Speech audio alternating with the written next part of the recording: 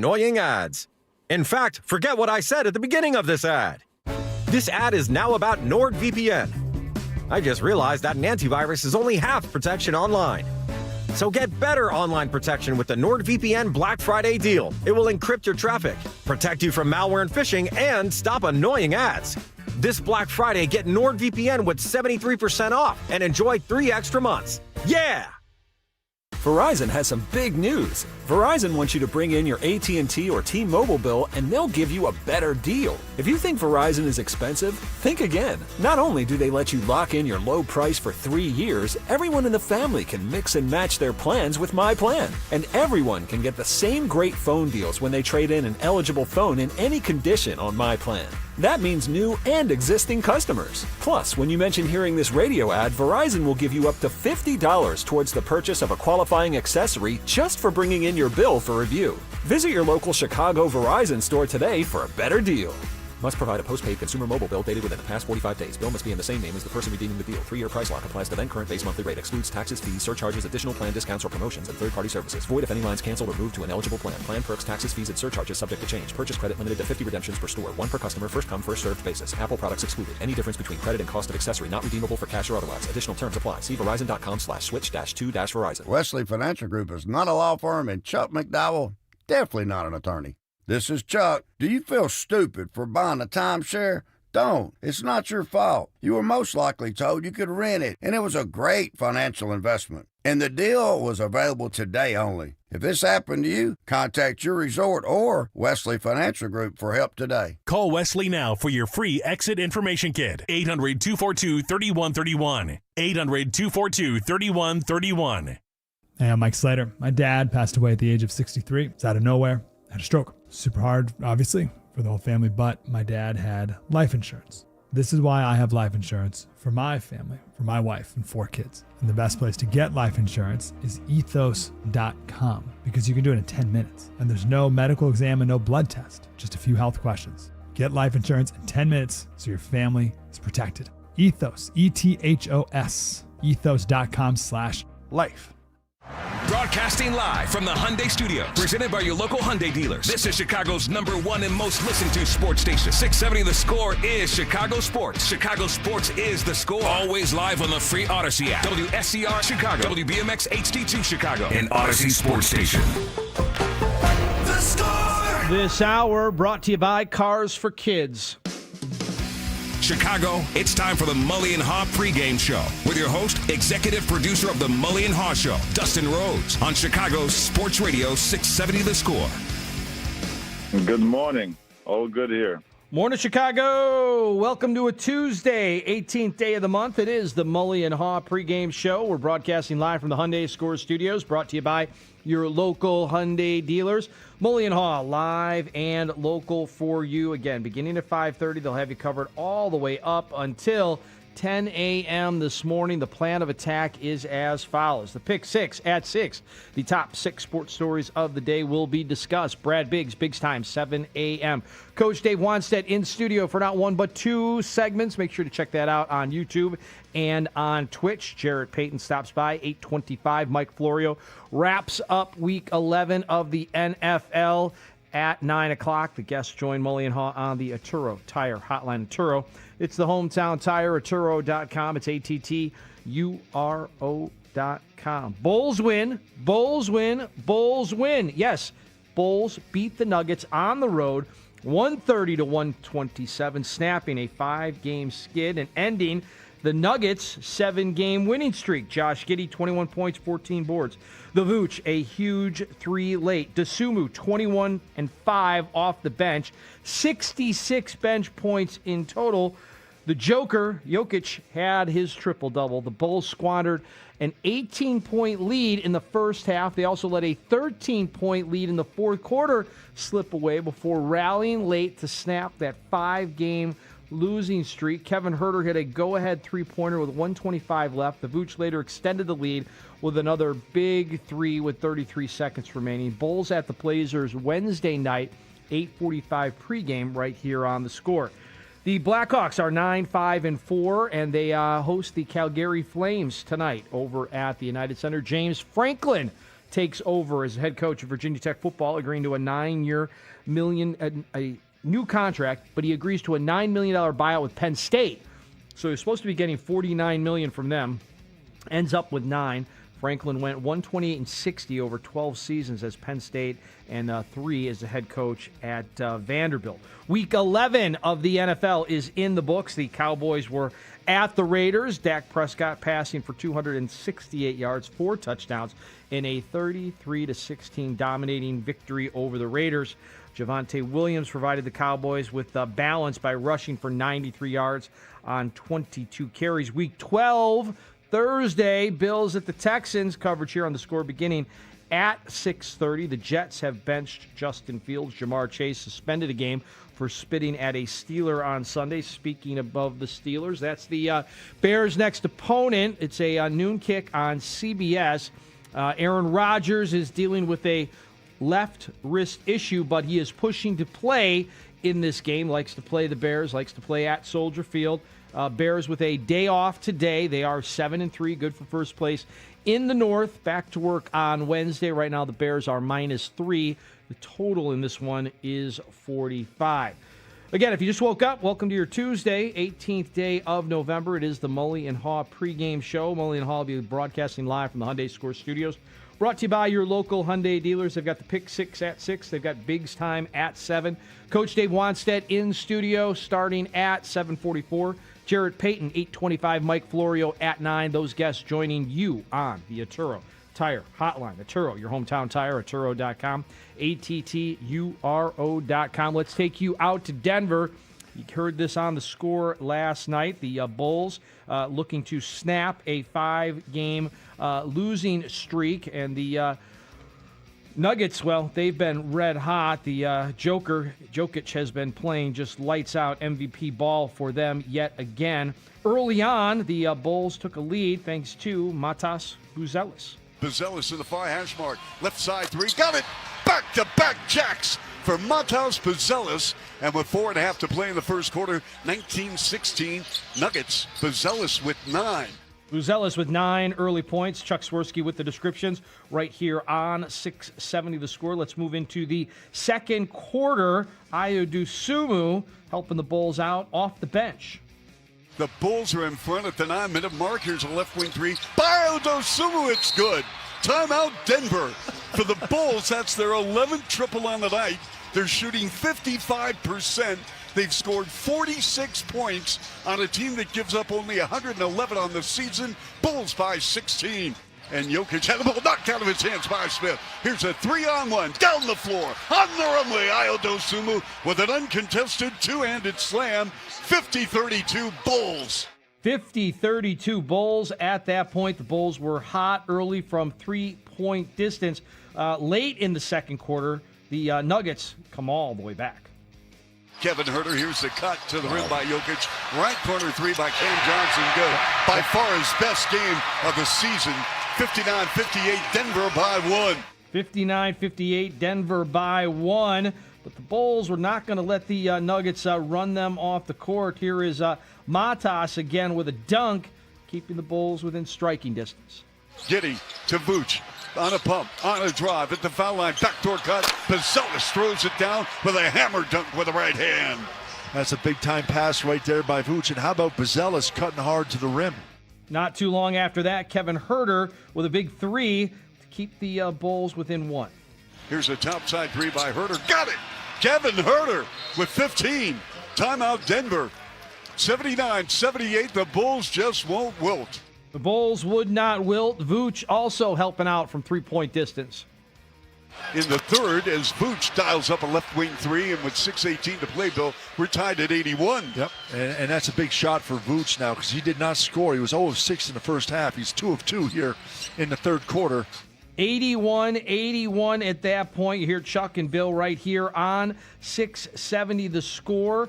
Just after that, on the Bulls' next possession, Josh Giddey would put the Bulls on top. Vucevic now with his 4th board. Down the runway. Giddey with a right-handed layup going coast to coast on Watson. That's just running downhill right there. Denver not getting in front of him. Takes advantage. Josh Giddey, coast to coast, putting the Bulls up 83-81. That's in the third. We're moving now into the fourth quarter. Again, this game goes back and forth like a heavyweight fight. Here's another Josh Giddey hoop to keep the Bulls out in front. Another terrific ball game. Second in 2 nights. Here's a runner by Giddey off the glass and scores. On the right angle is Josh Giddey. Beat 2 Nuggets off the bounce. He's 7 of 11 from the field. 7 of 11 from the field. Josh Giddey, 116-113 in favor of the Bulls. But the Joker, Jokic, not done yet for the Nuggets. He had this 3 to help out his triple-double stat line. Jokic, right elbow pass to Cam Johnson. Bodied up by Herter to Jokic on Vooch. Lets it fly in a 3, good. Wow. That's his first 3 of the game, Charlie. He's 1 of 6. 1 of 6 from three-point distance. But again, Jokic finishing with a triple-double for the Nuggets. Kevin Herter off the bench with a huge 3 to put the Bulls on top. Vooch on a post up on Cam Johnson to Herter. Lets it fly to 3. Got it! Bulls take the lead. 121-120 with 122 to play. And now the pressure on the Denver Nuggets. Unbeaten at home at 6-0. They're riding a 7-game win streak. They're riding a 7-game win streak.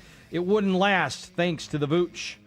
10 on the clock, 38.5 left. Bulls 123-122. Giddey with Watson on the ball, holding and looking. Still holding, still looking. The send out accepted by Vooch. In front to Herter. Rolling to his right. See you, Vooch. Topside open 3. Bam! Big time shot, Vooch. And the Bulls lead by 4. A 2-possession lead for Chicago with 32.8 left.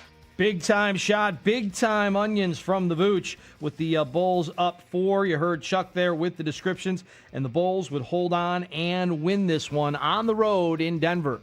So they're going to get an opportunity for a 3-point shot. Yes. With 1.7 to go to send the game into overtime. Here's Gordon, far hash mark, sideline left. Holding and looking. And play to Jokic for the tie. Air ball. Ball game over. Bulls win. Bulls win. Bulls win. The basketball gods love the Chicago Bulls as the Bulls snap a 5-game losing streak in the process, and Denver's 7-game win streak had the Nuggets their first home loss of the season. What a ball game. Well, I guess the Pope is a Bulls fan on top of everything else. Bulls win, Bulls win, Bulls win. They are now 7-6. They beat the Nuggets 130-127. It snaps a Bulls 5-game losing streak, and it ends a 7-game winning streak for the Nuggets. Josh Giddey leading the way, 21 points, 14 rebounds. Heard that big 3 from Vooch. Dosunmu, 21 points off the bench. The Bulls had 66 points off the bench. Jokic had a triple-double, but an air ball that could have sent the game into overtime. Bulls at the Blazers Wednesday night. It's an 8:45 pregame right here on 670 The Score. Let's move into the post-game, and let's hear from the head coach, Billy Donovan, thanking his bench. They were great, and I give Dalen and Javon a lot of credit. The minutes last game weren't there for them. We talked about that after the game last night, that it was a double overtime game. We're going to need everybody. I just appreciate the way those 2 guys, kept themselves ready. I thought Julian and Patrick, as with Jalen, that whole group was really, really good. It was those 5 guys. And, they got tired. I had a sub, and we probably lost a little momentum going into the half. But, when they got back in there in the second half, they were consistent again. So, it was 2 halves that they put together, which was good to see. That was Billy Donovan post-game of the Bulls' 130-127 win over the Nuggets on the road, 66 points from his bench. And again, the Bulls at the Blazers Wednesday night right here on The Score, pregame 8:45. Meanwhile, Ayo Dosunmu, part of that bench group that had 66, talked to our Chuck Swirsky and Bill Wennington post-game right here on 670 The Score. Last night you play a double overtime game. You get here in the wee hours of the morning, and you guys look fresh. What is going on here? You beat the Nuggets, their first home loss. They had won 7 in a row. That's the NBA for you. Any given night, anybody can be beat. And we understand we dropped a couple games these past couple weeks, but it's all about the next game. And that's what we signed up for, to be prepared to play back-to-backs. We got in at 2:30 in the morning, but that's no excuse. and we came out. We were relentless, and we got the dub. It means a lot. Just going out there, being an extended starter, going out there playing my game, trying to win games. I just want to win as many games as possible. It's hard to get wins in this league, so anytime you get them, you're grateful. And I try to go out there and just be a leader, play my game, and do whatever it takes to win. Local guy made good. Ayo Dosunmu, 21 points, 5 assists, and 66 points off the bench for the Bulls in total.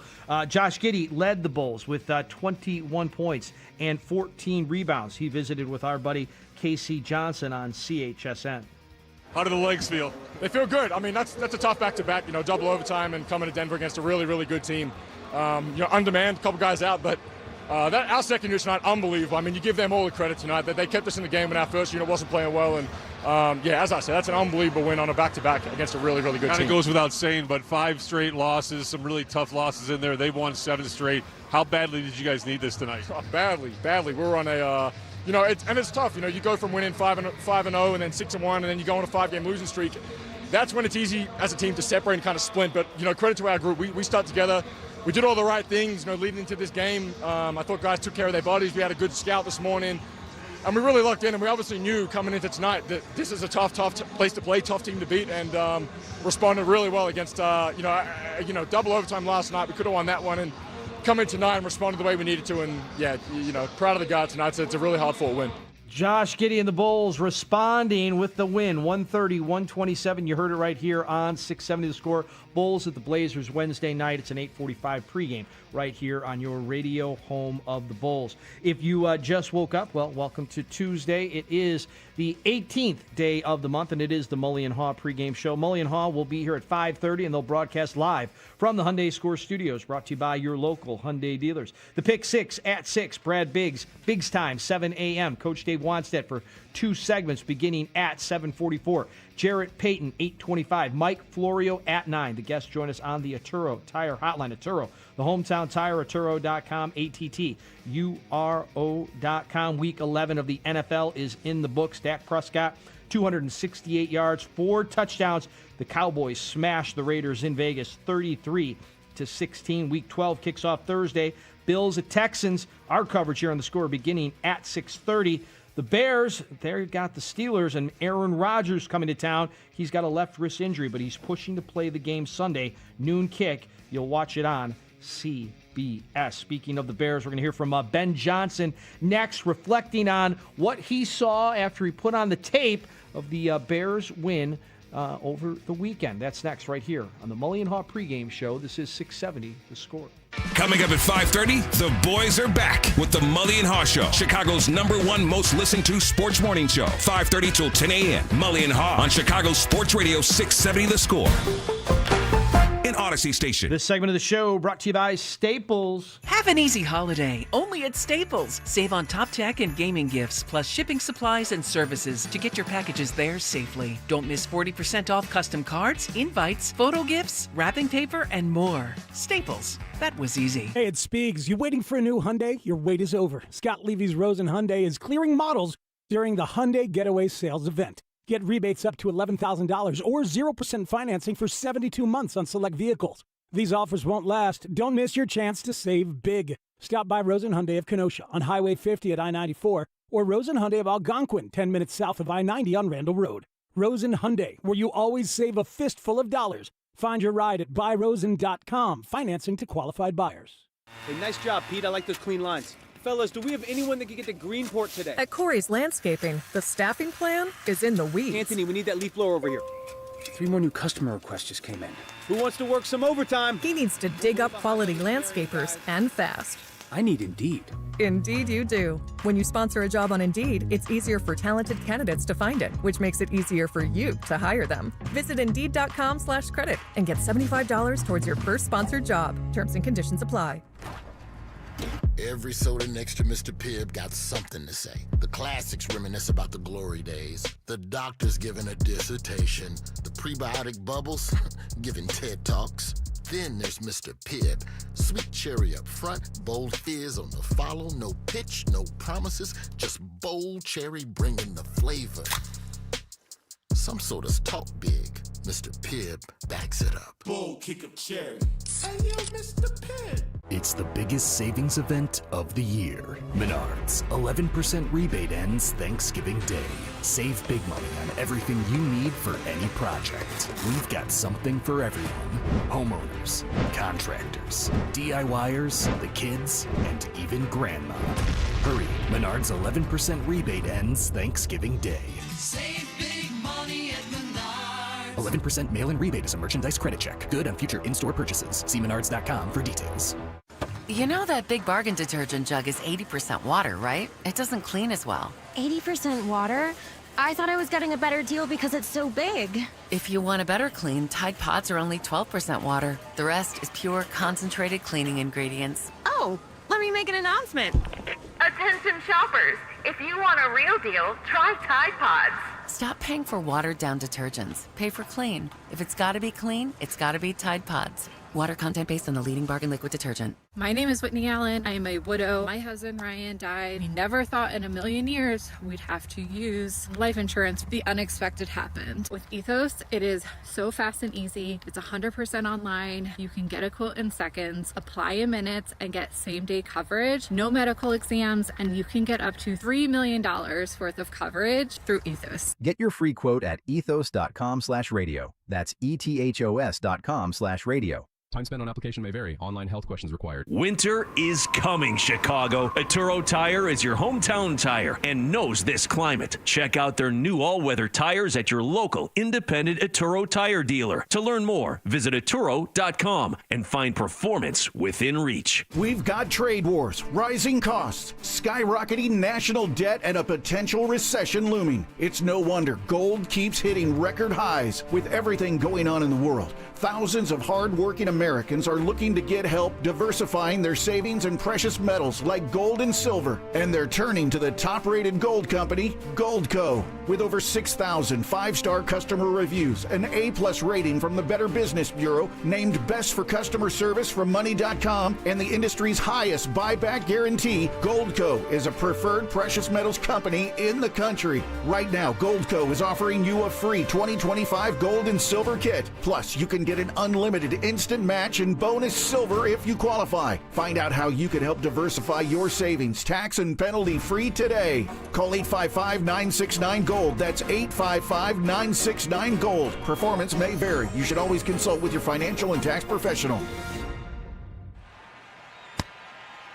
Hey y'all, it's the Rocket Roger Clemens here. Spent a lot of time pitching heat. Years later, the pain in my joints remind me of those days, but I'm not looking to sit still, and I definitely am not interested in going under the knife. That's why I chose QC Kinetics. Not just for elite retired athletes. QC Kinetics gives everyday folks joint pain relief using regenerative treatments that work with your body to help repair joint damage. No surgery, no long recovery, whether it's your knees, hips, shoulders, or back. My friends at QC Kinetics will help you get moving again so you can get back to doing the things you love. QC Kinetics medical professionals will look at your x-rays or MRI to determine if you're a good candidate. I trusted QC Kinetics to help me feel like myself again, and I'm proud to recommend them to you. Call QC Kinetics today and schedule your free consultation. Call QC Kinetics, 312-847-4347. That's 312-847-4347. 312-847-4347. Helzberg gifts checked off the list. Now, time for wrapping. Earrings for Mom. A gold bracelet to match the rings Danielle wears every day.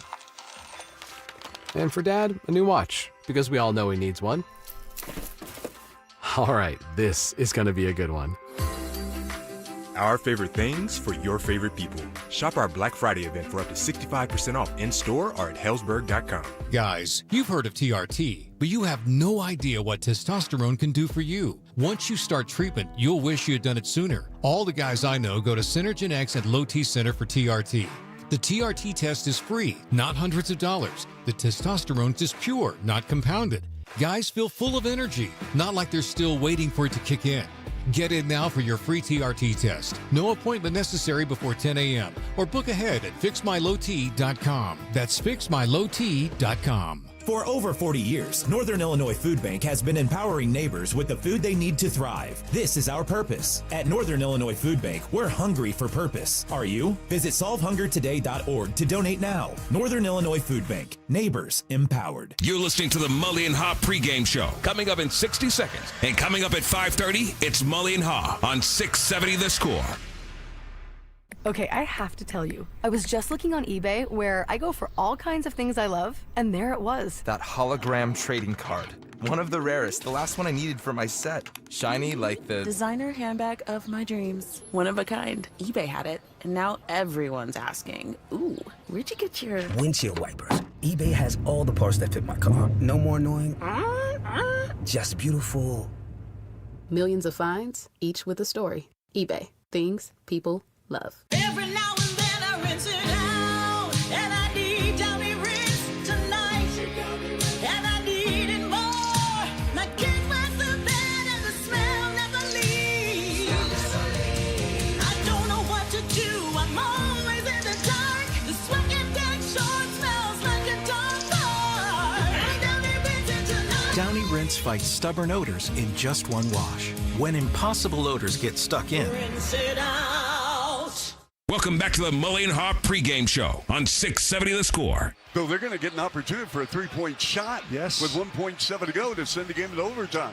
Here's Gordon, far hash mark, sideline left, holding and looking, and play to Jokic for the tie. Air ball! Ball game over! Bulls win! Bulls win! Bulls win! The basketball gods love the Chicago Bulls as the Bulls snap a 5-game losing streak in the process, and Denver's 7-game win streak handing the Nuggets their first home loss of the season. What a ball game! What a ball game indeed. That's how it sounded last night right here on 670 The Score. Bulls win. Bulls win. Bulls win. They're 7-6, topping the Nuggets 130-127. It's the Nuggets' first home loss. Snaps the 5-game Bulls losing streak. Ends the Nuggets' 7-game winning streak. Josh Giddey, 21 points, 14 rebounds. Vooch, a big three late. Dosunmu, 21 points, 5 assists. The bench had 66 for the Bulls last night. Bulls-Blazers Wednesday night. 8:45 pregame here on The Score. The Blackhawks will host the Calgary Flames tonight. James Franklin takes over at Va Tech. The NFL's Week 11 in the books. Cowboys, Raiders in Vegas. Dak Prescott, 268 yards, 4 touchdown passes, and a 33-16 win. Week 12 kicks off Thursday right here on The Score. At 6:30, the Bills will be at the Texans. Justin Fields was benched by the Jets. Jamar Chase suspended a game for spitting at a Steelers Sunday. Speaking of the Steelers, Aaron Rodgers dealing with that slight fracture in the left wrist, but he is pushing to play. He does like to play in Chicago, likes to play against the Bears. Bears off today. Bears -3, total 45. That's a noon kick Sunday at Soldier Field. You'll watch it on CBS. If you just woke up, well, welcome to your Tuesday. It's the 18th day of the month. It's the Mully and Haugh pregame show. Mully and Haugh, 3 minutes away, and they'll broadcast live from the Hyundai Score Studios, brought to you by your local Hyundai dealers. Pick 6 at 6, Brad Biggs at 7. Coach Dave Wanstead in studio beginning at 7:44. Jarrett Payton, 8:25. Mike Florio at 9. These guests join Mully and Haugh on the Arturo Tire Hotline. Arturo, the hometown tire, Arturo.com, ATTURO.com.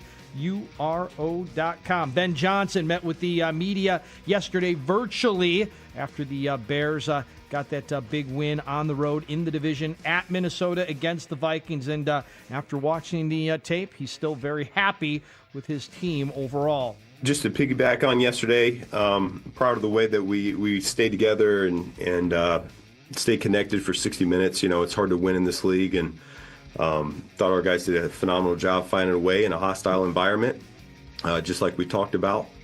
You know, they were in, getting a nice lift today, flushing out of their system, and we'll get back to work here on Wednesday. Ben Johnson talking about his Bears getting it done on the road. Also wanted to talk about the offensive line, specifically Jonah Jackson, and how big of a block he made right before that game-winning field goal. Those guys, they can kick it into an extra gear, if you will, and you certainly felt that from him. I thought there was a big cavity there on the front side, and that's a credit to, I think it was Colston on their outside linebacker, and Durham leading it on through there, and then that combination of Darnell and Jonah, that's been a really strong part of our offense so far this year. Ben Johnson crediting the right side of that offensive line, specifically Jonah Jackson, creating a nice little bit of running room for DeAndre Swift on Sunday ahead of Cairo Santos' 48-yard game winner against the Vikings as the Bears get that first divisional win on the road against the Vikings. They've got the Steelers and the owner of the Bears, Aaron Rodgers, coming into Soldier Field on Sunday. It's a noon kick. Aaron Rodgers is dealing with that left wrist, but according to reports, he is pushing to play on Sunday. Bears -3. The total in that one is 45. The Bulls got a great road win, 130-127, snapping a 5-game skid. Also ended the Nuggets' 7-game winning streak. Josh Giddey, 21 points and 14 rebounds. The Vooch hit a huge 3 late. DeSumo, 21 points off the bench. The Bulls bench, 66 points. Jokic had a triple-double, but was not enough to help the Nuggets beat the Bulls. Again, Bulls win, 130-127. Week 11 of the NFL in the books. Cowboys dominate the Raiders in Las Vegas. Dak Prescott, 4 touchdown passes in a 33-16 win. Again, the Bears, of course, in first place of the NFC North with that 7-3 record. They're off today. Wednesday, they'll start their focus on the Steelers. It is 5:30 on your Tuesday, and it's time for Mully and Haugh right now on 670 The Score. Yeah, we're done. Wake up! Wake up! Mike Mulligan, David Haugh. There's no shot they're winning tonight. Like, the question is, what? You're such a... What? You guys are upset because I made a prediction and it looks like it's going in the right direction. I mean, that's really what this is all about. I mean, that's what this is. Also, the fact that the Bears would win double-digit wins. That one's looking like it's going in the right direction. Swami. I'm still stuck on 10 wins. I could get to 11 fairly easy. You're just not happy about that. Please, Swami, bless us with your insight. Looking ahead, Spurs, probably a loss. At the Pistons, probably a loss. At the Jazz, probably a loss. At the Jazz, a loss? At the Jazz, a loss. Don't sleep on the Jazz. Whoa. When that was the game that the Bulls were going to... Did I dismiss that yesterday? Yeah, when the Bulls were going to get right. That was the team. They're 150 at Denver, a loss for sure. I'm happy because the Pittsburgh Notre Dame game is over and I get a free coffee tomorrow. That's a tease for all you listeners out there. Stay tuned. Yeah, kudos to Pat Narduzzi. Talk a little bit more. Wow. When Notre Dame come in here and lay 100, it doesn't matter because they don't play in the ACC. Point, chesty boy. Yeah, he's very chesty. Okay. Start your mornings with Mully and Haugh, 5:30 till 10 a.m. on 670 The Score. The thrill of victory and the agony of defeat. Let's go.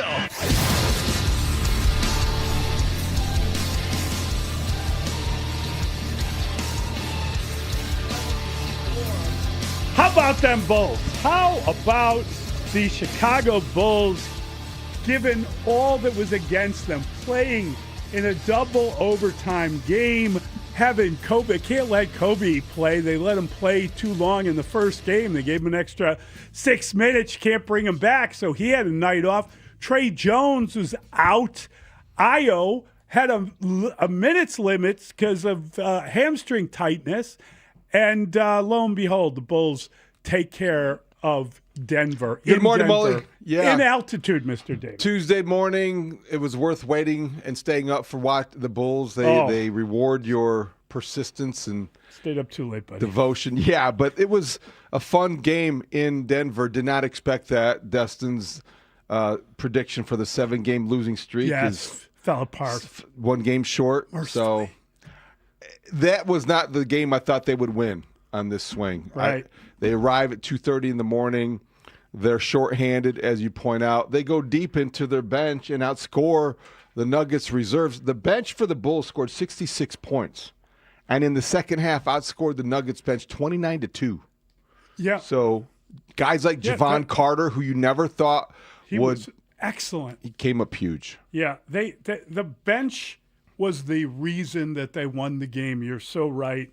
And the depth that they showed was extraordinary. And Billy made a point of congratulating them for staying ready despite not playing. And that is the key to this thing. They really were, the minute your number is called, They were there. He played 11 guys in like the first quarter of the game. Let's take a listen to Billy Donovan. They were great, and I give Dalen and Javon a lot of credit. The minutes last game weren't there for them.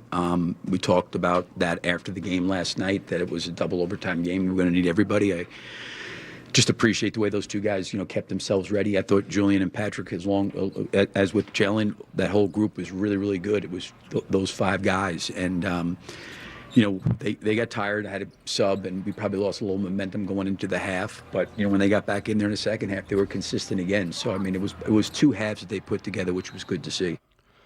Nuggets just didn't have the depth. And No. Jokic got 36, 18, and 13. Just another night at the office for the That's him, Joker. right?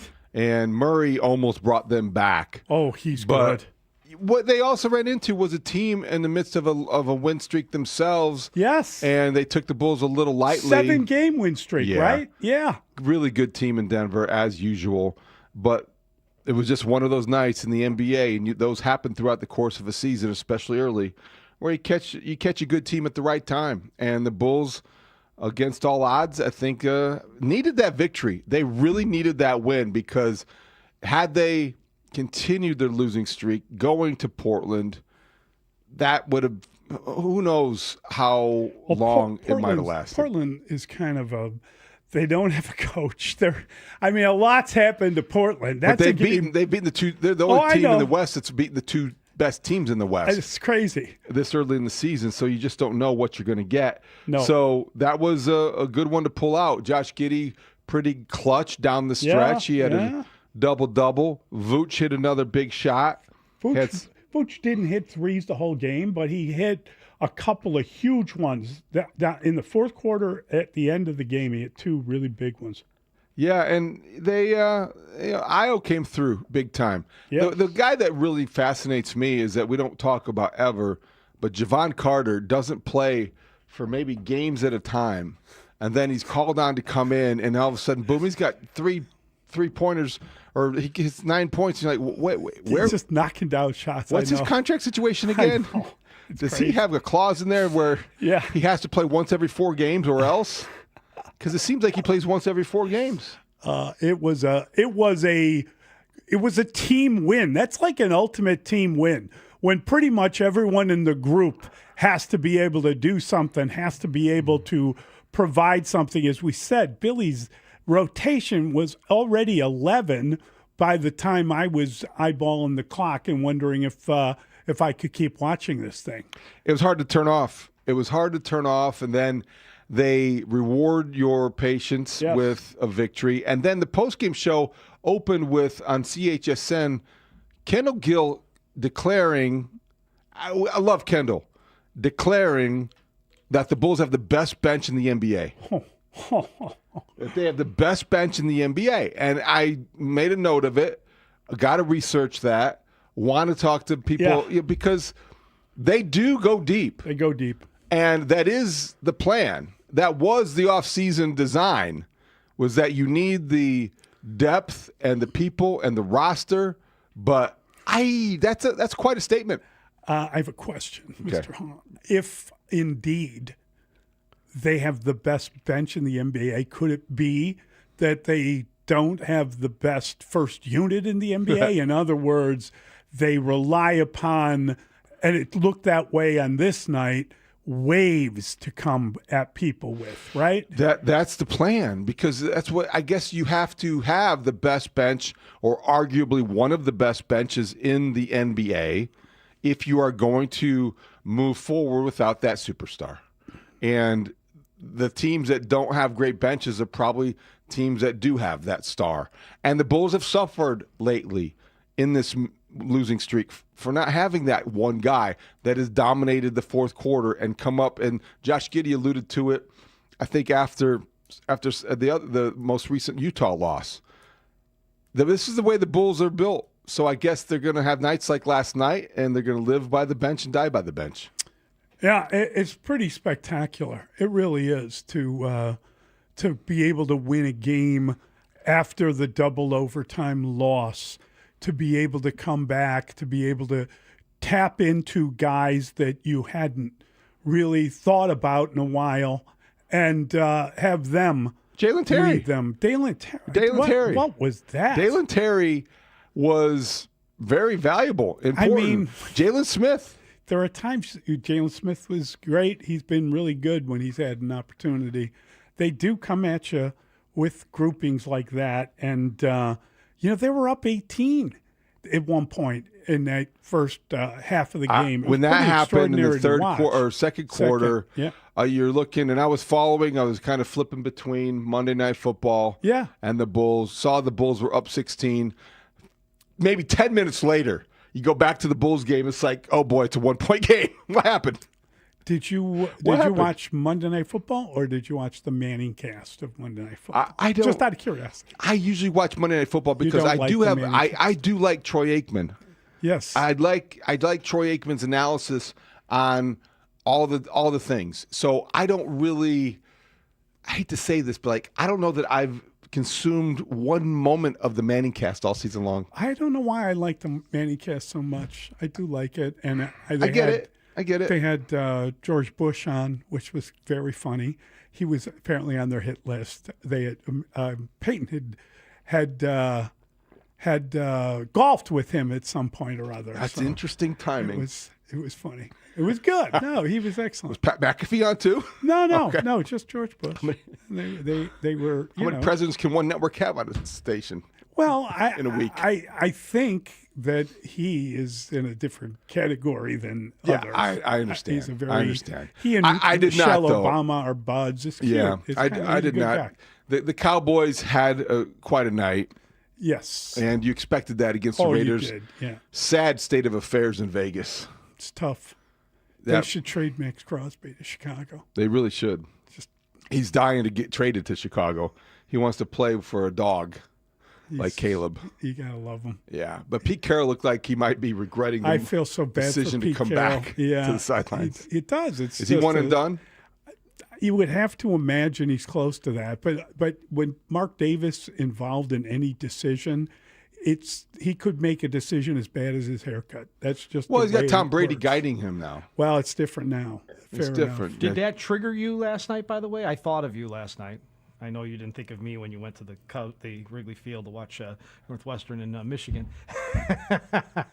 But there was Tom Brady in, I guess, the owner's suite or in a suite with a Raiders starter jacket, like a late 90s, early 2000s Really version bugged me. of a starter jacket, just on the heels of calling the Bears game. yeah. That's also what I thought would add a little juice, with Jim Gray, his podcast partner. He was telling the coaches they should sign Jake Moody because he's a really good practice. Oh, no. I'm surprised he wasn't on the headset, on the sidelines, he like did that the Colts before. owner Yes. with a notebook, taking notes and listening to the plays being called. He might before the end of the year. And you better believe then that might take it too far. he'll have a say. All right, well, if he doesn't do that, and that might be a step too far, but if they are in the midst of another coaching search, he's going to be right at the forefront of that again. Call your friends, call your daughters. Yeah, you're right. That did kind of trigger me. I thought of you. I don't know if anybody else listening thought of that. As soon as I saw that, I said, David's going to be ticked. I'll own this. I don't have. I'm now. It'd be hard for me to change at this point. Certain things about what triggers reactions, what you're conditioned to respond to, and when you see obvious conflicts of interest, that's a big in one. our business. Yeah, when he's it just is bothersome. When he's in the booth, it's in a any conflict of fashion. interest. But the starter jacket thing, you're right. It was just funny. Yeah, it's just a little and bit hanging out with much. Jim Gray. Right. Yeah, I know, because he's a foot in both worlds. He's got the media. He is in the media, and he's still in the operation with the team. He's not doing that show anymore, right? Didn't Max Crosby take over for him? Who filled in for Max Crosby last night? Yeah, there you go. But Jim Gray I don't know. was his old partner on that show. Yeah, they had a podcast together. Yeah, they have. There's friendly. Used to be on. I believe it was on Monday Night Football's on Westwood One. Yeah, it was on our station. That was the conversation. Tom Brady used to be our colleague. Yeah, our teammate. Well, we used to play. Our teammate. Right? Our teammate. Don't call me your teammate. I'm not your teammate. Well, you and Tom, don't you want to be Tom's teammate? I mean, look. Mully terrific. No. I mean, the people that we talk to can refer to teammates. Teammates a bad word for others. So don't call me your teammate. Okay, sorry, man. If you get caught doing something stupid, keep me out of it. Okay. That's my motto. That's your motto. It's a good motto. It's a long motto. I might suggest editing it. But you feel the same way I do. I don't disagree. Did you hear me? Did you hear me disagreeing with you? No, I was waiting for you to get to the whole motto. Thank you, buddy. Does it fit on Put a it on a T-shirt? T-shirt. That's fine. We should open a T-shirt company. We would have some good ones. Oh my God. But I mean, Monday Night Football was disappointing because it wasn't a great game. George Pickens, wow. That play was awesome, where he just takes off. Tom's like, you can't let him get inside, and then he's just. Doesn't that performance though help? Like when people are looking for a good Bears win. I know CeeDee Lamb left the game, but he did start the game against the Bears. Like what the Cowboys are able to do on offense and what they didn't do that day. Yeah, you're right. I mean, Dak's playing at an MVP type level. They have weapons, right? So they I'm saying have if everybody seems in like this big search, those who can't enjoy the fact that the Bears are 7-3 and in first place are looking for. How about the fact that they beat that team pretty handily? That's a great point, Dustin, because I think that you do find a lot of people looking for reasons to poke holes in the Bears 7-3 start. Understandable, but really, when you are a first-year team under a team under a first-year coach, that's impressive as much as it is questionable, right? Yes. I mean, let's just be honest about it. Just winning games. Everybody is complaining about the manner in which they win, and I stand accused. I certainly felt that way watching that Giants game, and if that quarterback doesn't go down, it would have been a different story. At least I believe that. But the reality is, when you're stacking victories in the NFL, you couldn't care less about the style of victory. I mean, you only worry about it because you say things like, that's not sustainable. You can't win that way. Well, you could never do that again. But they keep doing it in different ways. And as you say, this is a rookie head coach. And through this part of the season, they've got 7 wins. You got to be kidding me. You got to be joking if you don't like that, if you can't respect that. It's crazy. I agree. And I think that it surprises me when people who cover the league go that route, only because of what we all understand. The schedule is put together in a way that creates parity.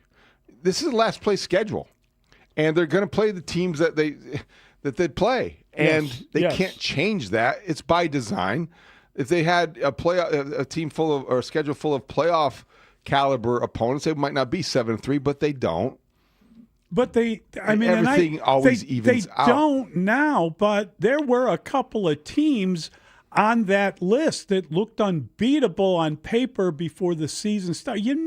You've no idea how a team is going to get through a season and how they're going to look. And I think there's a lot of chaos in the NFL this year. And the Bears have been fortunate to have a couple of quarterbacks down when they played teams. It doesn't mean you can't lose to a backup, as we know well. Mm-hmm. But the reality is that the schedule looked pretty difficult before the season started, and they somehow have managed to get through it. And I understand that these teams aren't winning as good or as much as you anticipated, but it's still excellent. It is excellent. To be where and what you're doesn't at. surprise me, but I think that always somewhat amuses me, is how people who have been waiting for a season like this for a while can't enjoy it because they remain unconvinced that the Bears are any good because the opponents that they have beaten aren't winning teams.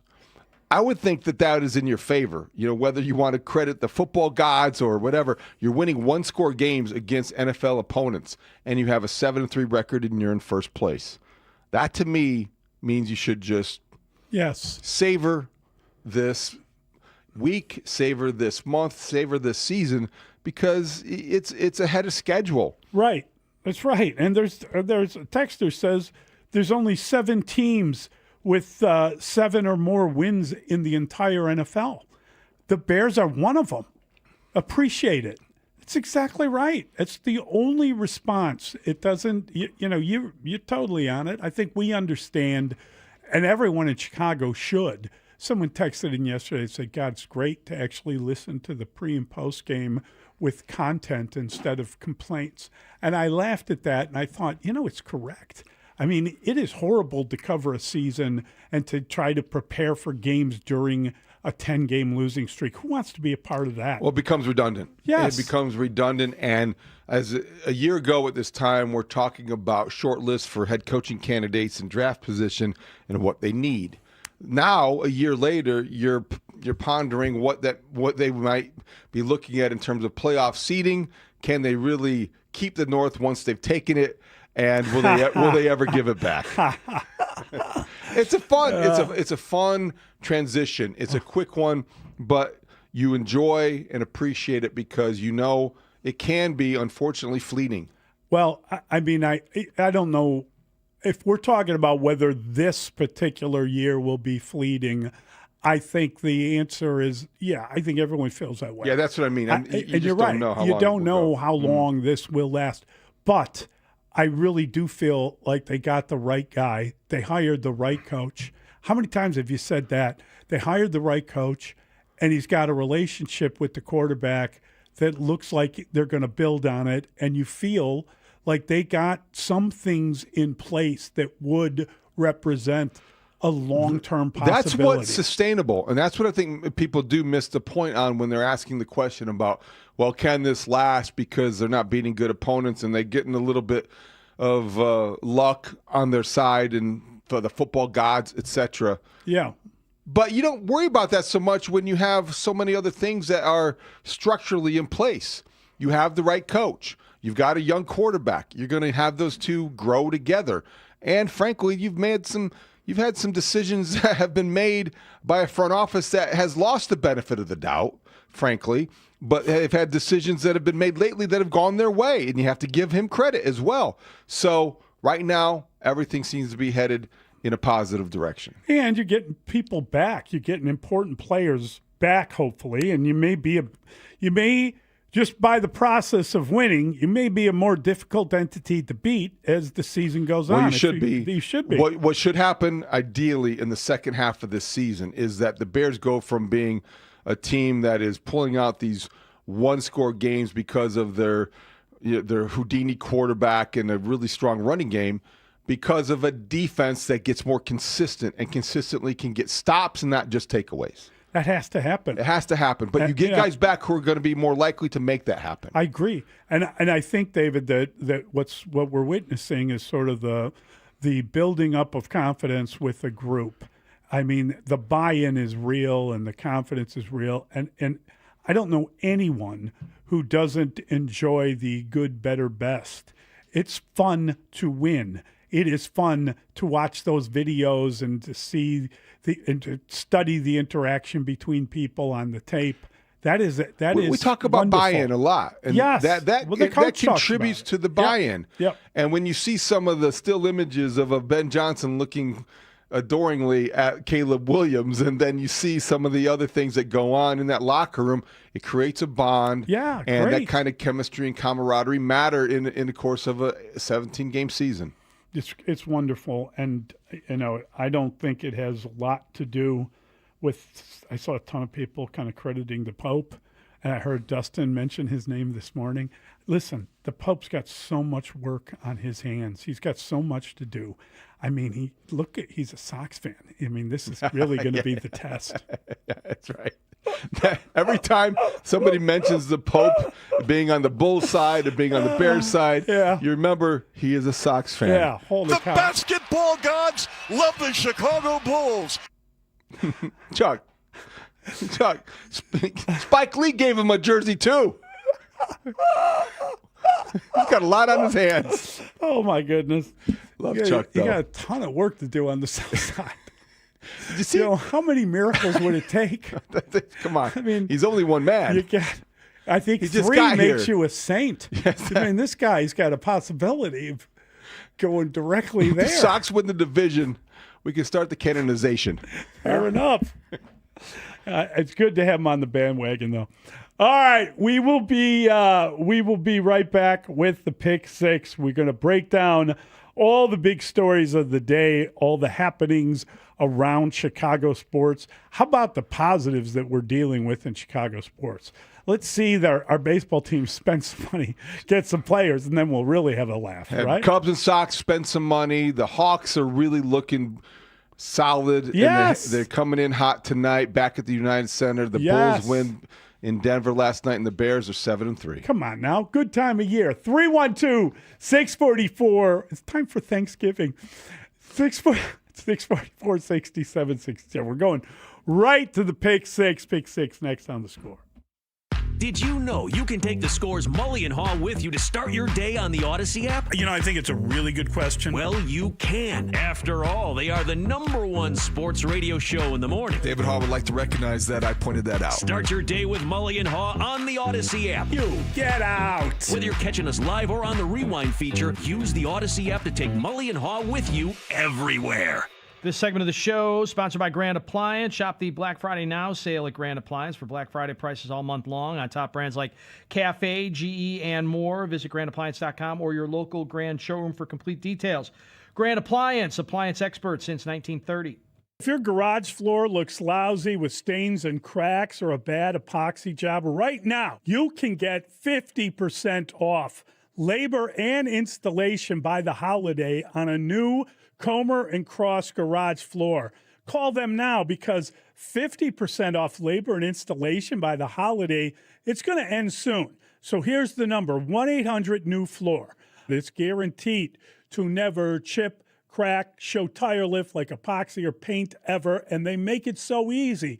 Comer and Cross employees are all professionals. They don't use any subcontractors. They're in and out in one day. They'll fix your cracks and pits perfectly, and they even take your stuff out for you. For 50% off labor and your new Comer and Cross garage floor installed by the holiday, call 1-800-NEW-FLOOR now. That's 1-800-NEW-FLOOR or go to Comer, COMER Cross.com. What if you could have reliable and intelligent Wi-Fi? And get this, what if you could keep it at the same price for 5 years? That's the Xfinity 5-year price guarantee. 5 years of Wi-Fi that boosts speeds to the devices that need them most. That finds and fixes problems before you even notice them. Like super intelligent Wi-Fi with a 6th sense. And that keeps you gaming in the fast lane, even when the whole family is banking on bandwidth. All your devices working in perfect harmony for 5 whole years.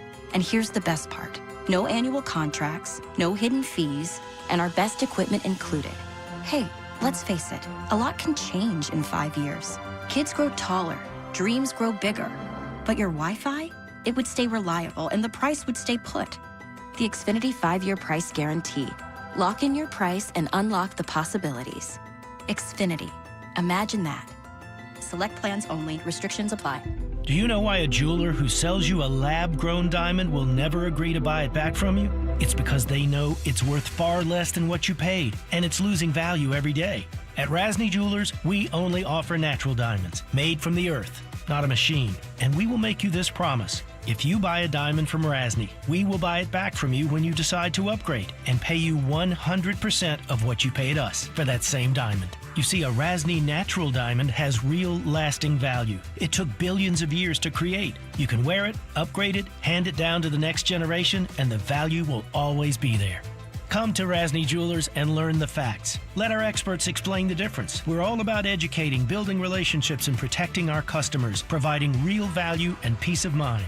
Rasny Jewelers, 7 decades of integrity, transparency, and trust. 4 Chicagoland locations: suburban Addison, Highland Park, Hinsdale, Chicago's Gold Coast, and online, rasny.com.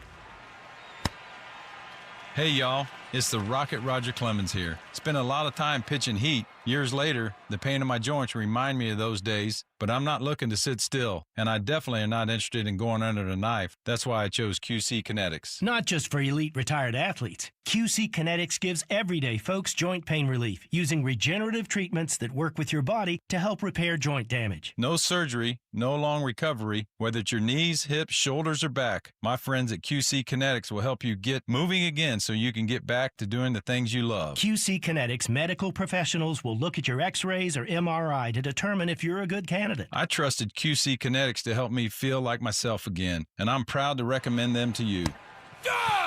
Call QC Kinetics today and schedule your free consultation. Call QC Kinetics, 312-847-4347. That's 312-847-4347. 312-847-4347. Chicago's Sports Morning Show with Mully and Haugh will be back in 60 seconds on The Score. This is the story of the one. As a maintenance supervisor at a manufacturing facility, he knows keeping the line up and running is a top priority. That's why he chooses Grainger. Because when a drive belt gets damaged, Grainger makes it easy to find the exact specs for the replacement product he needs. And next day delivery helps ensure he'll have everything in place and running like clockwork. Call 1-800-GRAINGER, click Grainger.com, or just stop by. Grainger, for the ones who get it done. Oh no, stomach issues again? Stomach issues? Who are you? Your pancreas. I could be the real reason for your diarrhea, gas, bloating, stomach pain, or loose oily stools. I thought it was my stomach. People often do, but any of these symptoms could mean having a condition called exocrine pancreatic insufficiency, or EPI. With EPI, the pancreas doesn't release enough enzymes to break down food, but EPI is manageable. Use the symptom checker on identifyepi.com and speak with your doctor. That's identifyepi.com. Sponsored by AbbVie. This is where Chicago comes to talk first place Bears football. We are Sports Radio 670 The Score. Broadcasting live from the Hyundai Studios. Presented to you in part by your local Hyundai dealers. WSCR Chicago. WBMX HD2 Chicago. And Odyssey Sports Station. The Score! Scoreboard update. Score update studio brought to you by AlmostFreeTeeth.com, because confidence should never cost a fortune. Bulls' 5-game losing streak is over. Bulls win at the Nuggets 130-127. Josh Giddey, 21 points, 14 rebounds. The Vooch had a huge 3 late. Ayo Dosunmu, 21 points, 5 assists off the bench. Bulls, again, beat the Nuggets 130-127. They're back on the score on Wednesday night in Portland against the Blazers. 8:45 pregame. Blackhawks drop the puck tonight on the west side against the Calgary Flames. Week 11 of the NFL in the books. Cowboys get the best of the Raiders in Vegas. Dak Prescott, 268 yards passing, 4 touchdowns, 33-16 the final. Aaron Rodgers wants to play Sunday, but he is dealing with a left wrist fracture. Bears hosting the Steelers Sunday noon kick on CBS. Off day for your 7-3 first place Bears. And James Franklin takes over at Va Tech. This hour, it's brought to you by Busey Bank, building business, growing wealth since 1868.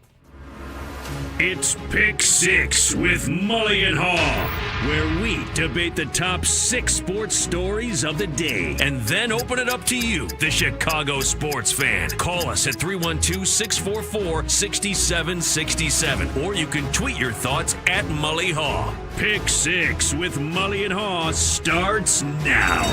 What was your biggest takeaway from the Bulls matchup against the Nuggets last night? Were you at all surprised they stuck to their Kobe White schedule despite Trey Jones missing and Ayo on a minutes limit with a hamstring? How good was the bench and the three-point shooting early? Well, the bench was great throughout the game. Okay, that's how they won the game. The bench, what was it? They scored 66 points. 66 to like 8. Yeah. I mean, it's like ridiculous. That's how they won the game. They had this huge advantage scoring with the bench against a great team, man. I mean, those guys, Murray was great in that game. The Joker is just the Joker. It doesn't matter who he's playing or what's going on. That guy's just like kind of a MVP all the time. He just plays like that. He's outstanding. And I think that the Bulls built that big lead by shooting well early, but ultimately they won that game because of the persistence and the way that they weren't overly intimidated. Listen, they're running. When they run, they can play with anyone. That's what we have seen. So they end the 5-game losing streak. They end a 7-game winning streak for Denver. And that's the first victory against the Nuggets at home this year. Imagine, the advantage they have with the high altitude, and they're already an excellent basketball team. So it's not just that you're playing a good team; it's you're just not used to the altitude too. And that was extraordinary to watch the Bulls kind of capable of, I don't want to say running them off the floor because they never really got past them, but staying with them in a game where they were relying on so many people. They relied on everyone because people were out and they were coming off a double overtime. It's as good a win as you're going to see from the team this year. I'm talking about even if they drain a three-pointer against the Lakers. It doesn't matter. To beat Denver in Denver is probably as good a win as they're going to have in the whole damn year. That's a typical Monday night in November kind of a win. They credit to Billy Donovan and credit to those players. You got in, as we've talked about, 2:30 in the morning, and the resiliency to play that type of game. And it wasn't because, Mully, you mentioned a couple of the stars from the Nuggets, that they had their games. They 36 and 34. So they got 70 points from their top two guys. You were off by a point. No big deal. 9 points off the bench. That's the game, right? 66-9. I mean, that's 66 to 9. 66 to 9. Yeah, I knew it was. Yeah, you were right there. I'm just saying that's crazy. That is absolute. Again, and people might have thought, well, aren't you upset? Your prediction? No, I'm not upset. My prediction was wrong. I want the Bulls to win. I want the Bulls to play in the postseason. I want us to have the same excitement in April that we had last year. Late March, early April that we had from the Bulls. It was great. I want that to happen again in 2026. Believe it, we're coming up to 2026. Let's go to Skybox games. Yeah, let's start reserving the Skybox. We get the score suite. Yeah, everybody can David come. will forget to invite us. Bring all our teammates. Oh, wow. Wow. That one we'll be over with that by the end of the week. That's okay, I'm sure. Well, there's another game at Wrigley on Saturday. All right, so 66-9. Are the Cubs win? It's 66-9 is what stands out. I think also, to me, I have this fascination with Javon Carter because I see the guy come into games and it's like I don't know the last time he played, and I barely remembered he was still here. And then all of a sudden he's hitting a three, and he's got 5 3-pointers by the end of the night. He's 5 for 10. Hired gun, will travel. And I think it doesn't matter. High altitude, 4 hours sleep, whatever it is. He falls out of bed shooting. Yeah. And so not shy. He gives them 18 minutes, and he scores 15 points. That's instant offense. Io, goodness sakes, he was on because he had to be. He plays whatever role the Bulls need him to play. I find that also very admirable. He's a guy that he can come in, he can shoot, he can drive, he can stay out of the way, he plays defense, he gives them that mentality. I love watching him play. He is such an essential part of this team when you're building with the bench. I thought he was terrific. Jalen Smith, all these guys, you expect Giddey, you need Vooch, you have to get more out of Matas. I still think that is the case. Red Velvet with a big, huge 3 down the stretch.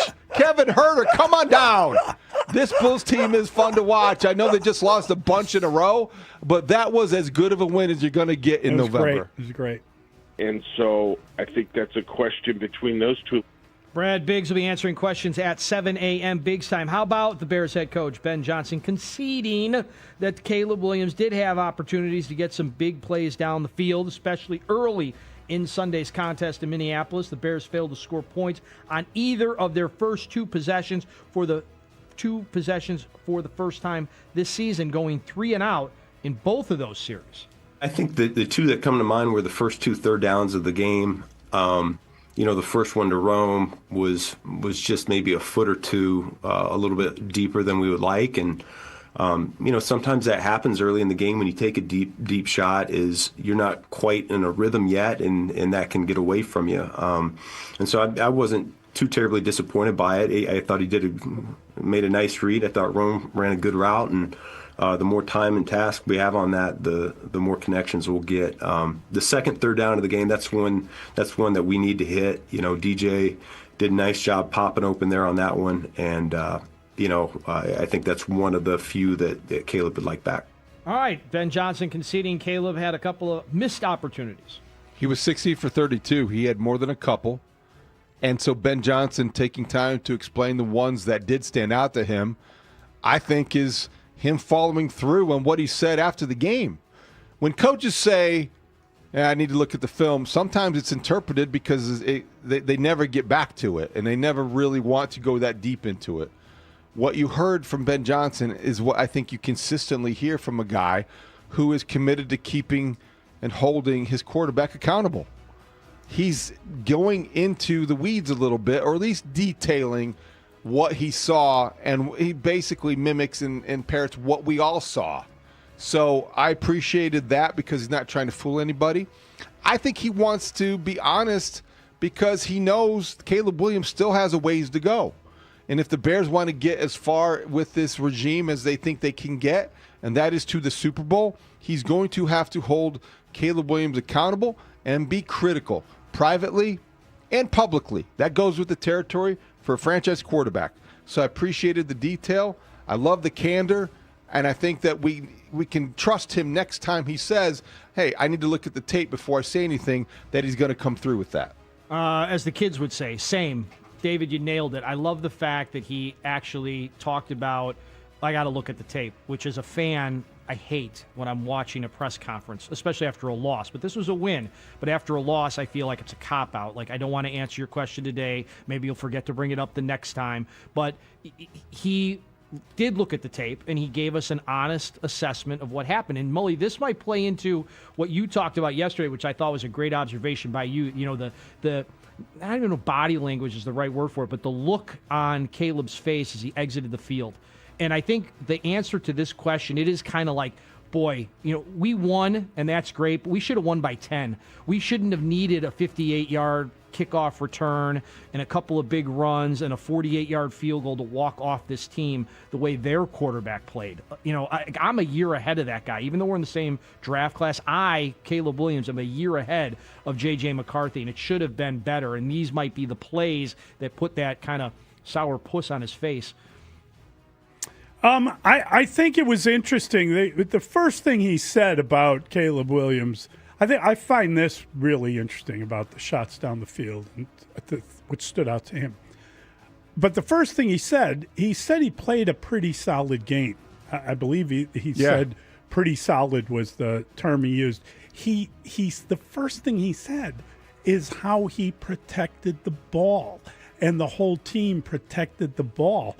I wasn't expecting that sort of kind of praise bar to be held. It was such faint praise. It was game management bar, and it made you think a little bit more about the way Ben Johnson is.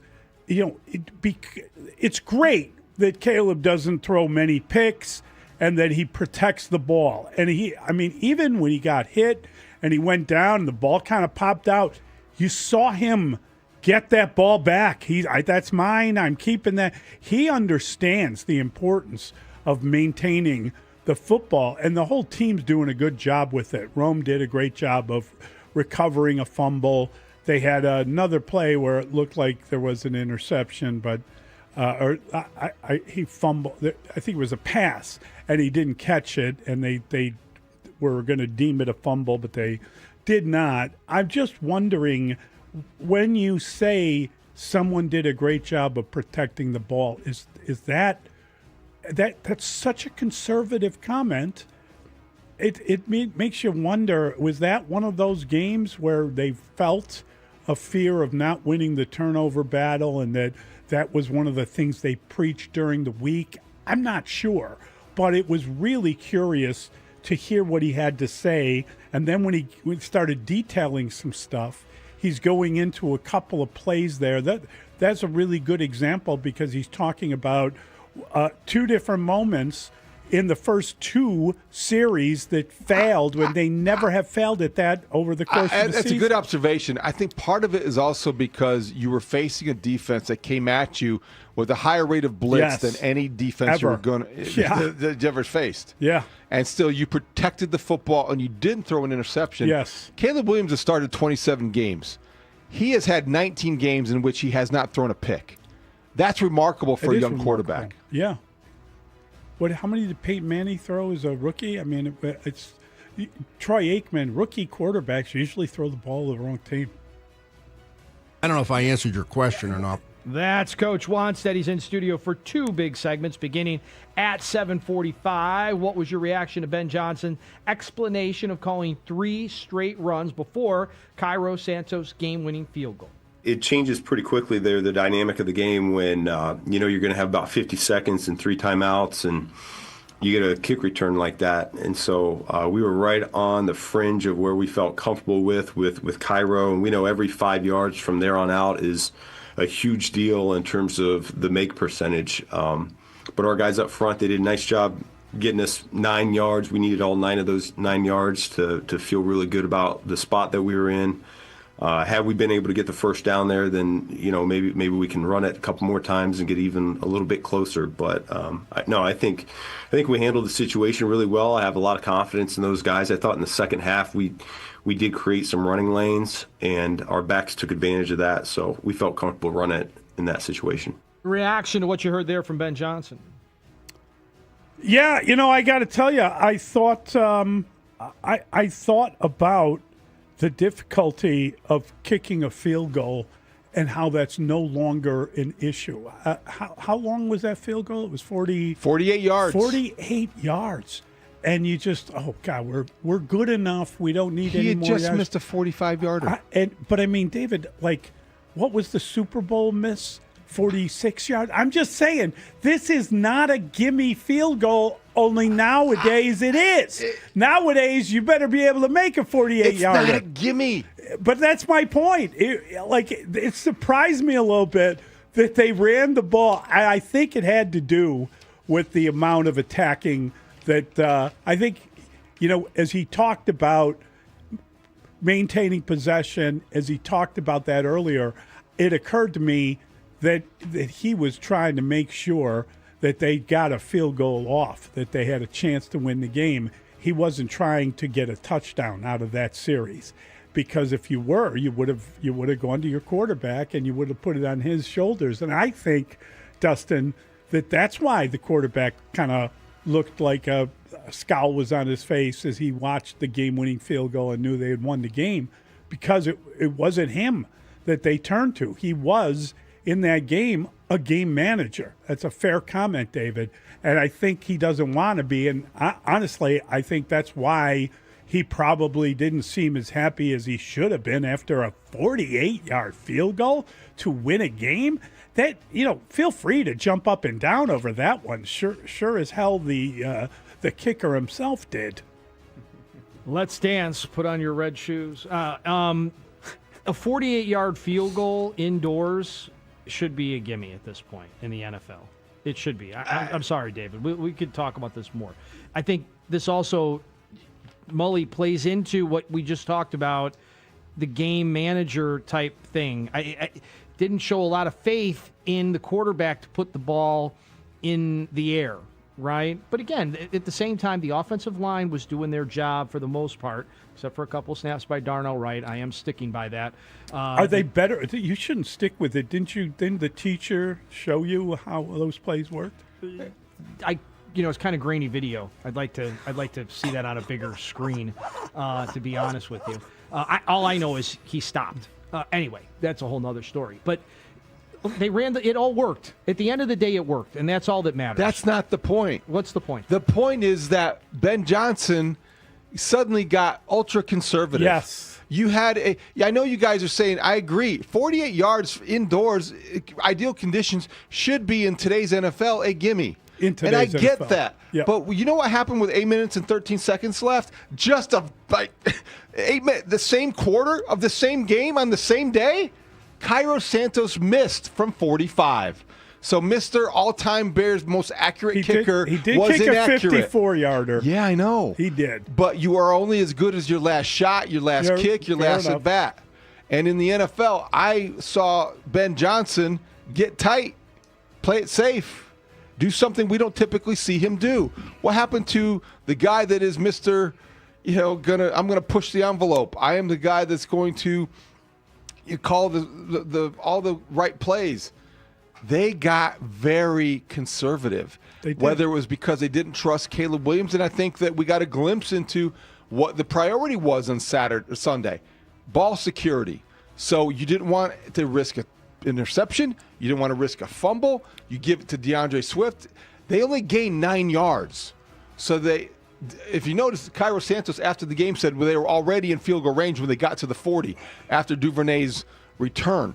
But that would have been a 58-yarder. Yeah, they weren't. No. They weren't. They still got 9 yards. I'm just surprised they didn't throw a couple down and outs. They didn't do something that was on the move. What would they have done if they hadn't gotten the last run from Swift? Prayed. I mean, They would have kicked. So let's just say that they didn't get that. Yeah. Or here, let me ask you a different one. What if he hadn't returned that? What if they got the ball? Well, then they would have had to have trusted Caleb Williams. They would have had to throw the ball down the Would he have been field. sacked again? Would he have been under pressure? I think they believe that Caleb would have found a way because, like everybody else that's now coming out and saying, well, with 42 seconds left, we knew he was going to do it. Yeah. There's that belief that he would have done it. But he gets credit for a comeback that he never really authored. He handed off 3 times. Congratulations. They all count. But this was more of a product of Ben Johnson going conservative than it was of doing anything boldly. Very interesting. Really wanted to win the Mully, game. I got a question for you and Haugh. There he is. Jared Payton will be here at 8:25 later on this morning with Mully and Haugh. Did you react with more of a shrug upon hearing the Commanders sign kicker Jake Moody off the Bears practice squad after cutting Matt Gay a day after he missed 2 field goals in a loss in Spain? Moody briefly filled in for Cairo Santos, the Bears' most accurate kicker ever, and the man who pronounced the game winner on Sunday. He produced it. Moody is a strong-legged but generally inaccurate long field goal kicker who's just 10 for 22 combined from beyond 50 yards in college and the National Football League. Well, I can tell you that I did more than a shrug. It was more like a gasp. And I did come down with a very quick case of the Moody Blues. And I lamented this decision because I do think that it's a risk. The Bears exposed Jake Moody and left him available for a team to poach him just as the Washington Commanders did. The Washington Commanders have not won since the game before Jake Moody hit the game winner against them to start the Bears win streak and to start the Commanders losing streak. Jake Moody gave you protection against 2 things with Cairo Santos. Number 1, injury, which I don't think we're past. Cairo Santos alluded to it postgame about how difficult of a year this has been because of the injury and some of the other inconsistencies. So I do think that you just lost an insurance policy, and that's not insignificant to me. Yeah, you're protecting Jade Walker. It's unorthodox to put 2 kickers on a 53-man roster, but I don't know if you could not have found a way to float a wide receiver maybe between the practice squad and the active roster to protect yourself against injury or inaccuracy from your field goal kicker whose leg hasn't been the most trusted. So by you. I'm just saying, not just by me. I think that we not Cairo Santos has had a great year. And 2018 is a season that comes up a lot in terms of comparing what the last time the Bears were this good. How did that season end? Double doink. Because of the untrustworthy foot of a kicker who you put too much trust in. So, yeah, I wasn't thrilled to see Jake Moody leave town.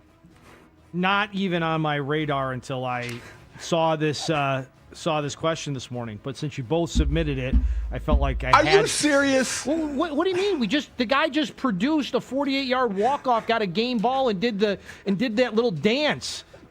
Act like you've ever made a 48-yard field goal in your life. Congratulations. I can't believe how Never mind. David, there's so much more important things going on in sports than a kicker that's been relegated to a bench. I know he went to Michigan, and I know there's like a soft spot in your heart for the University of Michigan. You will minimize after the importance watching them of a at Wrigley kicker. Field on Saturday.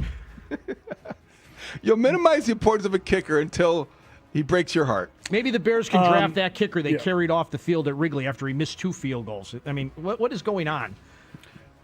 I think there's a few things at play here. Clearly, we all know Mr. David had a soft spot for Jake Moody, and you were kind of wondering if he really should have been on the practice squad and if Santos really should have been the guy they chose over Jake Moody, even though he is the most accurate kicker in team history. So, frankly, a lot of this question, this was my question. Did you react with more than a shrug upon learning that the Commanders had signed Jake Moody? That was directly for you, sir. But I was just kind of amused because in my travels and reading different stories and reading the Washington stuff, I discovered that fact that he's just 10 of 22 beyond 50 yards in college in the NFL. And I think that's a pretty extraordinary stat because he kicked a 64-yarder in practice, they claimed, right? So you can be strong-legged all you want, but if you can't actually kick between the uprights from that kind of distance, it's not as cool as being able to. I don't think you can. I know you said it would be unorthodox. I don't think you can do it. I don't think you can have 2 kickers on an NFL roster. I think you got to pick one. And I think they picked the guy that's been accurate for them. And I think they picked him because what he's done over the years, what they're paying him, the fact he's a captain, I don't think it was close in their minds. And I think when you have people on the practice squad, yeah, they're available for any team.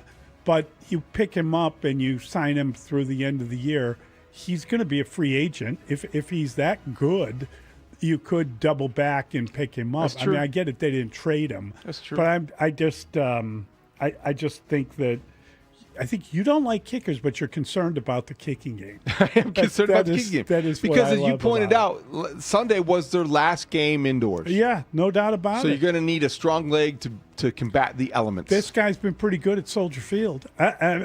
We'll see. But it was, I don't know what else they could have done. They had to make a decision between the 2 kickers, and you can't have 2 on your roster. It's really, it's not just unorthodox. It's just not done. But you're right, kicking, I mean, you think about it. People are kicking field goals so, it seems like that with the new kickoff rules, and we'll learn more about this when all the stats are computed and everyone looks at it. But it's like you return or you just get the ball at the 40. You're going to be in field goal range in a minute. It just feels like field goals are so much more available to you. And I don't know that everybody wants them, but they're very much available. And that's one of the Dan problems Campbell would at like the a end of word. games. There you go. Well, that's part of it. That's part of it. I really think that, when you're going for that 4th down, you better score a touchdown because the field goal's available. Take it. You win the game. But he's a bit unorthodox himself. All right, we've got more, and we will be right back. The Pick 6 continues on The Score. Rahimi, Harrison, Grody, middays 10 a.m. till 2 on The Score. I can't believe we're asking this. On November 17th, are the Bears good? They're in first place. How do you like them apples? Somebody's screaming from the top of a building. Bears are winners. They're a team that gets turnovers. They're a team that can run the ball. They're a team that can win in the 4th quarter. I don't know if they're good, but they win. Rahimi, Harrison, Grody, middays 10 a.m. till 2 on Chicago's Sports Radio, 670 The Score. And live on the free Odyssey app.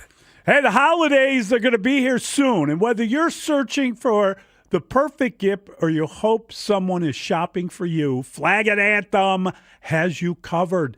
They've got the best looks, period. For the casual guy, you can't beat the Hero Stretch flannel shirt. It has the look of a button-down, but it feels like a sweatshirt. For the office commuter, the Journey stretch shirt has an insane amount of stretch for comfort, and a huge bonus, it never shows sweat. And the best part, it's the game-changing combination of comfort and style. And you already know the jackets are an absolute holiday staple, so you can't go wrong with a Flag and Anthem Chapin flannel lined quilted jacket. Those things are phenomenal, and you should get a couple of them in different colors. You'll really enjoy it. It is my perfect go-to layering piece for both comfort and warmth, especially during this time of season. These styles all bring comfort to the office and versatility to your everyday during that holiday season. So don't wait. Get your shopping started today, since you're always going to save 25% off with the code WSCR. That's our station, WSCR. Go to flagandanthem.com. Use that code WSCR. You'll get 25% off some of the finest clothes in America. Flag and Anthem, real clothes for real life. Kohl's has 20% off gifts that are so good, your family might think you read their minds. Check off your list now with cozy, thoughtful, and stylish gifts that will make them say, oh, how did you know? Yep, with these presents from Kohl's, you're going to leave them feeling impressed and convinced that you're a psychic. Shop Kohl's for an extra 20% off gifts that are the perfect fit. Select styles. Offer ends November 22nd. Some exclusions apply. See store or kohls.com for details. This portion of the show brought to you by Audi Exchange of Highland Park. The season of Audi sales event is here at Audi Exchange Highland Park. Audi Exchange St. Charles. Shop our huge selection of Audi's best. And right now you get up to $5,000 off select new Audi models. This isn't an event you want to miss. Shop AudiExchange.com. There are only about 4,300 publicly traded companies on the U.S. Stock Exchange. But there are an estimated 33 million companies in the U.S. Hi, I'm Jeff Jr., founder of Trajan Wealth. The average investor is missing out on over 99% of the investment opportunity that's happening in this beautiful country until now. True portfolio strength is found beyond the confines of the S&P 500, investing in promising companies before they go public. Private real estate, infrastructure, world-changing technologies. This is called the endowment model. The endowment model has historically outperformed the traditional model of just stocks and bonds. If you're an accredited investor and want more from your investments, it's time to think beyond just stocks and bonds. Call Trajan today, 630-320-2100. That's 630-320-2100. Advisory services offered through Trajan Wealth, LLC, an SEC-registered investment advisor. See website for details. 670 The Score is home to your game day pregame coverage. Join us before each game for the latest inside information on your home team before they play the next game. The Insight on Football Fridays is brought to you in part by your local Ford dealers. Visit a store today. If you're 55 or older and into that whole saving money thing, T-Mobile has an exclusive phone and internet bundle just for you.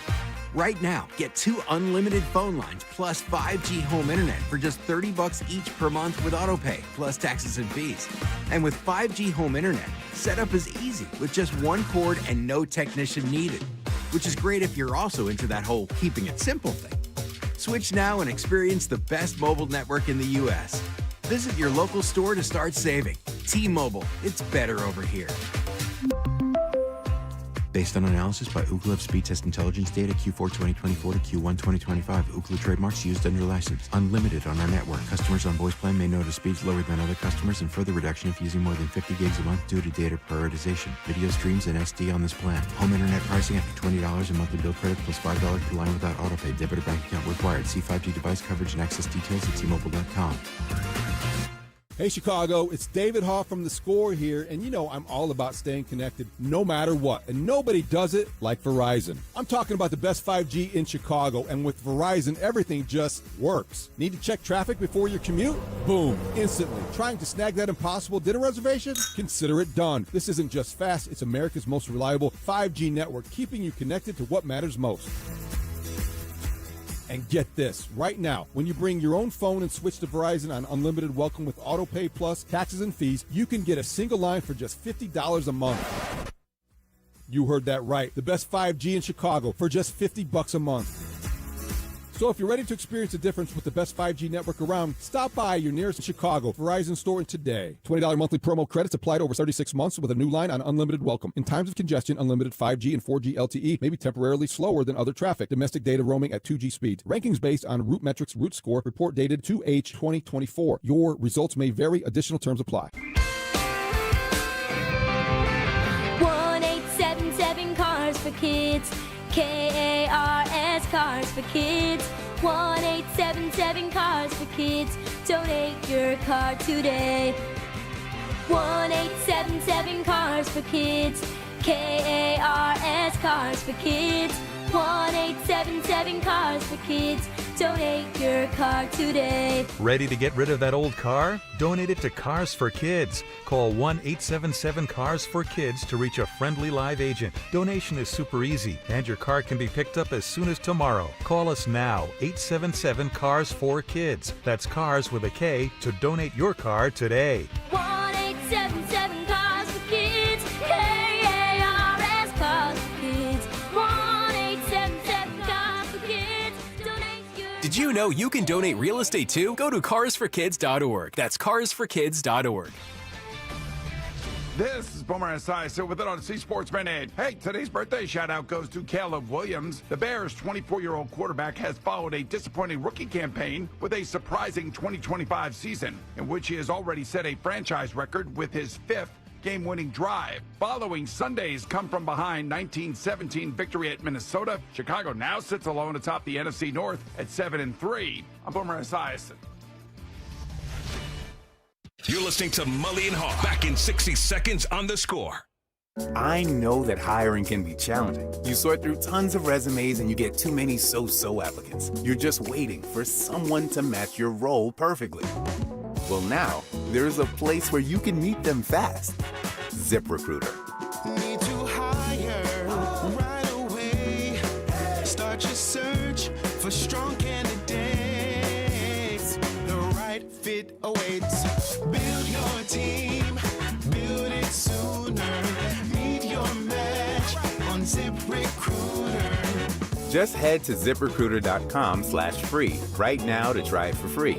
And you're on your way to meeting your match. 4 out of 5 employers who post on ZipRecruiter get a quality candidate within the first day. So try it now. Go to ZipRecruiter.com/free. Once again, that's ZipRecruiter.com/free. Meet your match on ZipRecruiter. Try it free. This part of the show is brought to you by AlmostFreeTeeth.com because confidence should never cost a fortune. Welcome back to Pick 6 with Mully and Haugh on 670 The Score and the Odyssey and iHeartRadio app. What kind of question is that? Oh, there he is, Aaron Rodgers. Did you chuckle at the reports that Aaron Rodgers reportedly attempting to convince Steelers into letting him play against the Bears on Sunday despite a hairline fracture in the non-throwing wrist? Any surprise? The self-described owner wants to play at Soldier Field where he is 11-1. I can't believe I had to say that. Versus the Bears, will the Steelers let him play given their own 1-12 record in Chicago? That's great. I didn't realize they were 1-12 in Chicago. Isn't that awesome? That's a really good record. The Bears, that's over the year, and that's a long period of time. But they have handled the Steelers. It's kind of like the Bulls. I didn't realize that was their 3rd consecutive win over Denver. How is that possible? But they've done it. And certainly the Bears have played some awful games against Green Bay here in Chicago when Aaron Rodgers was the owner. But let's hope that he does play and that he endures whatever pain he's in just so the Bears can tee off on him. And really, do yourself a favor and go after this guy and tee off on him a little bit. I think everyone in Chicago would love to see it. And it's just because of the past, because of what happened when he was in Green Bay and all that stuff. I think it'd be fun. 40 whatever year old. How old is the guy? 42. He's turned 42 this year. He's not the same entity he was earlier in his career, and it would be fun. He's still good. He still knows what he's doing. But it would be fun to kind of get to him a little bit. It would add a little spark to what's going on at Soldier Field on Sunday. I mean, who knew the Steelers were 1-12 in town? I mean, how far does that date back? I mean, does that go into the 60s or something? It must go back forever. But I'm saying, like the 70s, the Steelers were like ass kickers. Mm-hmm. Like, I mean, you would have thought they came a couple times to Soldier Field in the 70s and would have won some games. Just surprised. That is even more surprising than, of course, I've lived all of it. Aaron Rodgers being 11-1 against the Bears. We knew that, here. yeah. We knew that. Following this story over the last 48 hours, there's suggestions by columnists out of the Pittsburgh Tribune-Review saying that that the backup Mason that might be the better option. Like, he looks like he's got better understanding of that offense right now. Been there has forever. a little bit of wheels, which Aaron doesn't really have anymore. I heard a very funny comment yesterday from our friend Mark Grody on the Rahimi Harris and Grody program yesterday, saying, how about a one-day contract for Corey Wooten to come out of retirement and end Aaron Rodgers' career like he did Brett Favre's career up in Minneapolis several years ago. That was very funny. Yeah, I think that I understand the allure of wanting to see Aaron Rodgers and stick it to him from Bears fans, and a guy that has, every reason to dislike and resent and mock, and all those things remain true. I get all that. But anybody that was really wanting him to play, I would suggest you kind of rethink that. You don't want him to play. This is a guy that is capable of catching lightning in a bottle, recapturing his youth for one shining moment, one afternoon on the lakefront, one more day to put his name back on the lease at Soldier Field. Don't ask for that. Don't want that. Don't wish it. Aaron Rodgers could ruin your Sunday. You are more likely to enjoy your Sunday, Bears fans, if Mason Rudolph is the quarterback. I really believe that. Maybe that's a dumb football thought in the minds of some because Aaron Rodgers is washed. Yeah, he's tired and old and gray. But he also has the capability with that right arm to beat you in a 2-minute drill over 60 minutes. He is the guy who is a future Hall of Famer who is still playing for a reason. And the reason is he still's got it on any given Sunday. Don't let him recapture that past glory that we have documented and has been so long and so painful to recall. Wish for Mason Rudolph. That's how you get to 8-3. And it's more satisfying being 8-3 than it is sticking it to old man Rodgers. Is his wife going to the game? Hey, here's a question for you guys to discuss and ponder. Maybe his parents, his family. No, they definitely not. No. His brother's sitting in the Bears section. Not invited. That was the voice of Mike Florio before I rudely interrupted Mike. He'll be here at 9 o'clock to wrap up Week 11 of the NFL as the Blackhawks return home tonight on a 5-game point streak. Nick Foligno now out 4 weeks with a hand injury. Do you expect them to stay hot or cool off? Yes, they're going to stay hot. Yeah, they're going to stay hot. And Dustin, not only did I go to the Northwestern game without you, but I then doubled up and went to the Blackhawk game without you.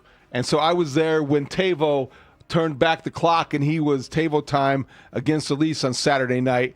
That's a fun team. Oliver Moore, the guy with all the speed, he made one play. He got to a puck. He created a shot. These guys are fast and they're fun and they're young. And yeah, you're going to miss Nick Foligno. His leadership matters. He's out 4 weeks with a hand. Boy, he got hit and it was hard and you knew right away. But they're really good and they may be a little ahead of schedule themselves.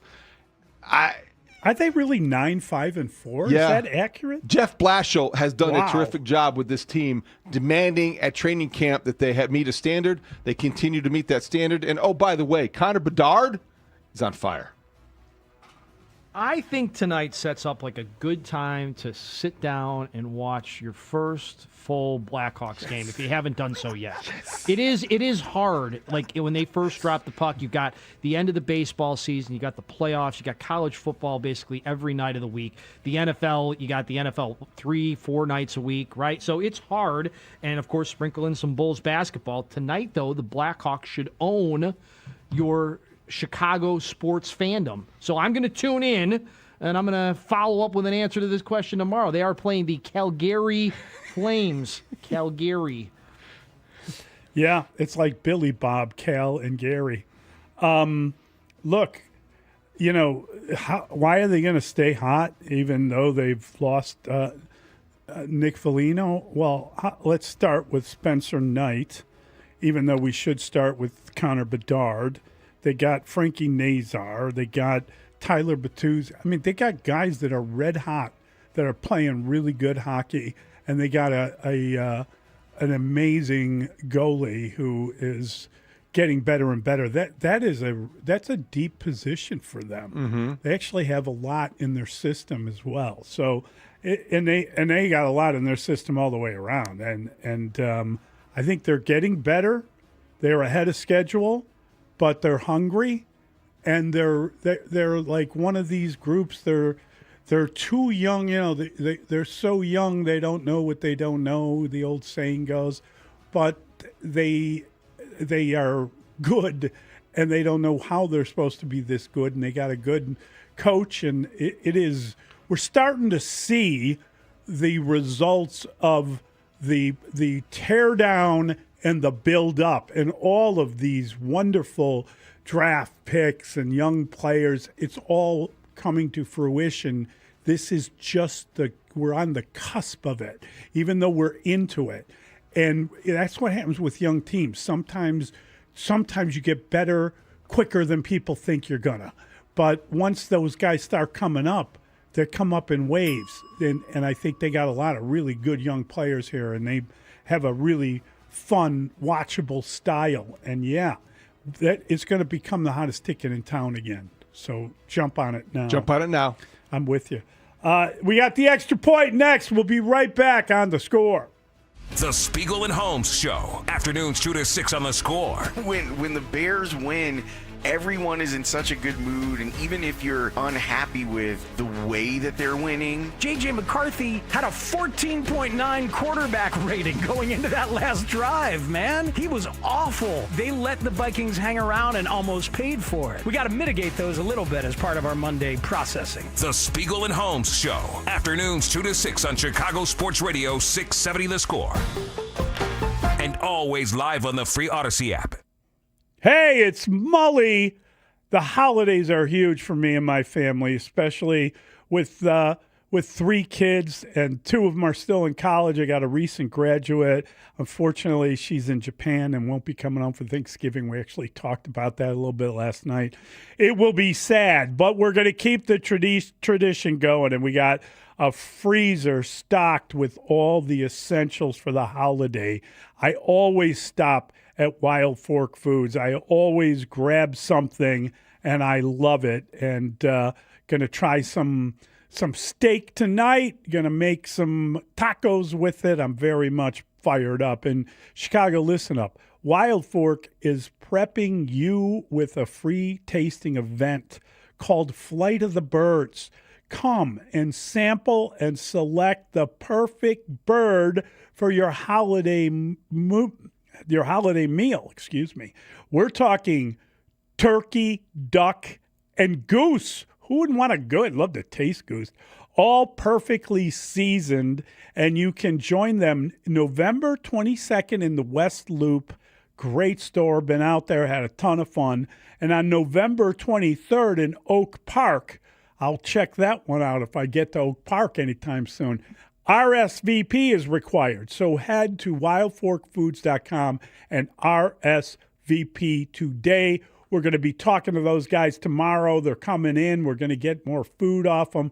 I got to tell you, I love this place. Definitely stopping to pick up a few items on the way home today. Finding health insurance can be so confusing. That's why we are here to help. With thousands of insurance brokers to help you find the best health plan for your budget. All free. At getcoveredillinois.gov. Here to help. Hey, if your garage looks lousy with stains and cracks or a bad epoxy job, right now you can get 50% off labor and installation by the holiday on a new Comer and Cross garage floor. Call them now because 50% off labor and installation by the holiday is going to end soon. And here's their number, 1-800-NEW-FLOOR. A new Comer and Cross garage floor will be your favorite home improvement. It's like pulling into a new car showroom every night, guaranteed to never chip, crack, or show tire lift like epoxy or paint ever. And they make it so easy. Comer & Cross employees are professionals. They don't use subcontractors. They're in and out. In one day, they'll fix your cracks and pits perfectly. They even take your stuff out for you. For 50% off labor and your new Comer & Cross garage floor installed by the holiday, call 1-800-NEW-FLOOR now. That's 1-800-NEW-FLOOR. Or go to Comer, Comer Cross.com. Hola, amigos! Brad Evans here to help you beat the books with the BetMGM Network. The Blue Bloods will battle in New York tomorrow in the Champions Classic. In game number 1, the Sparty Party takes on a Kentucky team down key guard Jalen Lowe. Hail Sparta! Plus 5.5 at a minus 110. Hashtag Team Hueva. Bet smarter, beat the books. Download the BetMGM app today. Hey, I'm Mike Slater. My dad passed away at the age of 63. It's out of nowhere. Had a stroke. Super hard, obviously, for the whole family, but my dad had life insurance. This is why I have life insurance for my family, for my wife and 4 kids. And the best place to get life insurance is ethos.com, because you can do it in 10 minutes. And there's no medical exam and no blood test, just a few health questions. Get life insurance in 10 minutes so your family is protected. Ethos, ETHOS, ethos.com/play.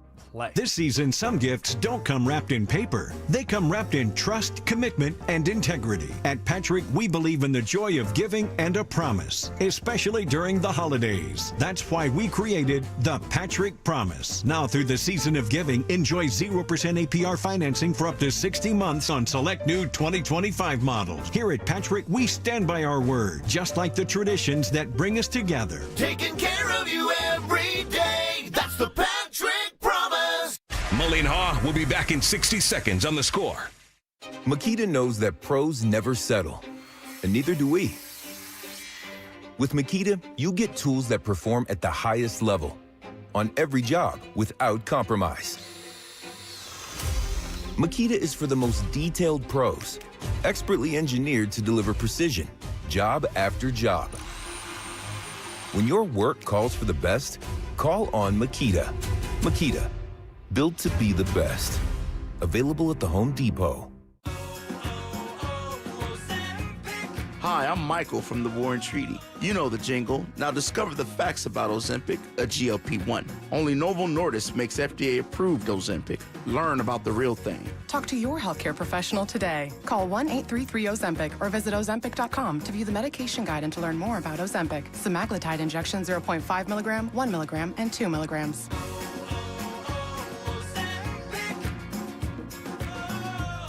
Set up this extra point. It's time for the Extra Point with Mully and Haugh on 670 The Score. Do you believe opponents will become more aware of the Bears' closing power now that they regularly win on the final possession with field goals? So accessible because of field position has changed so much on the opponents needing to be wary of giving Caleb Williams and that Bears offense the ball in the final moments. The question reflects a growing respect for Caleb Williams in the clutch, and I think that's real. I don't know that they will change game strategy to try to avoid giving him the ball back. I think you're always going to try to bleed the clock down to as little time as possible left. The great coaches know how to manage games, so that's the case. Caleb Williams' reputation is growing. The results are there. So, yeah, there might be teams that are scared or reluctant to want to give the ball back to the Bears more so than in the past. But I don't know that they will dramatically change the way they approach the end of games. This is what makes me so upset about that question earlier. This is why I wish Jake Moody was still a Bear, darn it. What does that mean? He's mocking me. It's mockery. It's totally mocking me. Your reaction to finding out that he's totally mocking. Jake Moody's no longer part of the Bears practice squad. He's mocking my reaction. I'm an easy target. I do believe that it's got to be in the back of your head if you're an opponent that maybe we run a run play here, maybe we try to eat a little more clock, maybe we try to not give you a minute. It's not safe now with the Bears. They get the ball with 50 seconds left and they still have a couple timeouts. You're in serious trouble because they've proven that they can move the ball and make plays and get things done in the final minute of a game. I think you have to consider it. I think that will be a consideration, and this is probably going too deep into it, but on kickoffs. Like, and how the kickoff strategy is. Do you kick deep? Yeah. Do you kick squib? Do you do something that you don't want to give them the kind of start in the field position battle and let them win Onside it? kick. They'll kick it right back to you. Well, that's so mean. That's funny. That was just mean. All right, we will be right back with our guy Big Z. It's Mully and Haugh on the score. Deep breaths. I'm just not going to get triggered today. I'm not going to get triggered today. When it comes to Bears analysts in the know, the score is your destination all season long. Our starting lineup on offense includes Olin Kreutz, Jared Payton, Patrick Manley. And on defense, it's Dave Wanstead, Matt Bowen, and Anthony Harris. Plus, all the inside info from Mark Grody, Brad Biggs, Dan Wiederer, Stacey Dales, and many more. Unfiltered opinions from the unprecedented team of experts on Chicago's Sports Radio 670 The Score. Always live on the free Odyssey app. It's David Haugh for FanDuel Sportsbook, the official sportsbook of 670 The Score. FanDuel is the number one sportsbook for same-game parlays, from points to rebounds and threes and assists. FanDuel is the place to combine your favorite picks into a same-game parlay or track every stat live, all in one easy-to-use app. And right now, it is the perfect time to join, because right now, new customers get $150 in bonus bets if your first $5 bet wins. So bet on the players you love the way that you want to bet on them. Head on over to FanDuel.com/score and sign up today. That's FanDuel.com/SCORE. FanDuel, official sports betting partner of the NBA. Must be 21 and older and present in Illinois. First online real money wager only. $5 first deposit required. Bonus issued is non-withdrawable bonus bets that expire 7 days after receipt. Restrictions apply. See terms at sportsbook.fanduel.com. If you have a gambling problem, call 1-800-GAMBLER. Guys, you've heard of TRT, but you have no idea what testosterone can do for you. Once you start treatment, you'll wish you had done it sooner. All the guys I know go to Synergen X at Low T Center for TRT. The TRT test is free, not hundreds of dollars. The testosterone is pure, not compounded. Guys feel full of energy, not like they're still waiting for it to kick in. Get in now for your free TRT test. No appointment necessary before 10 a.m. or book ahead at fixmylowt.com. That's fixmylowt.com. Introducing Remy Martin's This Is My City VSOP limited edition collection, paying homage to the iconic sounds, style, and teams of our very own Chicago. The collection celebrates the city's influence on culture and features Remy Martin's renowned VSOP liquid. This limited edition bottle is available now, and you can learn more at RemyMartin.com. Remy Martin VSOP Cognac, 40% alcohol by volume, imported by Remy Cointreau, USA, New York, New York. Please drink responsibly. Bank of America is a nation's leading business lender, and we're ready to help with your next goal here in Chicago. That's why we have over 3,700 local business specialists across the country. Because with the right team, your business and community prosper. What would you like the power to do? Learn more at bankofamerica.com/local business. Bank of America, official bank of FIFA World Cup 2026. Bank of America Corporation, all rights reserved. Cloudy and chilly today with occasional drizzle, a high of only 45. Weather brought to you by Staples. Have an easy holiday at Staples. Save on top tech and gaming gifts, shipping supplies and services to get your packages there safely, even custom cards and wrapping paper. Staples. That was easy. It's time for Black Friday, Dell Technologies' biggest sale of the year. Enjoy huge savings on select PCs like the Dell 16 Plus, featuring Intel Core Ultra processors. And with built-in advanced features, it's the PC that helps you do more, faster. Plus, earn Dell rewards and enjoy many other benefits, like free shipping, price match guarantee, and expert support. They also have huge deals on accessories that pair perfectly with your Dell PC and make perfect gifts for everyone on your list. Shop now at Dell.com/deals. Hey, listen to this. All I needed was a new starter. Got a great deal on eBay. Did it myself. Yeah, that's cool. But how about the soft purr of an upgraded exhaust when it fits just right? For me, it's the little things, like these new windshield wipers from eBay I installed. From small fixes to big upgrades, eBay has all the parts you need at prices you'll love. Guaranteed to fit every time. eBay. Things people love. Eligible items only. Exclusions apply.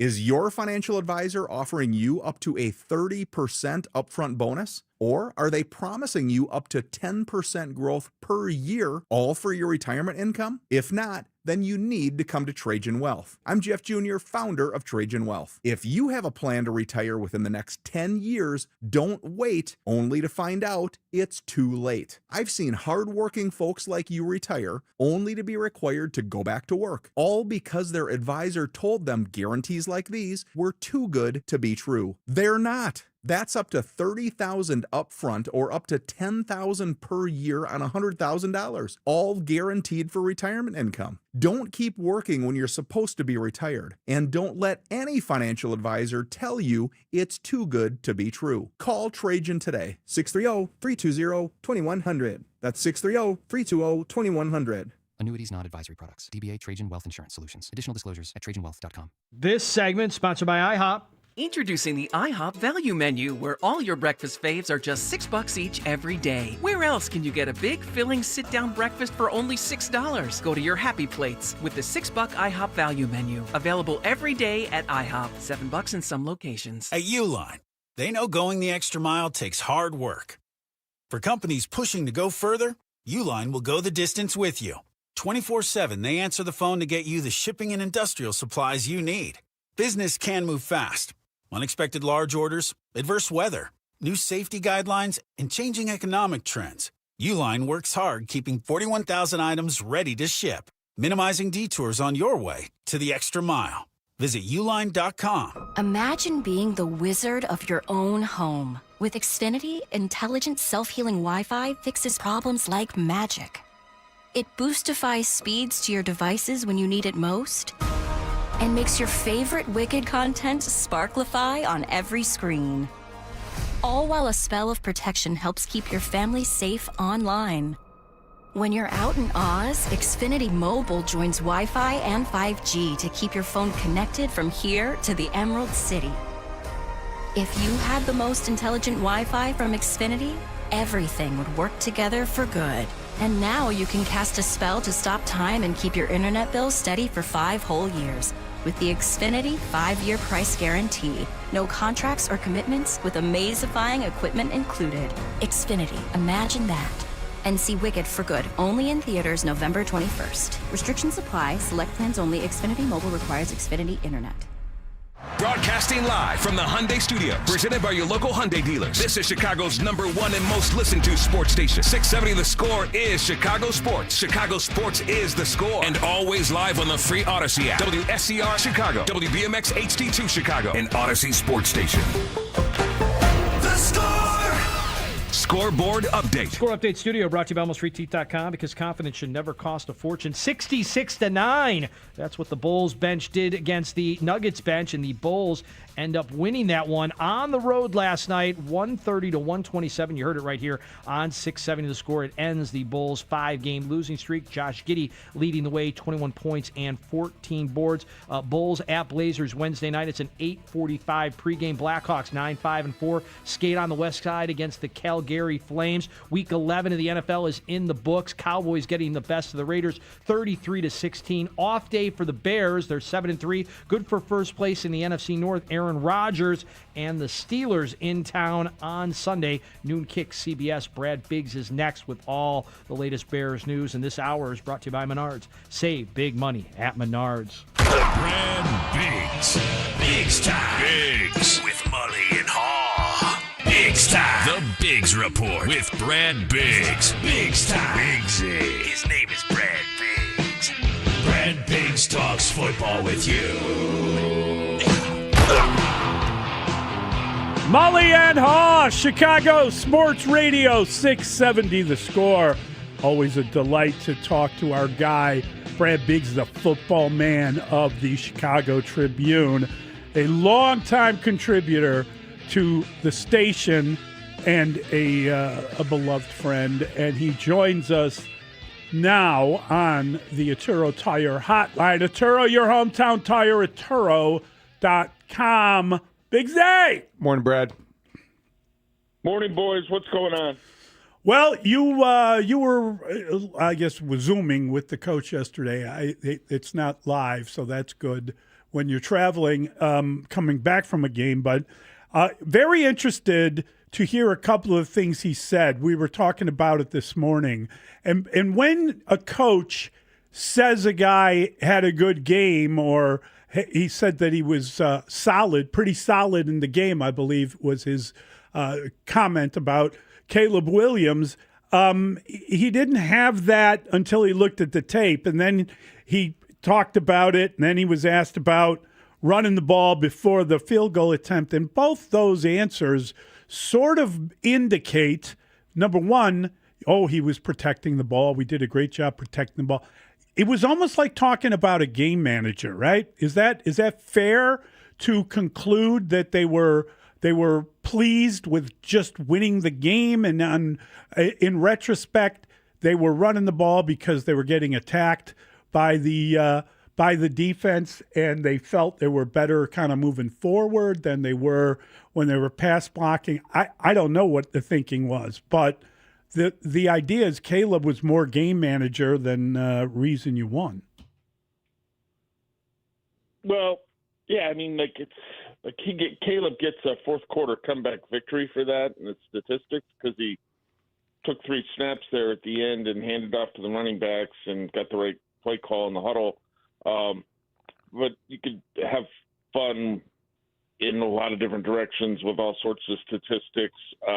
I don't think he played great yesterday, right? Like, the bar for quarterbacks play is going to rise above take care of the football. Obviously, that's a huge element, and you're going to take that over 320 yards and 3 picks, right? So the accuracy thing has been an issue all season. It was a season low 50% on Sunday. I think we know why to a degree with a lot of the pressure that the Vikings were bringing, and certainly some catchable passes that he threw. But you go look at every quarterback that's out there, and you can find a guy that's chasing 70%, and you can look at him and say, well, geez, if they wouldn't have dropped these passes, he'd be over 70%. So they're going to work on that. I think it's part of the whole package. It's footwork. It's the eyes. It's kind of tying everything together. But fortunately, what they got from him and everyone else was just good enough to get by the Minnesota Vikings and get that 7th win. Don't disagree with that at all, Brad. I think you look at Caleb Williams' performance, and it was ordinary. And the numbers were somewhat disappointing if you're looking at the 70% threshold, certainly. But I wonder this, because of how often Brian Flores blitzed the Bears, and frankly then had success, if you're looking at the result, the numbers for Caleb Williams weren't what the Bears want them to be. His performance was somewhat below average. Is that the book now that will be followed? Did the Vikings provide a blueprint for other teams as early as the Steelers on Sunday to come after Caleb Williams and the Bears offense? I don't think so, because most defensive coordinators are in a position where they believe in what they believe in, right? And they're gonna stick to that, and so you're not going to see somebody who will mix in the blitz all of a sudden go nuts with it, and that's what Flores will just use it over and over and over again. It's in his DNA. You've got a guy 2 weeks from now, Vic Fangio, he'll mix the blitz in, but year after year after year, you look where Fangio is, and I don't have it in front of me, but I'd venture to say bottom 12 of the year most seasons, and 20 or below in terms of blitzing. Like, I don't see Vic changing who he is and what he believes in to get ready for Caleb. So I don't think that's necessarily going to happen. But here and there, potentially, the Steelers are second in the league with 33 sacks. They can get after it for Terrell Austin from time to time, and the Bears are going to have to be prepared and ready for that defense.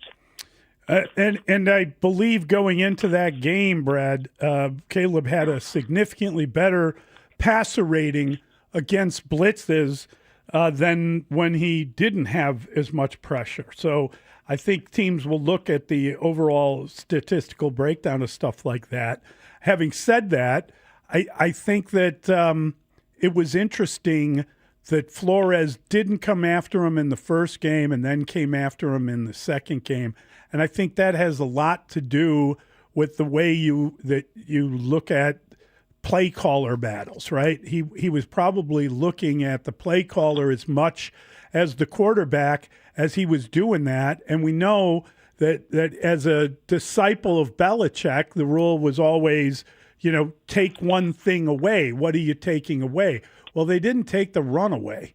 And I thought it was interesting that Ben Johnson at the end of the game, I don't know if you would call blitzing all game a more aggressive, a more forward-thinking type of attack, but running the ball at the end was certainly a lot more conservative than what we've seen from him before. But it did seem when he complimented the guy for holding on to the ball that he was more worried about losing the football than he was about getting the ball down the field and getting a closer field goal. And, that leads us to the field goal kicker conversation where they lost Jake Moody and they managed to kind of shrug it off just because they already have the most accurate kicker in team history, even if he missed one earlier in the game.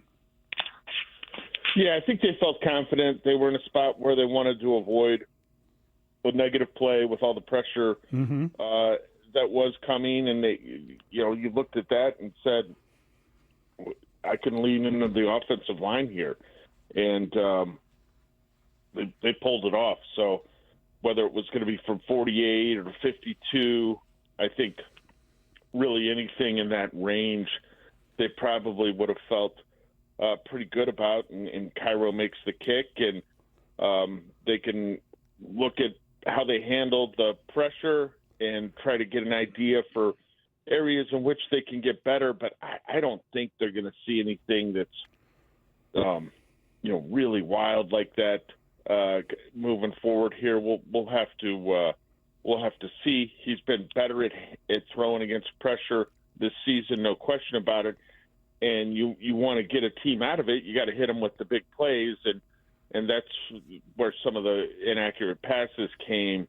They missed the opportunities because the defense is giving you something if you can block it up long enough and see it and miss those early shots to Rome and DJ. Brad, which is it about the Bears defense? What are you leaning toward? That it's a very good defense because it has all of the takeaways and they have 3 of the top 4 interceptors in the NFL, or that, boy, this is a group that you can't really trust yet because it can't get to the quarterback and struggles stopping the run.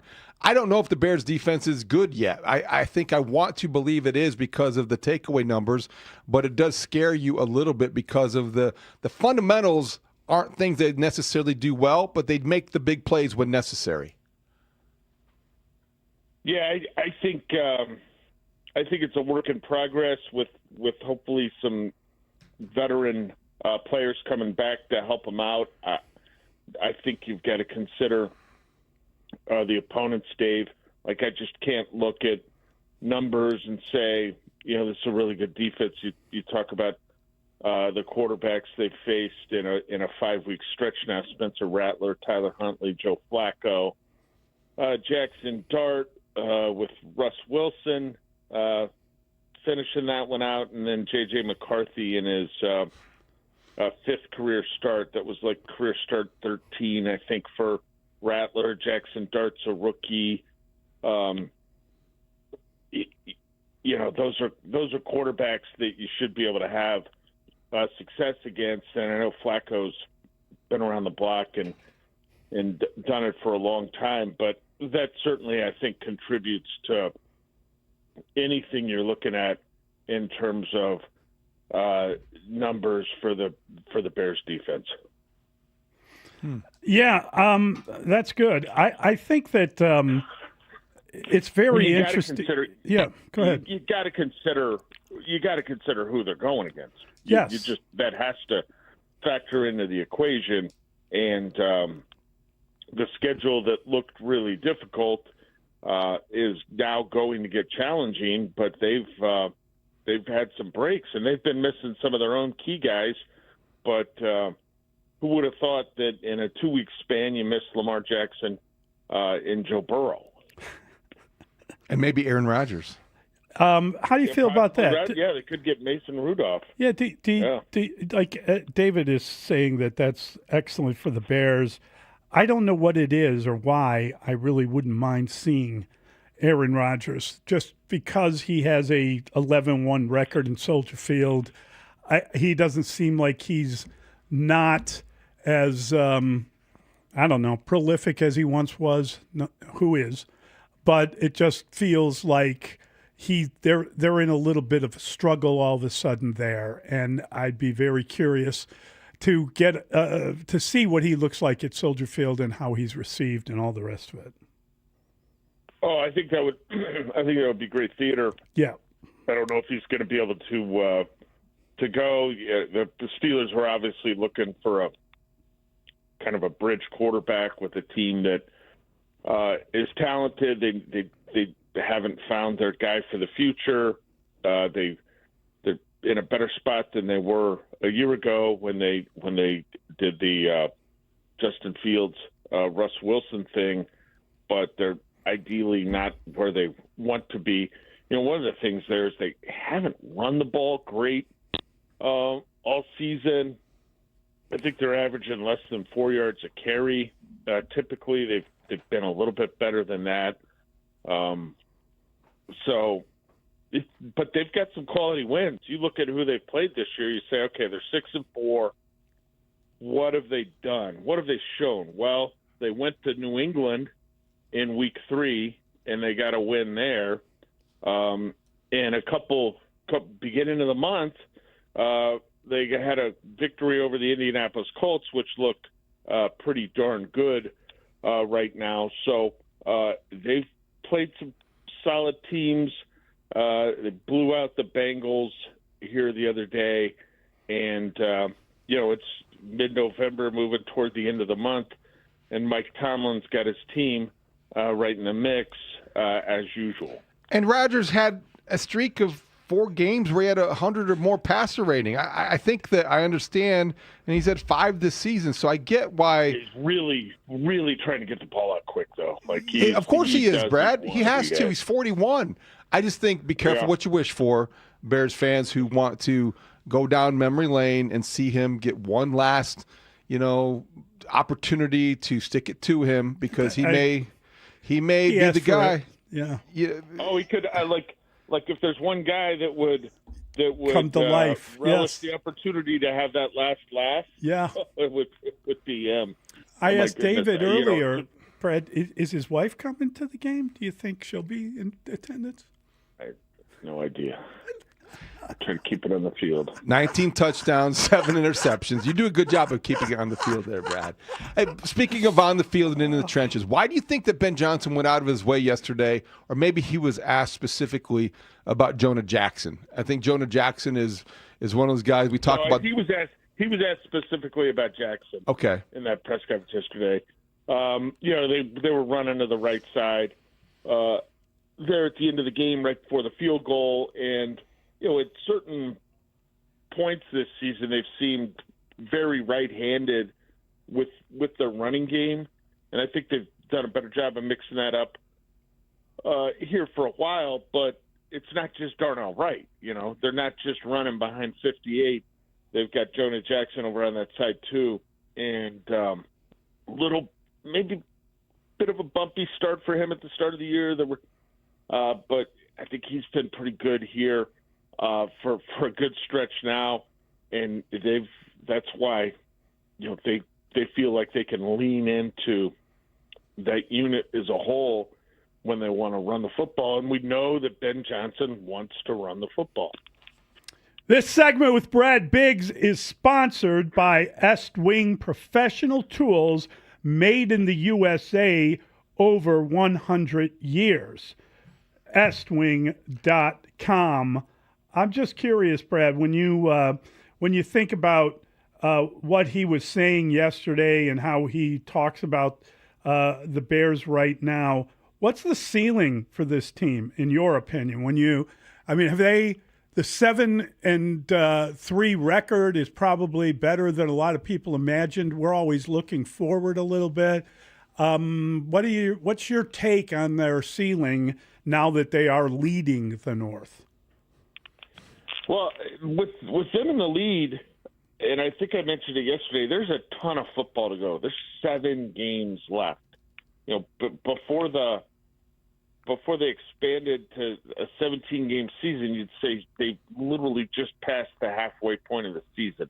Mm-hmm. But given where they are, they're in what looks like will be a 3-team race for first place. So that has to be the ceiling now. They've got to do a lot of stuff, I think, to get better against some of the opponents they've got coming up. I mean, do they still have a negative point differential? Yes, they do. Yes, they do. But that's because they lost to Detroit. He asked a question, counselor. Right. Just answering it. It's not just because they've lost to Detroit. It's because since they've started winning games after their journey to Detroit, they're barely beating the teams they're playing. Right? They haven't been able to even out that point differential. So. There's just a lot of underlying things that I think have to be better, but they're in the mix, and it's right there in front of them. It's not like the players or the fans need to do any scoreboard watching. Oh, what can they do here? No, they can reach out and take control of this thing. Hold on, Brad. Mully pulled out a white sheet of paper from his bag. I've been scribbling on this for a while. They lost by 31 points in one game. Yeah. So that's over the course of how many games? You had to pull out a sheet of paper. I just went through it and here's the beauty broke of that. down every game. Go out and blow out the just god-awful New Orleans Saints by 31. Yeah. And you'd be back at 0, right? Right. You're exactly right. Yeah, but I mean, they beat the Raiders by a point, Washington by a point. They won by 2 against the Vikings. It's great. New York Giants by 31 points, and you'd even that. Yes. Brad, they're not. Before we let you go, Brad, I was just curious, what did you get Caleb Williams for his birthday today? He's 24. I didn't know it was his birthday. Oh. Happy birthday to him. What's a 24-year-old need? A man's got everything. 30 million, whatever it is. I don't know. Pretty good. I don't know. I mean, he's on off the way. To a heck of a start. Yeah, he really is. Brad, you're the best. Thank you, stuff, buddy. Brad. We appreciate it as always. Have a great day, guys. You too. That is our guy, Brad Biggs, football man of the Chicago Tribune. I got it right. I wrote it down on the sheet of paper. That is Caleb Williams' birthday. I have a list of points I was going to make today. I can't wait. And I can't wait to get down that list. Unfortunately, when I was doing a lot of my research, but it wasn't that. I was. We all have that. I was in a recovery position. But what it was so was I scribbled. You wanted to pause everything so you didn't could reach into your bag. I just wanted to pull out this information that we just had to hear. I'm like, I just went over this. That has got to be as twisted a statistic as there is. It's deceiving. Yes. It's deceiving. They've been winning games. Now, again, they got blown out in Detroit when the Trader returned. Wasn't that the theme of that game? Yes, it was. But will you concede that it does underscore how good they have been in one-score close games? Oh, no question. No question. Yeah, I agree with you. Their record coupled with the 1-point wins, a couple 1-point wins, a 2-point win, that is but it's something to celebrate more than lament, in my opinion. I agree with that. And this was the second game of the year where the coach goes back to his old place, and everyone was waiting for him. Everybody wanted to peek. They wanted to chant that at him, and the players who he loves were saying the same stuff. Yeah, I know. It was a rough one. Bad vibe. Yeah. Bad vibe. Bad vibe. All right. We got some good vibes going. We'll be right back. 312-644-6767. Mully and Haugh on the score. Coming up at 10 with Rahimi, Harris, and Grody. How far ahead of schedule are the first-place Bears at 7-3? We'll talk about that. Score football analyst Patrick Manley will diagnose the Bears' special teams issues at 11. Plus, our quarterback guru Tim Jenkins will give us a breakdown of Bears quarterback Caleb Williams' performance at 1 o'clock. Rahimi, Harris, and Grody. Middays 10 a.m. to 2 on Chicago's Sports Radio, 670 The Score. And live on the free Odyssey app.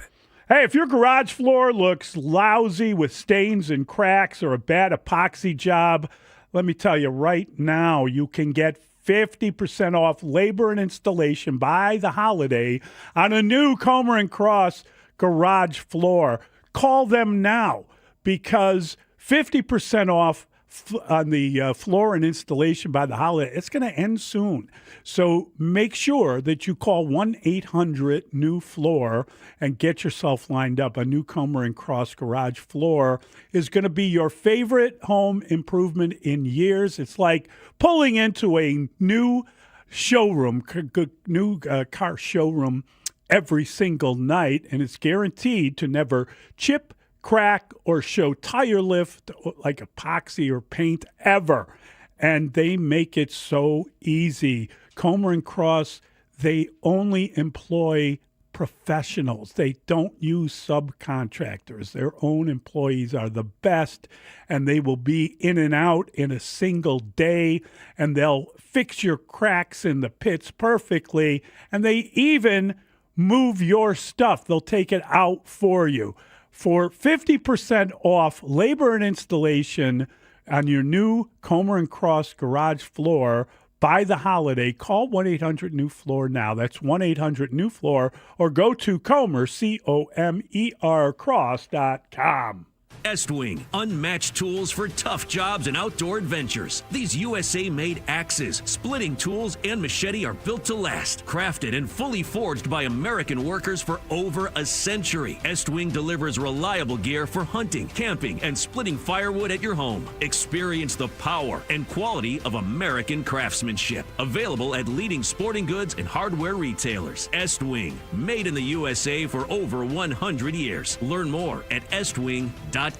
250 years ago, a promise was made to connect families and friends near and far. And during the holidays, that promise is more important than ever. That's why USPS is building a better network to meet your needs with timely deliveries, easy and affordable ways to ship, and everything you need to make your season full of holiday cheer. Our purpose is delivering your peace of mind, knowing your love will arrive, bringing joy to all. The United States Postal Service. Learn more at USPS.com/holidays.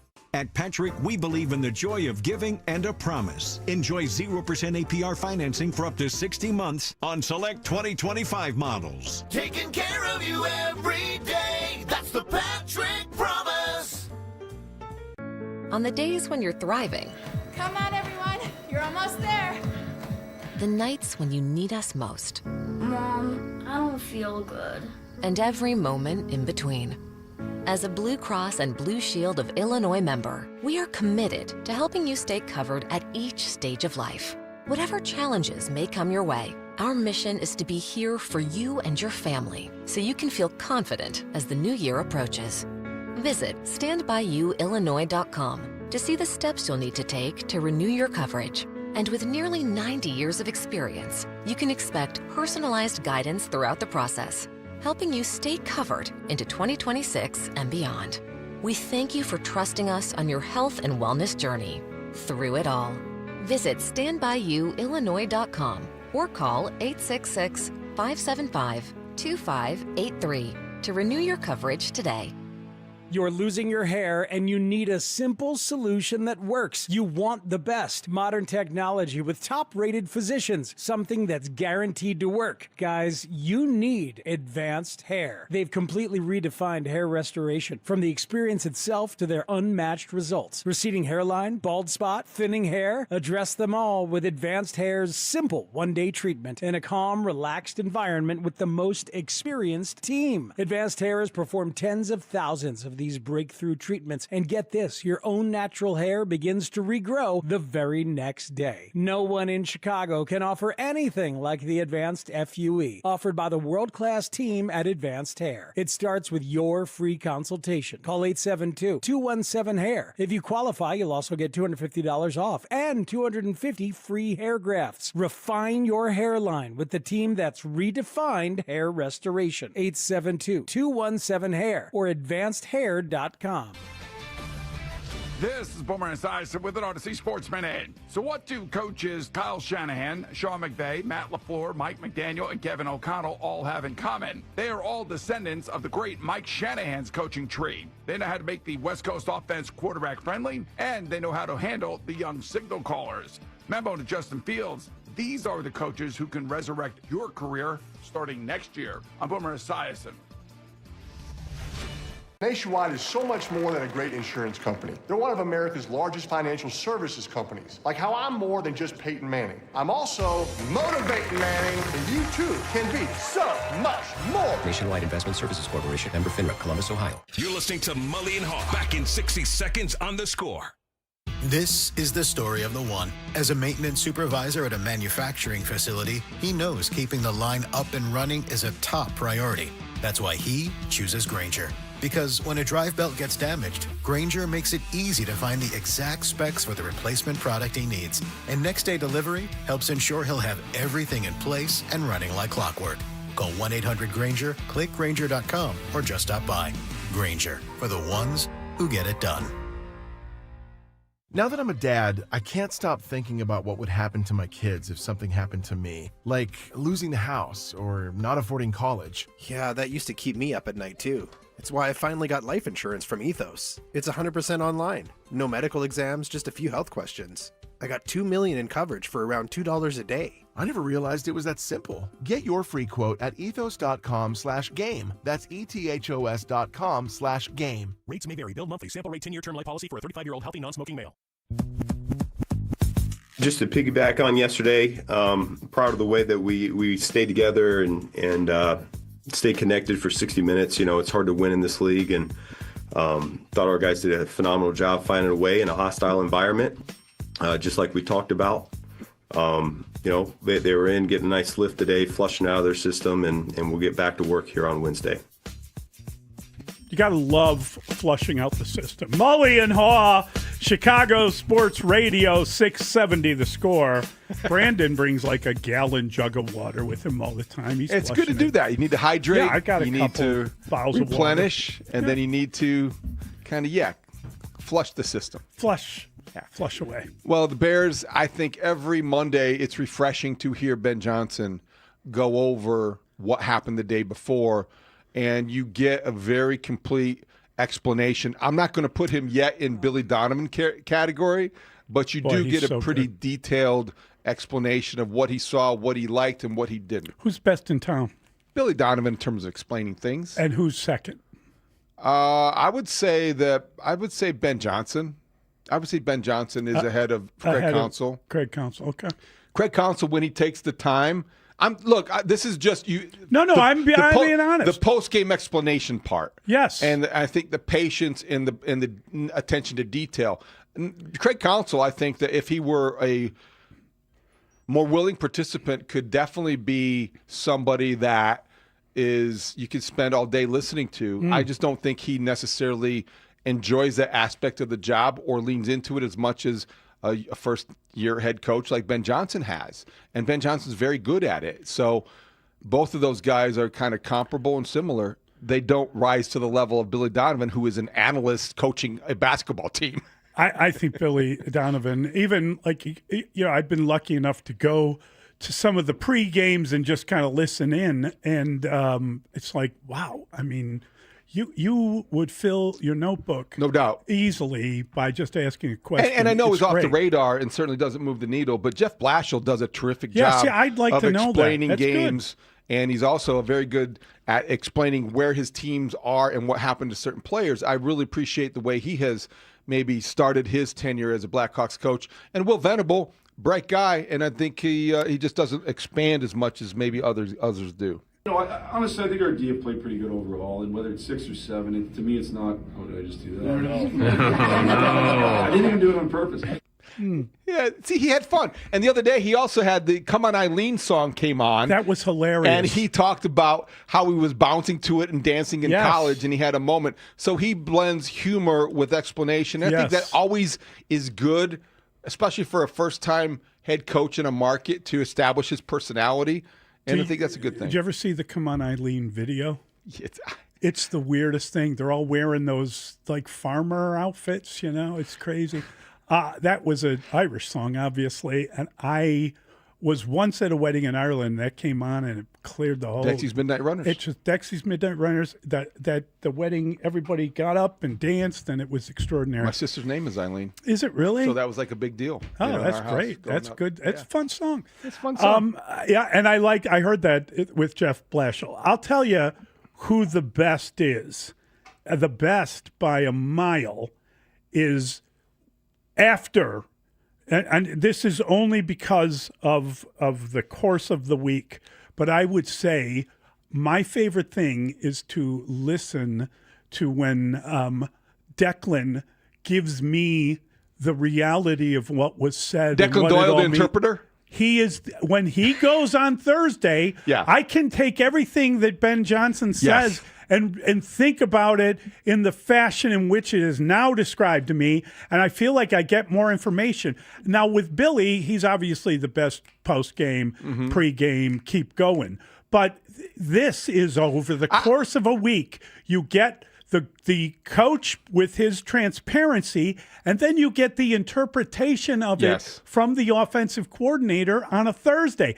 I got to tell you, Thursday's become like a much-watched day for me now. Dennis Allen is the first time he gets a chance to talk, and he has yet to smile this year, I believe. Yes. Maybe twice. But he did in the locker room when they beat New Orleans. He did when he got the game ball. That's right. Declan Doyle on Thursdays basically is the Ben Johnson translation. This is what really he meant to say. He's expanding on everything, and he tells you where they are with Caleb Williams, what they're doing specifically. It's like he's reading off the practice plan, and then he has the post-game notes, and he's very thorough. And you could see Declan Doyle. He's 29 years old? He's a young man. You could see him in a couple years just being a really solid head coach. I've said that before. I really believe that's going to happen for him because of the people he's been around and what he is learning over the course of his time here. And I don't know if Ben is yelling at him when he's yelling into the headset, but I hope it is. I hope that's what he's learning too. I really think it's so good to watch people that are succeeding at what they're doing and the way that they go about it. It helps you. You get the sense that he's a very smart listener. Yes, Declan Doyle. You do. Because he probably doesn't miss a thing. And again, we're probably influenced by the fact that he was hired for this job at a very young age, so he must be bright. He must be somebody Comes from Sean Payton. Yes. Pretty good coach. Learn from Sean Payton. Now he's learning and working with Ben Johnson. He's putting together quite the resume for a coach who has to have designs on being a head coach. Will it be next year? Probably not. But I think he's a young man. You can envision him, if this thing in Chicago is going as well as we think. Yes. He's going to be in line. Yeah, and I think the beauty of it with all of these guys, and I mean, this is going to sound like a mixed comment. It's meant as a compliment to everyone. But what I believe is that because you have a head coach that wants to sample every other offense in the NFL, as people leave, as people go away, I think he will hire another coach that will be as good as the guy for a number of reasons, not the least of which so he can learn something from the guy. Well, I think that's what we've seen. That's a really with good observation Ben Johnson. because I think big picture-wise, when we're talking about the Ben Johnson offense, it's not necessarily a version or of somebody else's West Coast offense or the Sean Payton offense or the Sean McVay. This is a little bit of this, a little bit of that. Elements of. And what he likes and what he's leaning into, and the running game concepts mixed with his passing game concepts, the deep crossers, which frankly we haven't yet to see in Chicago, but a lot of things coming together. That's coming. And it is probably I coming. hope so. what I like about the Ben Johnson offense is that it isn't something that you feel like is got to follow a certain pattern of things. It's not rigid. It's very expansive, and you think that he's open-minded to all different kinds of things because he has hired people who come from all kinds of backgrounds. And I love that. What I love about the guy more than anything is that he is the originator. He is the guy that put the offense together. It's based on the things that he's learned over the course of his time, and he is the originator. I think we're seeing that as he's left Detroit, and they are starting to struggle in that. That makes it also more open-minded when it comes to staff positions. Well, and that's that's what I'm exactly saying. what you're pointing at. That's what I'm is saying. that they were able to put together a staff that weren't just from a coaching tree necessarily. It was from a variety of different backgrounds, and guys like Declan Doyle, who comes with a reputation already and with a good exposure to guys who know how to run a winning offense. All right, we're going to take a quick timeout. We'll be right back with Coach Wanstead. You're listening to Mully and Haugh on The Score. Rahimi, Harris, and Grody. Always talking Chicago sports with you, the fan. Middays, 10 a.m. to 2. You're on with Rahimi, Harris, and Grody. I love you, love the show, 100%. Tony and Joliet, you're on The Score. Grody, it used to be the Bears. Every time I hear Bears, now I'm thinking like Bears. Kevin. You guys are really the voice of the fan. Tune in to Rahimi, Harris, and Grody. Middays, 10 a.m. to 2 on Chicago Sports Radio 670 The Score. Always live on the free Odyssey and iHeartRadio apps. This segment of the show brought to you by AlmostFreeTeeth.com, because confidence should never cost a fortune. This is the Our Idea is Ready to Launch vision. This is the Create Great Jobs vision. This is the We Need More Space vision. This is Busey, where your business visions become realizations through securing capital for growth and comprehensive strategies that ensure a prosperous future, because thriving businesses mean thriving people and thriving communities. Busey Bank, building business, growing wealth since 1868. Member FDIC. The holidays come alive with sparkling lights and festive melodies at Santa's Circus at Four Winds Casino New Buffalo's Silver Creek Event Center. 2 enchanted performances, December 13th and December 14th. Get tickets now at Ticketmaster.com. A unique holiday experience with acrobatics, aerialists, holiday songs, Santa and Mrs. Claus, and much more. Santa's Circus at Four Winds Casino New Buffalo will be a wondrous holiday event for the entire family. Surprise Chicago! Wayfair's Black Friday sale is here early. In store at Eden's Plaza. Right now, get up to 70% off everything you need for the season ahead. Save on kitchen and dining, bedroom furniture and mattresses, holiday decor, and way more. All at the Wayfair store.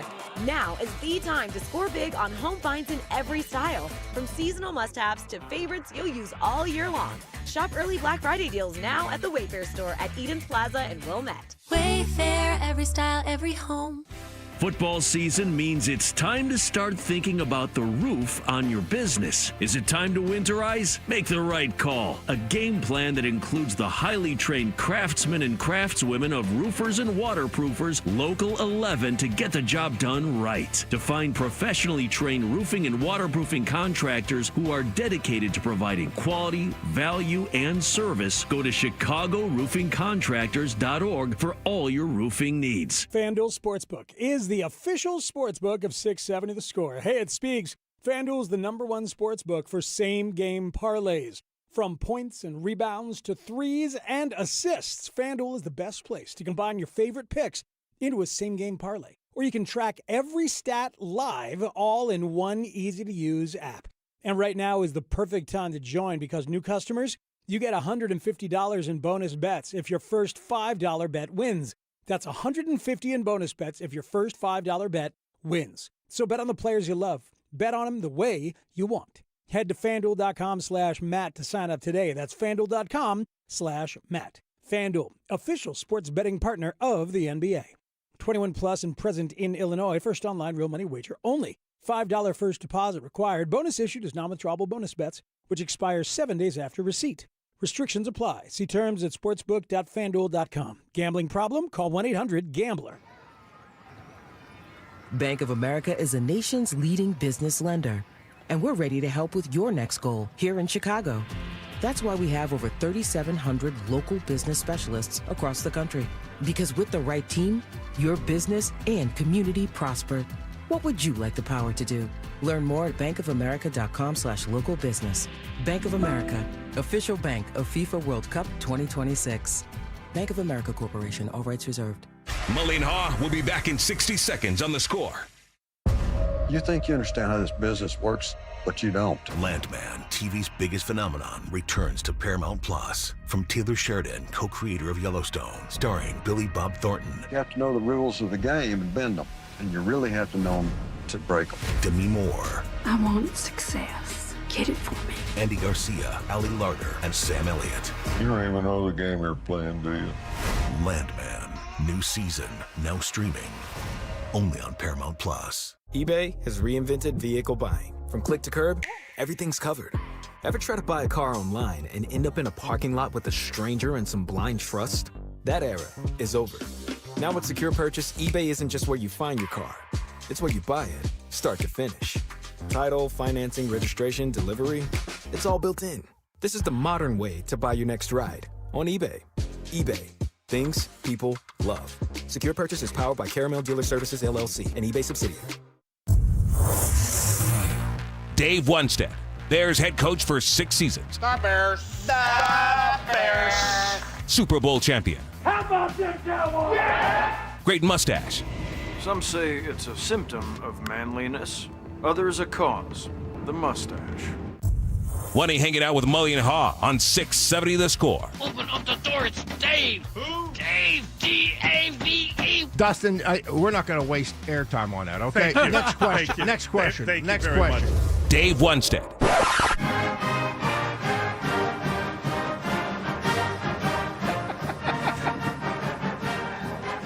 Mully and Haugh, Chicago Sports Radio, Wow. 670 The Score. Coach, Wow. we had nothing to do with that. Nothing to do with that. That's Wow. between They those pushed two. the buttons in there. We don't have anything to do with what they're playing, for God's sake. Wake up the echoes. Wow. Look at that. Can you believe? Your head turned up. Like, you know, Yeah, when you you're. did. Are you messing with me? You be careful in there, Mr. Rhodes. Unbelievable. Yeah. Dustin just kind of put salt in the wound, huh? Wow, man. Were you a little surprised by the comments earlier in the week about this time last week that Pat Narduzzi, who I think from where I sit, pretty nice guy, seems like a guy I'd like to play football for, made the comment about, if Notre Dame scores 100, doesn't matter, we're just focused on the ACC. Why would you do that? Yeah, he admitted to it later on in the week. In fact, it was on game day or one of them that he really stepped in a mess. He said he shouldn't have said that. So he got caught up. Everybody got caught up in Pittsburgh in the moment a little bit. Happens. Probably myself included. It happens. But I told Mitch, I showed him a picture this morning of me spreading the good word of 670 to score in Pittsburgh because I wore all that pit gear Thursday afternoon, hat, and someone took a picture of on here and they put it in the Pittsburgh Post-Gazette. Look at that. That's awesome. Yes, that I was. And Aaron Donald was outstanding. You know, we did a nice thing there I couldn't make it back, but I did a nice thing, and they had it up on the billboard or on the scoreboard and everything. So that was nice. And Well, it was a great day to celebrate the Pitt football history and tradition. Yeah. But the present, not so much. No. But- they were, it was But over Dave, before. I watched all the Notre Dame's a really good team. Really good team now. If they fall behind, I just don't know their quarterback. Did you know they had that wide receiver? That guy made some catches from Notre Dame like Jamar Chase makes. Did you see him go up? It wasn't like they were wide open. You throw it to a 6'4" wide receiver and go up and get it. Right? He went up, 2 feet above the Pitt guy and caught the ball 2 or 3 times. Did you even know that he was on the team, Dustin? Well, yeah, I knew he was on the team. Oh, I okay. didn't think that the Michigan, the son of the Michigan coach, CJ Carr. grandson, could actually Grandson. get the ball that far. Yes. CJ Carr's a pretty efficient quarterback. Come on. He doesn't think get by him the beat. time The he's running game is powerful, and he doesn't get him It's a beat. typical Notre Dame team. Yeah. Marcus Freeman loses early, Defense gets is them good. rally, Yep. and they are very consistent right now. Did you see where McAfee takes his shirt off, okay? and he's going to give the muscle thing. And the thing he forgot was he was sitting next to Aaron Donald. Oh, my God. He still looks like he could play if he Oh, decided. my God. When he stood up and ripped his shirt off, Aaron Donald, it was scary looking. I mean, there's nobody right now in the Steelers locker room that looks like him. Right? You know, I promise you. Or the Bears locker room. I mean, I promise you that. Dave, I watched all the pregame stuff, and it was super cool because it was out there. And I was going back and forth because the other one was at Wrigley Field, so I was enjoying that. At one point, they did a tribute to the history of Pitt football, and they just had who's the best player in Pitt history. And you're sitting there looking at these players, and we were talking about it. Like Aaron Donald is as good a football player that ever came out of anywhere. At every position, there seems to be a guy in the conversation of all-time great. You know, you talk about the cornerback, great player. Darrelle Revis. You talk about, Marino. Hugh Green. Dan Marino, Tony Dorsett. Jimbo Covert. Jimbo was one Hall of Fame caliber. Mike Ditka. But it's just extraordinary where you could literally take a Pitt team at every position. I'm not sure there are many schools that could line up like that. It's amazing we haven't won more national championships. Yeah. And they said when Aaron Donald and Larry Fitzgerald go into the Hall of Fame, unbelievable player. When they go into the Hall of Fame, Pitt will be third all time, I think, behind Notre Dame and USC with Hall of Fame players in the NFL. Is that amazing? That is honestly amazing. Hall of Famers, yeah. But when you look at the list, you're just blown away. Ricky Jackson and Hugh Green. Is that because Pitt taps into that part of the country, and that's been for years, Western Pennsylvania was one of the greatest high school hotbeds in America. Yes, and I think to some degree now it's still the case, but then you have other recruiting factors that have entered in, but that has to be part of it. I was listening to the press conference of Terry Smith, the interim at Penn State, speaking over in college. And he kind of broke down and got emotional, and he said that he was raised in Pittsburgh, and his dad moved to Aliquippa because he wanted him to, which is where Revis and Mike Ditka, and all of them went to school. And it said because he wanted his son to play football back in the day at Aliquippa. Wow, that's unbelievable. Yeah. Yeah. When the steel mills shut down, my dad worked in the steel mill. Yeah. When the steel mills broke down, that was it. I sat in a booth in Mike Ditka's restaurant when I was coaching the Dolphins, and Mike had a golf tournament, and he says, "Let's go to my restaurant." He had a restaurant for about 6 months in Naples, and we went over, and he threw everybody out of the restaurant. And it was late, okay, and myself and Marty Schottenheimer and Joe Namath and Coach Mike Ditka, the four of us sat in a booth till I don't know what time, late in the morning, okay? And all we talked about was if we weren't playing football in Western PA, all of our dads worked in the steel mills. And Mike's dad worked in the same steel mill my dad did on the other side of the river. Wow. That we would have all been... That was, you used to hear the expression, it's your way out. Football was the way out, right?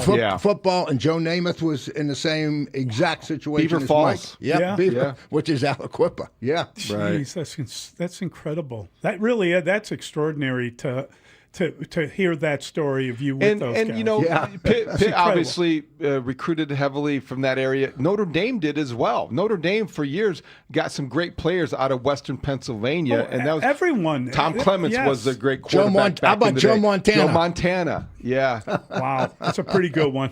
Yeah.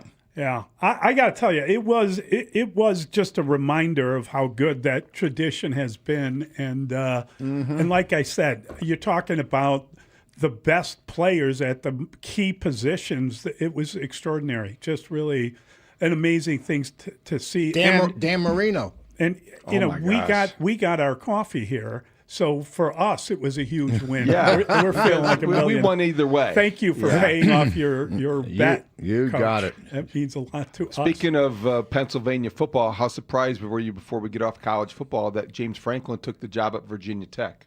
Yeah, you know what? I give him credit. I give him credit. I always thought this, When I left the Bears, I wasted no time in getting back in the game. You know what I mean? I just think that if you're a coach and you want to get into it, and he's young enough. I don't even know how old Franklin is. What's he? Is he 60 maybe? I don't even know. 50s?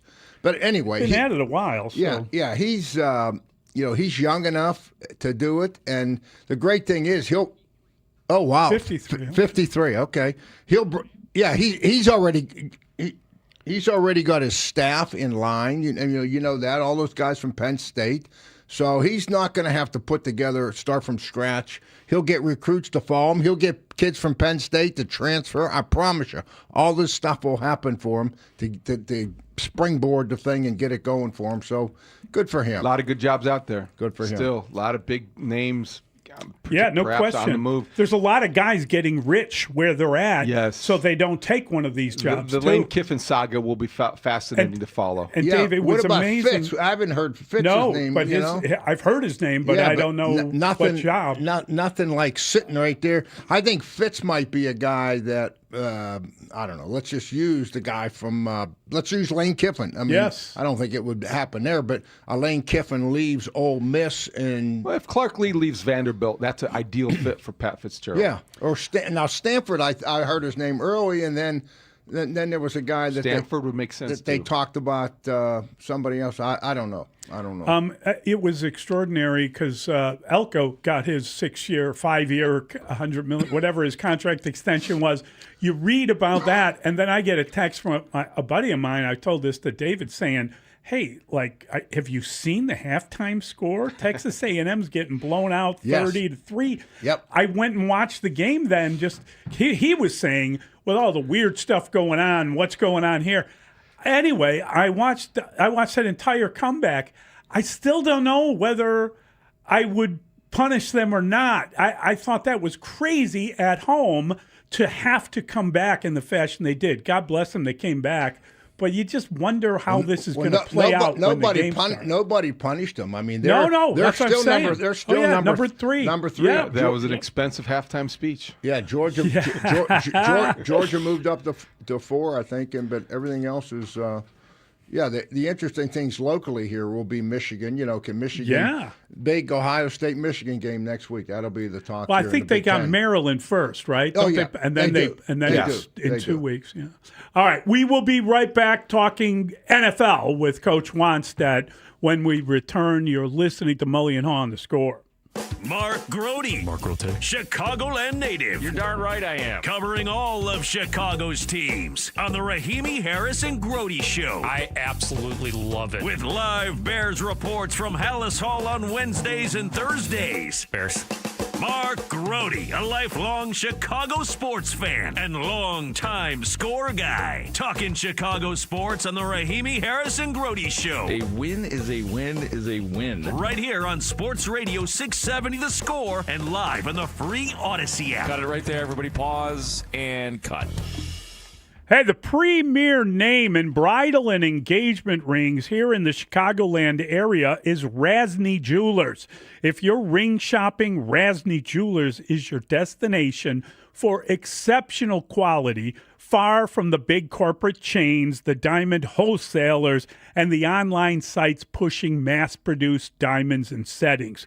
With Rasny Jewelers, you'll own a natural diamond that has inherent value, a diamond that's been handpicked for maximum brilliance with no middleman markups, and a diamond she will be proud to wear. Guys, she's going to be looking at that ring every day for the rest of her life. Make the right decision. Rasny Jewelers is a name you can trust. They're local, they're family-owned. They've spent 7 decades building an amazing reputation, and you're going to love the Rasny Jewelers price. The value, absolutely incredible. Don't make a mistake and end up with a poorly cut diamond. Rasny diamonds are the top in quality cut and sparkle in every shape and every size. And relax. At other places, it's a salesman making a transaction. At Rasny Jewelers, it's the start of a relationship. Their team will guide you every step of the way, sharing their expertise so you feel confident in your choice. Rasny Jewelers, Chicagoland's local jeweler, in Addison, Hinsdale, Highland Park, and on Chicago's Gold Coast. Online at rasny.com. Shop Jewel Osco for Jenny O frozen whole turkeys, 10 to 26 pound average at 69 cents a pound. Limit one with $25 minimum purchase. Plus, Jewel Osco will match any competitor's price on Jenny O frozen turkeys. See store for details. Guys, you've heard of TRT, but you have no idea what testosterone can do for you. Once you start treatment, you'll wish you had done it sooner. All the guys I know go to Synergen X at Low T Center for TRT. The TRT test is free, not hundreds of dollars. The testosterone is pure, not compounded. Guys feel full of energy, not like they're still waiting for it to kick in. Get in now for your free TRT test. No appointment necessary before 10 a.m. or book ahead at fixmylowt.com. That's fixmylowt.com.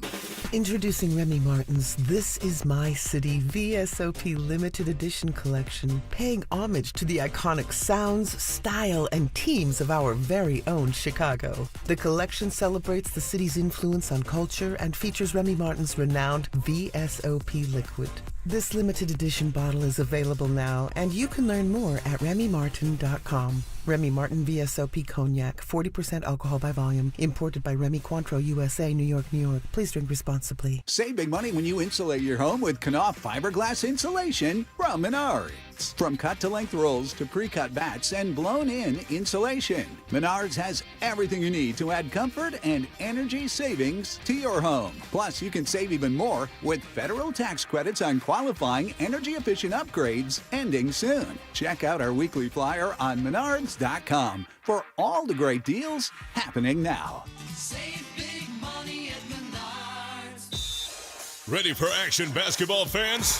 BetMGM, an authorized gaming partner of the NBA, is giving players another reason to hit the court this season. BetMGM is adding extra excitement to every basket, every slam dunk, and every buzzer-beating shot with special promotions, new features, and more. Log in throughout the season to find odds boost tokens, no sweat tokens, and same-game parlay boost tokens in your account to amplify your winnings. Enjoy enhanced product features like Dark Mode 2. Log into BetMGM, an authorized gaming partner of the NBA, all throughout the basketball season to see what's new. BetMGM and GameSense remind you to play responsibly. Gambling problem? Call 1-800-GAMBLER, 426-2537, or by texting ILGAMB to 53342. See BetMGM.com for terms. 21 plus only. Illinois only. Existing customer offer. Subject to eligibility requirements. Rewards vary and expire in 7 days. In partnership with Paradise Hotel Casino. Chicago's Sports Morning Show with Mully and Haugh will be back in 60 seconds on The Score. This is the story of the one. As a custodial supervisor at a high school, he knows that during cold and flu season, germs spread fast. It's why he partners with Grainger to stay fully stocked on the products and supplies he needs, from tissues to disinfectants to floor scrubbers. All so that he can help students, staff, and teachers stay healthy and focused. Call 1-800-GRAINGER, click Grainger.com, or just stop by. Grainger, for the ones who get it done. Target brings more taste, more flavor, and more deals to your Thanksgiving table. Save big on affordable holiday crowd pleasers, like select elevated sides and appetizers from Good & Gather for only $4.99. Favorite day pies for a sweet finishing touch, also just $4.99. And don't forget, great tasting turkey for only 79 cents a pound. So many cravings, so many ways to save. Step into the holidays and elevate your Thanksgiving today. Only at Target. Restrictions apply. This is where Chicago comes to talk first place Bears football. We are Sports Radio 670 The Score. Broadcasting live from the Hyundai Studios. Presented to you in part by your local Hyundai dealers. WSCR Chicago. WBMX HD2 Chicago. And Odyssey Sports Station. The Score! Scoreboard update. Score Update Studio brought to you by AlmostFreeTeeth.com, because confidence should never cost a fortune. 21 points from Josh Giddey helps the Bulls end that 5-game losing streak. They win on the road in Denver, beating the Nuggets 130-127. Bulls Blazers Wednesday night right here on The Score. It's an 8:45 tip. It's an 8:45 pregame, a 9 o'clock tip. Tonight at the United Center, the 9-5-4 Blackhawks host the Calgary Flames. Week 11 of the NFL in the books. Dak Prescott threw for 4 touchdowns touchdown passes.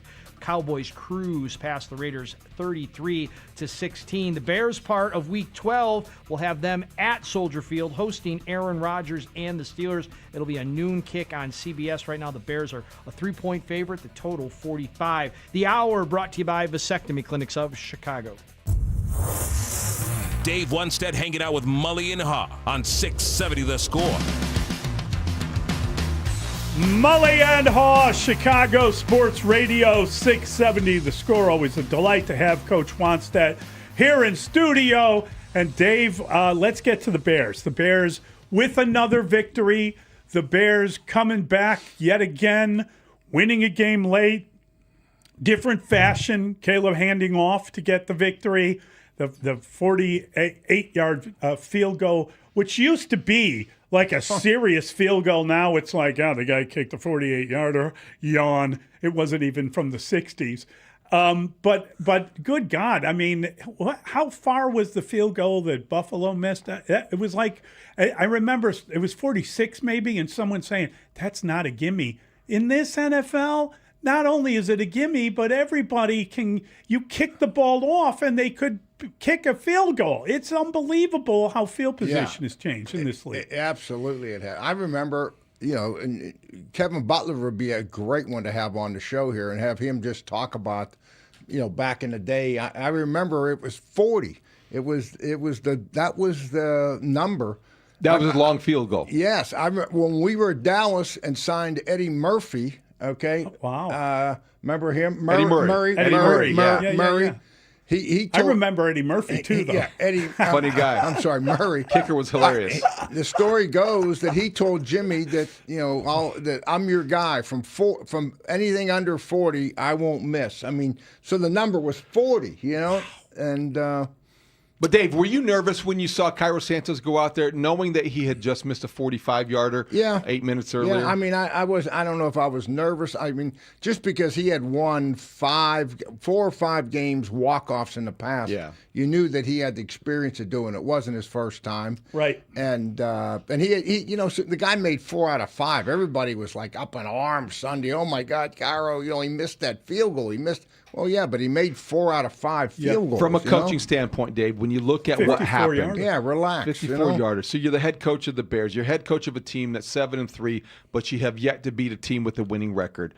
What do you do with that? How do you use whatever you have done to this point as fuel? I mean, is it all about belief, or what are the Bears doing well enough to be in this position? Yeah, number one, I would say that is not. Will and has never been and is not a conversation inside the Bears locker room. I mean, because things change so drastically. I mean, if Aaron Rodgers is out, the Steelers are a different team. Let's be real about it. So, I mean, things change week to week as far as, the team may have a winning record, but all of a sudden their best player's missing, their quarterback's out. And now, all of a sudden, they're not a winning record football team without him in there. That's the point I'm making. So you take each week kind of as they are. And the Bears, what are they doing well? Number one, they're winning a turnover battle every week. Let's start there. Number two, you realize the Bears held the ball for 37 minutes? Yeah. I mean, we can say what we want. Now, that's very good defense. That's stopping them on third down and getting it back. Yes. That's stealing 2 possessions with turnovers. So, I mean, the Bears, everybody wants the sacks and the big negative plays. But on both of those interceptions, if you look close, one was Grady, I know, and I forget who the other one was. On both of them, there is somebody in J.J. McCarthy's face. Yeah. And pressure, and I used to tell my D-line this because, they would get discouraged if they weren't coming up with the sacks. And I would say, hey, guys, a pressure can be better than a sack, and those 2 interceptions, I think, are examples of that. So we're getting pretty good pressure. And, everyone talks about our defense, where we're at with our defense. And let me say this, that when you come up with a lot of these interceptions, the one was just skill, okay?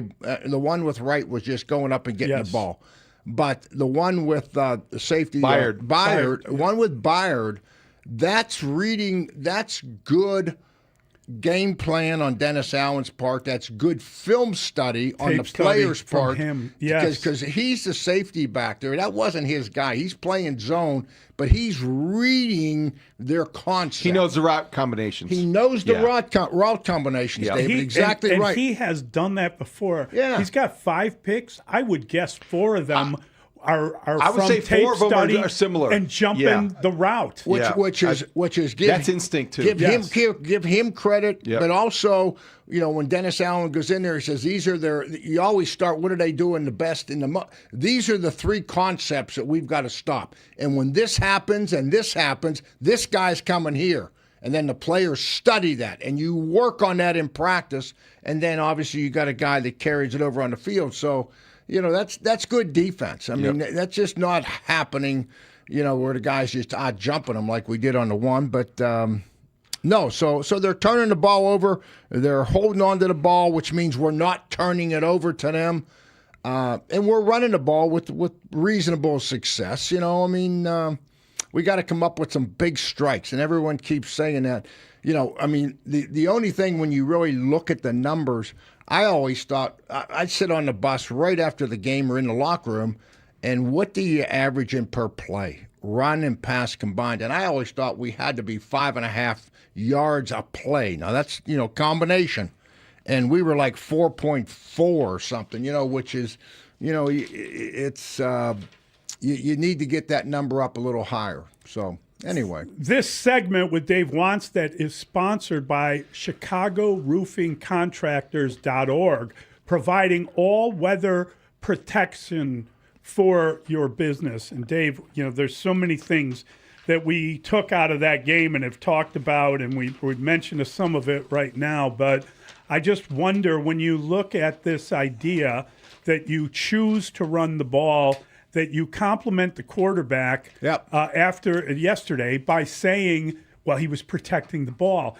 And you kind of make that a priority of what you're doing. Aren't you, in a way, turning him into a game manager or looking for that? Is that because of the opponent, the way that he was being attacked? Or the game situation when you're at the 40-yard line and you run 3 straight running plays. Smart. In order to get to the, you like Safe. that? You don't want safe, and you're running the running plays that you don't want to get hit in the backfield either, too. You know what I'm saying? I mean, the blocking schemes were not. He didn't look happy at the end of the game, and we were wondering if that was. I'm talking about Caleb. Watched the field goal and everything go on. He did not look like.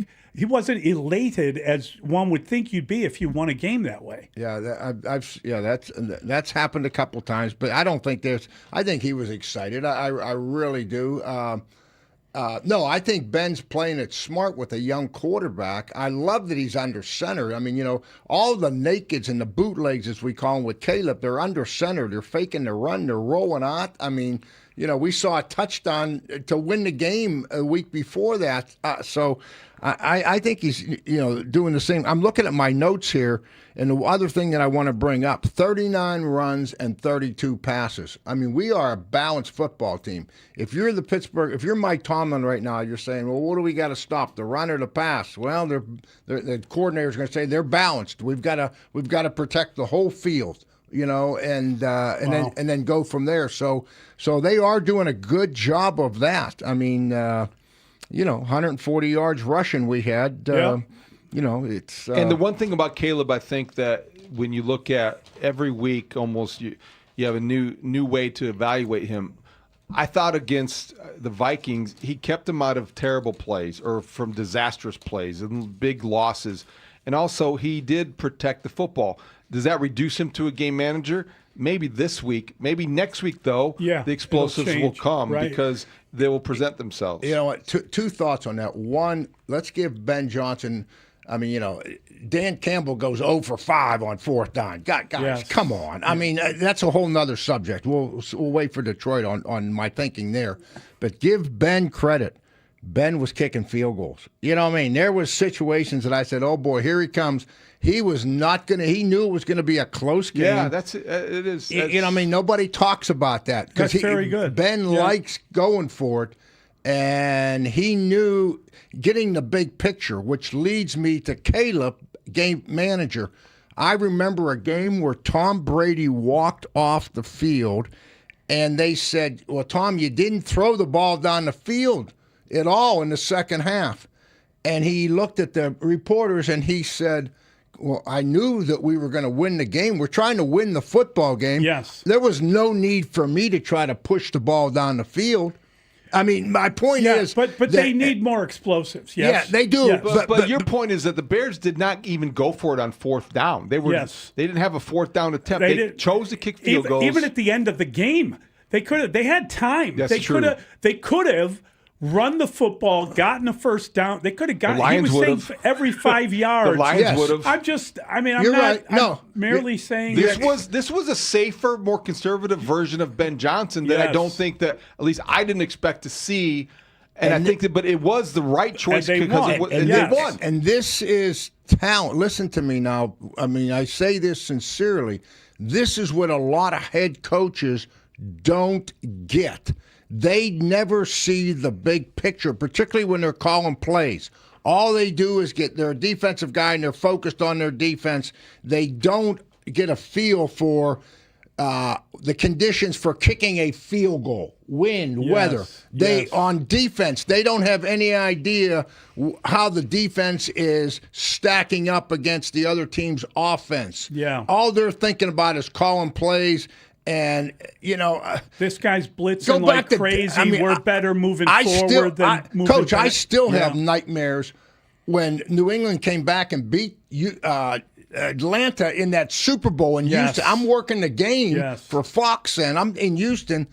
And all they had to do was take a knee. They had a 5-point lead with about 4 minutes to go.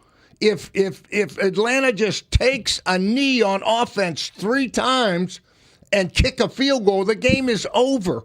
But what do? They drop back and throw it twice. That's, in my opinion, Dan Quinn, the head coach, needs to say, whoa, time out here. What are we doing? Yeah. Well, Dan Quinn misses Ben Johnson. Yeah. Okay. So my point is that let's give Ben Johnson as the head coach. Forget about the offense and everything else. Yeah, just as the head coach with the field goals, Mully, like we're talking about. That he said, you know what? Our defense is playing good. Their offense is struggling with McCarthy. They're not going to score a lot of points. I'm going to kick field goals. Dave, I ain't going to take a chance. Dave, we go after Richard Hightower quite often because of different special teams issues. And frankly, I thought it was going to be another game where special teams let them down. They missed a field goal. Give up a punt return. The punt return. You can't the punt stop return that. You was can't almost cover fatal. a punt. Yeah. Almost fatal. Yeah. And then all of a sudden, you kind of see that kickoff return where they had been going in one direction. You see the overload, and then it's almost like a setup. They go the other way, and congratulations to Devin Duvernay. He returns the hell out of that, and you're almost in field goal range. The minute the play's over, it's incredible. That was the equivalent of a shanked punt the week before. It was the same field position plus that lets you know you're going to win. Yeah, that was the equivalent of of a defensive guy coming up with a blitz to get the sack at the end, or an offensive guy coming up with a play pass and hitting a touchdown. Nice design. Congratulations excellent execution. to him. Yes, absolutely. And they saw it coming, and and a lot of our viewers and stuff didn't realize that they thought that the running back just ran that way. You guys just cleaned it up it was a design play because of what we had done earlier and how Minnesota started cheating. Because on the sideline, they asked somebody after the game, one of our players in the locker room, I heard Jeff Joniak ask a guy, and he said, well, I wasn't sure of what our call was. So that brought the point out that they got different returns, maybe a middle, maybe we used to call that same return. We used to run that forever. We called it a break it. You know what I mean? Where you would start up the middle, or you can call it a counter, anything you want. We called it break it, where we broke it back the other way. Break it right, break it left. And so the point was that it's a design play that Richard Hightower, called and the players executed. So, Dave, you look at the Bears. You mentioned 37 minutes they possessed the ball, and you saw down the stretch Ben Johnson really leaning into the running game. The strength of this team is its offensive line. Coincidence or design? Over the next 7 games, 4 of them are at home. And the Bears have the strength of their offense is the running game. Yep. They're going to be outdoors. That's the last game that was indoors. Yes. That's got to benefit the Bears. Do you think that this was all along the idea to build a team whose strength is running the football under these conditions where it's going to be an advantage to you? Well, yes. I mean, that makes sense to all of us Chicago people here because that's, Or I guess you think you'll see plays that are called that reflect that when you are in those conditions. I think it's the starting point, of this offense. And right now, if you're playing the Detroit Lions and you're a defensive coordinator, the first thing you have to stop is that running game with Gibbs and Montgomery. If you don't, they will beat you running the ball. And that's what Ben Johnson did at Detroit. Now, all those play action passes and those quarterback bootlegs or rollouts, whatever you want to call them, waggle passes, they all come off of the running game, But the starting point, which fits with Soldier Field and outside everything you're saying, David, it's the running game. And I think we saw the history of that with Ben at Detroit. So to me, it's nothing new. I mean, this is kind of what I thought would happen here.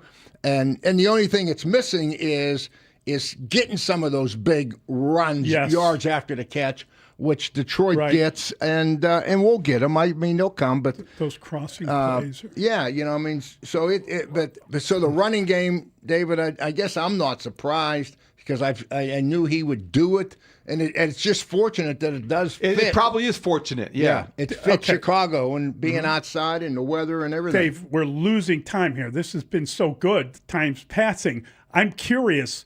Pittsburgh coming to town. Yeah. We got to talk about that. We got to talk about, do you want to face Rodgers or do you want to somehow avoid him?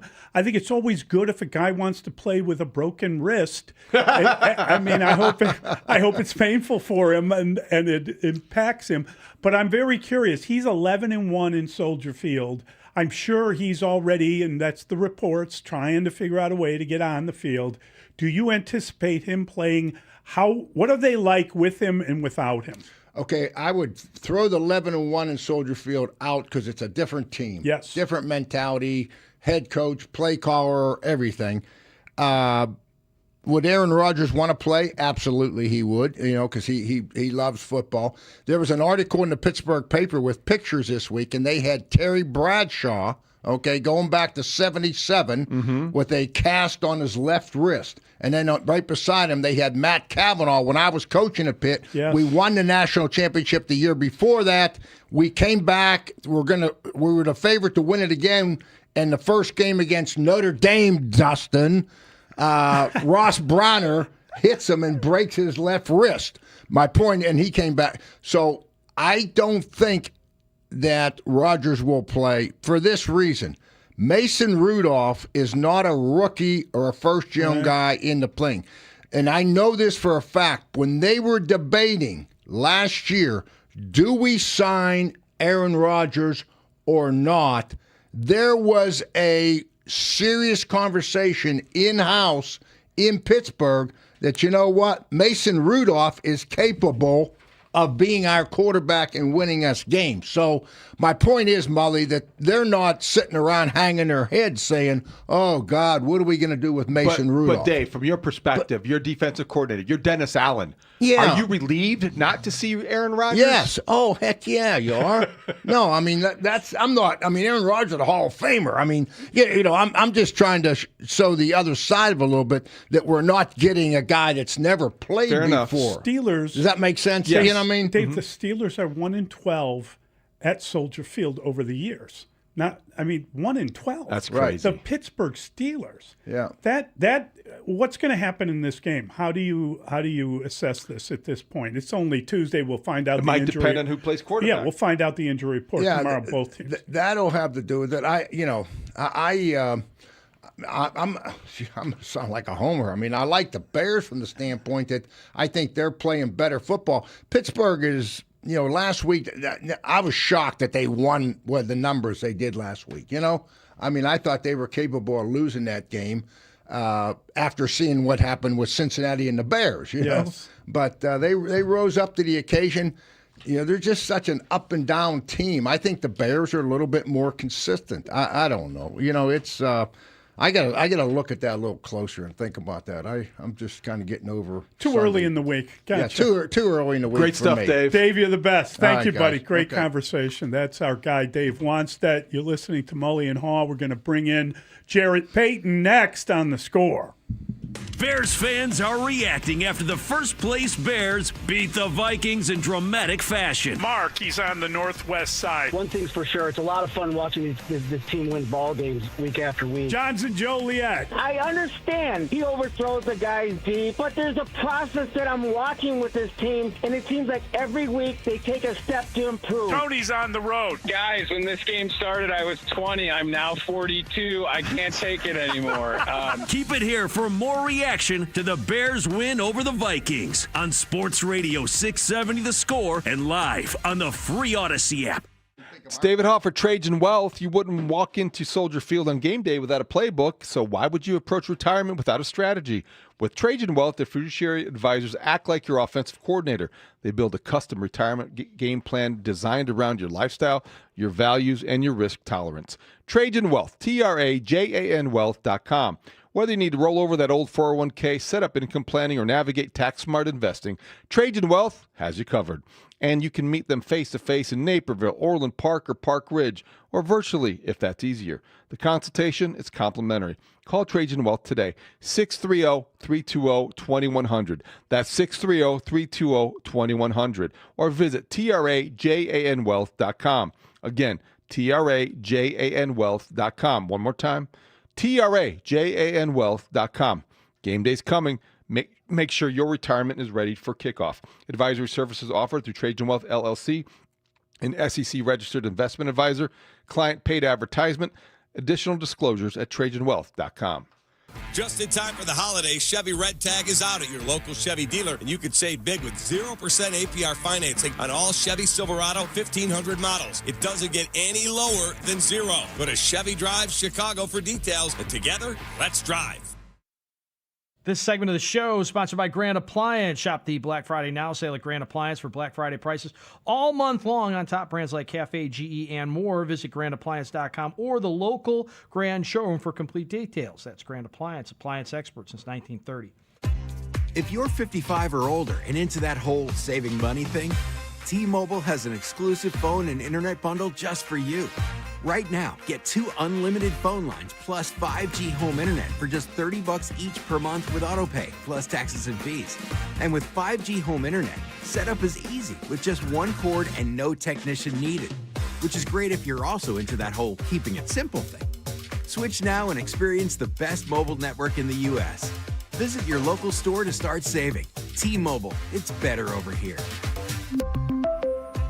Based on analysis by Ookla of speed test intelligence data Q4 2024 to Q1 2025. Ookla trademarks used under license. Unlimited on our network. Customers on voice plan may notice speeds lower than other customers and further reduction if using more than 50 gigs a month due to data prioritization. Video streams and SD on this plan. Home internet pricing after $20 a monthly bill credit plus $5 per line without autopay. Debit or bank account required. See 5G device coverage and access details at T-Mobile.com. This is Boomer Esiason with an Odyssey Sports Minute. The NFL just completed its international series with 7 games staged in Brazil, Ireland, England, Germany, and Spain. More on that venue in the next hour. Australia is going to be our big learning test next year, said Roger Goodell. Regarding the scheduled contest in SportsMed Melbourne, my question, will they promote it down under as American rules football? One must ponder. I'm Boomer Esiason. Hellsberg gifts checked off the list. Now, time for wrapping. Earrings for mom. A gold bracelet to match the rings Danielle wears every day. And for dad, a new watch, because we all know he needs one. All right, this is going to be a good one. Our favorite things for your favorite people. Shop our Black Friday event for up to 65% off in-store or at Hellsberg.com. The holidays are back at Starbucks, so share the season with a peppermint mocha. Starbucks signature espresso, velvety mocha, and cool peppermint notes, topped with whipped cream and dark chocolate curls. Together is the best place to be at Starbucks. This is the story of the one. As a custodial supervisor at a high school, he knows that during cold and flu season, germs spread fast. It's why he partners with Grainger to stay fully stocked on the products and supplies he needs, from tissues to disinfectants to floor scrubbers. All so that he can help students, staff, and teachers stay healthy and focused. Call 1-800-GRAINGER, click Grainger.com, or just stop by. Grainger, for the ones who get it done. It's the season to come together over your holiday favorites at Starbucks. Warm up with a creamy caramel brulee latte, get festive with an iced gingerbread chai, or share a velvety peppermint mocha. Together is the best place to be at Starbucks.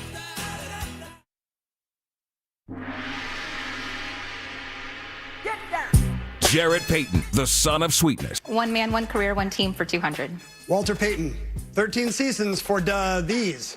Deanna. Who are the Chicago Bears? The Bears, yes. Sports anchor for WGN, former running back great. Payton again, already 2 touchdowns. There it is. There's the touchdown. The Jarrett Payton Show today. Jarrett Payton with Mully and Haugh on 670 The Score. Mully and Haugh, Chicago Sports Radio, 670 The Score. Always fun to talk to the great Jarrett Payton. He joins us now on the Atturo Tire Hotline. Atturo, your hometown tire, Atturo.com. Jarrett, good morning. How are you? Mully and Haugh, what's going on, fellas, man? One thing I do know, I'm not getting tired of all this winning. I'm enjoying all this winning, man. This has been fun to watch.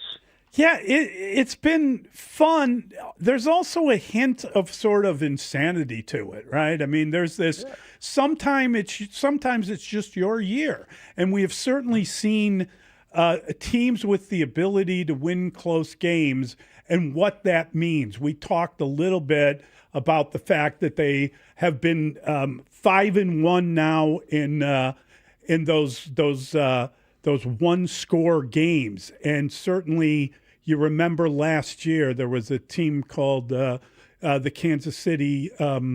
I forget the name of the Chiefs. That's it. And they made it to the Super Bowl by winning all these one-score games. Wow! And you have a team in Minnesota that was 9-1 in one-score games, and they won 14 games. The Chiefs. I'm not. Yeah, I'm saying sometimes those one-score games are going to fuel your season, and the Bears have figured out a way to win these close games. And I was kind of miffed the morning after that Giants game. I was like, well, this isn't sustainable. What the hell's going on? How did they not do better? But now I'm kind of going the other way on it. I'm like, wow, this is their strength. They keep winning these games. Yeah. That's something to feel great about. I feel like we talk about this every single week when I jump on with you guys on Tuesday. But, I mean, Mully, when you were trying to figure out, talking about the Chiefs, I was thinking about the team that they just beat, Minnesota, last year, and it just seemed like it was one of those crazy years for them, right? Where you're like, how 9-1 in one-score games. Yeah, they were very, very close. And on the flip side, to see where that Vikings team is now, they're kind of like the Bears from last year, and they've kind of switched positions. And it's really cool to watch the progression of this team. And I think for me coming into the season, the way that I viewed this team, it was. I was never thinking about playoffs, postseason. It was just about can you be better than your record last year? Can you find ways to win more games? Can you establish an identity as a football team?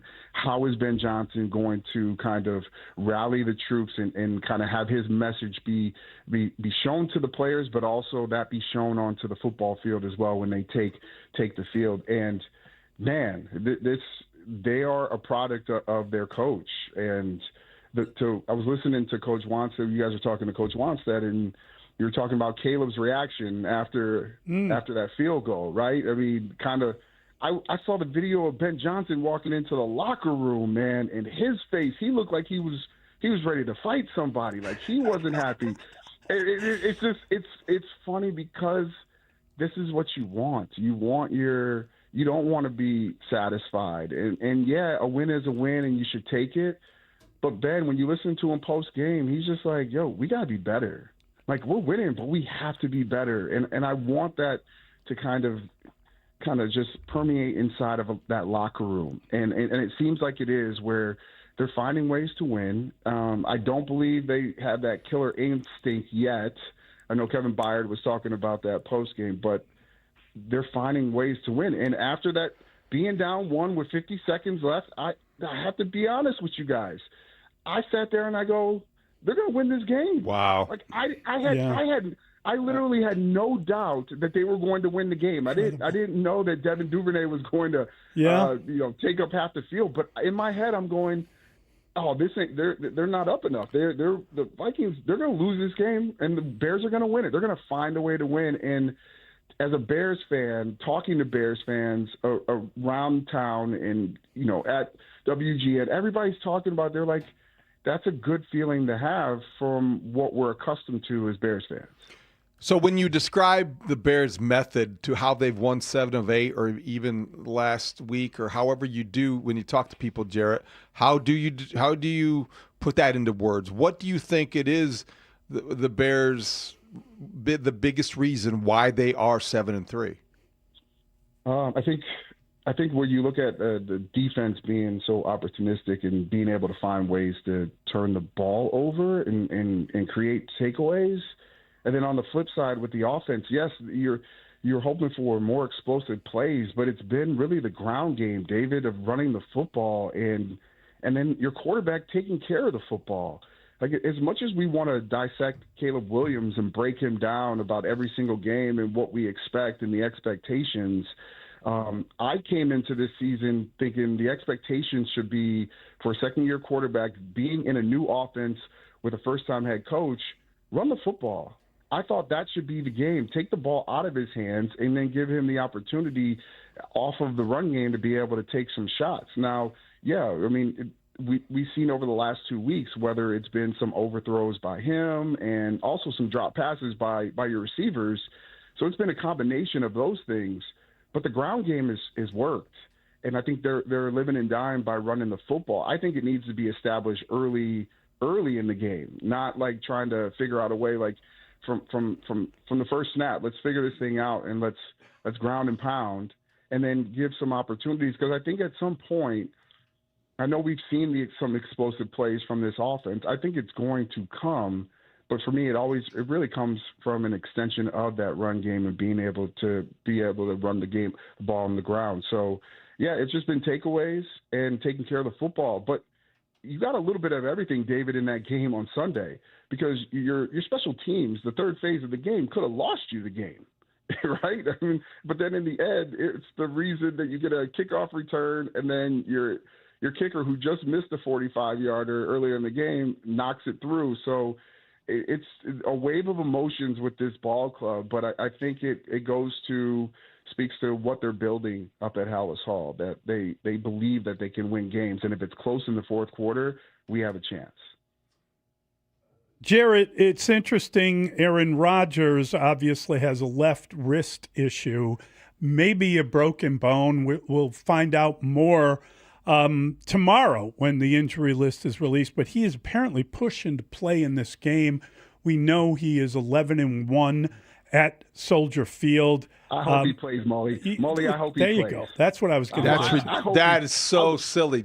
Why? Look at David doesn't want him. Listen, you can't, if you're really going to be that full of yourself, thinking that you can play with your left hand, like your wrist. David, you know how hard that is to do?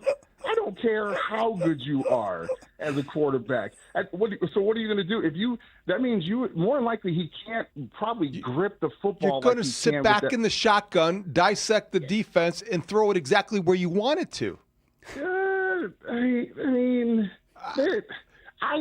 careful what you wish for. So listen. I would look. Mason Rudolph playing. He don't either or. This team doesn't scare me. They don't scare me, this Steelers team. So I either or. But the fact is that Aaron's pushing to play because of this. I know who he is, man. I want to beat him at this point. That's the big thing for me. For years of going through what we've gone through when he was with Green Bay and and the fact that he is that full of himself that he really wants to play. I love it. I just know how hard it is, man. I've had wrists, I've had broken a bone in my hand, and trying to grip a ball is the hardest thing to do. You resort to like always being with the hand that works, and in this game you can't, with guys coming after you, you're fighting off tacklers, all this stuff. I think it's just the play. I don't think he plays. I really don't think he plays. I think we'll see Mason Rudolph underneath center on Sunday, and giving the Bears a better opportunity to walk away with their 8th win of the will season. right. That will give the Bears a better opportunity if Mason Rudolph plays. You agree on that? Yeah, I do. Yeah. I definitely do. I don't. I always listen to you, Dave, because you're like that angel on my right side that's always telling me like, hey, be careful what you wish for. But then I got Mully on the other side. That's going, me. I'm the devil. I like that. Yeah. I like that. Yeah. I know. Go. I am. I'm always. It's a good debate. Rob Jared. that liquor store. Let's both do it together. It is a That's good me. debate. Yeah. Listen, I want one guy that has obviously played a big role in this that we haven't necessarily talked about all season long, but Devin Duvernay is a guy they signed last offseason to do exactly what he did against the Vikings. It turned out to be, even if it's just that one game, a very smart signing because it was relatively cheap. He had a good game against his old team, the Ravens. Yeah, he has had some good games, Jared. I just wonder, when you look at him, what does he have to offer, and how would you describe, again, that kickoff return? We talked about it, the counter, and how was that schemed up, or was that all Devin Duvernay? That was schemed up. I mean, once I saw him get that ball at the 4 and start heading towards the right side of the field, I was like, they've seen something, they saw something, and knew what that was going to give them an opportunity to bust one. And so when you have a guy that's done it before, that has all the accolades, and it might not happen, throughout the year, maybe early on in the year like you wanted to consistently, but it's those plays you go get a guy for moments like that, and hopefully, like we were talking about last week, just about Montez Sweat, you were asking me, David, just like what's got into him, and I was saying it's the plays, making plays, and when you can have that confidence, man, you start to have a little bit more confidence back there, and just thinking about the guys that are in front of you now that are blocking for you when you make a play like that, I think it brings a little bit more juice once you get into those special teams rooms, and then you get out there on practice as well, because now guys have confidence as well that, man, we saw what he can do. If I do my job, I can spring him for maybe another long return. And so I think it's going to be something that hopefully makes waves as I head down the backstretch of this season. This segment with Jared Payton is sponsored by the all-new Toyota on Edens in Northbrook. Visit ToyotaOnEdens.com. Jared, I thought that Cole Kmet played as good a game as I've seen him play. I thought he was really excellent in that game. They targeted him 5 times. He had 5 catches. I think the tight ends are catching virtually everything thrown to them. I'm not sure I can say that about the receivers, and I don't know if that's because of issues with Caleb or issues with putting the ball in certain windows. I mean, there are all sorts of explanations, but the drops seem to come more from the wide receiving core, which on paper is excellent. I don't know if it's excellent in practice, not as good as it should be. We actually saw DJ drop one. That never happens. But the tight ends, there's part of me that would like to see them featured more, get the ball to both those guys more. Certainly, if you get in the red zone, throw the ball to Loveland. Let's see that whole thing build up. That's it. That's where I'm at too, Mully. I mean, we knew coming into the season they were talking a lot about 12 personnel and making sure that both of these guys were going to be big parts of this offense. And I think the hard part is Colston Loveland, like you knew as a rookie that it was going to take a little bit of time, but the game plan sometimes kind of plays itself out like that, where both guys were big in that game and making big time catches for Caleb. And I've always believed that in every place that I've been, especially being in Miami, of when you have the tight end or 2 tight ends that you can rely on, man, those guys become that safety blanket for quarterbacks, and they feel comfortable, especially in those intermediate routes, right, where you can drop back. It's a 5-step drop or 3-step drop, balls out, and those guys are catching it. And then for me, Loveland has that ability to be able to take it a little bit. He wants to get nasty, and he wants to hit you right after and then get some yak after that. So both guys having big games, this is what I think a lot of Bears fans were hoping for, that they were going to find a way. But the hardest part is, you guys, there's only one football, man. Yeah. And I know Ben struggles every single week. Even with this offense not being where he wants it to be, it's still tough on a weekly basis to find ways to get the ball to the guys, to all the guys out there and feed everyone. But if your wide receivers aren't doing what they're supposed to do and there are drops there, and you can rely on these tight ends, I think why not? Because they're a big part in the run game as well. But then once you start running the ball a little bit more, then you have a guy like Colston Loveland who's blocking a little bit, and then next scrapes off and in the 5-yard for a flat, and then he's taking that another 10. Like that's what that gives you once you're running the football a little bit more. So watching both of them excel, I think if they're going to have success, both guys have to find ways to be implemented more in the game plan moving forward. Great stuff, Jarrett. Thank you, buddy. Thanks, Jarrett. Hey, see you guys. That is Jarrett Payton. That's fun. That's fun stuff. Good stuff. You want to see more tight end throws? If they're hunting at completions, I want to see more of Colston Loveland. Yeah. Yes. Okay. Cole Kmet has a role to play. He's playing it well. But the rookie's here for a reason. 312-644-6767. Mully and Haugh on the score. Mark Grody, part of the Rahimi Harrison Grody Show on the score. The Cubs winning the World Series. I was lucky enough to be a part of the Cubs doing pre and post game. But Game 7 of the World Series in Cleveland, it was something that a lot of us never thought we would see, and that is the Cubs winning a World Series. Mark Grody, lifelong Chicago sports fan and longtime score guy, talking Chicago sports every day, 10 a.m. to 2 on the Rahimi Harrison Grody Show, right here on Sports Radio 670 The Score and live on the free Odyssey app. This segment of the show brought to you by AlmostFreeTeeth.com, because confidence should never cost a fortune. Since we opened our doors in 1868, Busey has fostered deep customer relationships and vibrant communities, embodying a legacy of partnership and progress. With multiple lines of business, we provide a range of financial solutions tailored to your needs. From digital banking to planning for retirement, Busey is here to help you achieve your financial goals. Busey Bank, building business, growing wealth since 1868. Member FDIC.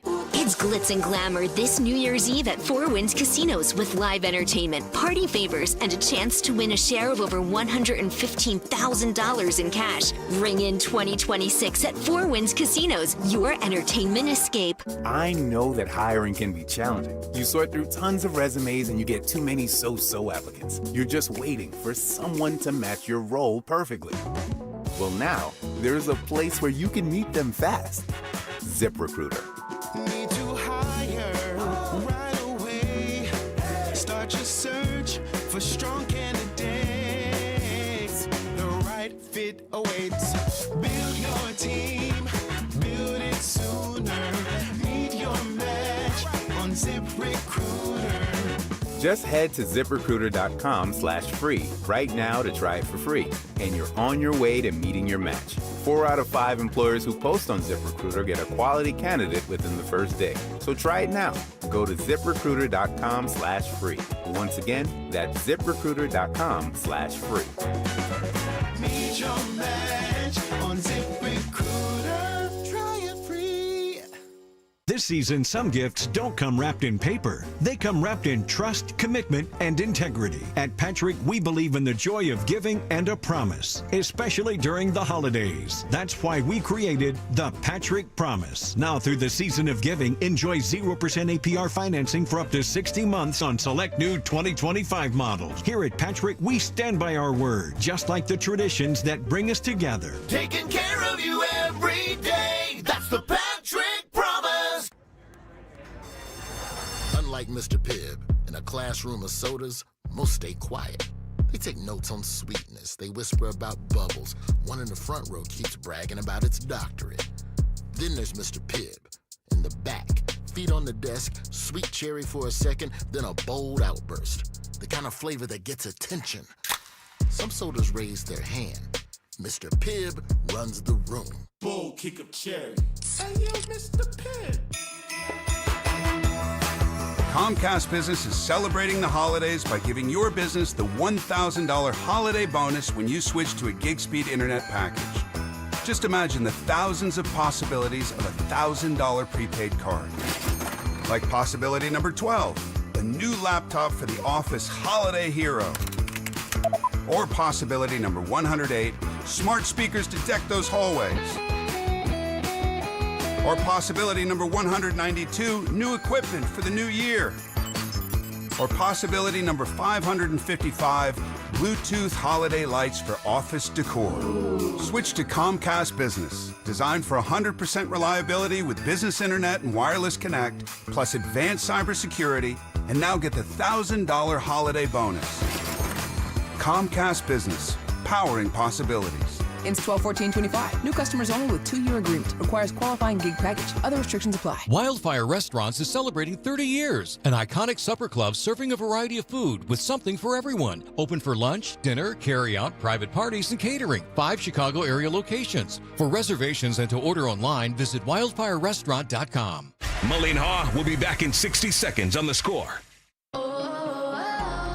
My perfect day has sand, salt water, and friends. But my moderate to severe plaque psoriasis can take me out of the moment. Now I'm all in with clearer skin thanks to Skyrizi. Risankizumab Riza, a prescription-only 150 milligram injection for adults who are candidates for systemic or phototherapy. With Skyrizi, most people saw 90% clearer skin, and many were even 100% plaque-free at 4 months. Skyrizi is just 4 doses a year after 2 starter doses.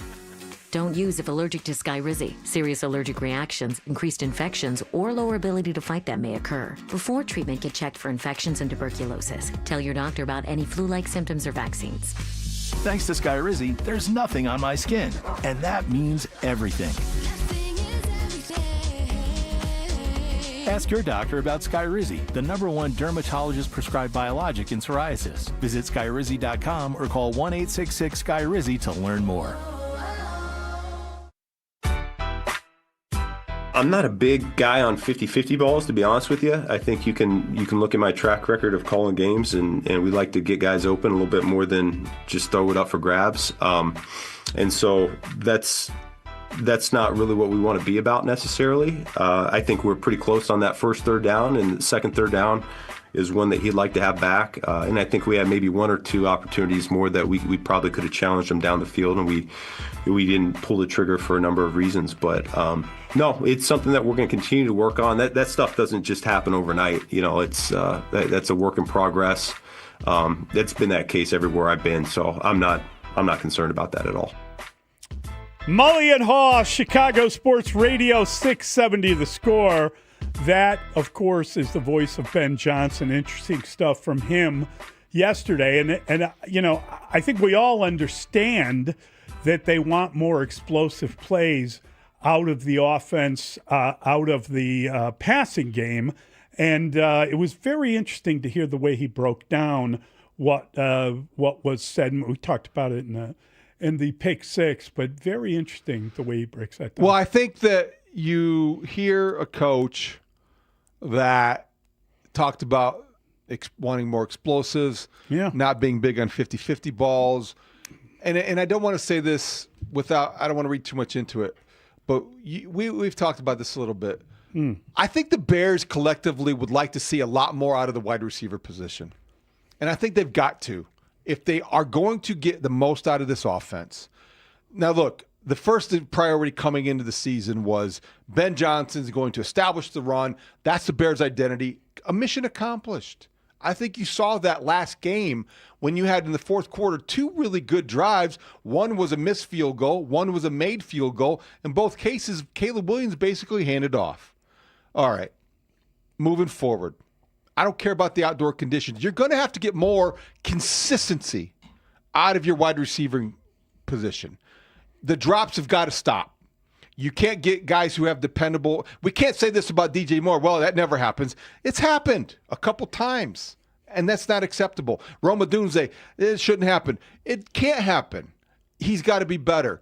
Get the ball to Luther Burden. Yeah, you want to do that. Catch the ball, rookie. I think you have to be more demanding of your wide receivers. You have to expect more because I don't think that collectively this is a position group that has lived up to its potential. Has Luther Burden moved ahead of Zacchaeus, of Olamide Zacchaeus? That's happened, right? I believe We've seen so. that happen. But is that a front office decision or is that a coaching decision? I think it's a coaching decision. I think the coach was involved in the drafting of the player too. Remember you're right. how everyone reacted when they drafted him? Good reminder. There Thank you. seemed to be like a bigger celebration over that than anything else. That's a good reminder. But he's a Ben Johnson guy. Yeah, but I do think that what you're saying is absolutely correct. And I don't know if it has something to do with the quarterback. I don't know if they feel like Caleb Williams is throwing too many 50-50 balls. Who in the name of God wants a 50-50 ball? Who likes a 50-50 ball? Wide receivers? Well, wide receivers? A wide receiver that can go up and get it. Yes. But have we seen that yet? No. But you know what? Because that's Rome Odunze. That's the guy. That's the guy that starts with him. Luther Burden thinks he's a go up and get it guy. I'm sure DJ Moore thinks he's a go up and get it guy. Every receiver in their head thinks they are a go up and get it guy. I'm a throw it and complete it guy. You are. You got to hunt completions, and that's that. Scheme guys open, joking. deep crossing routes. Yes, where are those? Where are they? I'm not sure. Are receivers not getting open? No. Or is Caleb Williams just missing them? It could be an accuracy issue, I don't know. David. You don't want to Honest to complain. They're 7-3. Yeah. But if you're nitpicking an offense and you're looking at position groups, I believe the wide receivers you could get more out of. Let's try Jeff. He's on the Odyssey app. Hey, Jeff. Hey, good morning, gentlemen. Kind of listening to Ben on the way in off that break, you can tell, or at least I think, he is frustrated. He's a guy that has been always, interceptions don't matter because that means you're taking chances down the field, and it's more important to complete passes down the field and make big plays than it is to worry about managing a game down the field. Now, I don't think he's down on Caleb, but I think he's frustrated with Caleb because when you watch film on him, he is definitely passing up some throws, or he's not waiting in the pocket long enough for those long distance throws, like David said, that crosser over the middle. Yep. He's not waiting for that to materialize. So I'm just thinking he's probably frustrated, and that's probably what's coming out. And he's not going to say, you know what, I'm mad at my quarterback, but he's definitely frustrated because his philosophy has always been kill, kill, kill, win by as much as you can. Right. No, and Jeff, you're making a great point. Thanks for the phone call. You're right. I mean, he is a guy that wants to score on every play, every series. He wants to end in a touchdown. And it's not happening right now. I don't know that he wants a 50-50 ball, though. I think he wants a completion. He would like the sure thing rather than the maybe. All right. We're going to be right back. We're going to bring in Mike Florio. We'll talk about the NFL with Mike. We will get back to all your phone calls. Stay tuned. Mully and Haugh on the Score. After the big win over the Vikings, the Bears are sitting in first place in the NFC North. It's a comeback can. Chicago Bears do it again. They are the top dog. They sit atop the standings in the NFC North. Are the Bears good? They're in first place. If they get to 10 wins, they're getting in. And that's just what it is. Can Ben Johnson, Caleb Williams, and crew keep the Bears atop such a competitive division? Keep it on the Score as we continue to follow the Bears the rest of the season on Sports Radio 670 The Score and live on the free Odyssey and iHeartRadio apps. Hey, does this sound like you, where every step is a reminder of what hurts, of what you're not able to do, and how far you've drifted from the life you used to have? Listen, I got good news for you. Relief is closer than you think. It doesn't have to come from a scalpel. At QC Kinetics, Dr. Caravelli and her team tap into your body's own regenerative power. They use natural healing factors to help restore damaged tissue, reduce inflammation, and relieve pain at its source. It's your body's comeback story. No surgery, no pain pills, no long recovery, just your body remembering how to feel alive again. Imagine swinging that golf club, hiking that trail, dancing again. Dancing like Mr. David doing an impersonation of the Bears kicker. That sounds like fun. That's the freedom that QC Kinetics helps people rediscover. Don't just mask the pain. Let QC Kinetics help you regain what the pain took away. Around this Veterans Day, they're still giving back. Veterans get $500 off treatment. And for every non-veteran who starts care, QC Kinetics is going to donate $500 to the Wounded Warrior Project. Call QC Kinetics today for your free consultation. Call 312-847-4347. 312-847-4347. QC Kinetics. 312-847-4347.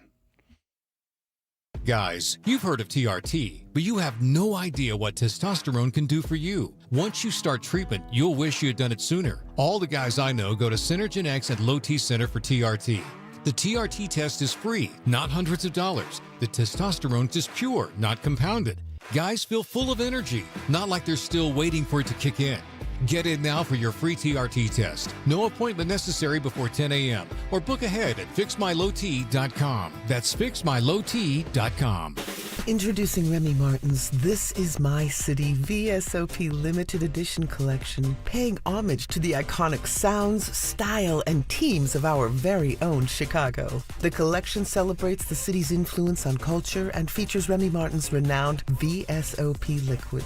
This limited edition bottle is available now, and you can learn more at RemyMartin.com. Remy Martin VSOP Cognac, 40% alcohol by volume, imported by Remy Cointreau, USA, New York, New York. Please drink responsibly. Hey, Chicagoland, get with a winning team. The all-new Toyota on Edens, one of Chicagoland's fastest-growing Toyota dealers. Score big savings in our fresh line of 300 new 2025 and now 2026 Toyotas. And servicing your current Toyota has never been more convenient, with extended service hours, including Saturday service, plus Uber pickup and drop-off. The best way is right off the expressway at Toyota on Edens or ToyotaOnEdens.com. FanDuel Sportsbook is the official sportsbook of 670 The Score. Hey, it's Spiegs. FanDuel's the #1 sportsbook for same-game parlays. From points and rebounds to threes and assists, FanDuel is the best place to combine your favorite picks into a same-game parlay, where you can track every stat live all in one easy-to-use app. And right now is the perfect time to join because new customers, you get $150 in bonus bets if your first $5 bet wins. That's $150 in bonus bets if your first $5 bet wins. So bet on the players you love. Bet on them the way you want. Head to FanDuel.com/Matt to sign up today. That's FanDuel.com/Matt. FanDuel, official sports betting partner of the NBA. 21 plus and present in Illinois. First online real money wager only. $5 first deposit required. Bonus issued as non-withdrawable bonus bets, which expires 7 days after receipt. Restrictions apply. See terms at sportsbook.fanduel.com. Gambling problem? Call 1-800-GAMBLER. The premier name in bridal and engagement rings here in the Chicagoland area is Rasny Jewelers. If you're ring shopping, Rasny Jewelers is your destination for exceptional quality, far from the big corporate chains, the diamond wholesalers, and the online sites pushing mass-produced diamonds and settings. With Rasny Jewelers, you'll own a natural diamond that has inherent value, a diamond that's been hand-picked for maximum brilliance, and a diamond she will be proud to wear. Guys, she's going to look at that ring every day for the rest of her life. Make the right decision. Rasny Jewelers is a name you can trust. Their team will guide you every step of the way, sharing their expertise so you feel confident in your choice. Rasny Jewelers, Chicagoland's local jeweler, Addison, Hinsdale, Highland Park, and Chicago's Gold Coast. Online at Rasny.com. Chicago's Sports Morning Show with Mully and Haugh will be back in 60 seconds on The Score. This is the story of the one. As a maintenance supervisor at a manufacturing facility, he knows keeping the line up and running is a top priority. That's why he chooses Grainger. Because when a drive belt gets damaged, Grainger makes it easy to find the exact specs for the replacement product he needs. And next day delivery helps ensure he'll have everything in place and running like clockwork. Call 1-800-GRAINGER, click Grainger.com, or just stop by. Grainger, for the ones who get it done. You think you understand how this business works, but you don't. Landman, TV's biggest phenomenon, returns to Paramount Plus. From Taylor Sheridan, co-creator of Yellowstone, starring Billy Bob Thornton. You have to know the rules of the game and bend them, and you really have to know them to break them. Demi Moore. I want success. Get it for me. Andy Garcia, Ali Larder, and Sam Elliott. You don't even know the game you're playing, do you? Landman, new season, now streaming, only on Paramount Plus. Broadcasting live from the Hyundai Studios, presented by your local Hyundai dealers. This is Chicago's #1 and most listened to sports station. 670 The Score is Chicago Sports. Chicago Sports is The Score. And always live on the free Odyssey app. WSCR Chicago, WBMX HD2 Chicago, and Odyssey Sports Station. The Score! Scoreboard update. Score Update Studio brought to you by AlmostFreeTeeth.com, because confidence should never cost a fortune. 66-9. That's what the Bulls bench outscored the Nuggets bench by, and the Bulls end their 5-game losing streak on the road against those Nuggets, 130-127. Josh Giddey led the way with 21 points. Bulls Blazers Wednesday night, 8:45 pregame here on The Score. Tonight at the United Center, the Blackhawks drop the puck against the Calgary Flames. The Raiders lost to end Week 11 of the NFL season, falling to the Cowboys and Dak Prescott 33-16. Dak throws for 4 scores. Aaron Rodgers' left wrist might be an issue, but the Steelers will still be in town to take on the Bears, the first-place Bears. They are 7-3, best in the NFC North. That's a noon kick on CBS. The Hour, it's brought to you by AlmostFreeTeeth.com. Affordable implants, life-changing smiles.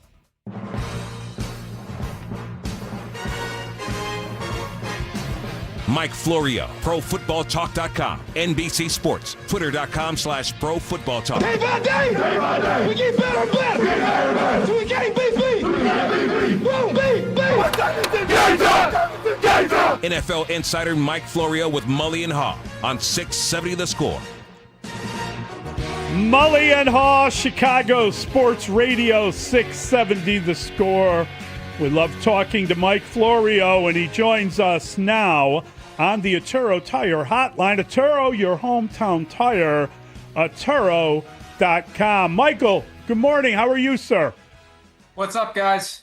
We are really just sort of trying to believe that the Bears are real, that they are in the playoff picture, that they have taken the lead in the North, and that they're never going to give it back. As the general manager once said, what are your thoughts on the Chicago Bears 7-3 at this point? Well, it's 7 wins, and with 7 games left, that's money in the bank for the stretch run. Some people say football season doesn't begin until Thanksgiving, but the more wins you have makes you viable down the stretch. Now, are all the wins pretty? No. Are some of the wins lucky? Yes, but there's still wins. And every year we see a team or two that just finds that sweet spot where they find a way, and that confidence leads to more confidence, and you get to the challenging moments late in the game and you believe that it's going to work out. It was the first thing I thought when the Vikings scored to go ahead with 50 seconds left. What Caleb Williams said to his teammates after the Bengals took the lead late in the game a couple of weeks ago. They left us with too much time, and the kick return made any effort by Caleb Williams to get the Bears in field goal range irrelevant. He didn't have to do much, and he still did it to set up the game winner. So that belief that is born of actual results 1 week at a time can serve the Bears well. And I'll be surprised at this point if they don't make the playoffs. It would require a full-blown collapse. And the key is, it started rough, 2 losses. But then you start winning, and I think with a new coach, new staff, new belief, new approach, the sooner it starts working, the sooner the players buy in and they believe. And I think there's a strong degree of confidence and belief that the Bears can keep this going. They're getting better on the fly, and Ben Johnson is making a persuasive case for Coach of the Year votes. The problem is there are several other coaches like Mike Vrabel, Shane Steichen, Mike McDonald, hell, even Sean McVay, that could muscle their way into the conversation. But the awards don't matter. This is a team that's laying the foundation to contend for years into the future. Now, it's going to set higher expectations next year, and next year could be when the correction comes. But at least for this year, it's a fun ride, and the key is enjoy it 1 week at a time and see what they can do. Steelers this weekend won't be easy. Black Friday game against the Eagles. That's must-see TV all of a sudden. I remember when it came out in the schedule, it's like, okay, yeah, maybe that'll be a good game. Now it's like, man, I can't wait for Black Friday. So the Bears are becoming appointment viewing. They're fun to watch. And I think they'll make the playoffs. The question is, do they win the division? And is there a way they could pull an inside straight and end up with the number 1 seed, which is not out of the question? Very interesting. I like the way you put it on ProFootballTalk.com, Mike. They might just stumble bum their way to a division title. But what you bring up are really good points, because Ben Johnson is the biggest reason why, at least is recognized here in Chicago, and it sounds like you agree. I also believe we're seeing Dan Campbell missing Ben Johnson as much as anything going on with the Lions. You know, there's a former NFL head coach who doesn't personally know Ben Johnson, who will from time to time share with me unsolicited praise for Ben Johnson as a play designer and play caller. And this former coach's opinion is that Ben Johnson is currently the best, without question, in a league that has Kevin O'Connell, Kyle Shanahan, Sean McVay. That Ben Johnson is the best. And so the net difference, and this was, you know, that pit in the stomach of Lions fans when Ben Johnson stayed in the division. What is the gain for the Bears? What is the loss for the Lions? And we are seeing that. We see Dan Campbell taking over the play calling for the rest of the year. And I think we see the impact of mixing the micro and the macro. The one play at a time, what do we do next, with the big picture decision, when to go for it, when to kick a field goal, when to punt. I think it blew up in their faces on Sunday night in a game against an Eagles team with a struggling offense. They went for it. Detroit did it 5 times. They converted 0 times. That's a game where I think you just keep putting the ball in the Eagles' hands and hope that their offense keeps sputtering and their home fans turn on them, and you can maybe wear them down that way. So it's a challenge for Dan Campbell now, and he's doing more. And there's only so many hours in the day, only so many days in the week between games. You become diluted in how you're paying attention or not to the rest of the team. You know, their defensive strategy the other night. Well, A.J. Brown, they're probably going to force the ball to him. Let's come up with looks that maybe puts a safety in position to pick the ball off, like Kevin Byard was in position to make the interception on the ball that was thrown to Justin Jefferson in a game where Dennis Allen surely knew that the Vikings were going to be trying to get the ball to Justin Jefferson because he's been flashing some low-key frustration. So those are all nuances that take away from the head coach's involvement in the whole team when he decides he's going to be completely devoted to calling plays. Yeah, I think that what's going on in Detroit is sort of the Bears went up there and they were chanting traitor and they were yelling at Ben. It did make a huge impact that he left. He said he was going to leave. They knew it. He had been interviewed for a couple of years. What's extraordinary about the guy is that he's his own man. He is the originator of his own offense, which you only see from certain people in the league. Most people have learned it elsewhere and are sharing different ideas or different combinations. When you call him, or when anyone calls him as good a play caller as some of these guys, I think that the heartening thing is that he's a young coach and he's got his own system and he's trying to train the Bears into how he runs it, and he's smart enough to be aware of the larger picture and to be aware of what you got to do to win games. It's an amazing thing to see here after what happened last year. The complete reversal of all the bad decisions at the end of games to pretty good ones that help you win games. While also learning on the fly the other realities of the job. And there were some moments early in the season, press conferences, when he was a little frustrated, or more than a little frustrated. The questions kept coming up about the end of game situation against the Vikings. The sideline interview with Aditi Kinkhabwala of CBS, where, he may have handled that differently now than he handled it then. Because becoming a head coach involves a much different skill set than being the guy who's in the lab cooking up all these different plays and looks and strategies. And so as he's implementing the thing that got him there, he's learning the other skills, and we see it improving on a week in and week out basis.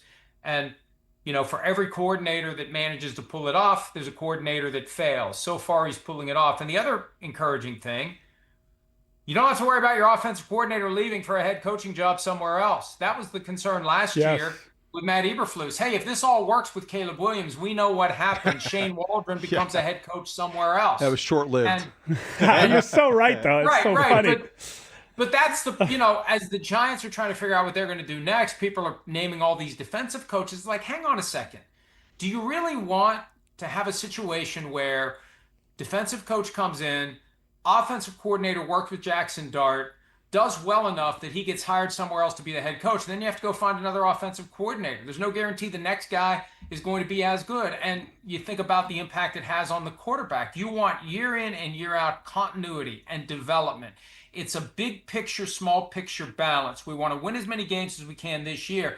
We also want to carry over any momentum we build into future years. And when your head coach is also the guy who is joined at the hip with the quarterback, you don't have to worry about that happening. And look at what the Lions are going through with losing Ben Johnson, the guy who was mastermind of the offense and the guy who was joined at the hip with a quarterback who had a very rough night in Philadelphia. Mike, big picture, when you look at the NFC, certainly Vic Fangio's working some magic with that Eagle defense, which continues to improve and dominate. But I wonder, are the Rams the most quiet, dominant team out there because they just keep winning? Matthew Stafford keeps on making history, and they look like a team. Their defense has been very good during their last 5 games. I just wondered, is anybody really noticing just how good they have become?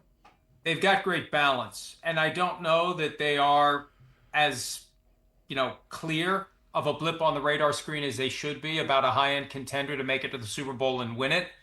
But, the fact that they beat the Seahawks on Sunday in a game where they were outplayed and should have lost. I mean, they won by 2 points in a game where they picked off Sam Darnold 4 times and he had no interceptions. It just shows you the value of balance, because some days your offense isn't going to be clicking like it usually does. The defense steps in. So that was a significant win. Beyond the stakes of the game, the fact that they were able to win that game when you could make the argument they probably shouldn't have, that's the kind of thing that propels them. It gives them a tiebreaker. It gives them a 1-game lead over the Seahawks. The Seahawks are a very dangerous team too. But it's all going to come down to the last several weeks. It is going to be exciting, and for the fans of the teams who are in play, nerve-wracking, 1 week at a time, 1 game at a time, because 1 week can change everything, and that's one thing we've seen this year. And it's true every year, but it feels especially true this year. Whenever we think we have it all figured out, we realize we don't. Look at the Chargers. As high as they were flying, to go in and just kind of fly into the plate glass window in Jacksonville, things can change quickly. But for now, the teams that have 7, 8, 9 wins, those are the teams that have to feel pretty good about themselves, and it's all in front of them. The Rams, the Eagles, the Bears, the Seahawks, even the Buccaneers. They've lost a couple in a row, but they're still in it. And then you've got these teams on the fringe. We don't know what they're going to do. We've seen teams, not every year, but it happens on a fairly regular basis. They're right around 500 when we get into December. And then they get into that, we've got to keep winning to make the playoffs mode, and they just carry that momentum all the way into the postseason. Mike, I can't help but be amused by the whole Jamar Chase thing, just because it's such a goofy excuse that he has that if he was going to spit on someone, he'd spit in their face. But he, as we know, is going to lose a game. He's appealing it. They're apparently going to listen to it today. I didn't realize that the 1-game suspension will cost him $448,333. Of course you come up with a goofy excuse, and of course you try to get that fine erased so you don't miss a game. It just was kind of an insane excuse. Well, there's 2 important points as it relates to the appeal hearing that's going to happen today before Jordy Nelson. He's one of the 3 hearing officers jointly hired and jointly paid by the league and the union. First, what will Chase's defense be? He should not go in there and say, I didn't spit. His coaches essentially admitted he did. The video speaks for itself. His best argument is this: there has never been a suspension for a player spitting. The longstanding practice has been fines. We did a deep dive when Jalen Carter spat on Dak Prescott at the very beginning of the Week 1 game. And you can say, well, Jalen Carter was suspended, but no, he wasn't. No, he wasn't. He was ejected, and he was fined the amount of a game check. He was not suspended. And that would be the argument. If I was representing Jamar Chase, I would hammer it home. This is a new precedent that breaks from years, decades of you fine a player for spitting and you eject him if you see it happening. That's it. No suspension. Here's the reality, though. Even though the league likes to say, oh, these hearing officers are jointly paid and jointly hired, they're not truly independent because they still operate within the confines of the procedure that the league and the union has put in place for renewing their appointments. And if you're Jordy Nelson or any of the hearing officers, you have to do a political calculation. How badly does the league want this suspension? How aggressively is the union fighting against it? Who am I more likely to piss off, with my outcome? And I think the smart move for Jordy Nelson is to go along with the league here, because I think if he doesn't give them the suspension they want, then when it's time for the league to exercise its prerogative to ditch Jordy Nelson and get someone else, they're going to be more inclined to do it because they are very adamant now about the sportsmanship issue and the consequences for spitting, and Chase knew, or at least should have known, do not do this. You're looking at a suspension if you do it. It's the ultimate act of disrespect, and it probably should have been a suspension all along.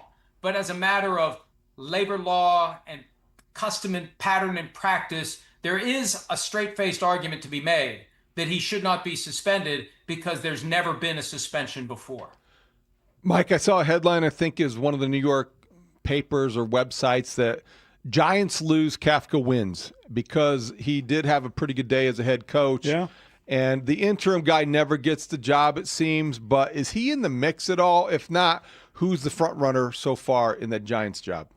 I think that Kafka is in play, and it doesn't matter how many games you win. And I'm always a little hesitant about, especially a late season coaching change where you've got just a few games left, and that wakes up the players and they realize we better get our act together here, because if there's a new coach, I may not be here next year. Let's play hard for this guy, and then maybe I stick around, and you get an artificial bump in the performance of the team.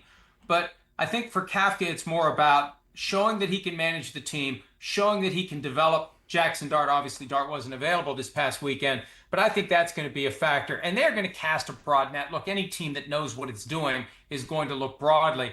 And I think that we should be keeping an eye on the upcoming coaching carousel, because there may be guys who get fired who will land on the Giants' radar. And I'm told that the Giants haven't ruled out the possibility of something that rarely happens. And I brought it up last year as it relates to the Bears vacancy, and I mentioned the possibility of trying to essentially work a trade for Kyle Shanahan, and everybody lost their minds about it.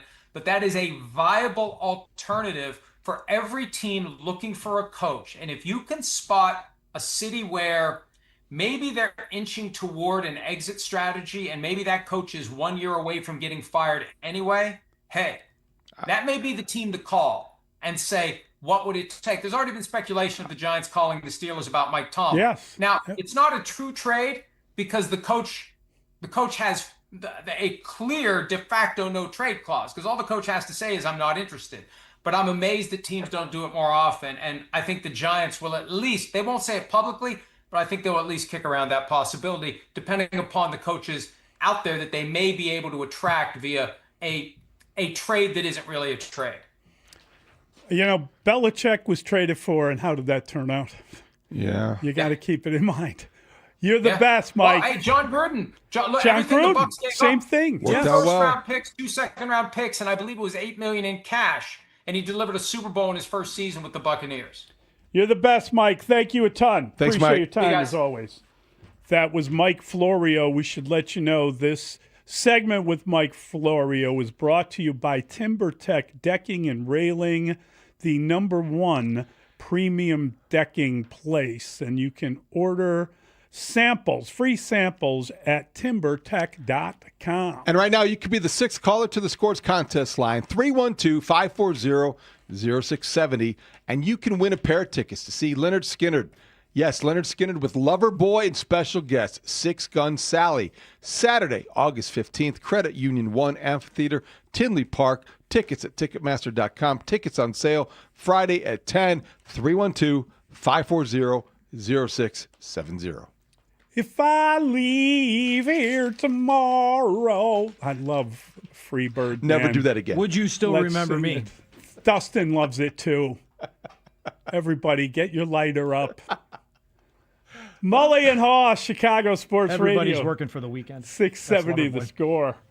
Did you know you can take the Score's Mully and Haugh with you to start your day on the Odyssey app? You know, I think it's a really good question. Well, you can. After all, they are the #1 sports radio show in the morning. David Haugh would like to recognize that I pointed that out. Start your day with Mully and Haugh on the Odyssey app. You get out. Whether you're catching us live or on the Rewind feature, use the Odyssey app to take Mully and Haugh with you everywhere. This segment is brought to you by IHOP. Introducing the IHOP Value Menu, where all your breakfast faves are just $6 each every day. Where else can you get a big, filling, sit-down breakfast for only $6? Go to your happy plates with the $6 IHOP Value Menu. Available every day at IHOP. $7 in some locations. Hey, if your garage floor looks lousy with stains and cracks or a bad epoxy job right now, you can get 50% off labor and installation by the holiday on a new Comer & Cross garage floor. Call them now because 50% off labor and installation by the holiday ends soon. The number 1-800-NEW-FLOOR. A new Comer & Cross garage floor is going to be your favorite home improvement, and it's like pulling into a new car showroom every night. It's guaranteed to never chip, crack, or show tire lift like epoxy or paint ever. And they make it so easy. Comer & Cross employees are pros. They don't use subcontractors.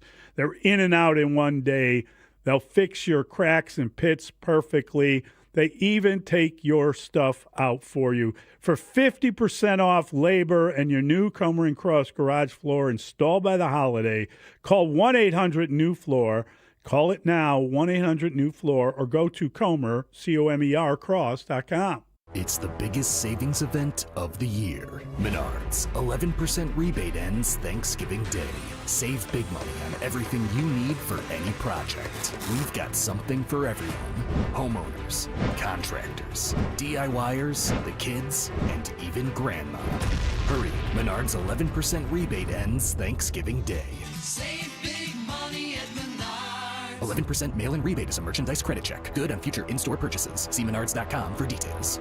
There are only about 4,300 publicly traded companies on the U.S. Stock Exchange.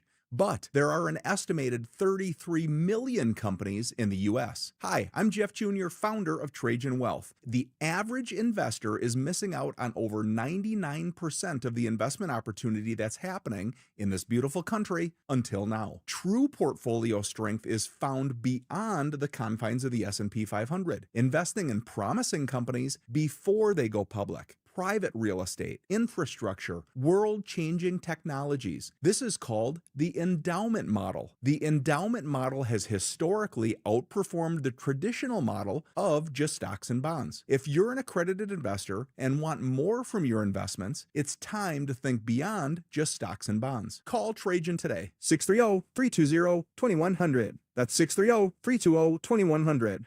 Advisory services offered through Trajan Wealth, LLC, an SEC-registered investment advisor. See website for details. Ready for action, hockey fans? BetMGM, an official sports betting partner of the NHL, is giving players another reason to lace up and hit the ice this season. BetMGM is adding extra excitement to the goals, the checks, the face-offs, and the breakaways with special promotions, new features, and more. Log in throughout the season to find odds boost tokens, no sweat tokens, and parlay boost tokens in your account to amplify your winnings. Enjoy enhanced product features like Dark Mode 2. Log into BetMGM, an official sports betting partner of the NHL, all throughout the hockey season to see what's new. BetMGM and GameSense remind you to play responsibly. Gambling problem? Call 1-800-GAMBLER, 426-2537, or by texting ILGAMB to 53342. See BetMGM.com for terms. 21 plus only. Illinois only. Existing customer offer. Subject to eligibility requirements. Rewards vary and expire within 7 days. in partnership with Paradise Hotel Casino. What's up? It's Draymond Green. I'm back for my 14th NBA season, and my podcast, The Draymond Green Show, is back too. This season, I'm breaking down games, reacting to the biggest NBA stories, and sitting down with teammates, rivals, and culture shapers. And trust me, I'm not holding back, on the court or on the mic. 2 new episodes every week. New segments, big conversations, real basketball talk for the real hoop heads. Listen to and follow The Draymond Green Show wherever you get your podcasts. We're back, we're better, let's get it. Febreze. It's a classic odor tale. You fried fish for dinner, cleaned up, but the smell is still in the house. And the neighbors are coming over for game night. They're on their way. And then you spray Febreze Air Mist. Febreze Air starts working instantly to fight even your toughest odors, so you go from fish to fresh like that. Now all you have to worry about is Pam cheating at charades. Breathe happy, Febreze, la la la la la. Winter is coming, Chicago. Atturo Tire is your hometown tire and knows this climate. Check out their new all-weather tires at your local independent Atturo Tire dealer. To learn more, visit Atturo.com and find performance within reach. This is Boomer Esiason with an Odyssey Sports Minute. Sunday's Commanders-Dolphins game was staged in Bernabeu Stadium. To protect the Bernabeu's natural grass field, the turf can be moved underground via retractable trays. 4 stories below is a greenhouse with UV growth lights plus humidity and temperature controls. How about the NFL insisting on all new stadiums adopting this technology? I'm Boomer Esiason. You're listening to Mully and Haugh. Back in 60 seconds on The Score. Is your everyday congestion preventing you from enjoying life's big moments? Try Vicks Sinex Saline today and get yourself back in the action. Vicks Sinex Saline instantly clears everyday congestion with a gentle ultrafine mist. Sinex Saline's drug-free, no-mess formula instantly moisturizes and soothes dry, irritated nasal passages for quick and effective relief. Get back to enjoying life's big moments to the fullest without having to worry about everyday congestion holding you back. Just Sinex, breathe, use as directed. Hey, I'm Mike Slater. My dad passed away at the age of 63. It's out of nowhere.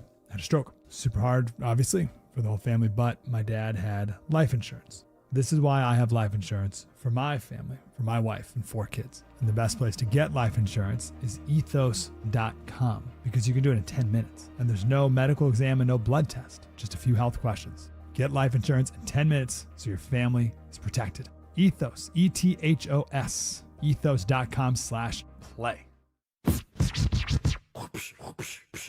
So they're going to get an opportunity for a 3-point shot. Yes. With 1.7 to go to send the game into overtime. Here's Gordon, far hash mark, sideline left, holding and looking, and play to Jokic for the tie. Air ball, ball game over. Bulls win, Bulls win, Bulls win. The basketball gods love the Chicago Bulls. Mully and Haugh, Chicago Sports Radio 670, The Score. The Bulls with a very exciting victory yesterday night. It was so much fun to watch. Unfortunately, it was too much fun. We stayed up too late. It was a lot of fun, though. I loved it. It was worth staying up for. Because that's an excellent team you're playing. You're playing one of the best teams in the Western Conference. And you're coming off a double overtime loss. You should be really tired. And you got in at 2 a.m. Oh, and did you hear about the altitude? And there is altitude sickness. Altitude. I told you, I've been to La Paz, Bolivia once. But it's always the excuse of teams going into Denver. Always has been. You had a built-in excuse. You had a really good team, and you had every reason to lose. You got no Kobe White because he's on a minutes limit. You exceeded that. You got no Trey Jones. Trey Jones was out. Io was on a minutes limit for that game because of his tight hamstring. You know who wasn't tired? Javon Carter. Javon Carter is rested. And 15 he was points in 18 minutes. You know who else was good? Yeah. Io. 21 points off the bench. How long did he play? I think he played... Because they had a minutes limit on him. They did have a minutes limit on him, and Io DeSumo played 25 minutes and 50 seconds. I thought it was 24, so 26 maybe he almost minutes. got to 26. You had the Bulls outscoring the Nuggets bench 66-9. Come on.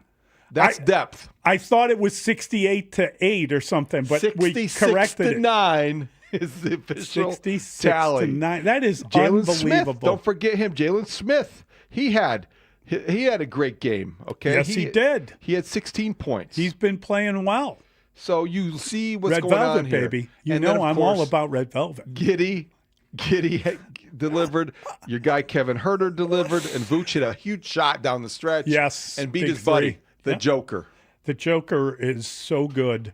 He is just awfully good. There's no way around it. I don't know if you've heard, but he's won the MVP in the past and probably could get it again. He is excellent, and he was brought into this NBA family by AK. And he had 36, 18, and 13. And second-round pick. AK discovered him. Are we giving him credit for that? I thought that's how he got hired here. Maybe so. No. Maybe so. But you know that there are teams that the Bulls can beat, and they're happy to beat them. I think when they beat the Nuggets, you can imagine actually AK breaking into a grin like he is wearing a Jerry Garcia T-shirt. And, yes. He's just really giddy about it, so to speak. Giddy.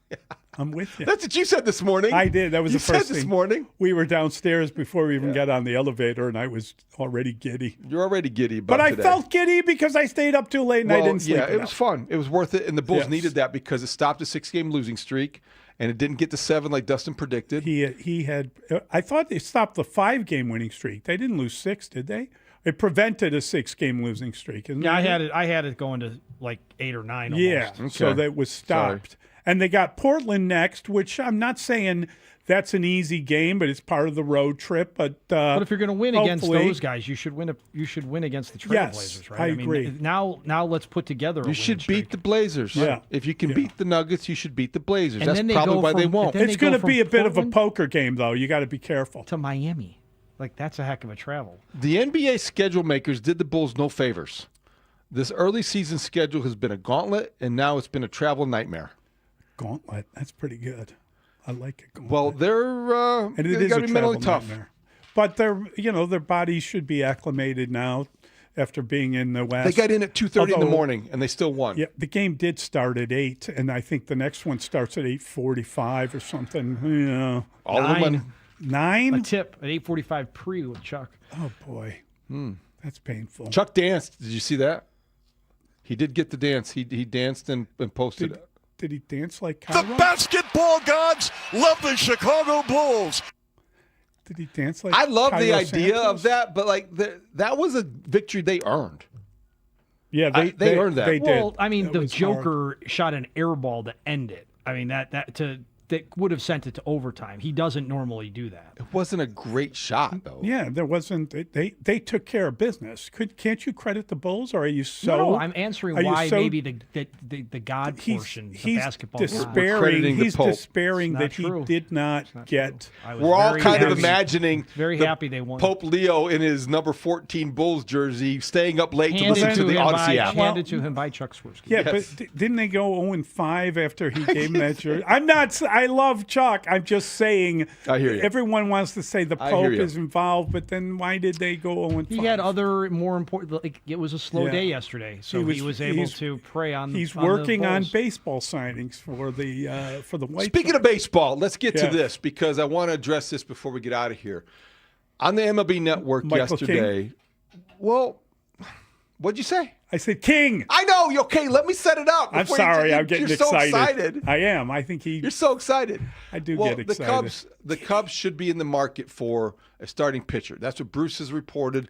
That's what we expect That's them what to they've do. said, right? That's what They've they need. admitted. And also the Shota factor. He has an option to accept the qualifying offer, $22 million, or we could enter free agency. Yesterday, I believe, on the MLB Network, they addressed the Cubs' options as starting pitchers.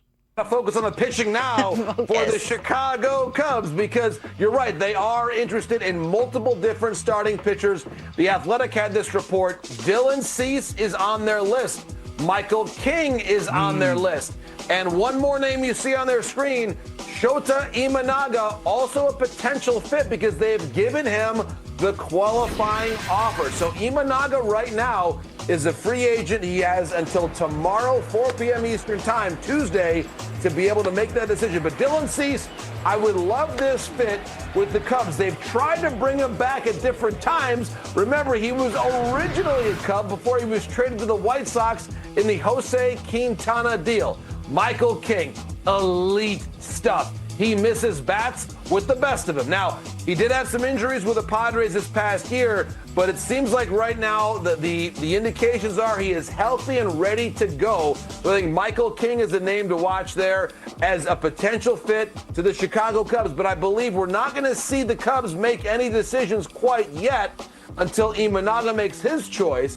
4 p.m. Eastern Time, Tuesday. It's a big moment in the baseball calendar. I'm sure tomorrow morning, Lauren, we'll have a lot of conversation about the potential accepting, declining of the QO with respect to Imanaga, Gleyber Torres, and the position player side of things. A lot of movement happening. Naylor got the early move there with Seattle. Tomorrow is the next big milepost on our hot stove journey. And tomorrow is today. Today. Yes. That's John Morosi, by the way, who does a great job whenever I hear him on the score. I really so like we will him. be able to talk about this tomorrow. Yes. Whether or not Shota Imanaga has accepted the QO. That is like qualifying offer. Doesn't that feel like a pick six question waiting to happen? Okay, what is it? The question is, well, it depends on what happens at 4 o'clock let's answer today. tomorrow. I know, but I'm saying All right. we're either going to ask. Little preview. Little pick six preview for those who might not be up that early. Why didn't Shota come back to the Cubs? But you can't frame it that way. You can't frame it that way. No, because $22 million is good money. But he could decline it and still come back to the Cubs. That's my point. Well, I'm saying he could. It could be a 2-year incentive-lated deal. Okay, but think about it. $22 million in cash. I would reach for the pen.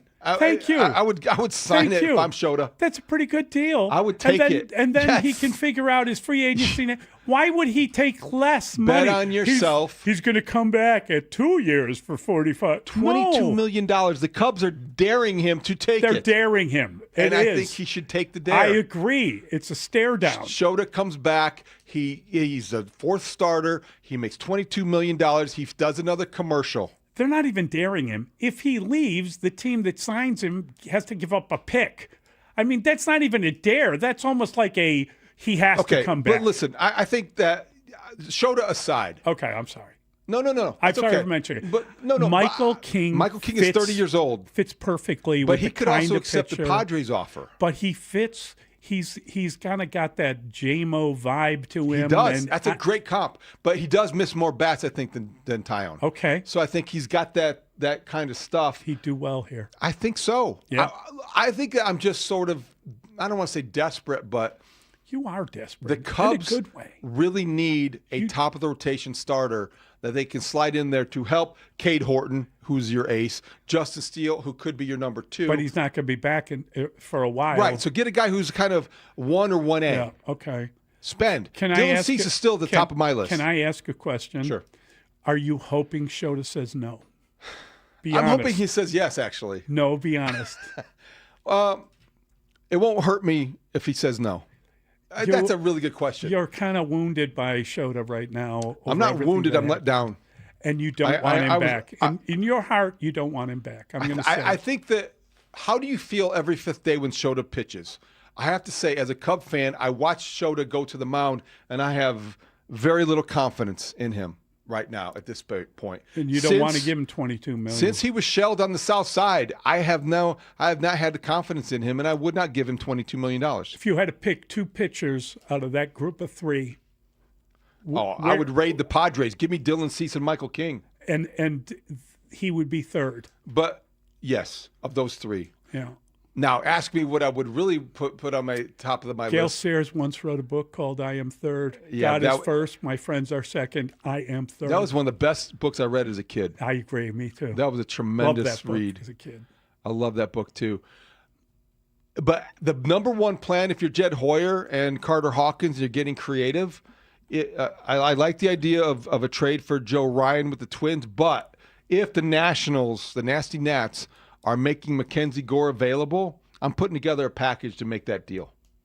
Left-handed guy who is still he's on the right side of the other side of 30s, late 20s, I believe. So he hasn't hit his 30th birthday, I don't think. And I think Mackenzie Gore could definitely be a guy if he's out there. Bottom line is Jed's got to be creative. And I know, but if the $22 million is spent on Shota, that will impact the budget, in my opinion. You had 5 home playoff games. And I still don't know what the calculus is and how that affects the budget and the baseball payroll. But if you are telling me that Shota Imanaga at $22 million for 1 year is going to affect your ability to sign Dylan Cease or to go trade for Mackenzie Gore, I said let him go. Hope that he doesn't sign it. Would you have given him the qualifying offer? Yeah, because you don't want to be high and dry. You don't want him to go to free agency without a draft pick. I think the answer is no to that if you were calling the shots. I think you're saying the nice stuff now, but I think you think I just would have said, see ya? I do. That was Sayonara. your attitude toward him by the end of the year was sayonara. Well, I think, but look, no. I'm not. But didn't accusing, he earn I'm just that saying, doubt? David, I'm not second guessing it or saying it isn't true, but that's how you felt by the end of the year. That's true. I think that you're right, and so I guess if I were the litmus test is I'm okay if he moves on. I think I'm ready for him to move on because I don't know that he's going to regain what made him a special pitcher for a season and a half. Glad you haven't been at that. This was a good exercise. It was fun. It was fun. fun. Baseball therapy there. It was a good, calming conversation. That's good stuff. So what is the pick 6 question then? It will be related to Shota, whether he opts in or opts out. Okay. I'm just saying that's one of them. That's got to be. Oh, the other one's going to be. I know one. The other one's going to be about the injury report. You know, the injury report won't come out till tomorrow. I can't do an anticipatory injury report question. We can't. That's what you're asking for. Say, how bad do you think the Bears' injury report will be? How many names will be on it? I got to go back over some of the questions that I submitted that weren't used because it's hard. I thought there were a couple of excellent questions that Dustin Rhodes, our executive producer, rejected from the pile. Just remember, some of them are evergreen. Some of those would that's live what till that's tomorrow. why I'm saying. 847 reports are that Shota's going to accept the offer today. Why he has to.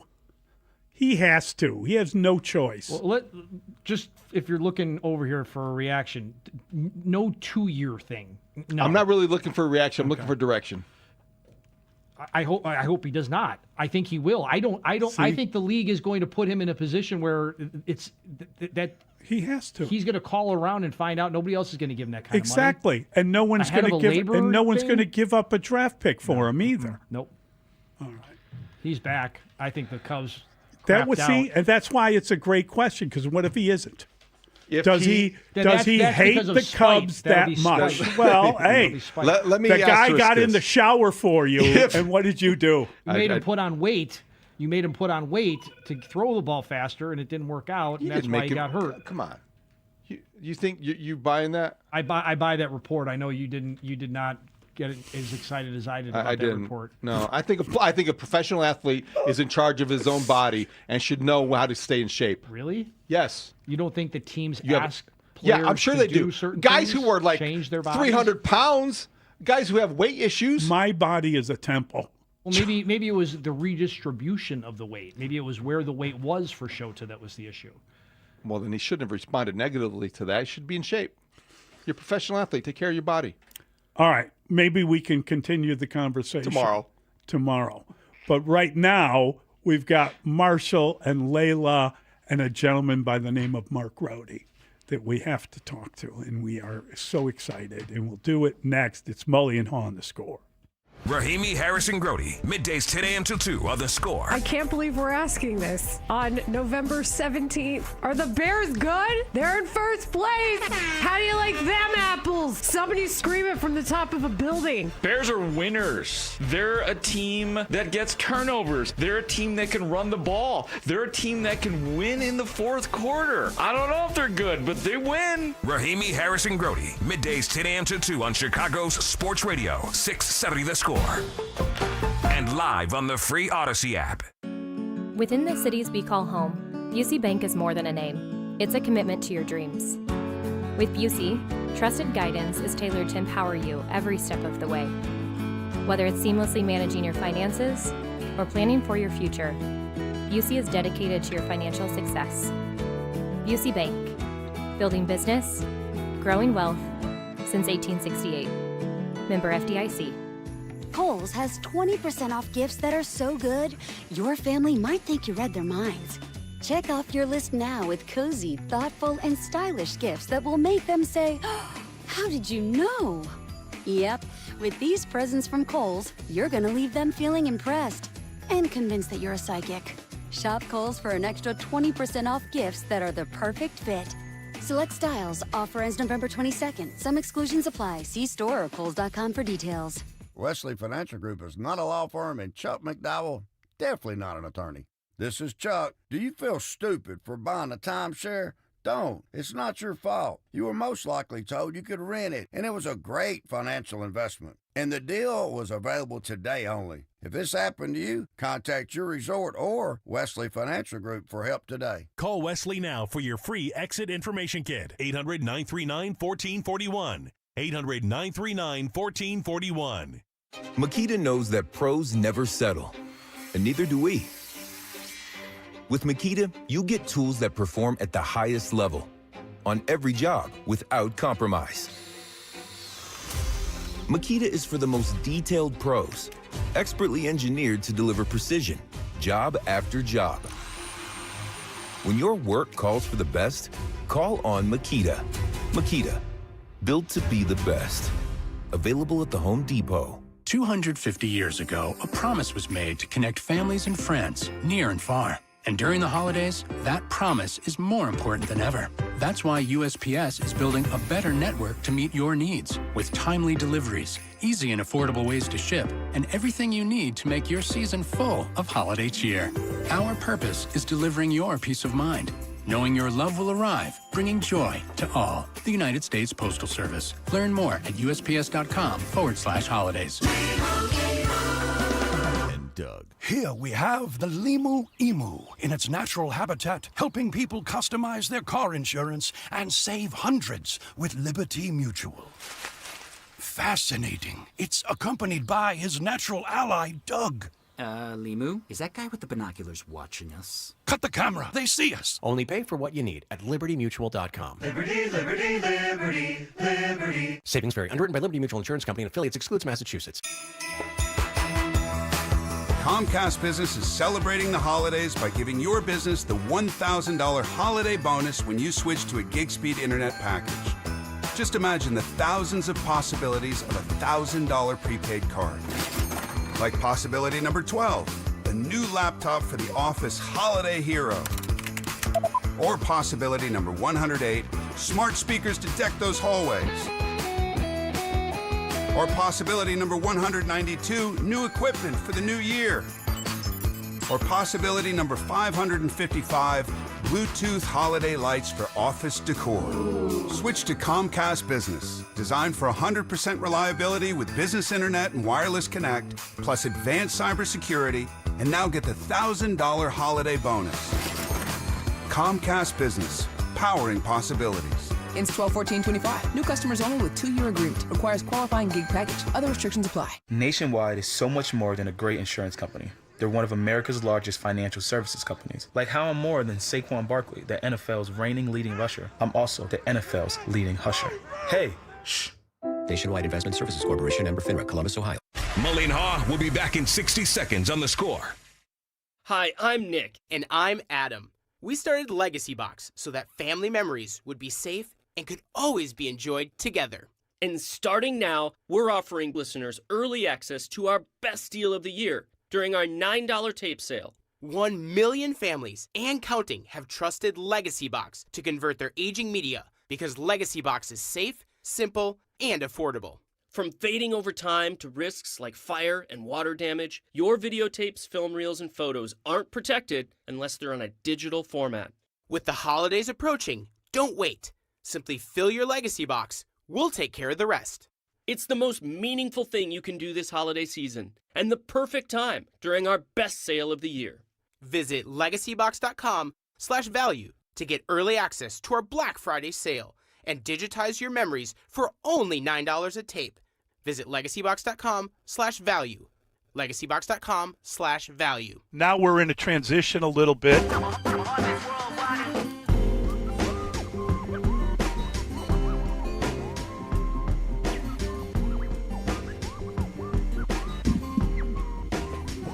Mully and Haugh, Chicago Sports Radio 670 The Score. We are broadcasting live from the Score's Hyundai Studios, brought to you by your local Hyundai dealers. Our thanks to them. Thanks to Jacob Stutz for getting us up and twitching in the morning, as he always does. And thanks to everyone for calling and texting and emailing. Malto, thank you for listening on this Tuesday, November 18th. Happy birthday, Caleb Williams. Happy birthday, 24th birthday. Let's hope he doesn't get carried away. But let's hope he gets a lot of cake. But not too much cake, because he's got to keep cake. Yeah, there you go. And thank you to our executive producer. He is Dustin William Rhodes. Chesty boy. He's got a new nickname. Every day he gets a new. I know.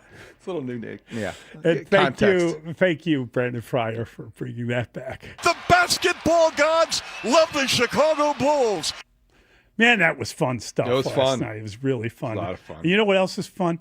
Having Marshall Harris here talking about cake. I love it.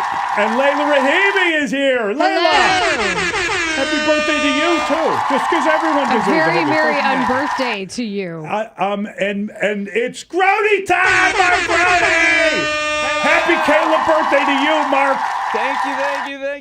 Feels pretty good. Good to have Chesty Boy in the house here today, which sounds like that reminded me immediately of the program and or movie Jackass, because they had all those funny names in there. That sounds like a Jackass name It right was there. just now I'm a jackass on top of everything else. No, it's a movie. You're Johnny Knoxville, pal. Let's all clarify this too. This is about Open your ears. Dustin filling with pride Yes. and being. That's what he meant by Chester. Yes, Let's he was just get getting a that little over bit. with. He was bragging about his prediction coming nearly true. As one should. As one should. This wasn't about the Irish. This is about the Bulls. This was more about him predicting the Bulls to lose. I also he said that he wanted Marshall's number to just crash and burn. No, I'm good. They're getting to 45. You guys can just write that down. They're getting to 45. Well, then that means they're certainly getting to 39. Speaking of What game are you calling on the U this weekend, Mark? We have Brother Rice hosting Downers Grove North in the semifinals in Brother 8A. Rice. Downers North is my arch rival. Oh, okay. You're a South Or guy? West Suburban Silver. Yeah. How did York do this 91, year? they won the 6A state Oh, boy. championship with David's guy, Jeremy Sample. Oh. David's guy. I love this built in. there's a lot of wrote a resentment feature on Jeremy Sample when I covered Notre Dame at the South Bend Tribune. So now he's my guy. He was a fine linebacker for the Irish. Can you imagine your most hated high school rival then getting a full ride to play middle linebacker for your most favorite college football team? Sometimes we got to make decisions. Conflict. We should book him. I'm very curious. That's a great idea. But if we did, would he know who Dustin is? Like, Dustin knows him because he's his hated rival and all. Do you think Unfortunately, if he does, it would be for all the wrong reasons. To be like, Chesty Boy? Yeah, I know him. Chesty Boy. I've been hearing about Chesty, man. Oh, Grody. You're hilarious. You mean Lion Boy? What other nicknames does he have? I know. I mean, got to come up with something better. Lion Boy. Rah, Well, William. Rah, boy. One of my favorite things in life is being the villain, the arch nemesis in someone else's story, and I don't even know it. That's fun. Hey, Let That me happened find to out. me yesterday on Twitter. Oh, well, that's just every day on Twitter. But Fair enough. Dustin is the alarming one. That's his That's nickname. right. Mark called him alarming. It The was alarming. a fateful alarmist. day in 2012 That or was something so like that. funny. That's a long time ago. Layla, I said about Dustin Rhodes was not here one day, and for some reason, I don't remember the exact context, but I referred to the adjective I used to describe Dustin Rhodes was alarming. Alarming. And suddenly Dustin Rhodes, who's not even here to defend himself on that day, is getting text messages and calls. Or were you here that day?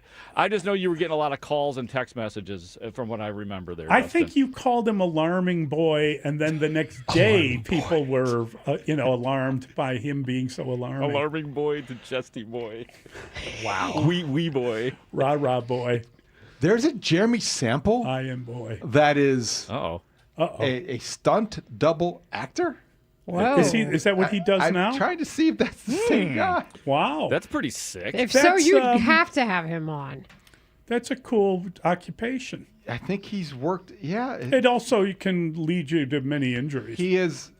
Again, Score has be learned. careful. I want to. You have to be careful to confirm things. Yeah, here. come on now. You're a journal. You went to Northwestern, Haugh. Use it. You would just really look him focus up on. and you got that? Is that what happened? Yes, Wow. yes, and I am referencing a article out of Notre Dame Magazine. Oh. So Oh, I yeah, am, that's I in am, there. Wow. I am attributing this, Mark Grody. Yes. Thank you. Good job. Jeremy Sample has been in the Black Panther in Selma as a stunt double. Jeepers. That's incredible. Those are very good movies, by the way. Confirmed, Grody. Those Nice are good work. movies. See, I have goosebumps watching you use your process. Remember the professors. Remember what they told you that day in class. And I'll be damned if you didn't. That was a clinic. And you got to the bottom And of now it. we should book him. Now we got to book I him. will have to. Yes. Now we won't even talk Dustin with him. He can still take a hit. What have ye today? Well, nothing that incredible. That was great fact finding out of you guys. Yeah.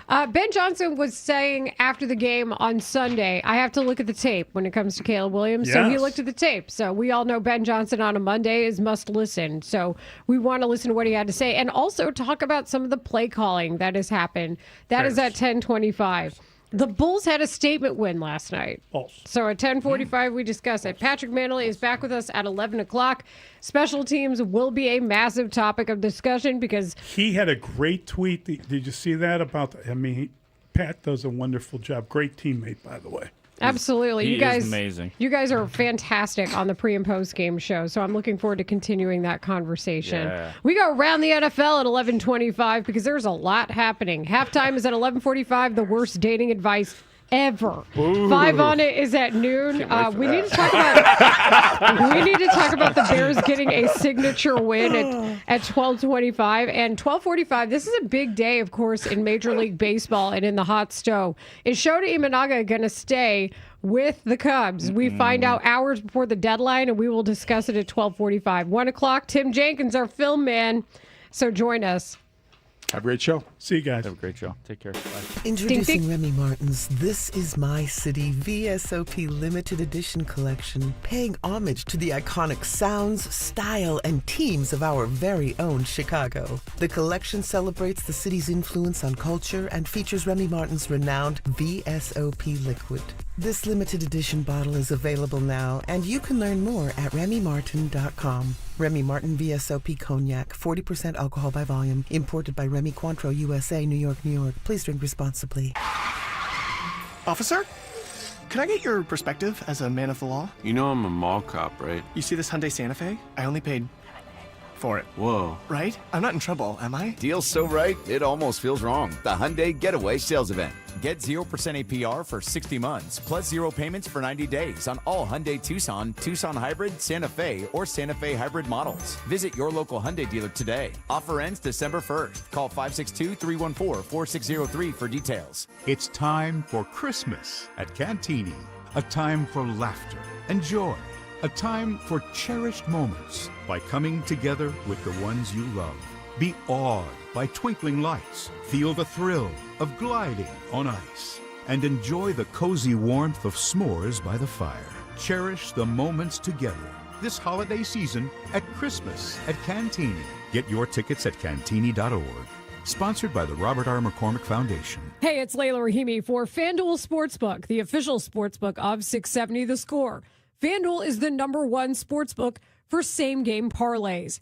From points and rebounds to threes and assists, FanDuel is the best place to combine your favorite picks into a same-game parlay or track every stat live, all in one very easy-to-use app. And right now is the perfect time to join because new customers get $150 in bonus bets if your first $5 bet wins. Now, that's what I call a return on investment. So bet on the players you love the way you want. Head to FanDuel.com/Layla, Leila, to sign up today.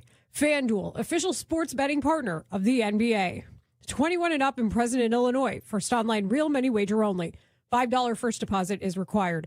Bonus issued as non-withdrawable bonus bets which expire 7 days after receipt. Restrictions apply. See terms at sportsbook.fanduel.com. Gambling problem? Call 1-800-GAMBLER. Does this sound like you, where every step or reach is a reminder of what hurts? Oh, do I have good news for you. At QC Kinetics, Dr. Caravelli and her team taps into your body's own regenerative power using natural healing factors that help restore and repair damaged tissue. No surgery, no pain pills, no long recovery. And this Veterans Day, QC Kinetics is giving back to our heroes. Veterans will get $500 off their treatment. And for every non-veteran who starts care, QC Kinetics will donate $500 to the Wounded Warrior Project. It's a great time to book your free consultation. So call QC Kinetics today, 312-847-4347. That's 312-847-4347. QC Kinetics,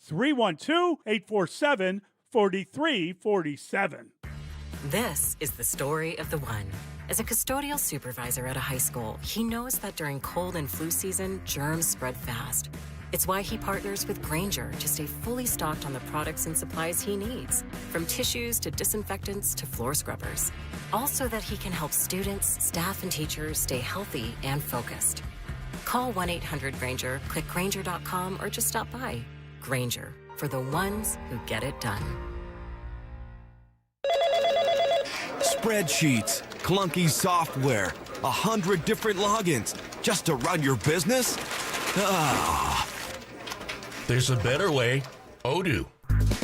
One simple, connected platform that handles sales, inventory, accounting, and more, so you can focus on growing, not juggling. Make the switch today at odoo.com. That's ODOO.com. For over 40 years, Northern Illinois Food Bank has been empowering neighbors with the food they need to thrive. This is our purpose. At Northern Illinois Food Bank, we're hungry for purpose. Are you? Visit solvehungertoday.org to donate now. Northern Illinois Food Bank. Neighbors empowered. This is where Chicago comes to talk first place Bears football. We are Sports Radio 670 The Score. Broadcasting live from the Hyundai Studios. Presented to you in part by your local Hyundai dealers. WSCR Chicago. WBMX HD2 Chicago. And Odyssey Sports Station. The Score! This hour is sponsored by AlmostFreeTeeth.com. Affordable implants, life-changing smiles. The views and opinions of Layla Rahimi, Marshall Harris, and Mark Grody should not be taken too seriously, especially when they give advice. Do not take Marshall's analogies literally, especially when it comes to Russell Dorsey. The sports thoughts of Rahimi, Harris, and Grody may change at any time. It's just sports. Okay, thanks, bye. Rahimi, Harris, and Grody, 10 to 2 on 670 The. You know what time it is. Meatball time. Robbie, how are we looking this week? The good thing about the meatball machine is you can leave a voicemail anytime you want, which means that there are meatballs that come before the game ends. Santos from 45 yards out, kicks it up. I cannot stand to watch Cairo Santos and his damn kicks. Bring me Jerk Moody now! Yep, I'm done with Cairo.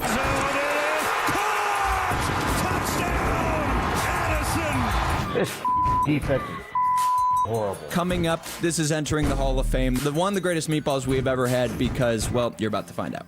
Cairo for the win from the north end zone. Stand at U.S. Bank Stadium. He got it! Bears! Woo-hoo! Let's go! That's 5-time last-minute wins by the Bears. Holy smokes! It did sound like there were a lot of Bears fans at the game, weren't there? It did. He confirms it. This would be a whole different show, obviously. This would be Jake Moody week if Cairo Santos misses that field goal at the end. Let's close with a prayer. Now I lay me down to sleep. I pray first place is ours to keep. Good, better, best, but fix those mistakes. And quite possibly the North will finally take. Amen. Amen. Thank and you with your spirit. Thank you to Baby Ditka. Meatball. Hit it, fellas. Bears. Layla Rahimi, Marshall Harris, Mark Grody. Middays 10 a.m. to 2 on Chicago Sports Radio 670 The Score. Good morning. We broadcast live from the Scores Hyundai Studios, or what is left of them, brought to you by your local Hyundai dealers. This is Rahimi Harrison Grody on 670 The Score on Twitch. Grody broke a microphone. How did you do that? You broke a whole apparatus. I don't know. Now, what granted, happened. there is some duct tape on it already, and there's some Ding, metal ding. shavings underneath. Yeah, there's definitely an investigation. That was a telltale sign. The duct metal tape. shavings and the duct tape. Wait a minute. Did Haugh sabotage me? Is that what has happened here? I know what happened here. Mr. Mark David? Grody, Why? You came back in today with your hair slicked back like Matt Eberflus, Oh, yeah, and he's back. you're just showing off your strength, man. You just broke You're that right. mic arm right off, man. Right, I did. Layla, Marshall. Yeah, the flus It's is back. getting a little Richard Kimball. The hair. No, the flus impression, I think it's combining a little bit. It does always come back. I've got a few bases in my voice, and one of them is Grobber, and one of them is Harrison Ford. So you will see glimpses of those in multiple impersonations. But I hope I sound good. We have a microphone down in the studio. Show everybody on Yes, Twitch. here it is. We're on Twitch, twitch.tv/Chicago 670 Here The is Score. my mic. It is down. David is See what you did, laughing. Haugh? See what you done Don't did? blame David. He didn't do it. Yeah, he sabotaged You guys, me. you don't, you move them all crazy. You're like, Yeah. like people just jerk the microphones around at times, and I What'd didn't you want to say? say that phrase. Ding, Wow. ding. We keep doing the Ding, Law ding. and Order, and it permeated our meeting. SVU. Let's get It to the did. topic at hand. Permeated. SUV. All of those things. Ding, Let's get to the topic at Ding, hand. ding. Ben Johnson yesterday said, actually it was Sunday, he was asked after the game about Caleb Williams. Happy birthday to Caleb Williams. He's still just a baby, though. He's just a baby. Birthday to you. Happy birthday. The Iceman cometh. Isn't that in our system, too? Probably, yeah. It is. Yeah, Brandon Fireworks back there. Yeah, I think he's just Black a people on the baby boards. until at least 26. Hey, wait till tomorrow's show, man. Is he just a baby if it's 24 years old? Yes. Oh, yeah. I'm not he's going just to a baby. infantilize a 24-year-old. Come on, that's just a baby. It's just they're young, you know. I'm not the college coach out here being like, hey, they're just kids. Is today Brandon Fryer's He's birthday? definitely a professional, but yeah, 24, you're still just a baby. Just a baby. Just a baby. Can't rent a car without paying for the extra for the car insurance. See, when you have, when you have to still pay extra fees for your age, guess what you are? A baby. Just a baby. I say that lovingly.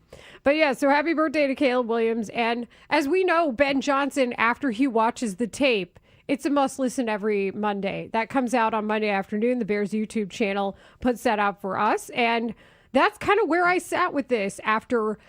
I really feel like it was a tape watch. There were a lot of drops, as we know. There were a couple of overthrows, as we know.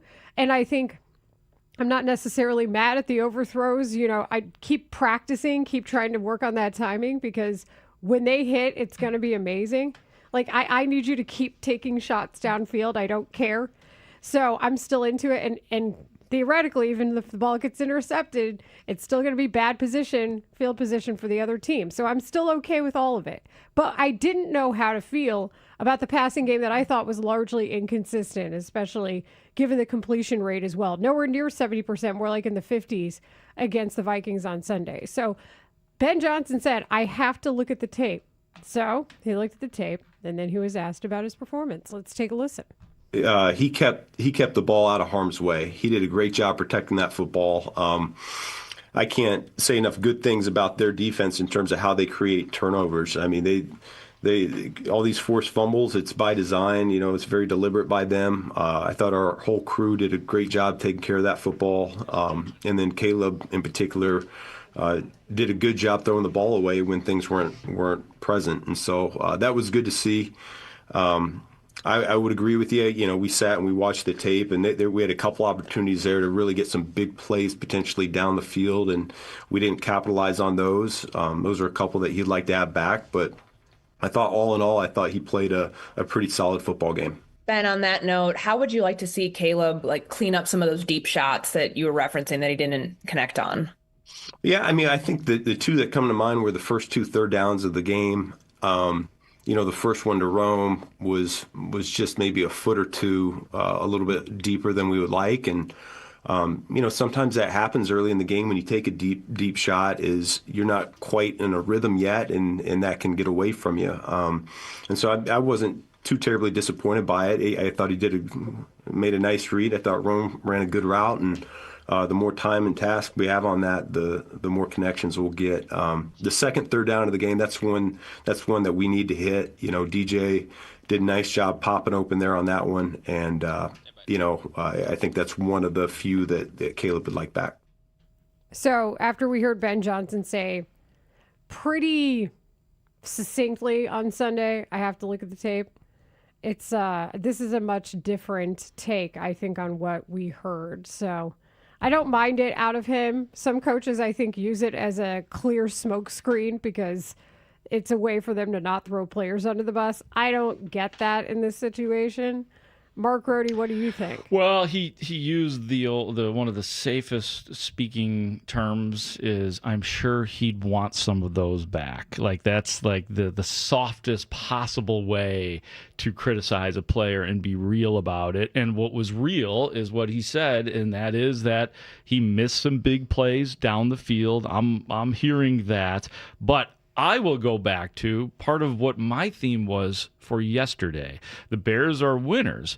Caleb Williams, although it wasn't his best game, played winning football right down to the end of this game. And it was up and down, like in terms of really good stuff. The 24-yard pass, one of his two explosives on the day, the 24-yard pass to Rome Odunze, which, by the way, came right after, and I'd like to know more about that play too, the missed handoff to Swift. It's Swift's fumble, but Swift didn't look like he knew he was going to get the football in that spot. So I don't know if we have something on that.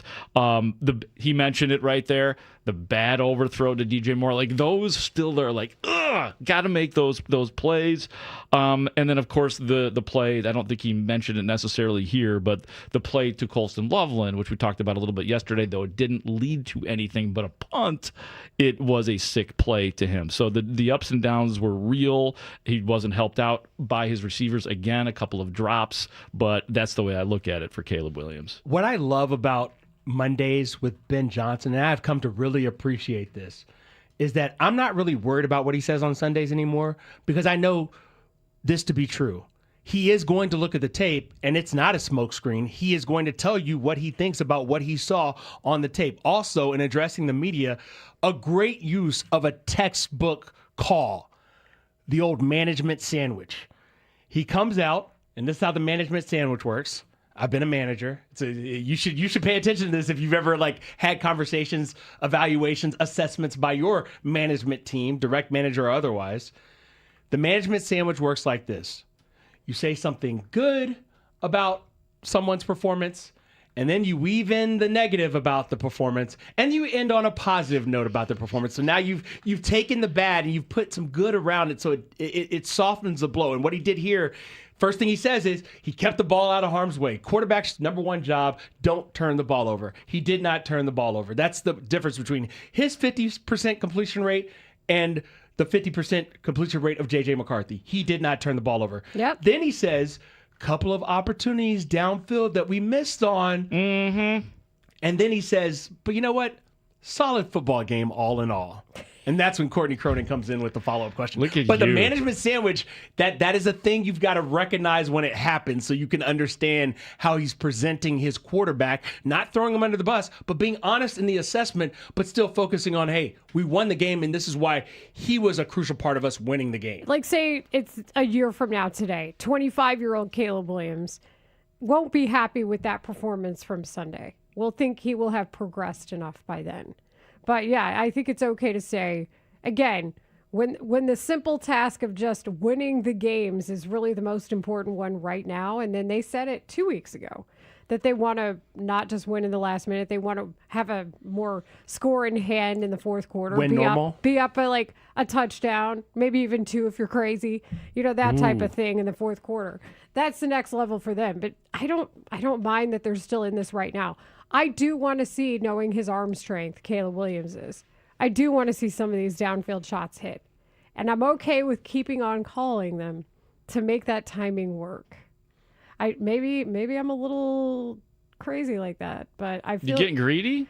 Not greedy. I just think the risk is so low typically, especially early in a game.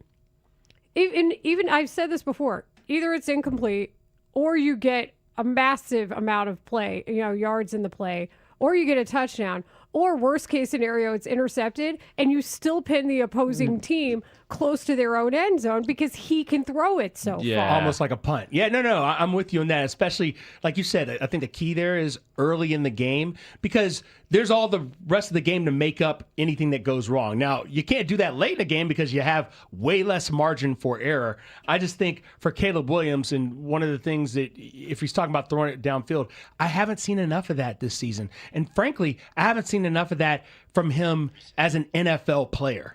Well, and I like this text from 815. You can text us and call us, 312-644-6767. I'm Rahimi Harrison-Grody on 670 The Score. This says, Ben Johnson loves EPA. Ben doesn't love time of possession and turnover differential, a.k.a. what Matt Eberflus, Mark Grote's doppelganger, used to call complimentary football. These Bears are winning Meaning what? Do I really still look like the Flus when I do my hair like this? Oh, man. These Bears are winning how Ben doesn't like and Eberflus adores. There's reasons why Ben, after wins, doesn't look super happy. I think that's a really good point. Fake Matt Eberflus, what do you think in terms of good? Right. I like it all. Stinger. I will say this. The most compelling video from Sunday's game was after the final horn, and you're watching Caleb Williams walk to midfield, and the way he's shaking his head, like, man, this is some bull. This was not good. We won the game. We're 7-3, but this is not good, and I know I'm going to catch hell for it, and I've got some stuff to clean up, and I'm not happy about the way this game went. The funny part is, do we think he's catching hell from fans, or is that just his coaching staff? I think more so it's giving ammunition for the naysayers, but also, I think he's getting taken to task by his coaching staff on a day like yesterday. They watch the film together, and I bet it gets uncomfortable at times when you're 16 for 32. That's 16 incompletions to talk about. Yeah, well, I'm looking forward to all that said, what you guys are just discussing here. I can't wait, and unfortunately, I am not going to be at Hallis Hall tomorrow. But it will be interesting to hear the Caleb Williams discussion tomorrow. Shame on me for not knowing this off the top of my head, but has anybody asked him about, after the game, his demeanor right after the game? Has he been asked yet? Was the coach asked? He was not asked about Sunday's demeanor. Okay, like we're all trying to figure out why he was so stoic. I hope that question is asked tomorrow. Is that what you would call it, stoic? Because I just thought he was angry. I think it's worth asking. You know why? It's a logistical issue. Because think about it. At the time they're going to shake hands, reporters are already gathering in the press conference room or wherever they need to be to get the information. Right. So reporters that are on the scene covering the beat don't see that until their second watch. I see what you guys are saying. Yeah. That's true. Like, I understand. I was just asking if it was out there from anybody at this point, and no. So it'll be interesting to hear because I think we'll probably get a pretty good answer. Also, we've got another birthday on the Bears, and he's not just a baby. Bears? Old Joe Tooney. Oh! You're either just a baby or you're old with us. There's no in between. There's no gray area. There's no in between. Happy birthday, Joe Tooney. Joe Tooney, well into his 30s. He's a dinosaur in NFL years. I'm not willing to call him a dinosaur yet, but he is destructive like one. He's pretty good. Yeah, he's been great. So happy birthday to Joe Tooney. I hope you have either a very uneventful day of practice or NIR rest. Old Joe Tooney. Because you deserve it. This segment with Rahimi Harrison-Grody brought to you by AlmostFreeTeeth.com. Save on dental implants today. When we have breaking news on the show, it's brought to you by Wildfire. Join Wildfire Restaurants as they celebrate 30 years of serving delicious food and creating memories. Ray Diaz, Robbie Triano are our producers. Brandon Fryer helps us out as well. You can join us on Twitch, as I mentioned, twitch.tv/Chicago 670 The Score. Our video team, Connor O'Donnell, Jacob Stutz, and Max Curtis man the video team, and they also are in charge of our social media and our posts as well. And you can find us on our YouTube stream as well, YouTube 670 The Score. Coming up next here on Rahimi Harrison-Grody, a.k.a. Fake Matt Eberflus. That's me. We got to get into some of the play calling as well. It wasn't just the discussions that were had surrounding some of the passing game pieces, but also how many runs they decided to call. Should it have been more? Ben Johnson actually talked about a play he wanted back, so let's listen to that next here on Rahimi Harrison-Grody on 670 The Score.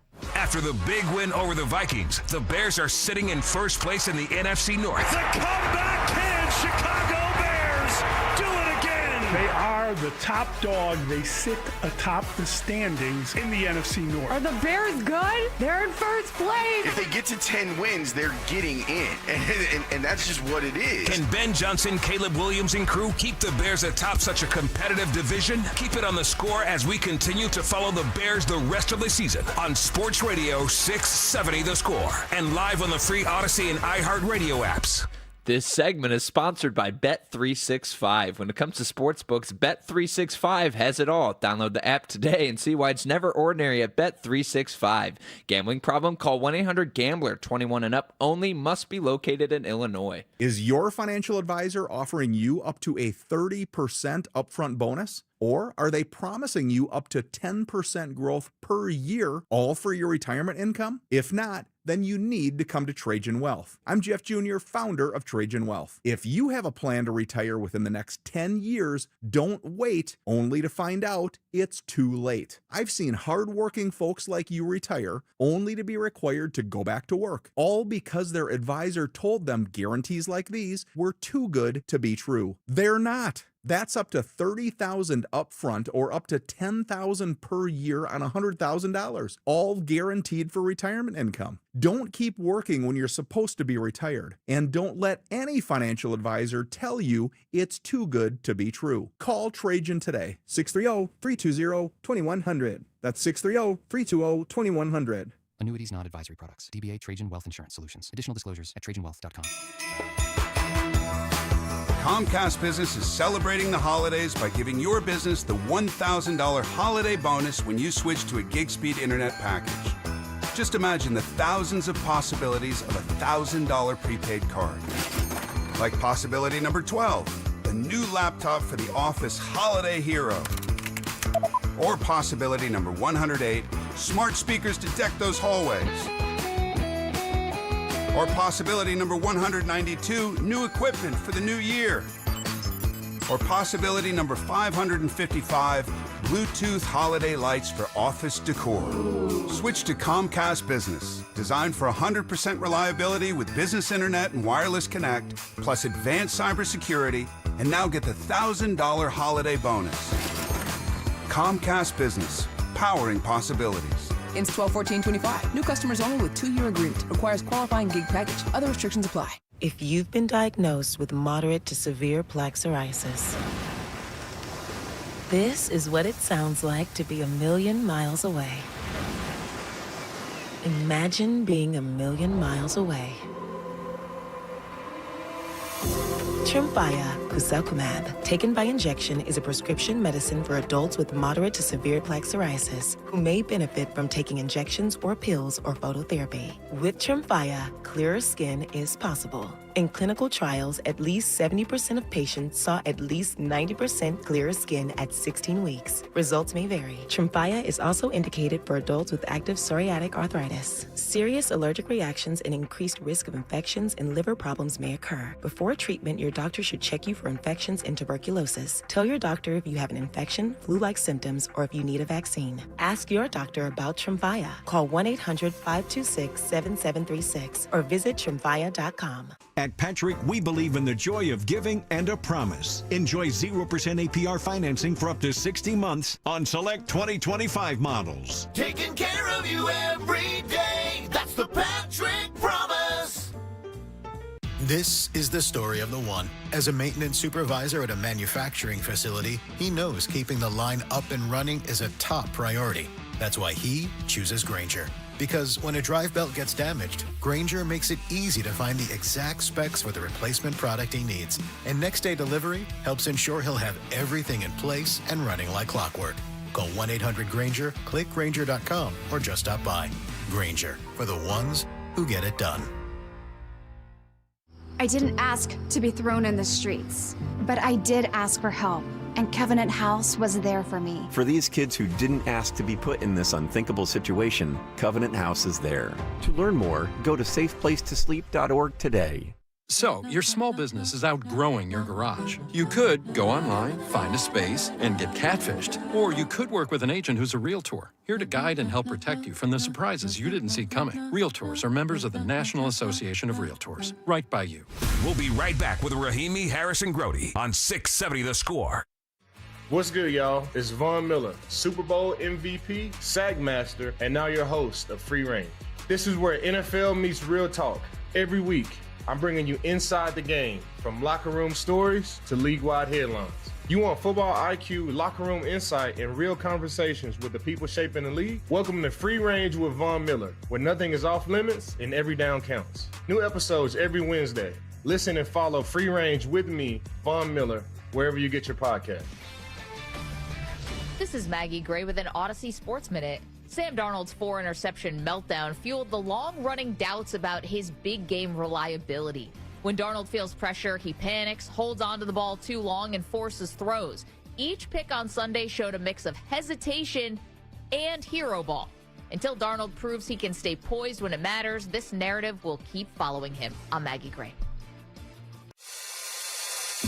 Rahimi Harrison Grody, middays 10 a.m. to 2 on Chicago Sports Radio 670 The Score.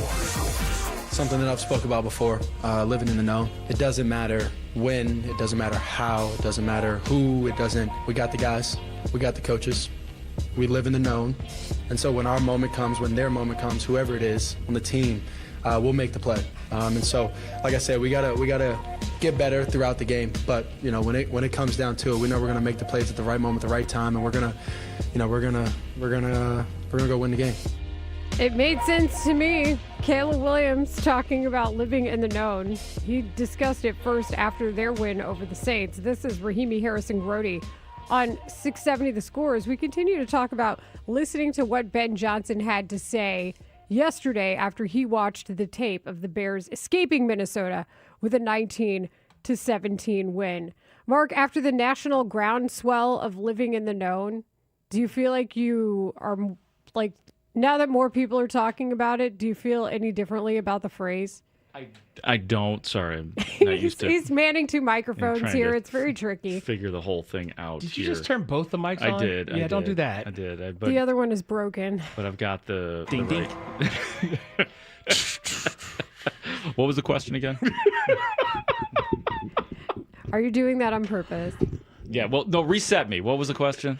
I was saying after the national attention on living in the known. Oh, right. Living in the known. No, because, Layla, all it did was add to the volume of people trying to define it to me. And every definition is, and you guys are zeroing in on, every definition is a little bit different, which I feel adds to my point that I have no idea what living in the know, living in the known, what do you known? Did we put the request in for the associate head coach of the Bears? Have we put that request Antoine Randall L., who was the one who first coined it. Yes, we did, sir. Okay. Local man Antoine Randall L. I covered his games way back when. The way it looks like he can still run a few receiver routes, by the way. Layla, the way Mark's bit works is the more people who explain it to him, the more willfully obtuse he can be. Because you're like, well, they're giving me different definitions. I don't know who to believe. Am I being obtuse now, Mr. Marshall? Yes. Aren't you always a bit? A little. Some people live in the known. I live in the obtuse. With a broken microphone, another one you have to physically hold up. Yeah, and the flute haircut, and the readers, and your chair is and the super beard. high. Yeah, you trying to hold a limp mic is just. I'm really putting out a good product these days. That's what I am trying to do. No, I will continue to examine this because it is gaining a lot of steam. But I also just want to go back to something that Ben Johnson also talked about. This is his known. This is his knowledge. As much as we've talked about play calling in the history of working here, and as much as people in the NFL and fans talk about play calling, we don't do it much with Ben Johnson. I think there are times where we still could.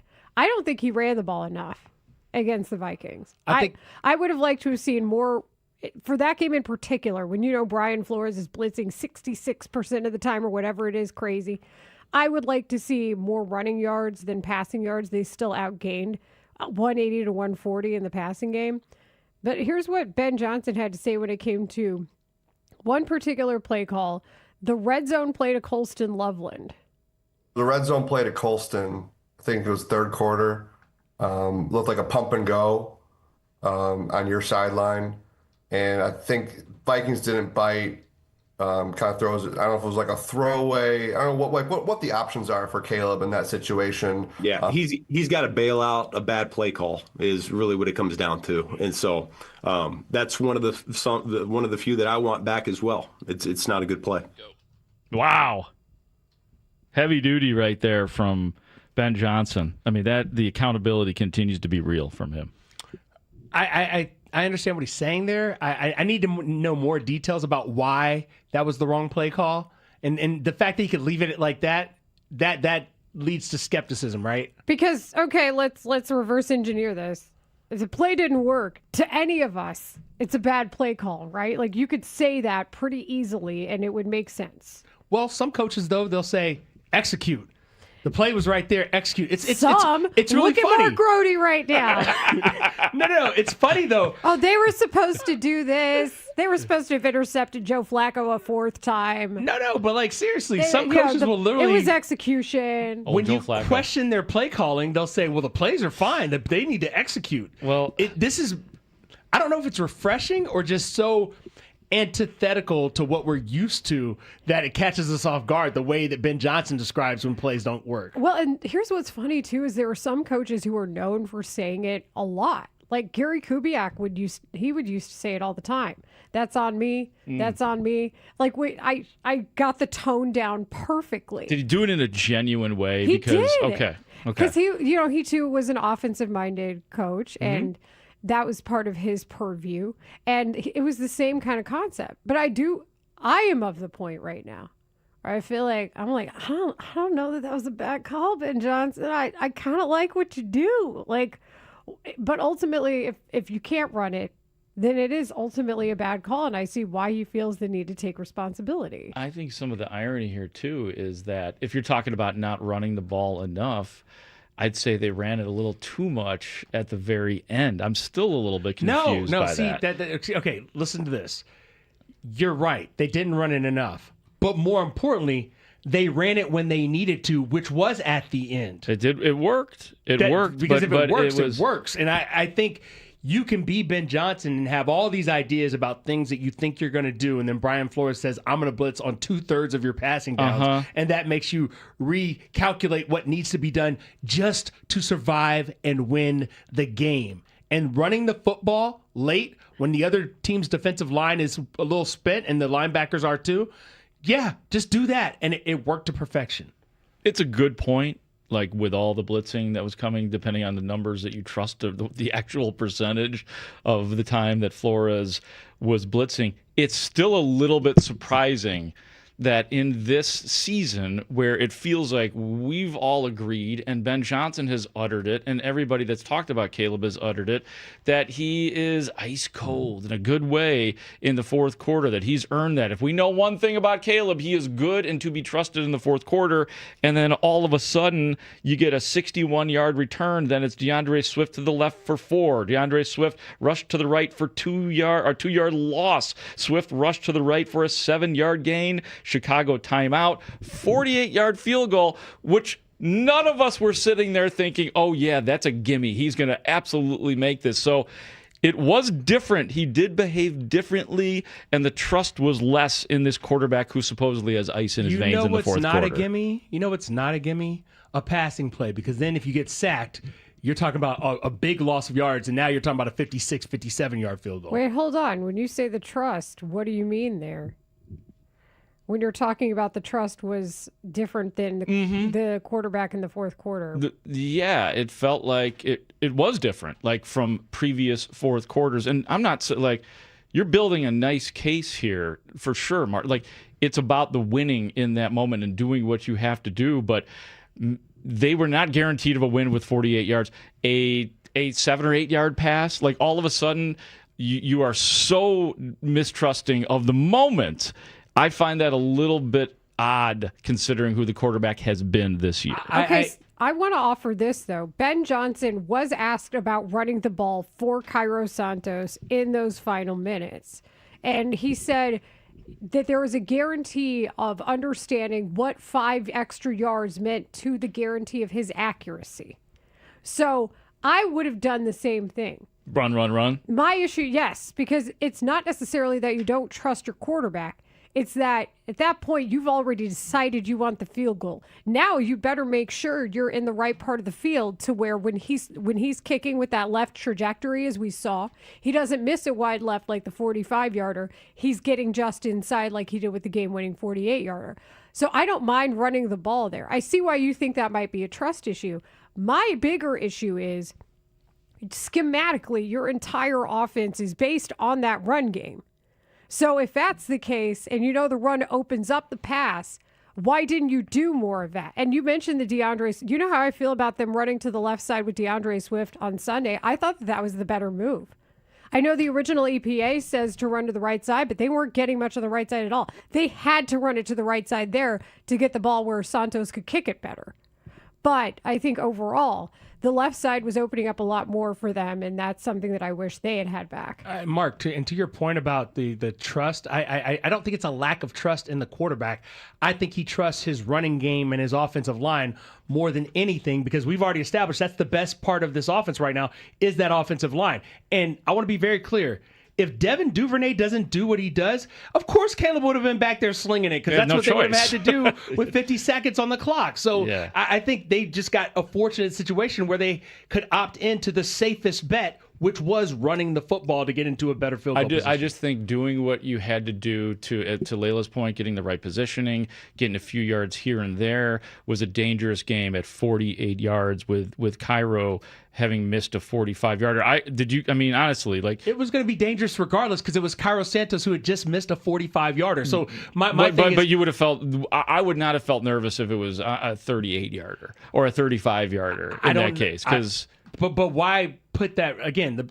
To me, the bigger risk was the sack potential and understanding. We've seen this offense, yes, with Ben Johnson as the play caller, be sacked out of field goal position this season. Don't take that chance with the game on line. Your offensive line, those are the dudes, the hosses. DeAndre Swift, Kyle Monangai, whoever you want to put back there. You threw Cole Kmet into the backfield to help, and you saw how well that last run play worked. It was executed to perfection. I just think both can be true.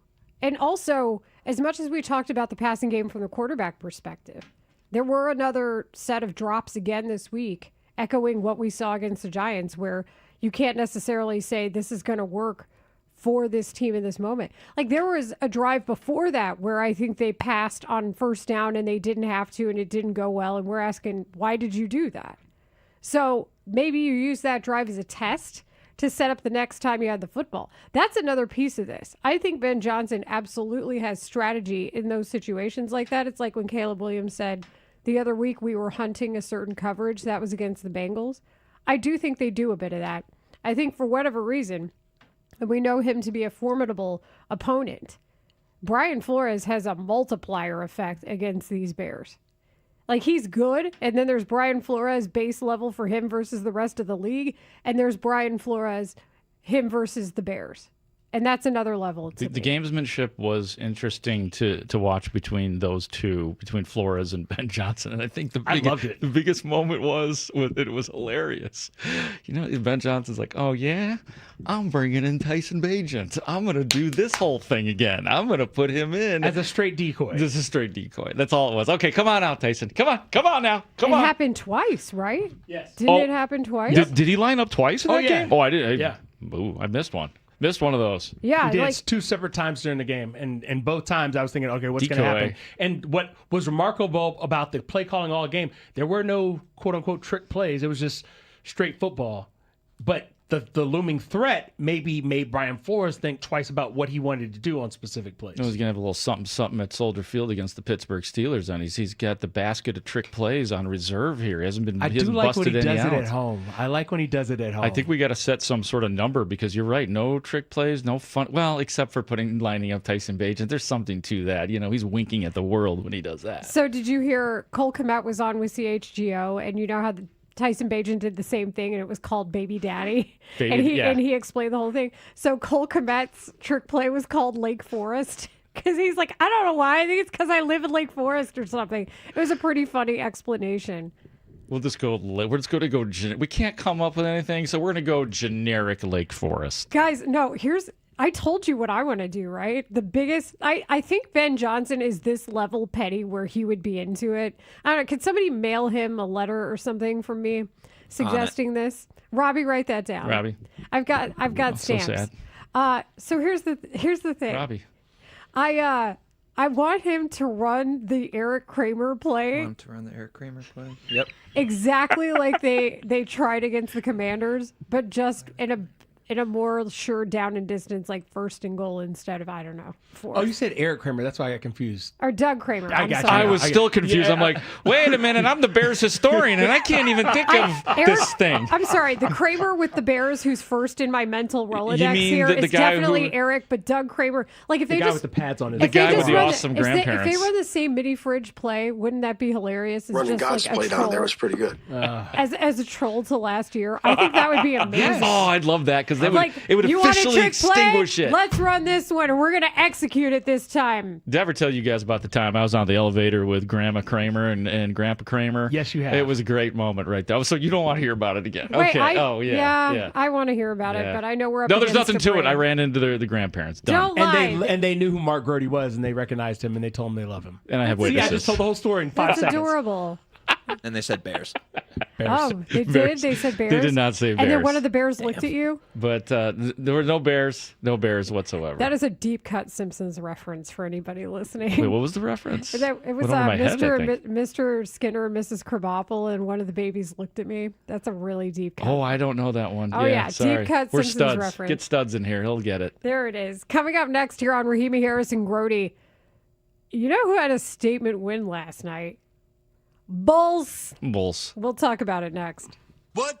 Bears fans are reacting after the first place Bears beat the Vikings in dramatic fashion. Mark, he's on the northwest side. One thing's for sure, it's a lot of fun watching this team win ball games week after week. Johnson Joliet. I understand he overthrows the guys deep, but there's a process that I'm watching with this team, and it seems like every week they take a step to improve. Tony's on the road. Guys, when this game started, I was 20. I'm now 42. I can't take it anymore. Keep it here for more reaction to the Bears win over the Vikings on Sports Radio 670 The Score and live on the free Odyssey app. The holidays are fast approaching. Are you looking for the perfect gift for the family member or friend who seems to have everything?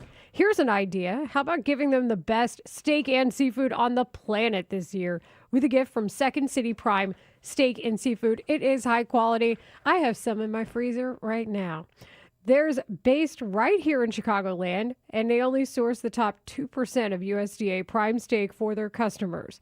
It's not the same steak you find in warehouse clubs and grocery chains. You can tell. Owners Chris and Susie scour the globe and only source the top 2% of prime steak. We're talking filet mignon, Japanese Wagyu, Australian Wagyu, bone-in ribeye, porterhouse, New York strip, plus you will find domestic Colorado lamb, Spanish Iberico pork, wild game, and the best wild seafood. The scallops are a particular favorite of mine. Steaks from Second City Prime make great gifts for friends, family, and client gifts. They leave such a strong impression. The holiday season is time to enjoy some of the best steaks on the planet. Order some today, have a mouthwatering meal tomorrow. Orders of $200 or more ship free, and orders placed before 5 p.m. Monday through Friday ship the same day. Visit secondcityprime.com. That's second, SECOND, cityprime.com. Hey, it's Coach Wanstead. You know I love the win, and that's why I love Four Winds Casinos in New Buffalo and South Bend. This place is a total package. A gaming floor with your favorite slots and table games, luxurious hotel rooms, and incredible restaurants. My go-to is the Copper Rock Steakhouse. Everyone is treated first class, whether you want a weekend of gaming and entertainment or nonstop sports at the Sportsbook Bar. There's something for everyone to enjoy. Head to Four Winds Casinos in New Buffalo and South Bend, your entertainment escape. This is a test of the emergency alert system.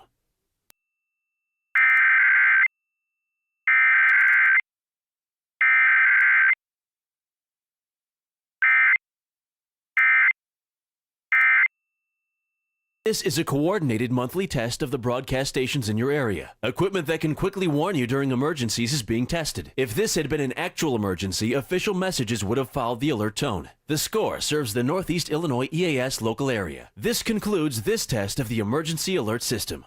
Wesley Financial Group is not a law firm, and Chuck McDowell, definitely not an attorney.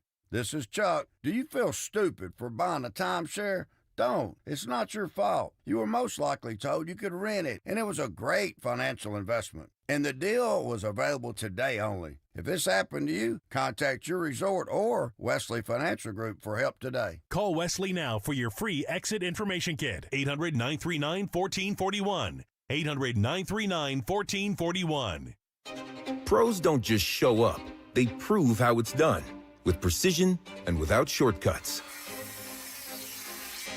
Makita tools are built the same way, with a dedication to lasting quality, trusted performance, and results that reward your effort year after year. When the job calls for the best, call on Makita. Built to be the best. Available at the Home Depot. Introducing Remy Martin's This Is My City VSOP Limited Edition Collection, paying homage to the iconic sounds, style, and teams of our very own Chicago. The collection celebrates the city's influence on culture and features Remy Martin's renowned VSOP liquid. This limited edition bottle is available now, and you can learn more at RemyMartin.com. Remy Martin VSOP Cognac, 40% alcohol by volume, imported by Remy Cointreau, USA, New York, New York. Please drink responsibly. Bank of America is a nation's leading business lender, and we're ready to help with your next goal here in Chicago.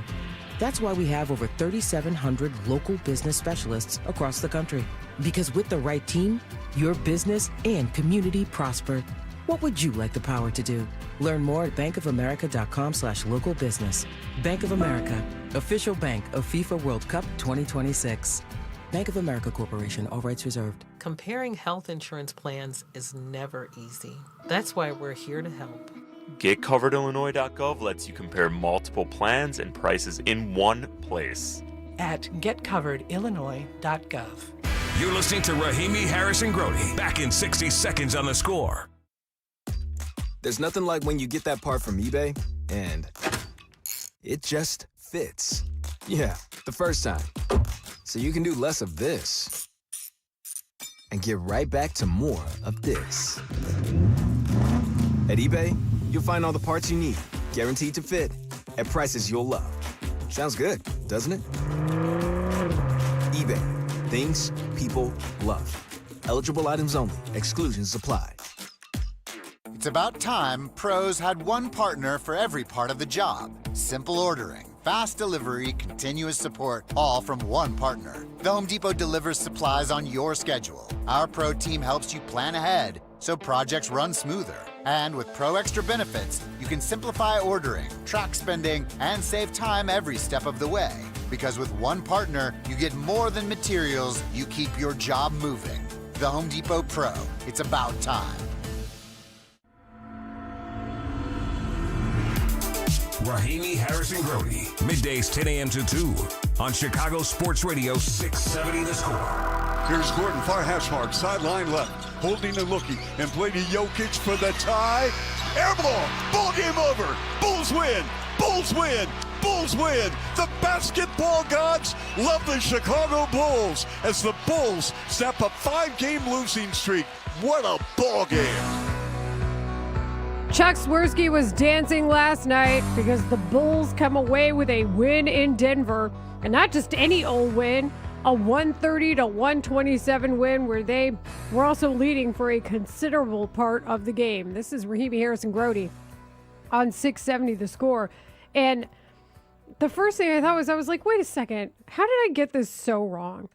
Like, how did I get that they were going to lose to the Jazz in a double overtime thriller where there were also 1 million points scored, and then the next night continue the road trip facing Nikola Jokic and what we knew to be a fully realized Nuggets team? This wasn't like facing them in March with load management or something. And then Jokic gets his with 36, 18, and 13. If I had said that to you, you're probably thinking that the Bulls the Bulls lose the game. But no, they come away with a 130-127 win and are able to take a massive win in Denver. This is a statement game for this team. It was necessary because with a loss, they would have fallen under 500, fallen to 6-7 after a 5-1 start, kind of wiped that away. But now, because of this, because they were able to win this game without Kobe White, and because they were able to take on a full-strength Denver Nugget team. I mean, you mentioned Nikola Jokic with the 36, 18, and 13, which is just, another day at the office for him. Jamal Murray, 12 of 22 from the field, 5 of 11 from 3. He had 34 points. Yes. And then Aaron Gordon adds 24 and 10, and you're thinking, okay, this is what the Nuggets look like. They'd won 7 games in a row compared to the Bulls' 5-game losing streak.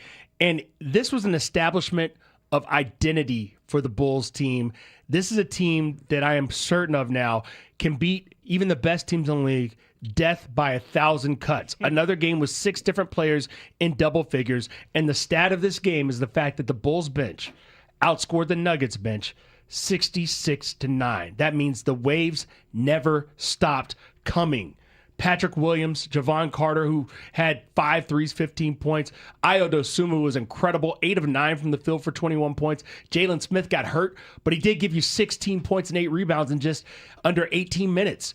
They've got bodies that they will continue to throw at you. And remember, all this happens, no Trey Jones, more importantly, no Kobe White. How about all the big moments for individual players, too, especially towards the end? Vucevic with the 3, right? I mean, there's a lot of moments last year where he's missing that shot, where Vucevic is missing that thing at the end of a game. 2 for 12 in the game until he shoots that 3. Isn't that something? Yes.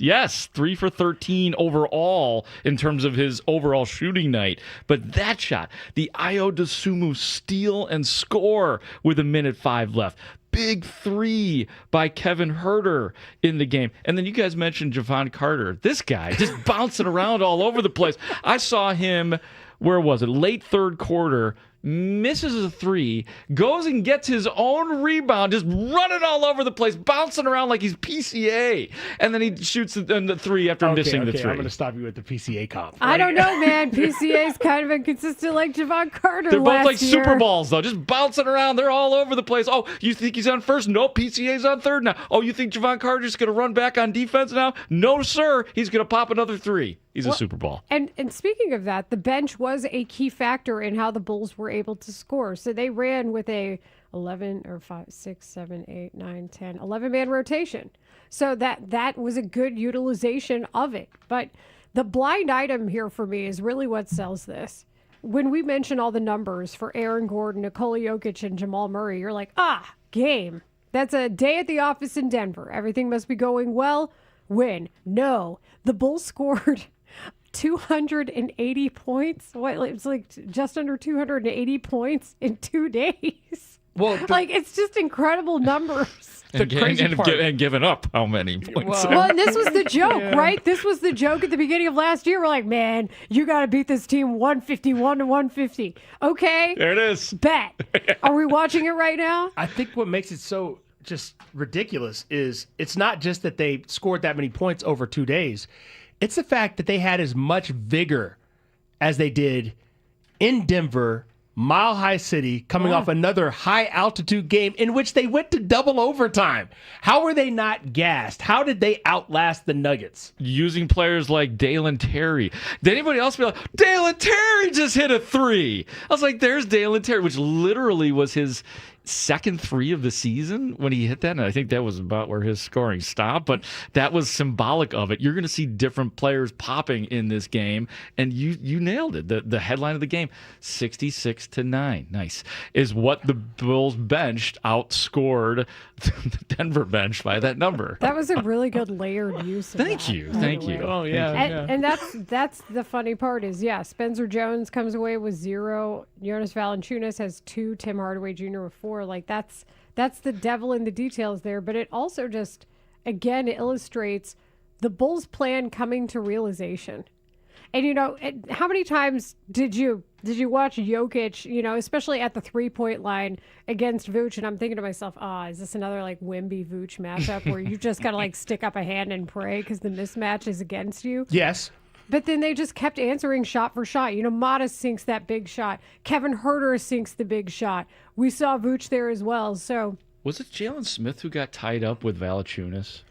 Remember there was a play last night where Valanciunas just comes into the game, and one of the Bulls players got tied up with him to the point where Stacey King was nervous because the way he was contorting himself, if he was trying to get out of it, he was going to hurt himself. Oh, no, do you he guys did get remember hurt. that? He did get hurt. Was it Jalen Smith? Yeah, Jalen Smith got hurt. So that was the and he Jalen left, Smith play. and he came back into the game, and then he left the game again, and then Billy Donovan said after the game, he couldn't have come back in. So he may miss time. I hurt watching him seriously. tend to his shoulder. That did not look good. Like, nobody was tending to him. He was like, I'm really hurt. My shoulder is hurting. Well, I'm showing you. We saw him try to walk it off, right? Because then there was a free throw. But he did, though, right? Right. He tried to walk it off a little bit, and then I was like, nah, this doesn't look good. Like, one of them is hanging lower than the other one significantly.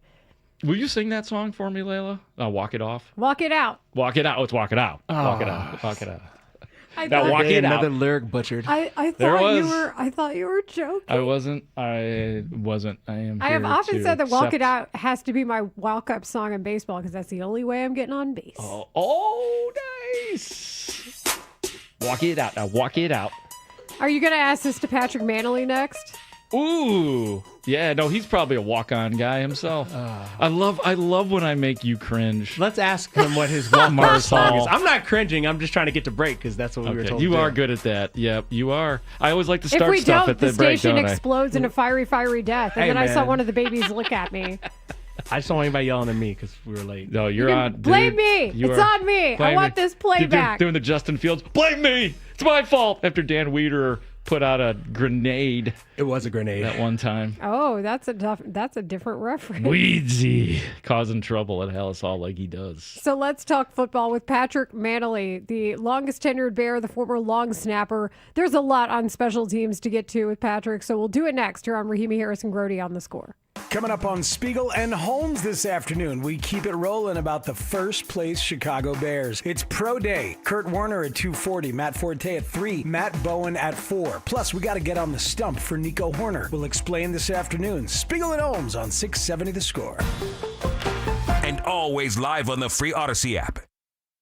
Hi, it's Layla Rahimi for FanDuel Sportsbook, the official sportsbook of 670 The Score. FanDuel is the #1 sportsbook for same-game parlays. From points and rebounds to threes and assists, FanDuel is the best place to combine your favorite picks into a same-game parlay or track every stat live, all in one easy-to-use app. And right now is the perfect time to join because new customers get $150 in bonus bets if your first $5 bet wins. So bet on the players you love the way you want. Head to FanDuel.com/Layla, Leila, to sign up today. FanDuel, official sports betting partner of the NBA. 21 and up and present in Illinois. First online real money wager only. $5 first deposit is required. Bonus issued as non-withdrawable bonus bets which expire 7 days after receipt. Restrictions apply. See terms at sportsbook.fanduel.com. Gambling problem? Call 1-800-GAMBLER. Chicago, get ready. Real American Freestyle is hitting the mat. Saturday, November 29th, RAFO3 takes over the Wintrust Arena for a night of world-class freestyle wrestling. MMA legends, NCAA champions, Olympians all hit the mat for one night. See MMA stars like Chad Mendez, Michael Chandler, and Clay Guida. Chicago natives Austin O'Connor, Austin Gomez, and Kennedy Blades. And nationwide high school phenom, Bo Bassett, making his first professional debut. Be a part of the most electric night in wrestling. Tickets on sale at realamericanfreestyle.com or stream exclusively on Fox Nation. Hey, nice job, Pete. I like those clean lines. Fellas, do we have anyone that can get to Greenport today? At Corey's Landscaping, the staffing plan is in the weeds. Anthony, we need that leaf blower over here. 3 more new customer requests just came in. Who wants to work some overtime? He needs to dig up quality landscapers and fast. I need Indeed. Indeed you do. When you sponsor a job on Indeed, it's easier for talented candidates to find it, which makes it easier for you to hire them. Visit Indeed.com/credit and get $75 towards your first sponsored job. Terms and conditions apply. Does this sound like you, where every step or reach is a reminder of what hurts? Oh, do I have good news for you. At QC Kinetics, Dr. Caravelli and her team taps into your body's own regenerative power using natural healing factors that help restore and repair damaged tissue. No surgery, no pain pills, no long recovery. And this Veterans Day, QC Kinetics is giving back to our heroes. Veterans will get $500 off their treatment. And for every non-veteran who starts care, QC Kinetics will donate $500 to the Wounded Warrior Project. It's a great time to book your free consultation. So call QC Kinetics today, 312-847-4347. That's 312-847-4347. QC Kinetics, 312-847-4347. 4347. For many of us, it's happening. Your hair is thinning. Your crown's disappearing. Maybe hair loss has you feeling your identity is lost altogether. Well, I've got good news. It's an incredible yet simple one-day treatment that starts regrowing your own natural hair the very next day. And it's guaranteed to grow for life. It's the Advanced FUE from Advanced Hair. We've all seen the pills and lotions that come with the monthly subscriptions. They help retain what you have, but what about regrowing your hair permanently in specific areas? From Advanced Hair's state-of-the-art facilities to their world-class physicians, it's not maybe your hair will regrow, it's guaranteed that your new hair will grow. You decide how much, how thick, and where. Advanced Hair has changed tens of thousands of lives, and I personally recommend them. For your free consultation, $250 off, and 250 free hair grafts, call 872-217-HAIR. That's 872-217-HAIR,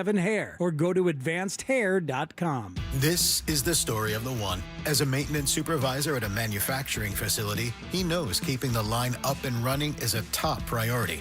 That's why he chooses Grainger. Because when a drive belt gets damaged, Grainger makes it easy to find the exact specs for the replacement product he needs. And next day delivery helps ensure he'll have everything in place and running like clockwork. Call 1-800-GRAINGER, click Grainger.com, or just stop by. Grainger, for the ones who get it done. You think you understand how this business works, but you don't. Landman, TV's biggest phenomenon, returns to Paramount Plus. From Taylor Sheridan, co-creator of Yellowstone, starring Billy Bob Thornton. You have to know the rules of the game and bend them, and you really have to know them to break them. Demi Moore. I want success. Get it for me. Andy Garcia, Ali Larter, and Sam Elliott. You don't even know the game you're playing, do you? Landman, new season, now streaming. Only on Paramount Plus. Cloudy and chilly with occasional rain this afternoon, high 45. Weather brought to you by Staples. Have an easy holiday at Staples. Save on top tech and gaming gifts, shipping supplies and services to get your packages there safely, even custom cards and wrapping paper. Staples. That was easy. Broadcasting live from the Hyundai Studios, presented by your local Hyundai dealers. This is Chicago's #1 and most listened to sports station. 670 The Score is Chicago Sports. Chicago Sports is The Score. Always live on the free Odyssey app. WSCR Chicago, WBMX HD2 Chicago, and Odyssey Sports Station. The Score. This hour is sponsored by AlmostFreeTeeth.com. Affordable implants, life-changing smiles. This just in, Patrick Manelli. Patrick Manelli, the longest tenured player in Chicago Bears history. I just want to thank the Bears organization for an incredible 16 years. Score Football pre- and post-game show co-host. Oh, wow. This team's not for the faint of heart. Let's put it that way. No. Special teams is another storyline for these Chicago Bears, and fortunately it was going to be written as a bad storyline, and now it comes down to a victorious storyline, the way they did it with the kickoff return and the field goal there. But what a game. He even has a signature beer. Long Snapper IPA. The can, the artwork's me long snapping a ball on top of an El Camino. I have an El Camino, so the artwork's great. The beer's great. Patrick Manelli with Rahimi Harrison-Grody on The Score.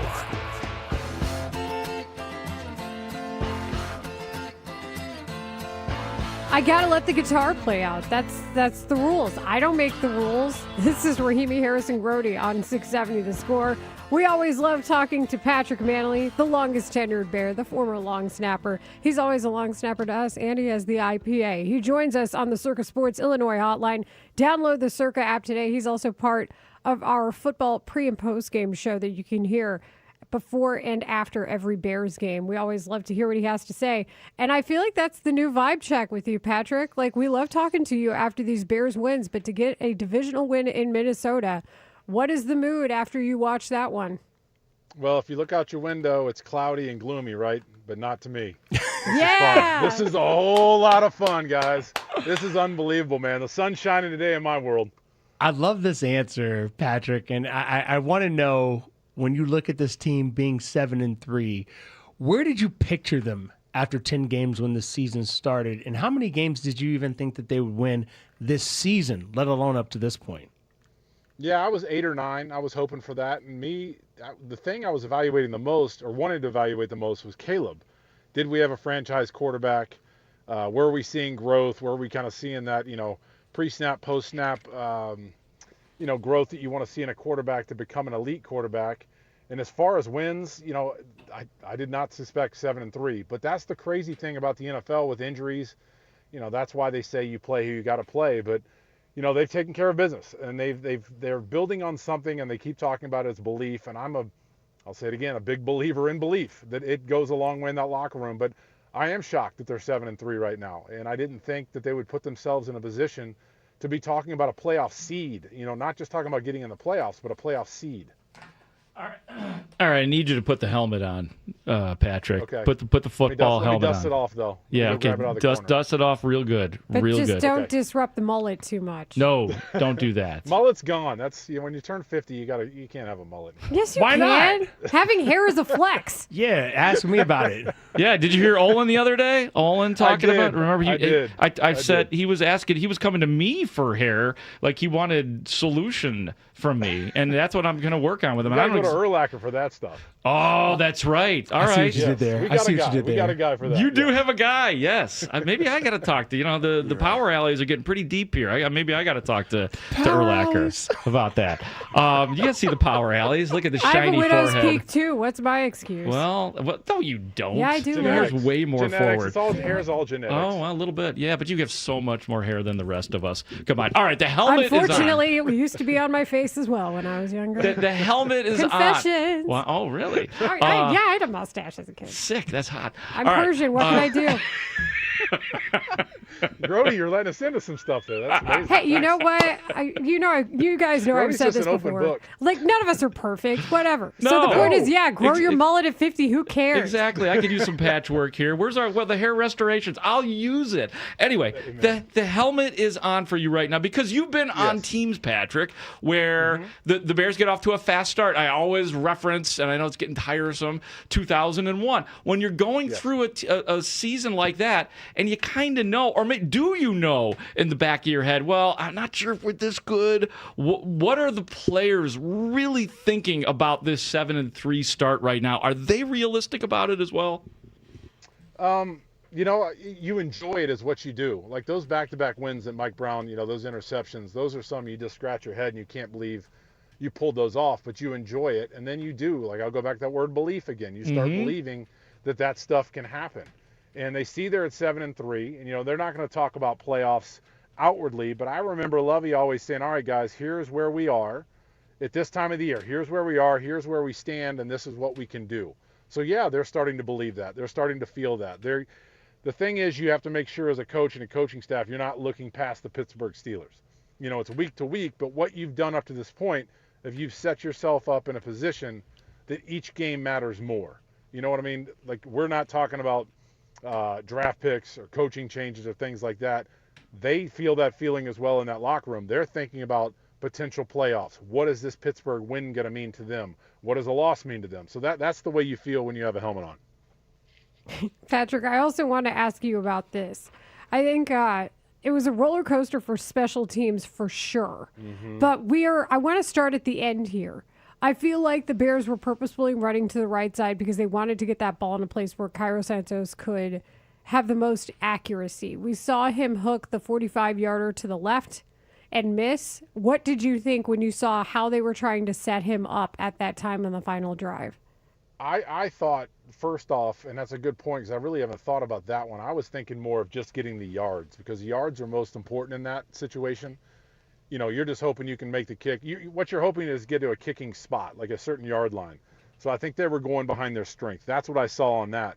But we also know that Cairo does like to kick from the right hash as well, and he did miss the 45-yarder pulling it left, and he did pull the game winner a little left, but it was inside the upright. So I don't think so much it was get to the right hash. I think it's more of just who are our best players, who are we going to run behind, and how do we get the most yards on this play. Patrick, happy to have you as always here on Rahimi Harrison Grody, the segment with Patrick Manley, sponsored by Loyola Medicine. That's Loyola Medicine. When things are at their worst, we are at our best. I'm looking at this standings right now. I look at the fact that it's just the Rams and the Eagles ahead of them. They have the Eagles next week. Is it crazy to start thinking about the possibility that this team can win the division and challenge for the 1 seed? Oh, man, that's tough. The good thing is they do get to face the Eagles, so we get to evaluate them that way, right? Vic Fangio and that defense against Ben Johnson and that offense is going to be fun. The Steelers are, a much better opponent. And if you think about it in two ways, do you want to play Aaron Rodgers or not? Yes, I would, because I want to evaluate how good I am as a team, and I want to see how good they are against, a better quarterback and a better team with a top-notch quarterback. But also a win is a win, and that helps you with your seed. But I don't know. I don't. Talent-wise, no. Their defensive-wise, no. Injury-wise, no. They're not a 1 or 2 seed. But, guys, you have Jalen Johnson potentially coming back. You have Kyler Gordon potentially coming back. You have TJ Edwards potentially coming back. That's 3 starters. That's a Pro Bowler and one of the best nickelbacks in the NFL that are coming back. So if you put those guys together, and we started talking at the end of the postgame show, we were getting excited about it as well, of what the future could be of these Bears. And you start thinking in those terms, maybe. But right now, realistically, Marshall, I've got to say no. I just think those other teams are above and beyond. I think their quarterbacks are better. They've been there before. Caleb has not. And that's what I'm hoping that these games and these weeks are experience for Caleb, that in the future, when you ask that question, we say, hell yeah, we can do it, because Caleb's been there before. He's done this, and we have the talent. These first rounders are now maturing into stars and making game-winning plays like they are to beat the Bengals in these games at the end of the last few weeks. So right now, no, but hopefully in the future. But with the guys coming back, you never know, though, man. I'm just thinking about this while you're talking about, as we all try to define what's going on with the Bears. I have not had this much trust for a Bears coach or executive since, ready for this, guys? Theo Epstein. When Theo Epstein came here, and there was a lot of losing that went on, so it's different in that regard, but there was this handing over of trust, almost blind trust, because you saw the competence. You saw the action that was taken by Theo Epstein. In this case, it's Ben Johnson. Do you agree with that, or is it starting to get to be hyperbole when it comes to Ben Johnson and why I trust this team now, Patrick, and next year too, whereas my jadedness would have precluded me in the past from looking beyond this season? No, and Mark, you would know as good as anybody. You were in that locker room every day. You felt it, right? You knew what the guy, when you were talking to the guys on losing streaks and bad teams, they didn't have it. I think now they have it, and that's a credit to Ben Johnson. And it's not only just Ben Johnson, it's the staff he's built. If you watch all his players play across the board, I mean, in the run game, the receivers are blocking. Everybody's playing hard. And that's a credit to Ben Johnson. And, obviously I watch special teams a lot, and I'll give you, this is a credit to Ben Johnson, this is a credit to Hightower, this is a credit to their culture. There is punt safe. Punt safe is when the defense stays out there on 4th down because they're afraid of maybe it's 4th and short, maybe they could run a fake punt. Well, Jaquan Brisker's out there, right? He is playing his butt off and putting a guy into the ground when he doesn't have to do that. It's just a punt safe, kick the ball, fair catch at the 10-yard line, plays over. But he has everybody in that locker room, on that field, buying into playing as hard as they can. And when I saw that tells me everybody's got Ben Johnson's back, and that's the culture there that he's built. And it's just a little play, but that's an example of everybody buying in. Another one is Olin posted it last week on social media, that the run that DeAndre Swift had and Tyson Bagent's ripping his jacket off on the sideline. Everybody's running over to him to tap him on the helmet. Everybody's bought in. That is Ben Johnson. He has changed that culture, and that is a lot of credit to him. We're talking to Patrick Manley, the Bears' former long snapper, longest tenured Bear, part of our pre- and post-game show coverage here on 670 The Score. And our segment with him brought to you by AlmostFreeTeeth.com. Save on dental implants today. Another thing to add to that, Patrick, is how many times have we talked about the demeanor of the Bears quarterback on the sideline, whether we see him sitting by himself too many times. And I'm talking about if it was Mitch Trubisky, Justin Fields, Caleb Williams, take your pick. And we don't see that. And a lot of the times when you look at the bench during the game. It's Caleb Williams talking to one of the members of the offensive staff and going over, I think, a game plan, or there's some sort of like discussion with him and the rest of the offense. I think that speaks to what you're talking about. Then we also see, for example, chatty position groups. You'll see like Kevin Byard chatting on the sideline during the game. And you know and I know that's a lot of times where they're sharing information that they've gleaned during the game to take advantage of their opponent. That's the in-game adjustments we talk about. What do you think about that part of the communication we're seeing too? That's huge, and that's just trust, and that's openness, and with everybody across different position groups. But to go back to Caleb, what I've always said is I want the quarterback to take ownership of the team, not just the offense, the team. Olin and I got in a kind of a funny disagreement in the post game. Breaking down Caleb's post-game press conference because he said the word I too many times. Like I did, and I said, I'm okay with it a little bit. I don't want too much of it.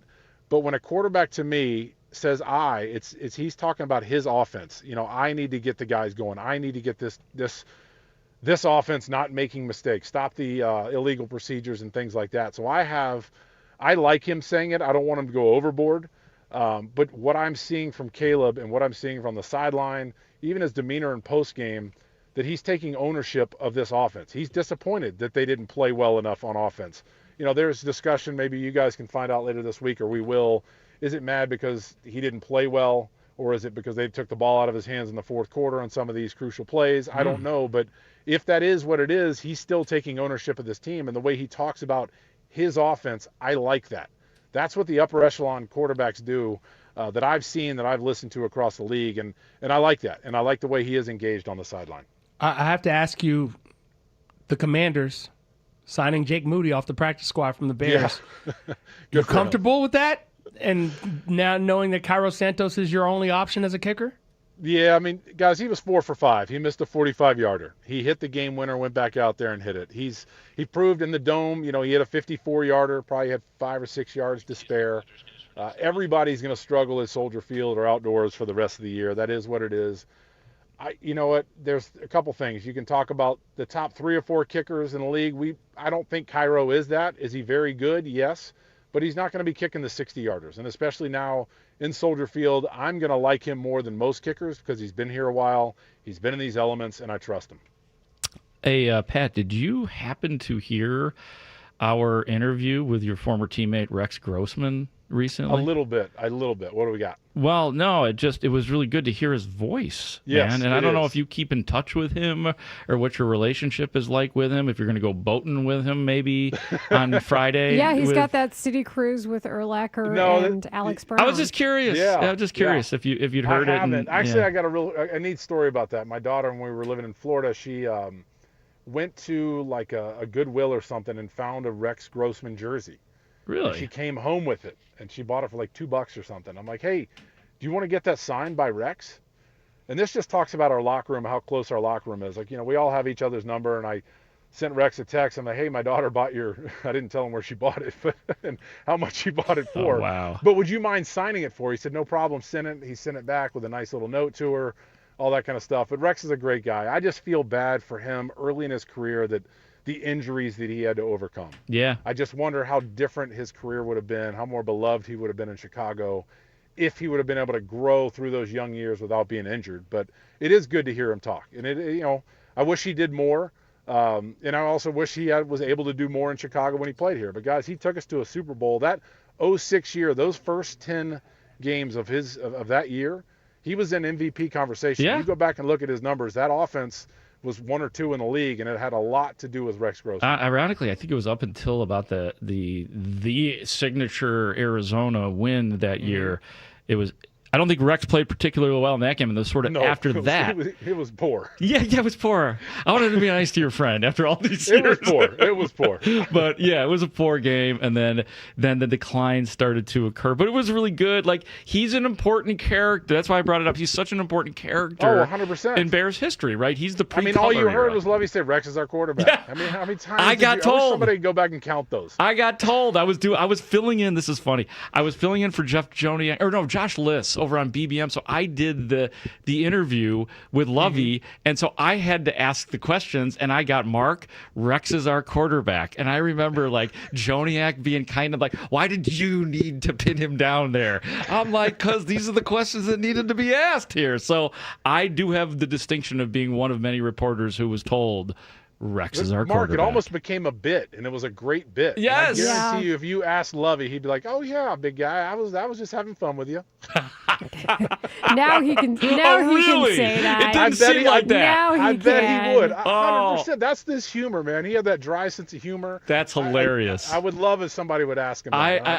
I would like to know the true answer. To We that. just need to get Lovey on the show. Like, it's Yes. time. Like, we all know what Yeah. we all know what he did for That's this another team. one. It's time. We all know.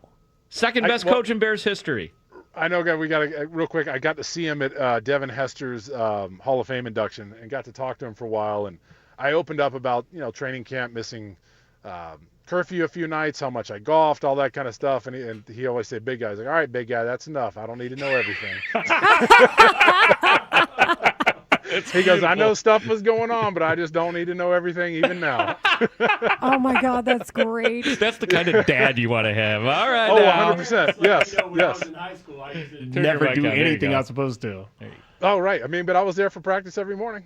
I never went to TJ's past closing. See, You're the and Iron that's Man, why. dude. That's why he didn't know. That's why. Patrick right. Manley, thanks as always for joining us here on Rahimi Harrison Grody. Of course, before Chicago takes on Pittsburgh, tune in Sunday from 9 a.m. to noon for Your Local Ford Dealers pregame show right here on 670 The Score. Patrick, Olin Kreutz, and Mully get you set for the game, and then immediately after, they have instant reaction on the postgame show. It is all presented by TimberTech Decking and Railing and Arturo Tire. All of it can be heard on the Score and the Odyssey app. Thanks as always, Patrick. Thanks, Patrick. All right. See you guys. Have a great week. That's Patrick Manley. Coming up next, we have a bit of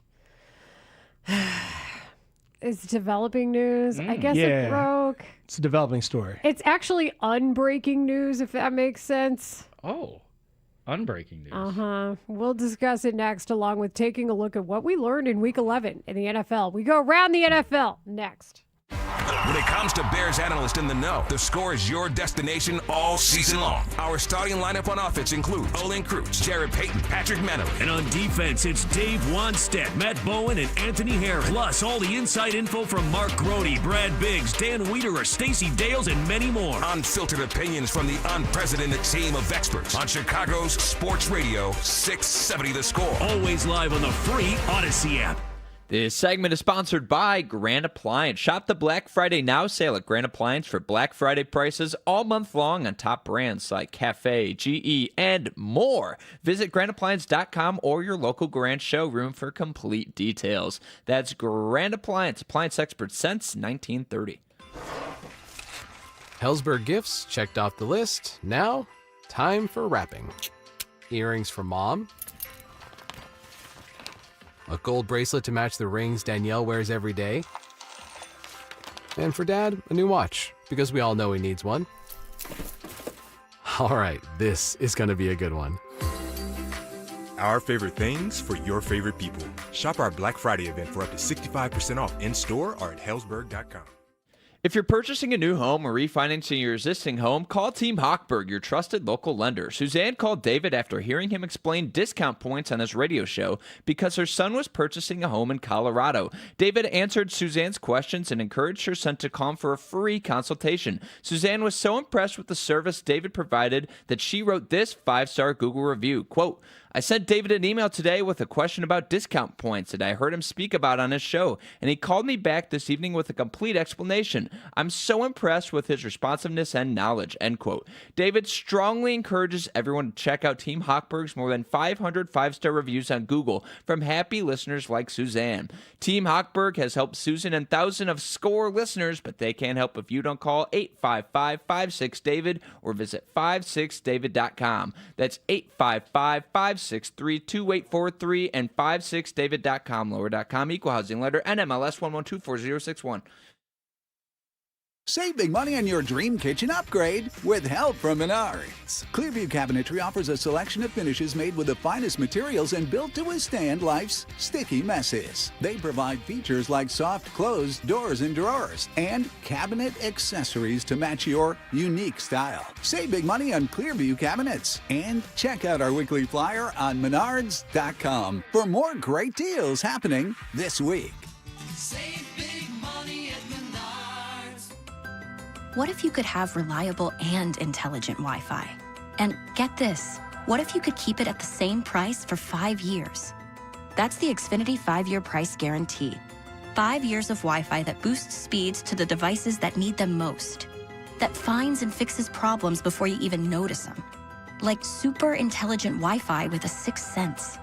And that keeps you gaming in the fast lane, even when the whole family's banking on bandwidth. All your devices working in perfect harmony for 5 whole years. And here's the best part. No annual contracts, no hidden fees, and our best equipment included.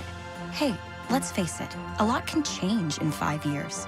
Kids grow taller, dreams grow bigger. But your Wi-Fi? It would stay reliable and the price would stay put. The Xfinity 5-year price guarantee. Lock in your price and unlock the possibilities. Xfinity. Imagine that. Select plans only. Restrictions apply. Target brings more taste, more flavor, and more deals to your Thanksgiving table. Save big on affordable holiday crowd pleasers, like select elevated sides and appetizers from Good & Gather for only $4.99. Favorite day pies for a sweet finishing touch, also just $4.99. And don't forget, great tasting turkey for only 79 cents a pound.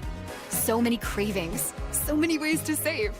Step into the holidays and elevate your Thanksgiving today. Only at Target. Restrictions apply. 670 The Score is home to your game day pregame coverage. Join us before each game for the latest inside scoop on your home team before they take on their next opponent. Football Fridays is brought to you in part by your local Ford dealers. Visit a store today. I know that hiring can be challenging. You sort through tons of resumes and you get too many so-so applicants. You're just waiting for someone to match your role perfectly. Well, now, there's a place where you can meet them fast. ZipRecruiter. Need to hire right away.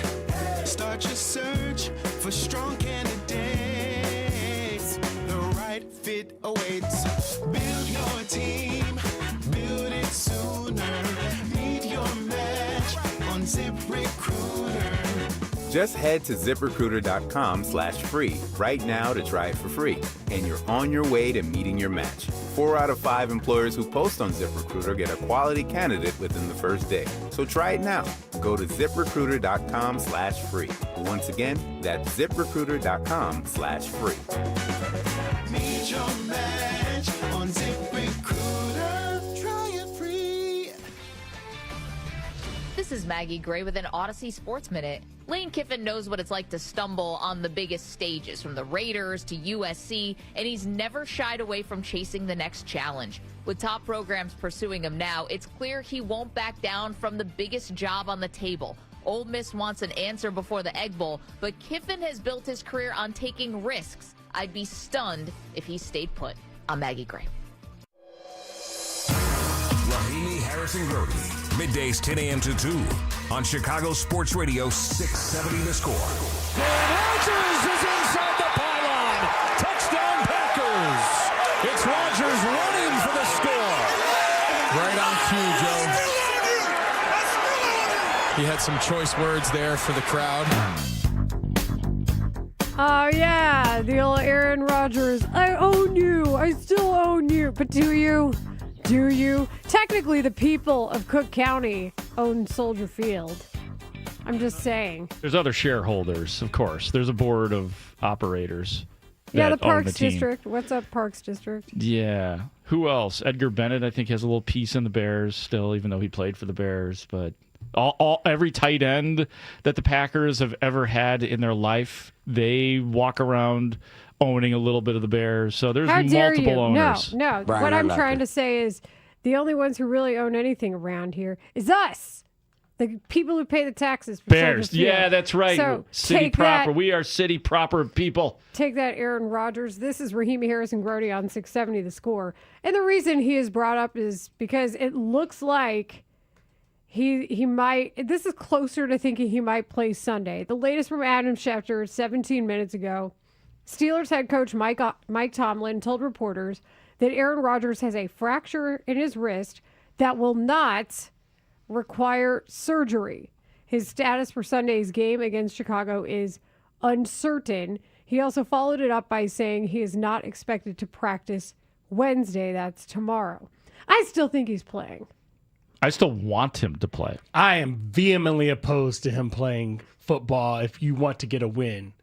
Do you want him to break your heart, Grody? No, I want to break him in two. This is the best chance. This is the best chance. Okay. It's hey, we talked about this backstage a little bit. I know we'll probably discuss it more, but this season still needs a signature moment. Would it not be best to not only go to 8-3, but do it against the guy who believes he owns you? What about going to 8-3? Just period. Just go to 8-3 and then worry about it next week. You'll have your signature chance next week. We do sports entertainment here at the Score. Okay. I want it to be entertaining too. You think? Hold on.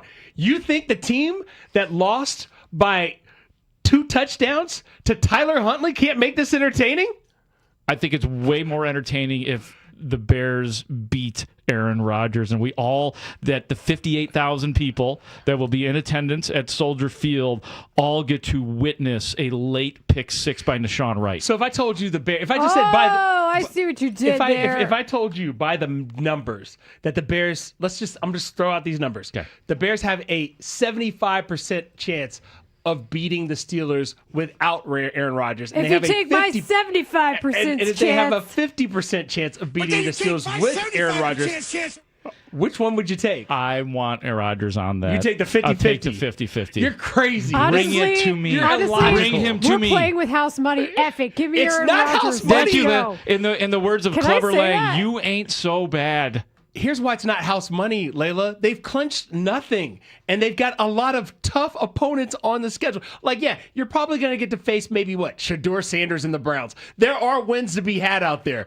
but I can't just see 3 wins You without. could have said quarterback and the Browns. I will worry about the Eagles game when I need to.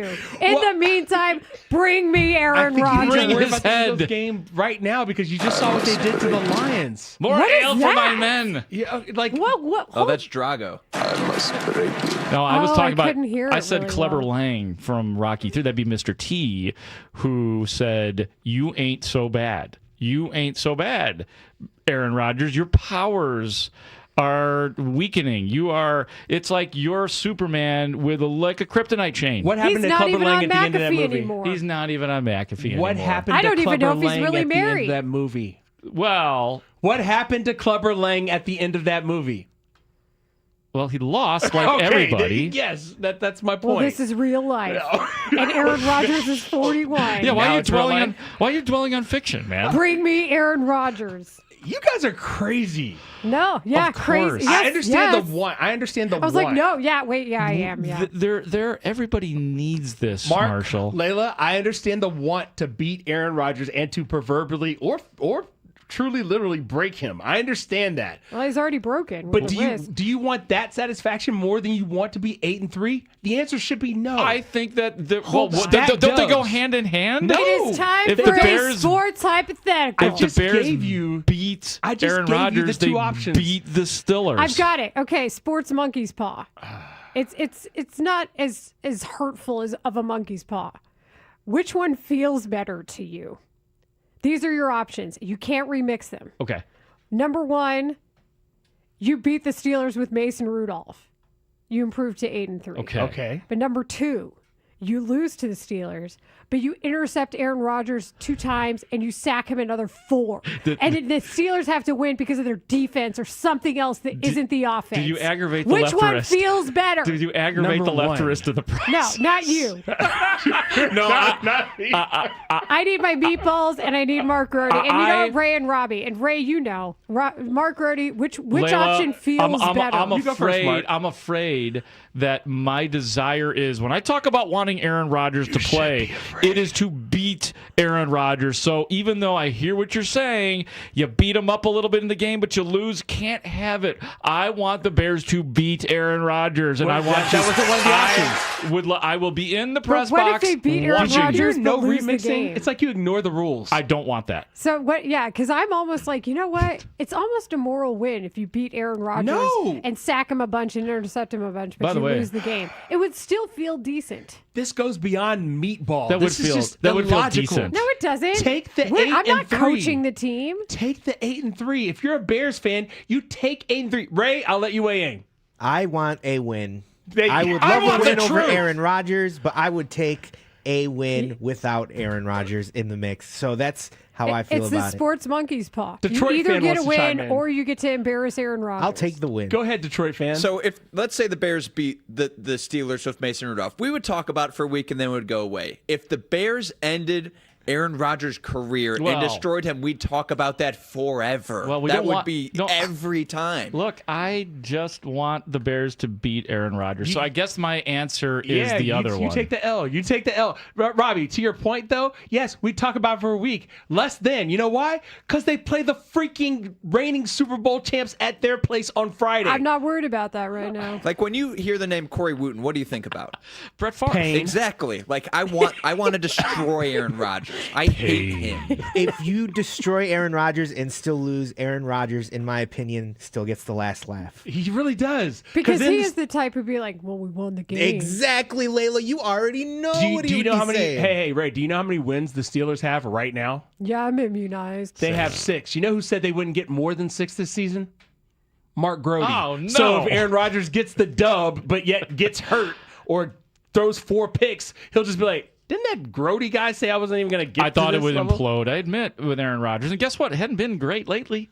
Hasn't been. They don't look like they did early in the season. It's all coming undone. Are they in first place? Doesn't matter. I'm You just in talking about first what's place. real. Doesn't You matter. in first place. Doesn't matter. So you don't in even the care least. that the Bears are in first place because if they lose, they're no longer in first place, probably. They no longer have the tiebreaker over the Lions That's who will win. Wait, why wouldn't I care that the Bears aren't in first place anymore? Because they wouldn't be in first place. I still think it's a sexy sports monkeys paw Because the question. Lions get the Giants at home. So they're going to win. They have the tiebreaker over you. You're no longer sitting at the top of the NFC North. Oh my The Giants God, I'm are gonna thinking get given about the this. North back after The 1 week. New coach bump is on for the Giants. That's already happened. I thought they were going to win this I know. last They They week. got got to the beat the bump. The Packers. bump is over. You think that's it coming close against the Packers is the bump?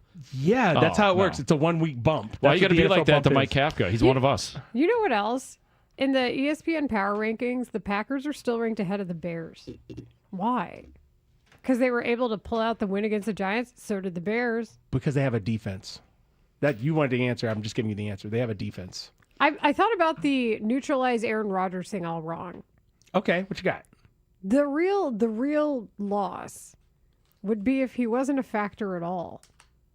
It would be if he had a perfectly lame game where he completed, I don't know, 60% of his passes, but they were like dinks and dunks and there wasn't some explosive play. In a Steelers win, you're saying? No, just Oh. in the game Okay. where he was just there. That would be the biggest defeat to Aaron Rodgers if he was just there. Well, they if he gotta- were Bears Aaron gotta win Rodgers' too, right? game manager. But the Bears would have to win. The Bears would have. The Bears do Yes. have to win for But I me think to be that happy. would be the most cruel punishment to Aaron Rodgers, where he wasn't even really a factor and you didn't even care, and he couldn't even be that hype, where he was just there. I'm just telling y'all, the path to salvation is getting into the playoffs and getting as high a seed as possible. Oh, shoot. So get the 8th win. Understand then you would have 5 games left and need just 2 wins in 5 games to get to 10 wins.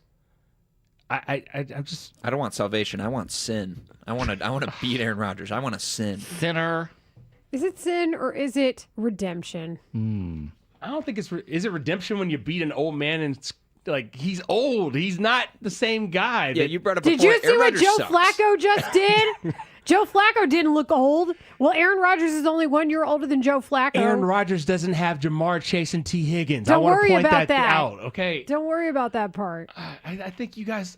I love you guys, but it's crazy that you would Don't rather patronize us. break him. I do love you. That's true. No, you think I don't love you? This is I'm the not management patronizing you. sandwich. Let him cook. I actually do. I think you and I kind of agree a little bit more. As I said, I need the Bears to win and beat Aaron Rodgers. That's why I want him to play. That's the bottom line for me. If you're not going to beat the Steelers, then I just need you to embarrass Aaron Rodgers. Like, I want Dennis Allen to call. You know how I feel about Dennis Allen's unhinged blitzes, right? Yeah, you like him. I do. So I need like the weirdest blitzes you've ever seen. Oh, you like that?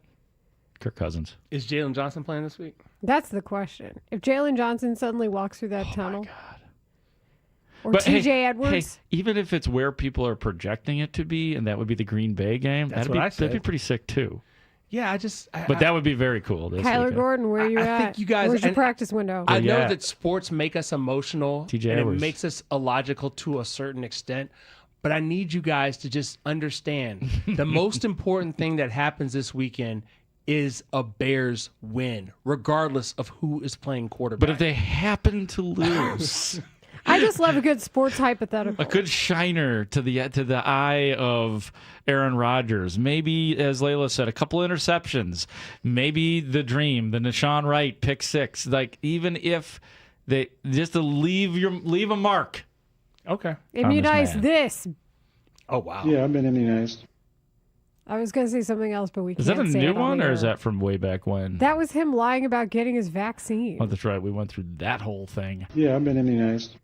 Mm-hmm. What were we talking about that we know that we're post-pandemic nowadays? The high five. Oh, yeah. I was like, do we bring the high five back? The high five is here. I gave Layla a high five. Like and, fist yeah. bump, that's the Right. typical greeting now. High five is a little bit more giving, right? You're giving yourself a little bit It's more a to little somebody. more palm, and then Yeah. you might touch that area of your Right. face with that part of your hand. Palm's a very sensitive area, very germinated area. Why are you covering your face, Marshall?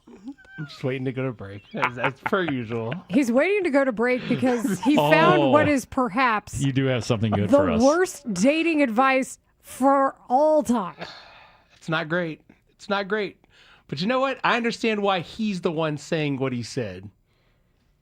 Did you need more ammunition against a class of Americans who is quickly ruining the country? And no, I am not talking about any certain party. Let's do it next.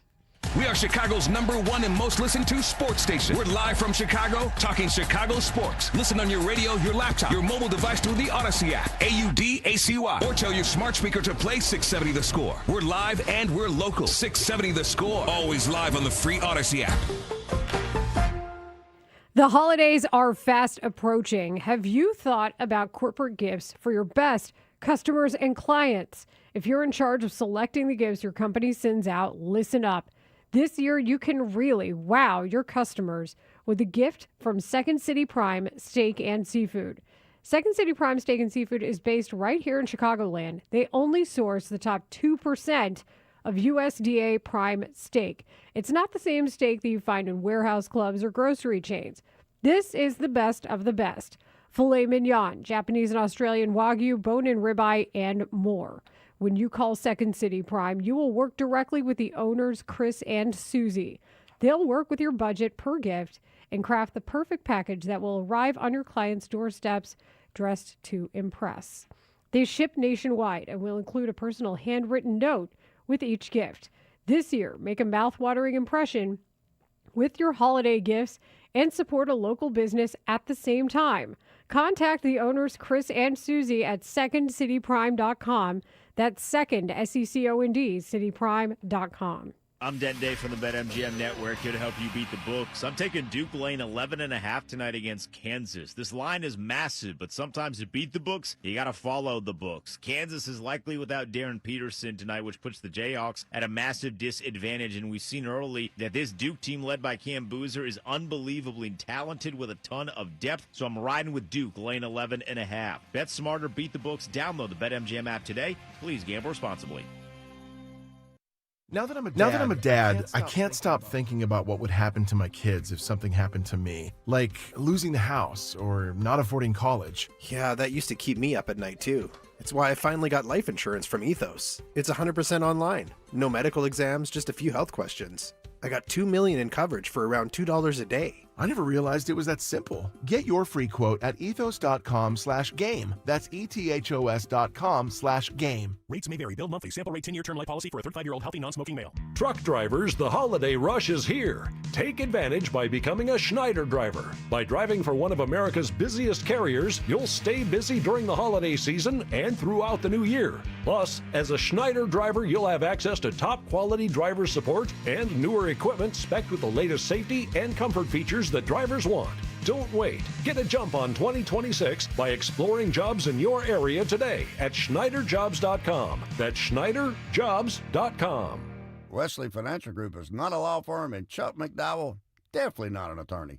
This is Chuck. Do you feel stupid for buying a timeshare? Don't. It's not your fault. You were most likely told you could rent it, and it was a great financial investment. And the deal was available today only. If this happened to you, contact your resort or Wesley Financial Group for help today. Call Wesley now for your free exit information kit. 800-939-1441. 800-939-1441. Makita knows that pros never settle, and neither do we. With Makita, you get tools that perform at the highest level on every job without compromise. Makita is for the most detailed pros, expertly engineered to deliver precision, job after job. When your work calls for the best, call on Makita. Makita, built to be the best. Available at the Home Depot. Introducing Remy Martin's This Is My City VSOP Limited Edition Collection, paying homage to the iconic sounds, style, and teams of our very own Chicago. The collection celebrates the city's influence on culture and features Remy Martin's renowned VSOP liquid. This limited edition bottle is available now, and you can learn more at RemyMartin.com. Remy Martin VSOP Cognac, 40% alcohol by volume, imported by Remy Cointreau, USA, New York, New York. Please drink responsibly. It's glitz and glamour this New Year's Eve at Four Winds Casinos with live entertainment, party favors, and a chance to win a share of over $115,000 in cash. Ring in 2026 at Four Winds Casinos, your entertainment escape. Rahimi Harrison Grody will be back in 60 seconds on The Score. Pros don't just show up. They prove how it's done, with precision and without shortcuts. Makita tools are built the same way, with a dedication to lasting quality, trusted performance, and results that reward your effort year after year.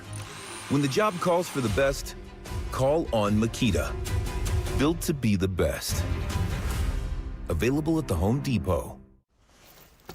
Oh, no. Ah, that's the sound of someone who's misplaced My debit card. their debit card. Where'd I leave that thing? Not at the gas pump, or the checkout counter, or the roof of your car. Now, if he has the Chase mobile app, he can use Card Lock. Wait, I could just lock my card. Yep, just a few tippy taps on his phone, and that sound? That's peace of mind from Chase. Chase mobile app is available for select mobile devices. Message and data rates may apply. JP Morgan Chase Bank N.A. member FDIC. Listen to Rahimi Harrison Grody on the Odyssey and iHeartRadio apps. What time is it? It's halftime. This is halftime. We spent our first segment not just talking about Caleb Williams, but wishing him and Joe Tooney happy birthdays. Have you wished your quarterback a happy birthday? Have you said to your local offensive lineman, Joe Tooney, happy birthday today? It is their birthdays. We also talked about Ben Johnson taking responsibility for play calling and the decisions that were made in order to be able to win the game against the Vikings. Patrick Manley talked to us at 11. We talked about the Bulls beating the Denver Nuggets at full strength in Denver. Nicely done, Bulls. We went around the NFL, but it just turned into more Aaron Rodgers talk as well. It's halftime. Is it time? It's time. Let it out, Marshall. Let me tell you guys about Bill Ackman. Do you know who that is? Bill Ackman? Are you familiar Ackman. with Is he name? the science guy? He is an American billionaire. Nye? Oh, it's not Bill Nye. Bill Ackman. Okay. Yeah, that's the science guy, Bill Nye. This is Bill Ackman. He's an American billionaire hedge fund manager. He's the founding and chief executive of Pershing Square Capital Management, an investment management company.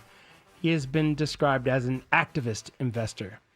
As of July 2025, Ackman's net worth was $9.4 billion by Forbes. Got Oh, that? good. More Right, I'm writing it attention for down. billionaires who Yes. are also what sounds like venture capital or hedge fund or private capital people. Gee, I've never heard of them before.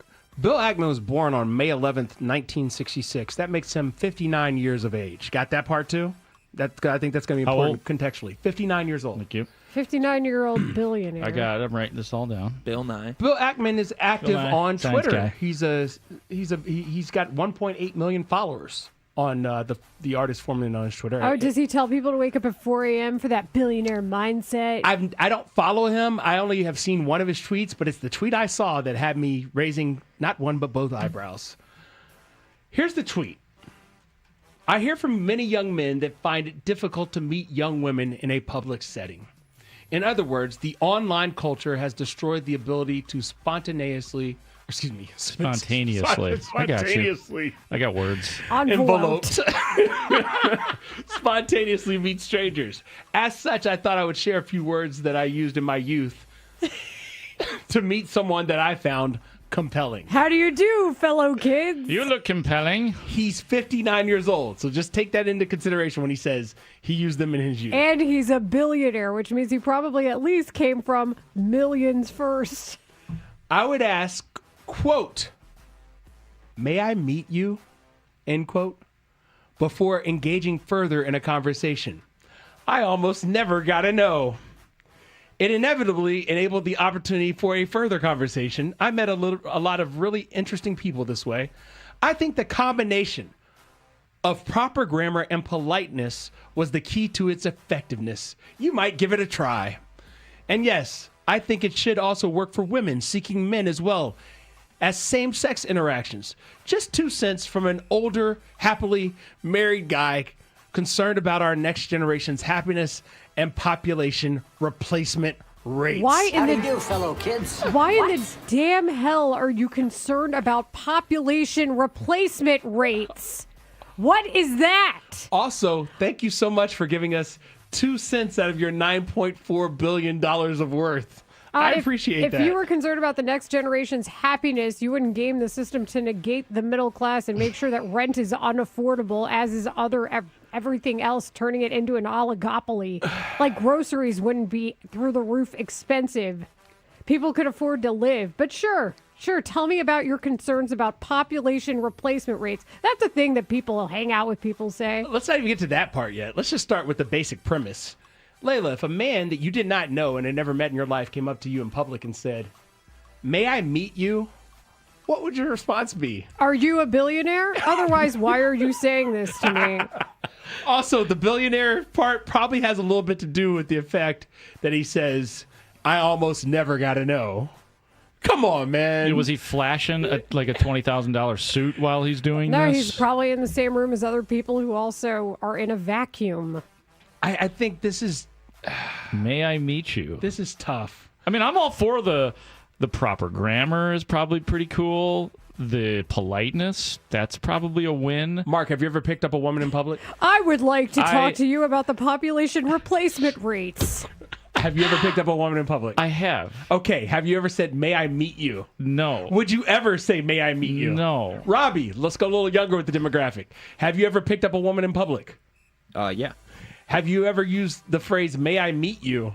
No. Would you ever consider even anything close to those choice words? No, not at all. So, like, stop giving bad advice. Actually, just stop giving advice. If you want to give advice on how to game the system and make some cash, I'll listen because you're worth $9.4 billion. Hey there, dollface. You want to go to the 5 and dime for a slice of 10-cent pie? Why, yes, I do. We got a boomer. But people are roasting this man as they should. And just like the people who live in the vacuum and don't understand how the rest of us interact. That's the irony here is he's saying, I wish you guys interacted more in real life. I wish you interacted with more real people in real life and not just people in your inner circle. I don't know what the more appropriate equivalent is for the phrase give people enough rope and you know the rest of it. But when he says concern about our next generation's happiness, while they game the system to take all resources for themselves, and then also says, and population replacement rates. What does that mean? Exactly. What What? People are trying to pay rent, dude. Yeah. So like, Thanks in part to policies that you support. So, okay, cool. There's this idea that people aren't interacting in real life anymore because of, app culture. Of course. All that it's stuff. true. And Yeah. that people I need to understand get back that. to basics. That's if a you way of will. life. And to some people, like, that's cool. Like, if that's your way to do it, like, that's fine. I think we're all three probably hybrids in that As regard. somebody who has plenty of young mentees in this business and otherwise, and They're going to say plenty of ladies. No. We're locked in. We're doing other stuff right now. Those That guys will be in also tomorrow. not work, I don't The think. ladies' men will be in tomorrow. Russell Dorsey will be in for the noon hour, I believe, right? And Clay Harbor will co-host the show. Honestly, both of you, you're the hottest of the three, honestly. So, that's a lie. Yeah. But anyway, the bottom line here is I love the fight. just talk to people like normal people. Hi, my name's Marshall. Nice to meet you. What's your name?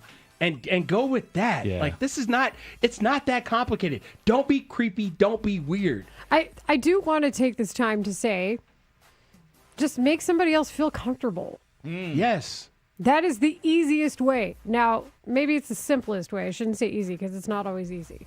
But that is the simplest way. If you just make people feel comfortable, like, hey, how are you? Like, that works, especially if you, like, pause and then give time for the person to say hi and then respond with whatever else. A little bit of distance, too. You don't want to be right up in their Yeah, grill. don't, respect the personal space. And you'll have a date with Layla. There it is. Layla, I understand shoot or shoot. This man's trying to teach people how to use a musket. Can we stop that? Yeah, yes, I think that is a fair assessment. But Musket, the I like last that. sentence there really tells some truth. That is yeah. So just don't do that is the moral of the story. Have you ever been hit on at a grocery store? Have you ever had that guy, No. Layla? Not at a I Okay. don't know. I had a nice conversation with somebody at the Jewel once. Jules. So yeah, maybe, but I don't know. It wasn't like I wasn't offended. It was fun. Oh, I was yeah, I trying didn't to find expect you to be mint for a offended. salad. Oh, wow. It's very memorable for you, apparently. What It aisle? was. Yeah. Well, the sad part is there's only one produce aisle, and I just couldn't seem to find it. Robbie's clearly never been to a grocery store, but that's okay. Oh, come on. You know what? You and those I- are some good-looking carrots. Hey, how are you? Nice to meet you. How about you Would and I? you want to meet? Yeah, after the show, you and I, we go to like Whole Foods or something like that. And You? I'll put the camera on you, and I want you to do the "May I meet you" thing. How I about bet that? I was your wingman. I'm Yeah, writing notes down. I'm on your taking care of wingman. you. You're the young handsome man, so I am going to let you I just- do the asking out of the ladies. I just can't get over as a billionaire being like, I'm concerned about population rates. Then make it affordable to have kids, dude. Like, oligopoly. Then make it affordable. Tell somebody your name. Give them a compliment, not based on their looks. You'll be fine. How about a line? How about a good line too? No. Someone on the text line said, "Go back to the old Fresh Prince. Your feet must be tired because you've been running through my mind all day." Jazz always trying to hit on Hillary. Oh, and got thrown out. Every time. Every time. Why did that make me laugh so much? Watch old sitcoms. Watch 90s sitcoms. I use the Stewie from a sitcom, Stewie Griffin. from Family Guy? The baby? I did a Shot in the Dark. You want to go out sometime? And we did for a year. Yeah. What? It's not For that a hard. year? For a year. It's yeah. not that hard. And you know what you did? You asked a question. You're like, I hey, did. are you interested in this idea? It was going well. And they'll like let you it was know if going they're not well. interested, and it's okay if they're not interested. Right. You could be a 2:30 hitter and still have a No. great life. Also, Shot in the Dark is basically the male version of the Monica from Friends, I'm breezy, which I am not. I am not breezy at all. Shot in the Dark. You want to go outside? Yes. Yes, I do. It's 773. For 1 year. You mean population replacement isn't a comfortable conversation? That's how I picture it. I am concerned about population replacement. What about oligopoly? Sure. You use that word. I just love it. I love it. Because it's true in many aspects of life. We have 5 questions there for you next on The Score. The Spiegel and Holmes Show. Afternoons 2 to 6 on The Score. When the Bears win, everyone is in such a good mood, and even if you're unhappy with the way that they're winning, J.J. McCarthy had a 14.9 quarterback rating going into that last drive, man. He was awful. They let the Vikings hang around and almost paid for it. We got to mitigate those a little bit as part of our Monday processing. The Spiegel and Holmes Show. Afternoons 2 to 6 on Chicago Sports Radio 670 The Score. And always live on the free Odyssey app. Hi, it's Layla Rahimi for FanDuel Sportsbook, the official sportsbook of 670 The Score. FanDuel is the #1 sportsbook for same-game parlays. From points and rebounds to threes and assists, FanDuel is the best place to combine your favorite picks into a same-game parlay or track every stat live, all in one easy-to-use app. And right now is the perfect time to join because new customers get $150 in bonus bets if your first $5 bet wins. So bet on the players you love the way you want. Head to FanDuel.com/Layla, Leila, to sign up today. FanDuel, official sports betting partner of the NBA. 21 and up in President, Illinois. First online real money wager only. $5 first deposit required. Bonus issued as non-withdrawable bonus bets which expire 7 days after receipt. Restrictions apply. See terms at sportsbook.fanduel.com. Gambling problem? Call 1-800-GAMBLER. Chicago, get ready. Real American Freestyle is hitting the mat. Saturday, November 29th, RAFO3 takes over the Wintrust Arena for a night of world-class freestyle wrestling. MMA legends, NCAA champions, Olympians all hit the mat for one night. See MMA stars like Chad Mendez, Michael Chandler, and Clay Guida. Chicago natives Austin O'Connor, Austin Gomez, and Kennedy Blades. And nationwide high school phenom, Bo Bassett, making his first professional debut. Be a part of the most electric night in wrestling. Tickets on sale at realamericanfreestyle.com or stream exclusively on Fox Nation. The Chef IQ Sense is a must-have wireless cooking thermometer that eliminates under or overcooking your chicken, fish, or meat, whether on a stovetop, oven, or grill. It is built to withstand extreme heat. The probe is inserted into your food and connected wirelessly to an app. Once you've selected your desired doneness, the app alerts you when to take the steaks off the grill and even alerts you when to flip them. It's that simple. Order the newly released 3rd generation Chef IQ Sense, now with so many upgrades at chefiq.com. Enter the code word SCORE for 15% off your order. Hey y'all, it's the Rocket Roger Clemens here. Spent a lot of time pitching heat. Years later, the pain in my joints remind me of those days, but I'm not looking to sit still, and I definitely am not interested in going under the knife. That's why I chose QC Kinetics. Not just for elite retired athletes. QC Kinetics gives everyday folks joint pain relief using regenerative treatments that work with your body to help repair joint damage. No surgery, no long recovery, whether it's your knees, hips, shoulders, or back. My friends at QC Kinetics will help you get moving again so you can get back to doing the things you love. QC Kinetics medical professionals will look at your x-rays or MRI to determine if you're a good candidate. I trusted QC Kinetics to help me feel like myself again, and I'm proud to recommend them to you. Call QC Kinetics today and schedule your free consultation. Call QC Kinetics, 312-847-4347. That's 312-847-4347. 312-847-4347. Nearly 75 years, one family name, and generations of Chicago area families forever connected by something rare, trust. At Rasny Jewelers, it's the same family for 75 years. That's a powerful statement that few can make. The Rasnys have built something lasting, a family business that treats every client like one of their own. We don't look at somebody that's making purchases in the store as clients. We look at them as part of the Rasny family. And it shows in the faces behind every display, many of whom have been there for decades. For the Rasny family, jewelry isn't business, it's legacy. From Stan and Ingrid to their children, Eric, Christine, and Michael. Rasny Jewelers is truly a family business. You can be in any one of the 4 locations and typically always find a Rasny somewhere in the building. So if you're looking for high-quality craftsmanship and personalized service, visit Rasny Jewelers in suburban Addison, Highland Park, Hinsdale, and Chicago's Gold Coast, or shop online at rasny.com. Family-owned, operated, and proudly Chicago. Voted Best Ribs by the Daily Herald. Get a full 2-pound slab of award-winning fall-off-the-bone ribs for just $20. It's Rib Fest, all month long at Old Republic in Elgin. Dine in, take out, or order online. More Rahimi, Harris, and Grody. Back in 60 seconds on 670 The Score. It all comes down to this, folks. Yep, the entire season is on the line. But my throat has officially thrown in the towel. Sounds like you need Vicks VapoCool drops. They're max strength and vaporize sore throat pain. Whoa! These VapoCool drops hit fast. Speaking of fast, did you just see that play? Yeah, he vaporized that ball. That pun should have come with a penalty. Vaporize sore throat pain with Vicks VapoCool drops. Use as directed. Nationwide is so much more than a great insurance company. They're one of America's largest financial services companies. Like how I'm more than just Peyton Manning. I'm also motivating Manning. When I say insurance, you say financial services. Insurance. Financial services. Insurance. Financial services. Now when I say Nationwide, you say is both. Nationwide. Is both. Nationwide. Is both. For your insurance and financial needs, Nationwide is on your side. Nationwide Investment Services Corporation, member FINRA, Columbus, Ohio. This is where Chicago comes to talk first place Bears football. We are Sports Radio 670 The Score. Broadcast presented to you in part by your local Hyundai dealers. WSCR Chicago. WBMX HD2 Chicago. And Odyssey Sports Station. The Score! This hour brought to you by Vasectomy Clinics of Chicago.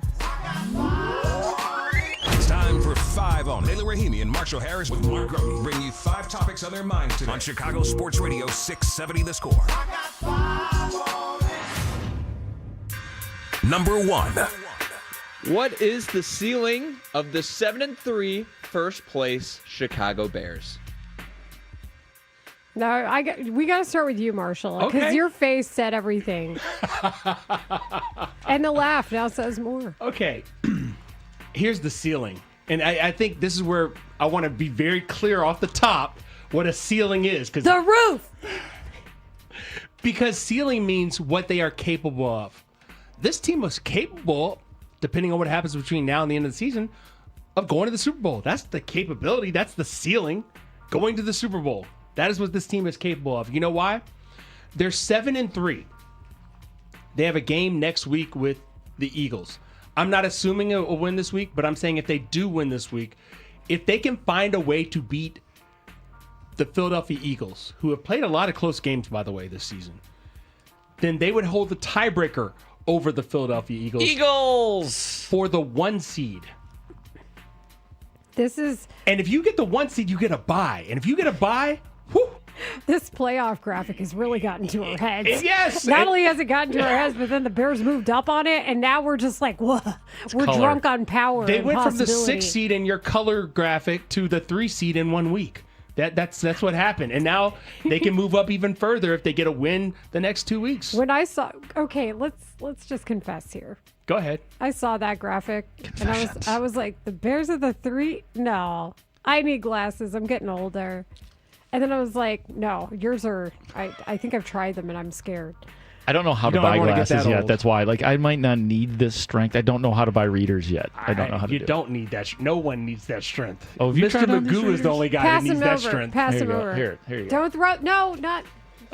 You dropped him. Jesus. Come on, Marshall. Come on. You got to make that play. They're glasses. You got to make that play. Oh, Are they that strong? I think I can read stuff from like miles away now. See? Okay, so point being, I had to look twice, and I was like, Bears 3? What? And I'm like, hey, they're in that top part of the graphic. And I was like, oh yeah, it's because they're leading the NFC North. And then just like brain just kind of like didn't function for a minute. I just like, yeah, it's like the spiral thing in your head in the middle, and I just was like, this is a new world where I'm looking at the Bears in an upper echelon part of the graphic on the playoffs and the So what's top the of the ceiling, division. Layla? I said, like a jerk at the beginning of the year, I was like, well, if you're in the 4th season of somebody's regime, then you should be a 10-win team. So I kind of think that I'm still at that point where I feel like, yeah, the ceiling is however far you get into the playoffs when you make the playoffs. And we know that the end result is the Super Bowl. But at the same time, I'm like, man, this is a 10-win team. I said it again. That's your ceiling. I wavered. No, it's just, that's what I feel like they are. So then once you get, I don't know, like, okay, Commanders went to the NFC Championship game. Okay, there you go. Okay, so your ceiling is the NFC Championship game. Yep. Yours is the Super Bowl. Yeah. My ceiling right now is the Bears making the playoffs. I'm not ready to say the Bears are a team that is capable of winning a playoff game. In fact, I don't think that they are. That's the part that I can say. I could tell you the Bears are winners and that they're 7-3 and that they're in first place and they've earned our respect. But the ceiling is making the playoffs, period. They have not done enough in these games to make me feel comfortable in thinking that they're capable of winning a playoff game against a playoff team. That's fair because they haven't beaten a team with a winning They record. have not. They've only had They have one not. shot, by the way. Right. And there are wins you would not have gotten this year against teams that, like the Eagles, like the Packers, like a lot of teams that are over 500. So your answer could change by this time next week. Of course it could change. That's all I wanted to hear. And I think for me, I was just like, okay, so what's the expectation? What's a likely outcome? See, and then the ceiling. I think that his answer was about expectation, not ceiling. It's That's not even the that. issue. No, but that's what I feel. But you have to go through that process. Yeah, no. I mean, honestly, You I have said to build the house to put the ceiling on and then the roof. I said it yesterday as we all tried to define this team. They're winners. Are they a team that is capable of winning a playoff game yet? No. That's where I am. No, as opposed to I don't know. But okay, I hear you. Number 2. I hate this question with everything in me. Would you rather have Detroit's play caller and offensive personnel or Chicago's play caller and their offensive personnel? I would rather. Dumbass question. I would. No, it's not. It's hilarious. The Detroit offensive personnel is pretty great. Jared Goff is an established talent in the league, as we know. He is one of few who can make it to 70% completion rate. Let's check old Jared Goff's yards right now. He falls into the old category because he's older. Definitely. You know, everybody's either just a baby or they're old. So Jared Goff definitely in that old category. Let's just take a nice little look at the stats that 2,490 yards for Jared Goff. 21 touchdowns. That's tied for second. Only 4 interceptions, but that's still more than he typically has. So his quarterback rating right now for the 2025 season is 110.8. Does this mean I don't like Caleb Williams? Does this mean that I think he doesn't have potential? No, I like Caleb Williams a lot. But I think I would still have to go with the players that the Detroit offense has, even if it means I know Dan Campbell is crazed on 4th downs and will take them all like a zombie in brains, even though he might not convert them. So I'm going to dance in this sports hypothetical and be a villain and say, at this moment in time, give me like the Amon-Ra St. Brown, Jahmyr Gibbs, David Montgomery, Penei Sewell at least, and Jared Goff to get the Dan Campbell, and I'll deal with that later. Can I ask a question of Robbie? Hey, Robbie, how many times did the Detroit Lions go for it on 4th down against the Eagles? A lot, and they didn't get any of it. Okay. That's where the play that's where the... Do you know who they were facing, though? The Eagles. Yeah, Bears will see them next week. The Eagles. I guarantee you the Bears will score more than 9 points next week. In Philly, they refer to them as Birds. Yes. Go Birds. That's There's the thing a little they bit do. of an accent there. So, Marshall, you are going to pick the Bears in this scenario? Yes, because of the You're play caller. A fool. You're a fool. Because of You're the play foolish. caller. Because of the play BOE, caller. bent over everything. Who's on the field? The players. Here, I have a list of all of the things that the Bears are better than the Lions offensively. Play caller, center, guards. Everybody else, the Lions is better than the Bears. Can we just say? I would rather have that. Can I just ask Pompous you a question? New York Another guy. question. Who's got a better offensive line, the Bears or the Lions? At the moment, but I would say the Okay. best player is on the Lions. I would say the 2 tackles that the Lions have is better than what the Bears The have most right now in their important tackles. thing for Ben Johnson right now is that offensive line. And as long as he's got that, he can work around everything else and develop everything else, a.k.a. the quarterback. So, yeah, it's the Bears. I'm not ready to give up on Ben Johnson so soon. This so. isn't giving up. I This know. is just like where they are currently right now. This is foolish. It's my own little Why are spin. you, this offends your sensibilities. BOE, baby. Like Robbie's Bent over everything. offended by But this. the Lions are just so much more talented and have lost to better teams. But That's guess the what? thing. They're not a bad team. They are not where they are, the Lions, without the tutelage and what he left in their heads and in their bodies when he was with the Detroit Lions. So Ben Johnson, I'll take the development work that Ben Johnson has had so far this year, the way he has developed the running backs room because they needed some tightening up,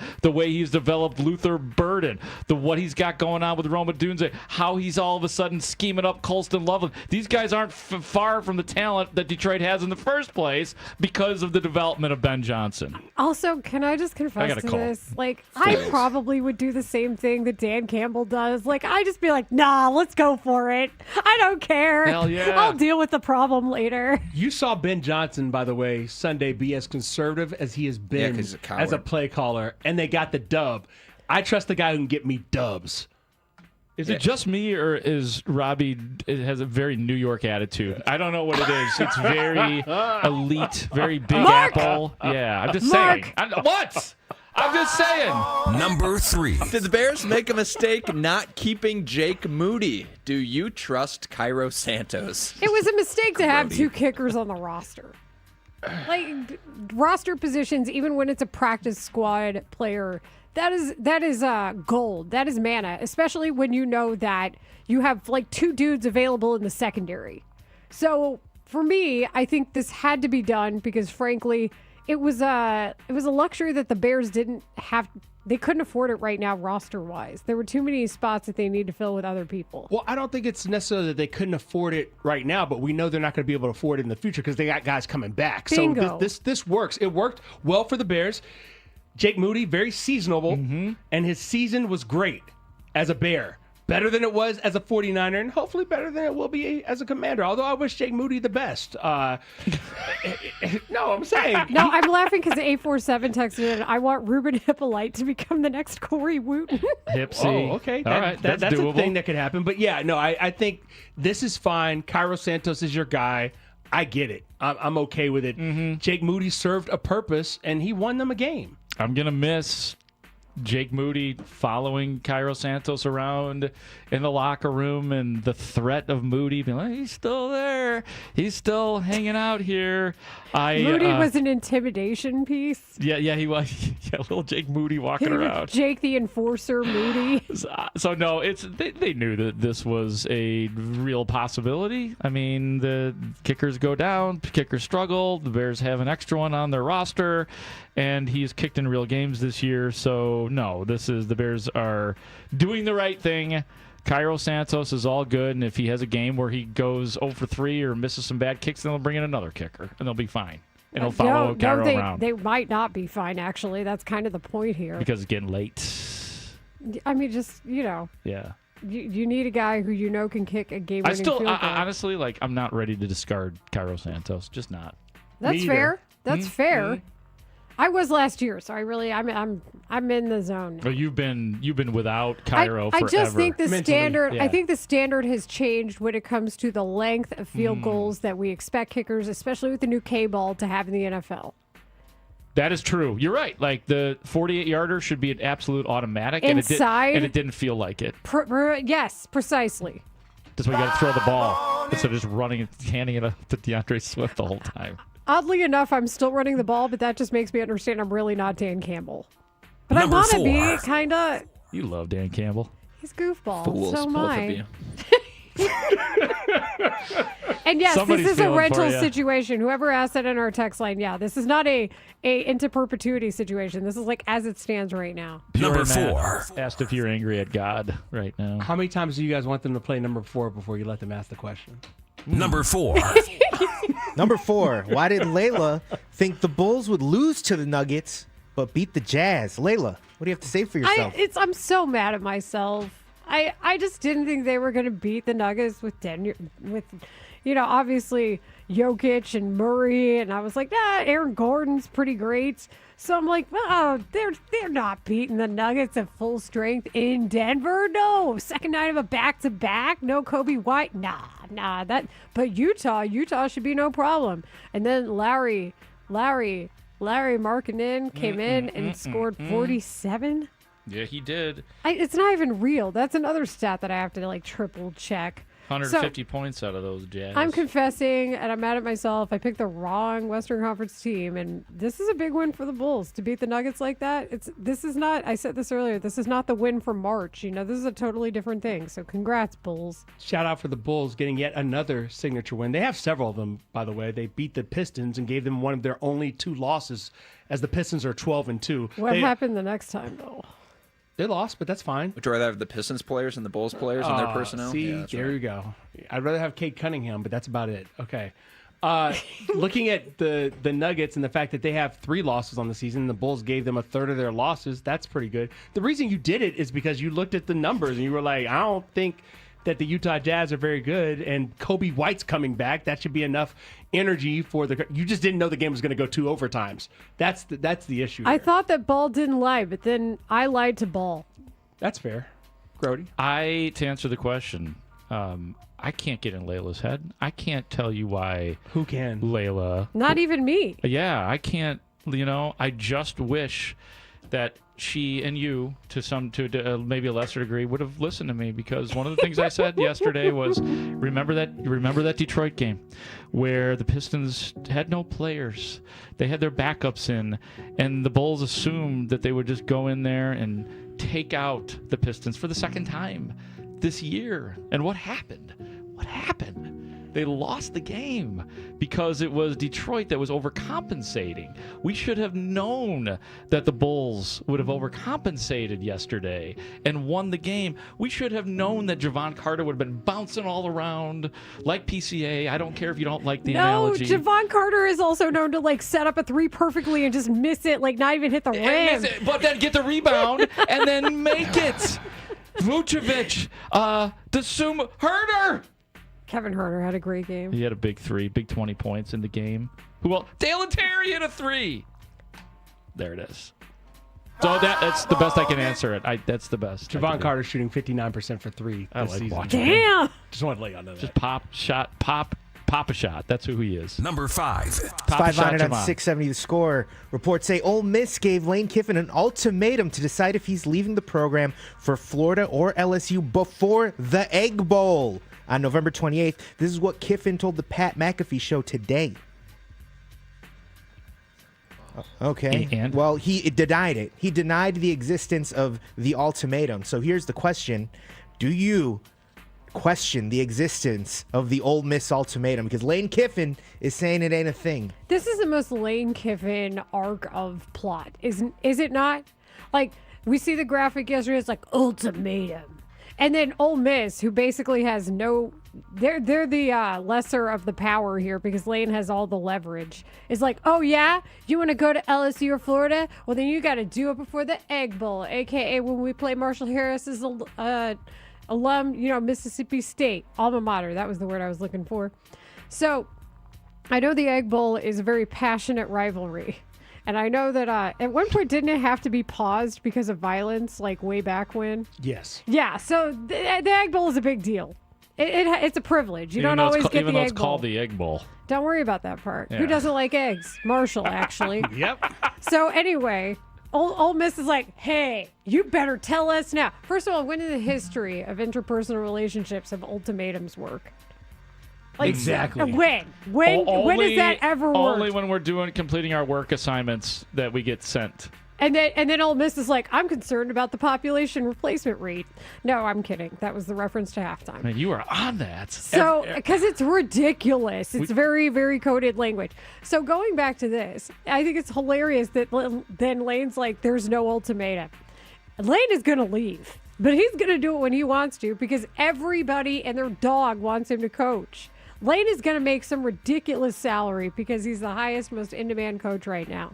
Ole Miss, he may be leaving before the Egg Bowl, and then what are you going to do against Mississippi State? Marshall Harris's school is going to run y'all down. He's definitely not going to leave with a national championship title opportunity still on the table. He'll coach through that. But I will say this. When has, as a man who's never said, may I meet you, I can tell you, never has a woman saying to me, you can either defecate or get off the pot. Never has that worked on me. And it just never has. It's so violent every so time. Violent. It's harsh. So those hurtful. relationships all ended. This relationship will inevitably end too if this is the truth of what's happening right now. And I say that's a terrible job by you, Mississippi, that school up north. What if a beautiful woman said to you, may I meet you? Would you laugh and be like, you're ridiculous? And where did you learn your manners? I'd be like, oh, you listen to the show? Plot twist. Yeah. Where else is she going to learn that? This makes me think this has happened to Marshall. I'm telling you, man. I wouldn't be surprised. He likes to be like, oh, I don't go out anymore. I yeah. don't meet anybody. I haven't had a date and then forever. Clay, Russ, and I are I'm gonna all say this looking one at him time. with the same Back side in the eye. day, I was a bit problematic. Now I am just an old man, happy to be a curmudgeon in my house. So when you say you were problematic, you were a player. Play? I wasn't a player. I was available. Okay. I was available. That's a good way to put it. I like that. Like Lane Kiffin to all the other schools. Certified pre-owned. Wow. Definitely certified pre-owned. All right, we are horribly late to break. I'm very sorry. It's probably my fault for Big bowl. talking about Lane Kiffin. We've got to get into this. More like lame Kiffin. No, he's the lame situation. Yeah. The Bears haven't had a win where you're saying to yourself, that's the one. So let's figure out when on the schedule we think it's going to happen. That's next here on Rahimi Harris and Grody on The Score. It used to be a problem. Rahimi, Harris, and Grody. Always talking Chicago sports with you, the fan. Middays, 10 a.m. to 2. You're on with Rahimi Harris and Grody. I love you, love the show, 100%. Tony and Joliet, you're on The Score. Grody, it used to be the Bears. Every time I hear Bears, now I'm thinking like Bears. Kevin. You guys are really the voice of the fan. Tune in to Rahimi, Harris, and Grody. Middays, 10 a.m. to 2 on Chicago Sports Radio 670 The Score. Always live on the free Odyssey and iHeartRadio apps. This segment is sponsored by Jewel Osco. Shop Jewel Osco for Jenny O frozen whole turkeys, 10 to 26 pound average at 69 cents a pound. Limit one with $25 minimum purchase. Plus, Jewel Osco will match any competitor's price on Jenny O frozen turkeys. See store for details. It's the biggest savings event of the year. Menards, 11% rebate ends Thanksgiving Day. Save big money on everything you need for any project. We've got something for everyone. Homeowners, contractors, DIYers, the kids, and even grandma. Hurry, Menards 11% rebate ends Thanksgiving Day. Save big money at Menards. 11% mail-in rebate is a merchandise credit check. Good on future in-store purchases. See menards.com for details. Comcast Business is celebrating the holidays by giving your business the $1,000 holiday bonus when you switch to a gig speed internet package. Just imagine the thousands of possibilities of a $1,000 prepaid card. Like possibility number 12, the new laptop for the office holiday hero. Or possibility number 108, smart speakers to deck those hallways. Or possibility number 192, new equipment for the new year. Or possibility number 555, Bluetooth holiday lights for office decor. Switch to Comcast Business, designed for 100% reliability with business internet and wireless connect, plus advanced cybersecurity, and now get the $1,000 holiday bonus. Comcast Business, powering possibilities. Ends 12/14/25. New customers only with 2-year agreement. Requires qualifying gig package. Other restrictions apply. Time's up. The IRS isn't waiting. They're coming for your paycheck, your bank account, even your home. You ignored the letters. You thought it would go away. It won't. If you owe more than $10,000 in back taxes, you are already in the crosshairs of the IRS. Wage garnishments, bank levies, tax liens, they're not threats. They're next. But here's the truth. You still have a chance to fight back. This is Patrick Noon with PJN Tax Solutions Group. We are a local tax resolution firm located right here in St. Charles, Illinois. Don't call some 1-800-FIRM 10 states away. We're right here. Call us now at 630-415-5296. We don't do fluff. We get results. Call us now, 630-415-5296. That number again, 630-415-5296. Or just Google, I want the IRS off my ASS.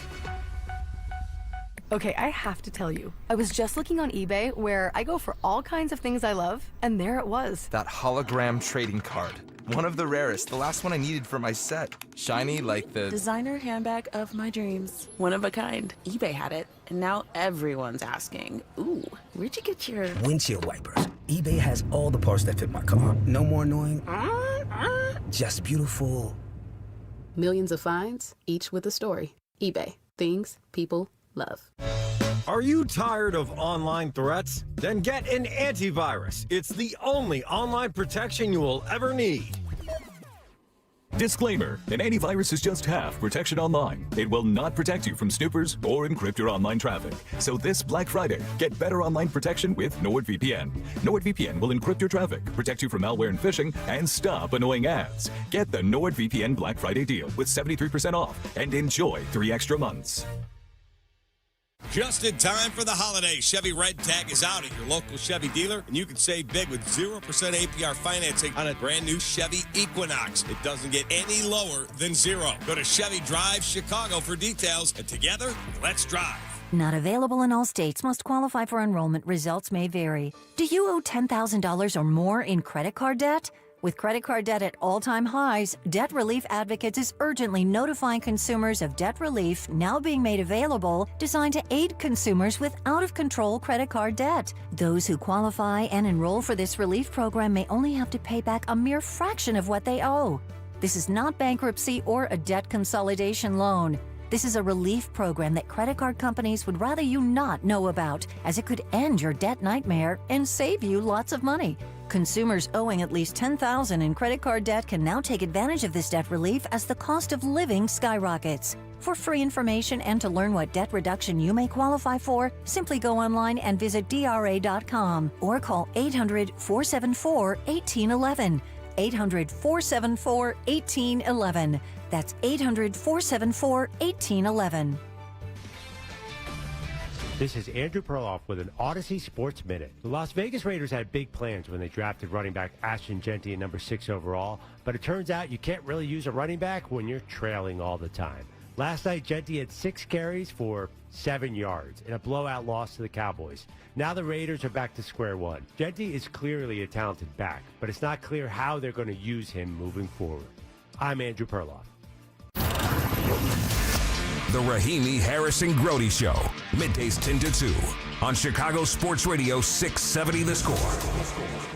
I don't think as a team we've developed that killer instinct just yet. You know what I mean? Like, too many opportunities in that second half where we could have either gone up by 2 touchdowns, and I think at that point the game probably would have been over. But you give a really talented team like that, an opportunity to, continue to just keep chopping wood, and they did it. You know what I mean? But obviously, as a team, and we talked about finishing for 60 minutes, and we was able to do that. So very happy that we got the win. That's right, Kevin Byard. Top-notch teams get the most, not the lesser. This is Rahimi Harrison Grody on 670 The Score, and the Bears' win over the Vikings was significant for many reasons. As we've mentioned, first division win for head coach Ben Johnson, first division win of the season. Not only that, but it was a division win on the road, which we talked about is incredibly rare for this Bears team. They get about 1 a season. So is it the signature win, even though it has catapulted them to the top of the NFC North, where you were saying to yourself, that's the one. That is what defines this team. And I think that's where we're still trying to figure it all out. And before we get into the conversation, let's give something away. Callers 6 and 7 to the Score contest line right now. 312-540-0670-0670 will win a pair of tickets to Spiegel and Holmes live broadcast from 2 to 6 p.m. on December 4th at the Blue Cross Blue Shield of Illinois Performance Stage with special guest Matt Forte. Matt Forte is also hosting a signing for his book, Stay in the Game, Making the Most of Every Season. So that should be a lot of fun. And in the meantime, did we think that that was the signature win of the Bears season so far, or is it yet to come? Well, you hope it's yet to come, but certainly so far, yes, it's the first division win for Ben Johnson as a head coach. It's the first road division win for Ben Johnson as a head coach. It's him maybe negating what happened in week 1 when he was a true rookie head coach going out there for the first time at Soldier Field.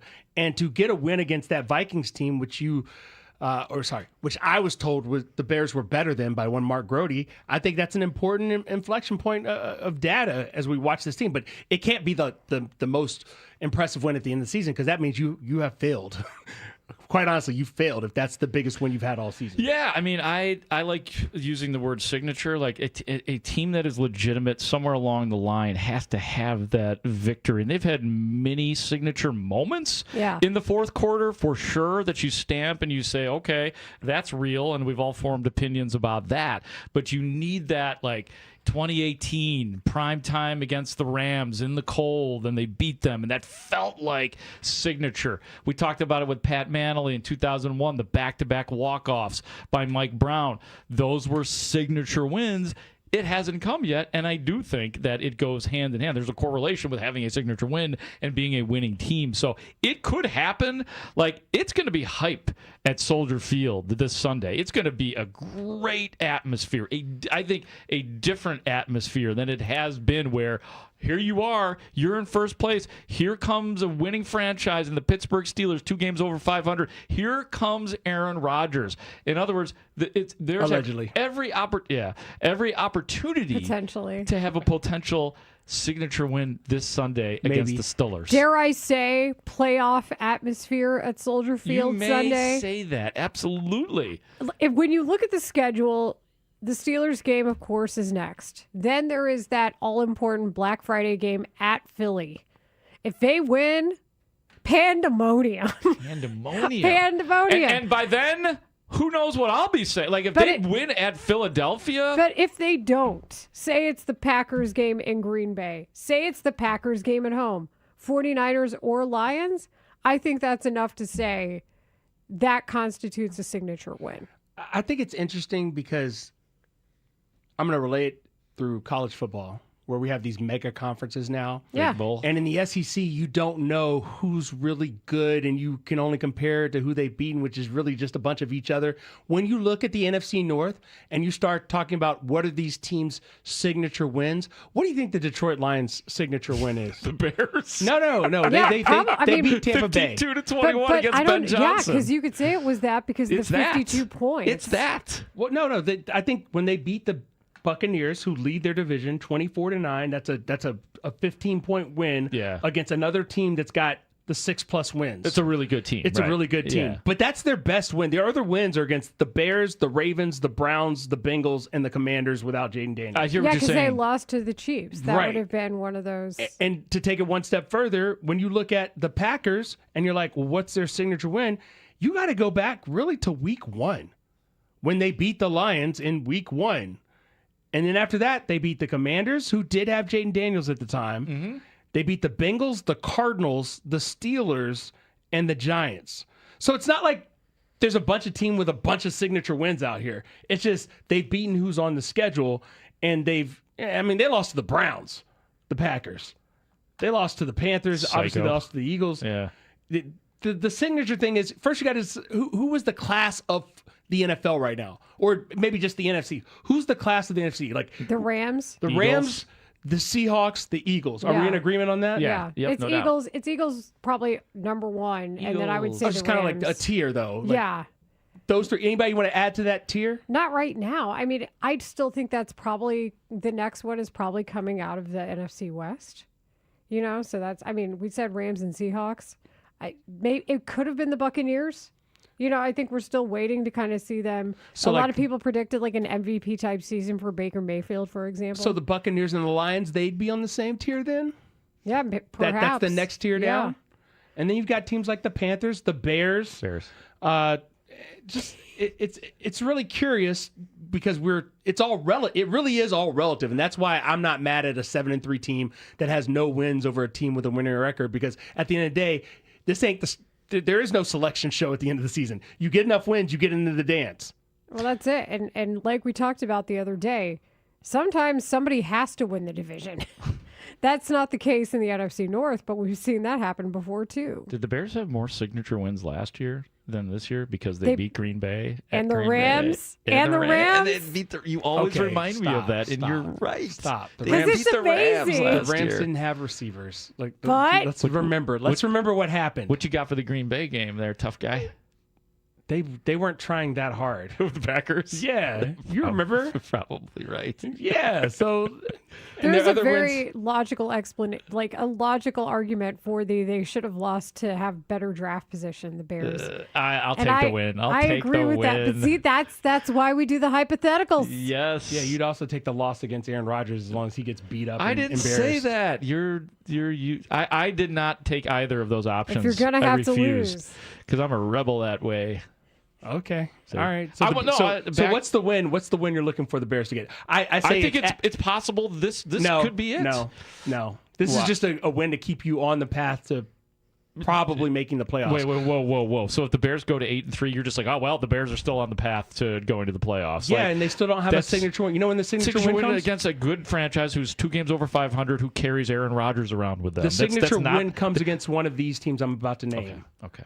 The other 2 teams in the division that they have not faced a second time. Go Pack, go. Or the Lions. Mm-hmm. Or the Niners, because you got to go to San Francisco.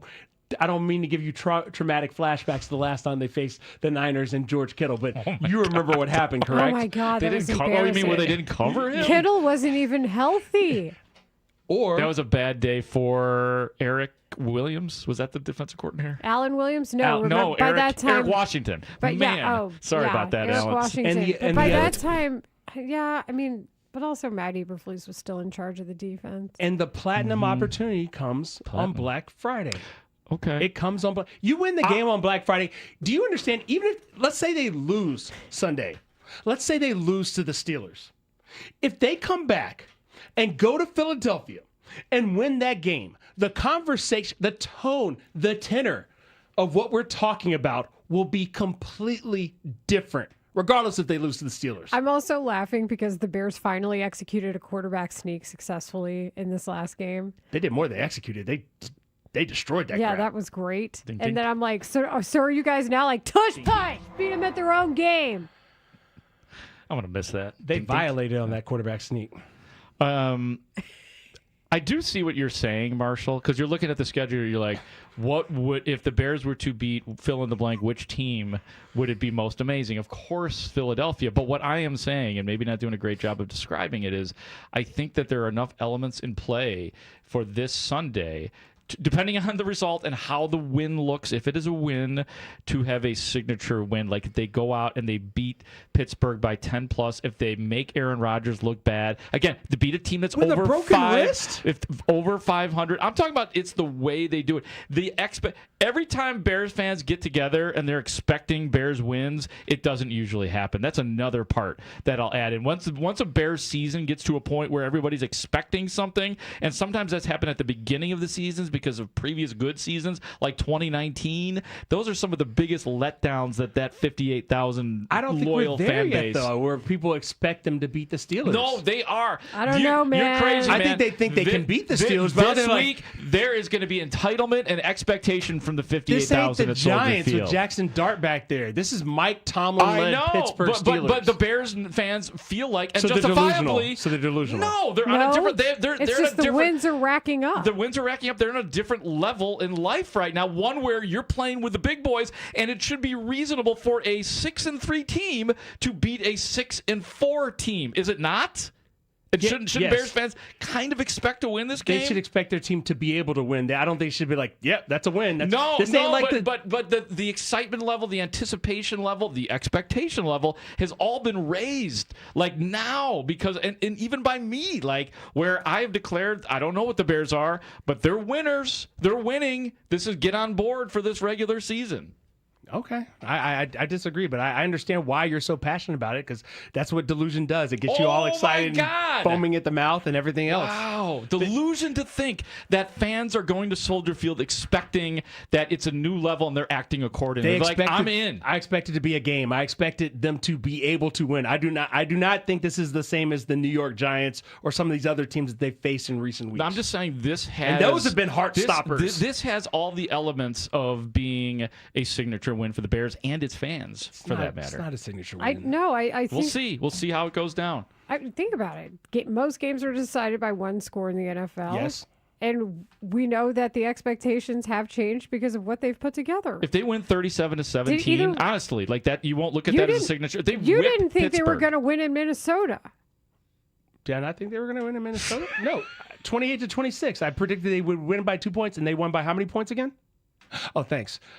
No, but seriously, if the Bears blow out the Steelers, you don't think that is a concoction for a signature win at this point in the season where everybody wants to believe? Everybody wants proof?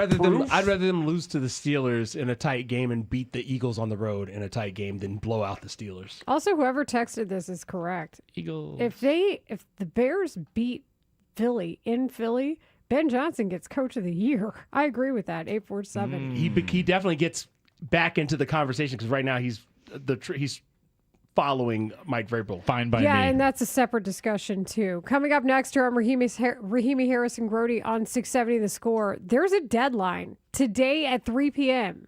as to whether or not Shota Imanaga is going to be with the Cubs next season. So we examine that, plus other qualifying offers, and a move that was made over the weekend in free agency that I think was a very smart one. So we will discuss all that next. Mark Grody, part of the Rahimi Harris and Grody Show on The Score. As a person who knew he wanted to work at The Score, probably about the 5th or 6th time I checked in, doing my monthly check-in. You guys got anything? And Ron Gleason said, as a matter of fact, I do. Can you do updates on Sunday? I was like, oh, bleep. I was so nervous. The Score is a part of me. My work is a part of me. It's an honor to work at The Score. Mark Grody, lifelong Chicago sports fan and longtime Score guy, talking Chicago sports every day, 10 a.m. to 2 on the Rahimi Harris and Grody Show, right here on Sports Radio 670 The Score and live on the free Odyssey app. Ready for action, basketball fans? BetMGM, an authorized gaming partner of the NBA, is giving players another reason to hit the court this season. BetMGM is adding extra excitement to every basket, every slam dunk, and every buzzer-beating shot with special promotions, new features, and more. Log in throughout the season to find odds boost tokens, no sweat tokens, and same-game parlay boost tokens in your account to amplify your winnings. Enjoy enhanced product features like Dark Mode 2. Log into BetMGM, an authorized gaming partner of the NBA, all throughout the basketball season to see what's new. BetMGM and GameSense remind you to play responsibly. Gambling problem? Call 1-800-GAMBLER, 426-2537, or by texting ILGAMB to 53342. See BetMGM.com for terms. 21 plus only. Illinois only. Existing customer offer. Subject to eligibility requirements. Rewards vary and expire in 7 days. In partnership with Paradise Hotel Casino.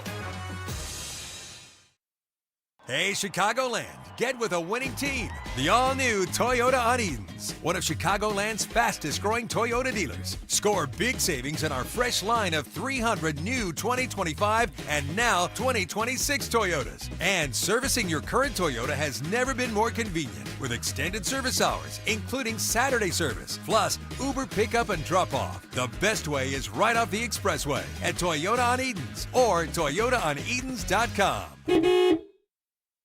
250 years ago, a promise was made to connect families and friends near and far. And during the holidays, that promise is more important than ever. That's why USPS is building a better network to meet your needs with timely deliveries, easy and affordable ways to ship, and everything you need to make your season full of holiday cheer.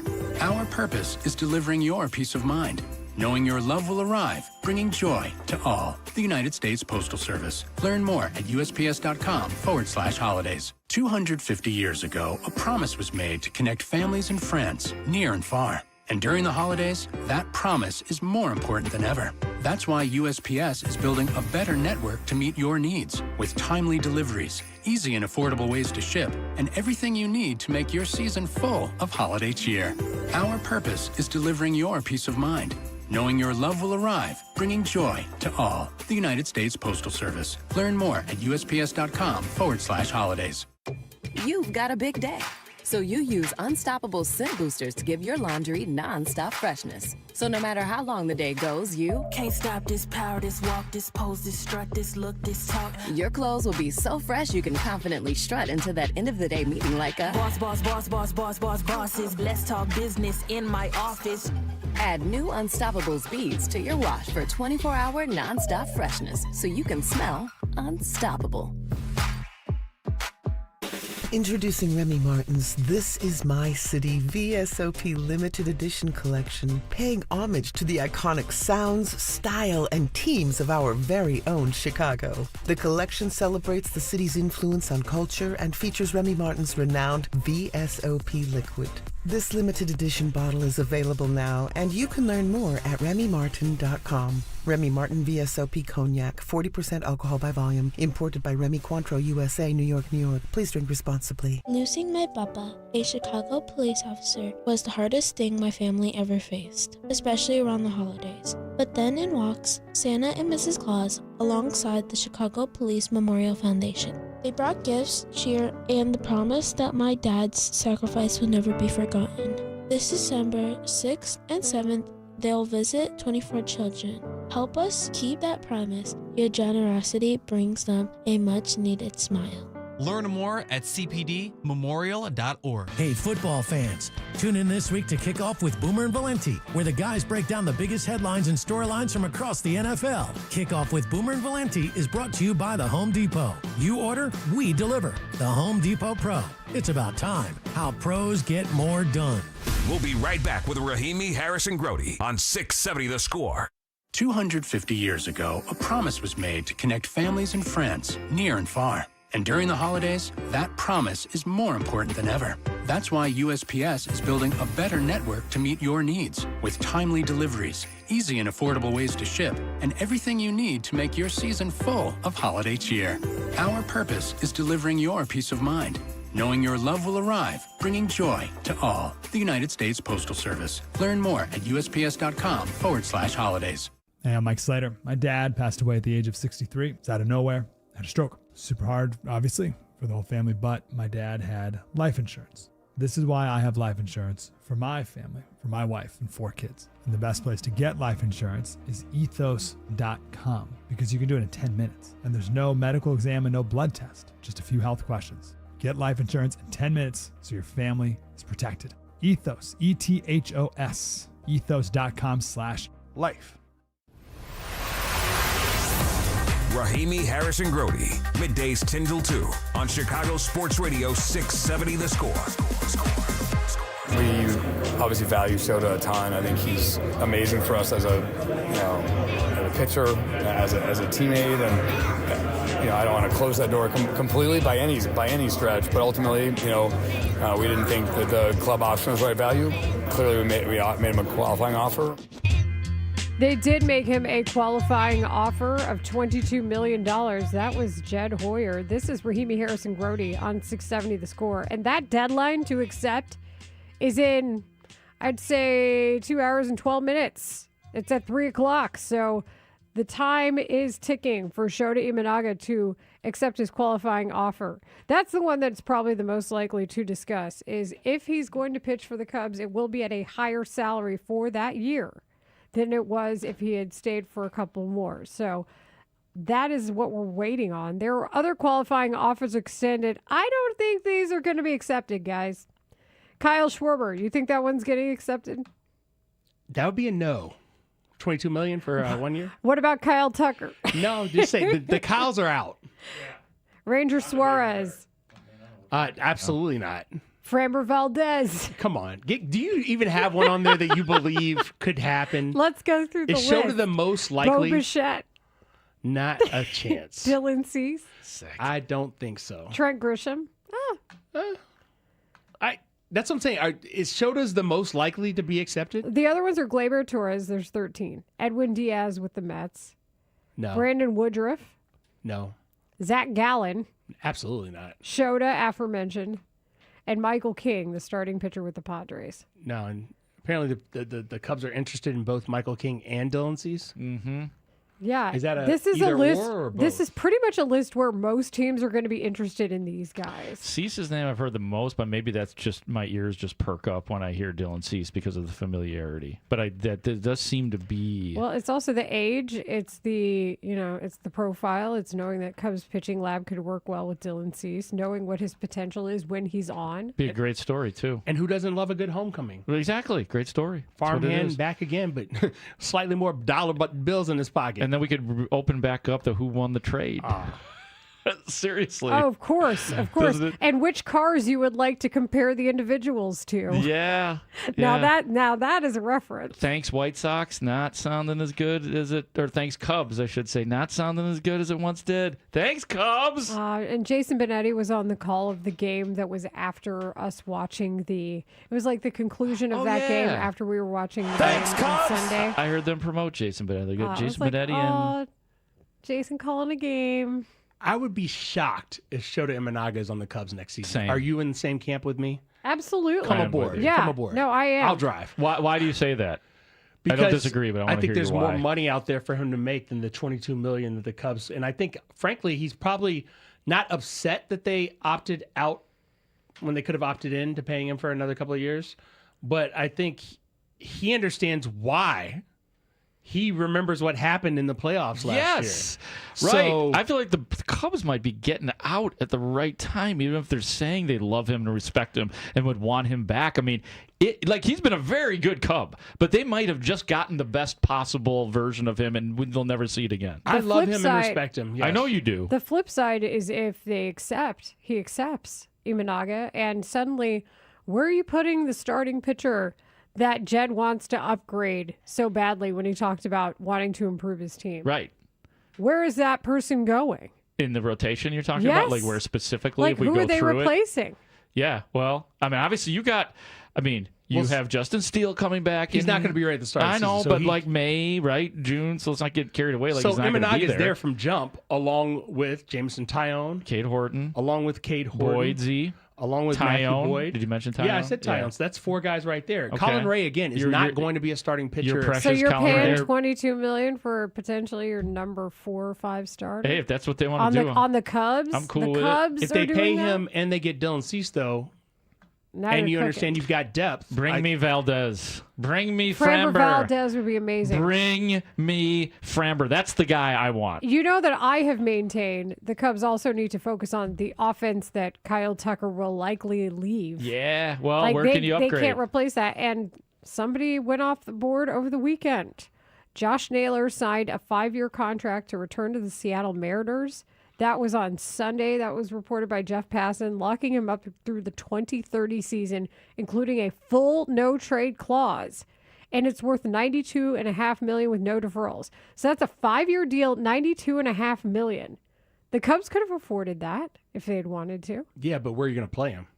That's the issue. I mean, You've got- you have a collection of people not producing enough at the positions where you want them to produce more. And he doesn't play that position where you need the production either. Who But are we the talking point about is, here? Matt like- Shaw. We talk about third base. Who needs to Well, be like, upgraded on offense? Theoretically, Josh Naylor would have played it at your first base or DH to Yeah. provide the Okay, offense. so you got Michael Bush. Bush is Michael where you're Bush is getting the most obviously- value, Yeah. so that's where you're good. But I illustrate the point of offense is affordable if that's the case, because Naylor was an absolutely savvy pickup for them to be able to make that playoff run. He's a scary player. But I'm just trying to figure out, like, are we messing with Ian Happ? Are we talking about, obviously, right field? Is Owen Casey going to be a factor on this team this year? Like, where are the potential in-house upgrades or eliminations? Right field DH. That's where the upgrades You're are. good at third base then. Cool. I'm sorry, third base also. it going. But those are the primary thing I'm looking at right now Okay. is right field. Gotcha. And DH.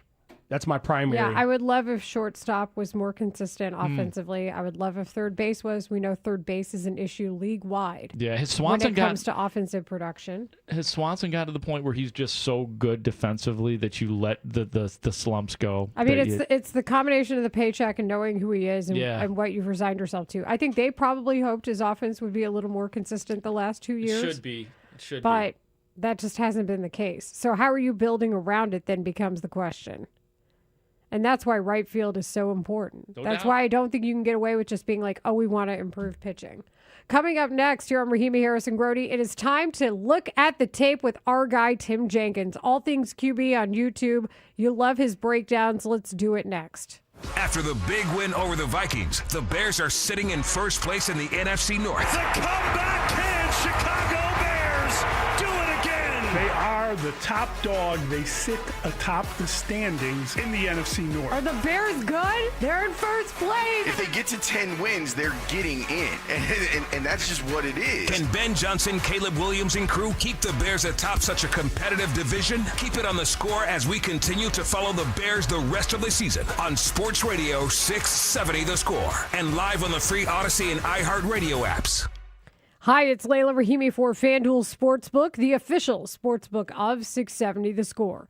FanDuel is the #1 sportsbook for same-game parlays. From points and rebounds to threes and assists, FanDuel is the best place to combine your favorite picks into a same-game parlay or track every stat live, all in one easy-to-use app. And right now is the perfect time to join, because new customers can get $150 in bonus bets if your first $5 bet wins. So bet on the players you love the way you want. Head to FanDuel.com/Layla, LEILA, to sign up today. FanDuel, official sports betting partner of the NBA. 21 and up and present in Illinois. First online real money wager only. $5 first deposit is required. Bonus issued is non-withdrawable bonus bets, which expire 7 days after receipt.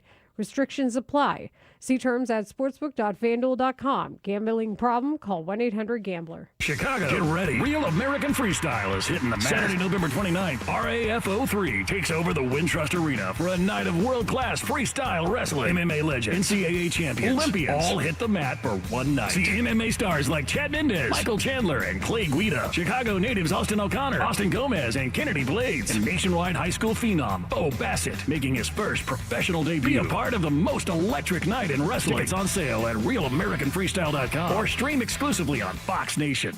It's Blackhawks and Bulls season on Chicago Sports Network. Visit chsn.com/radio to sign up for our 7-day free trial of our all-access plan, which gives you over 300 live games per year. Catch every basket and every goal from your mobile device, television, or wherever you want to watch. CHSN is your home for the Blackhawks and Bulls all season long. Chicago Sports Network, your home stream advantage. There comes a time in many men's lives in which the thought of having another child is not an option. Do you want to maintain the romance without the risk? There's a permanent solution that can help you achieve just that.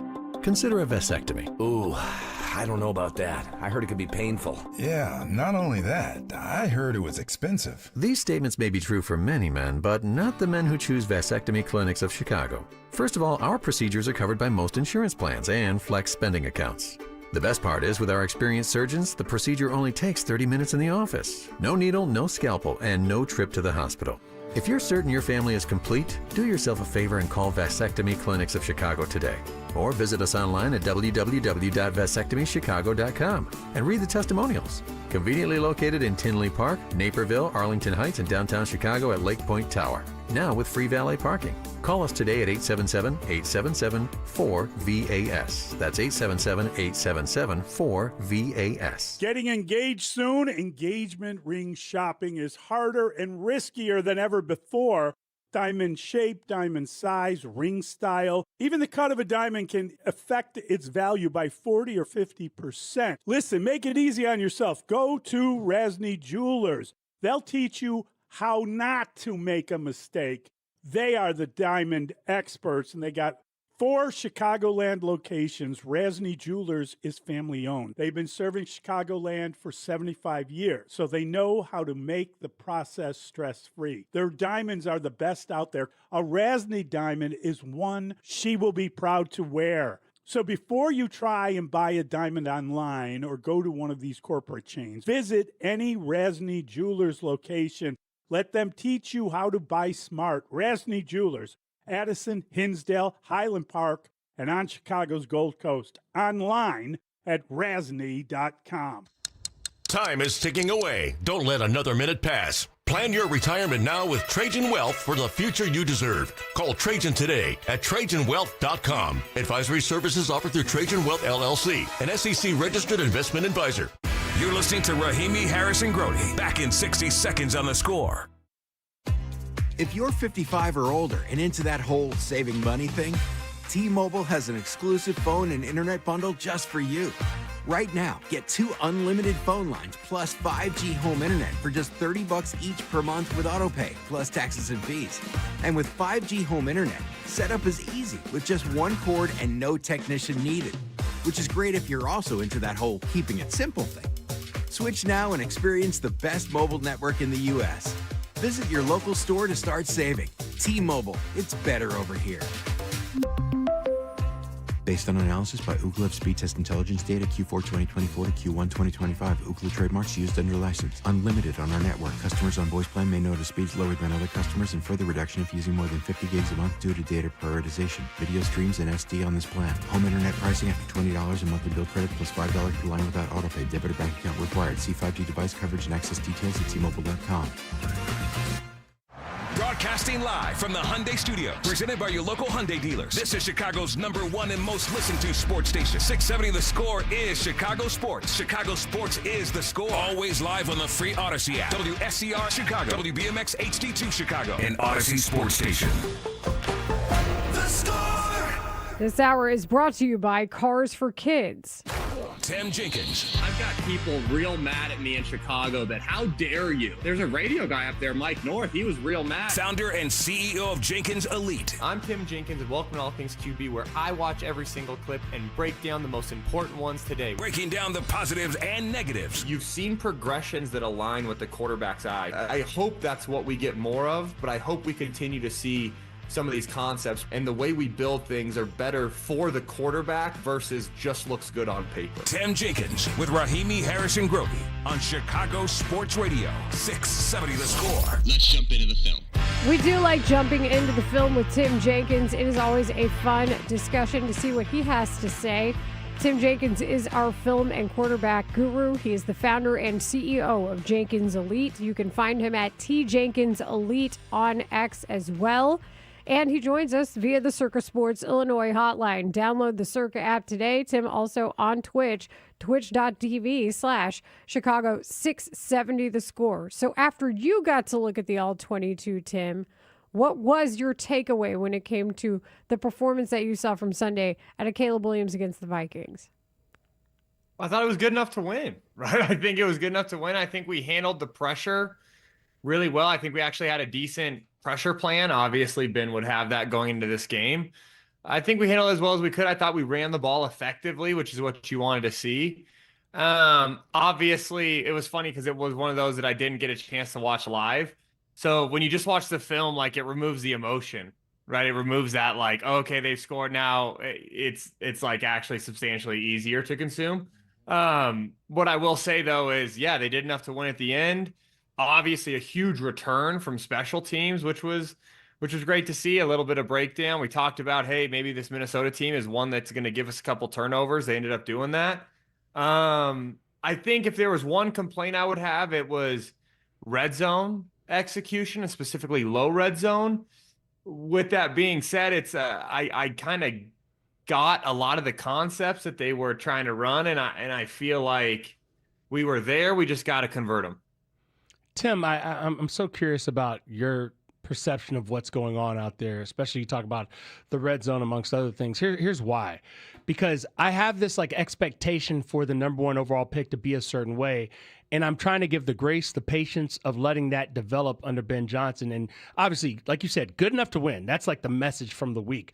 But when Ben Johnson talks about his quarterback missing on some early throws as they take shots, I'm really concerned about his ability to be accurate down the field.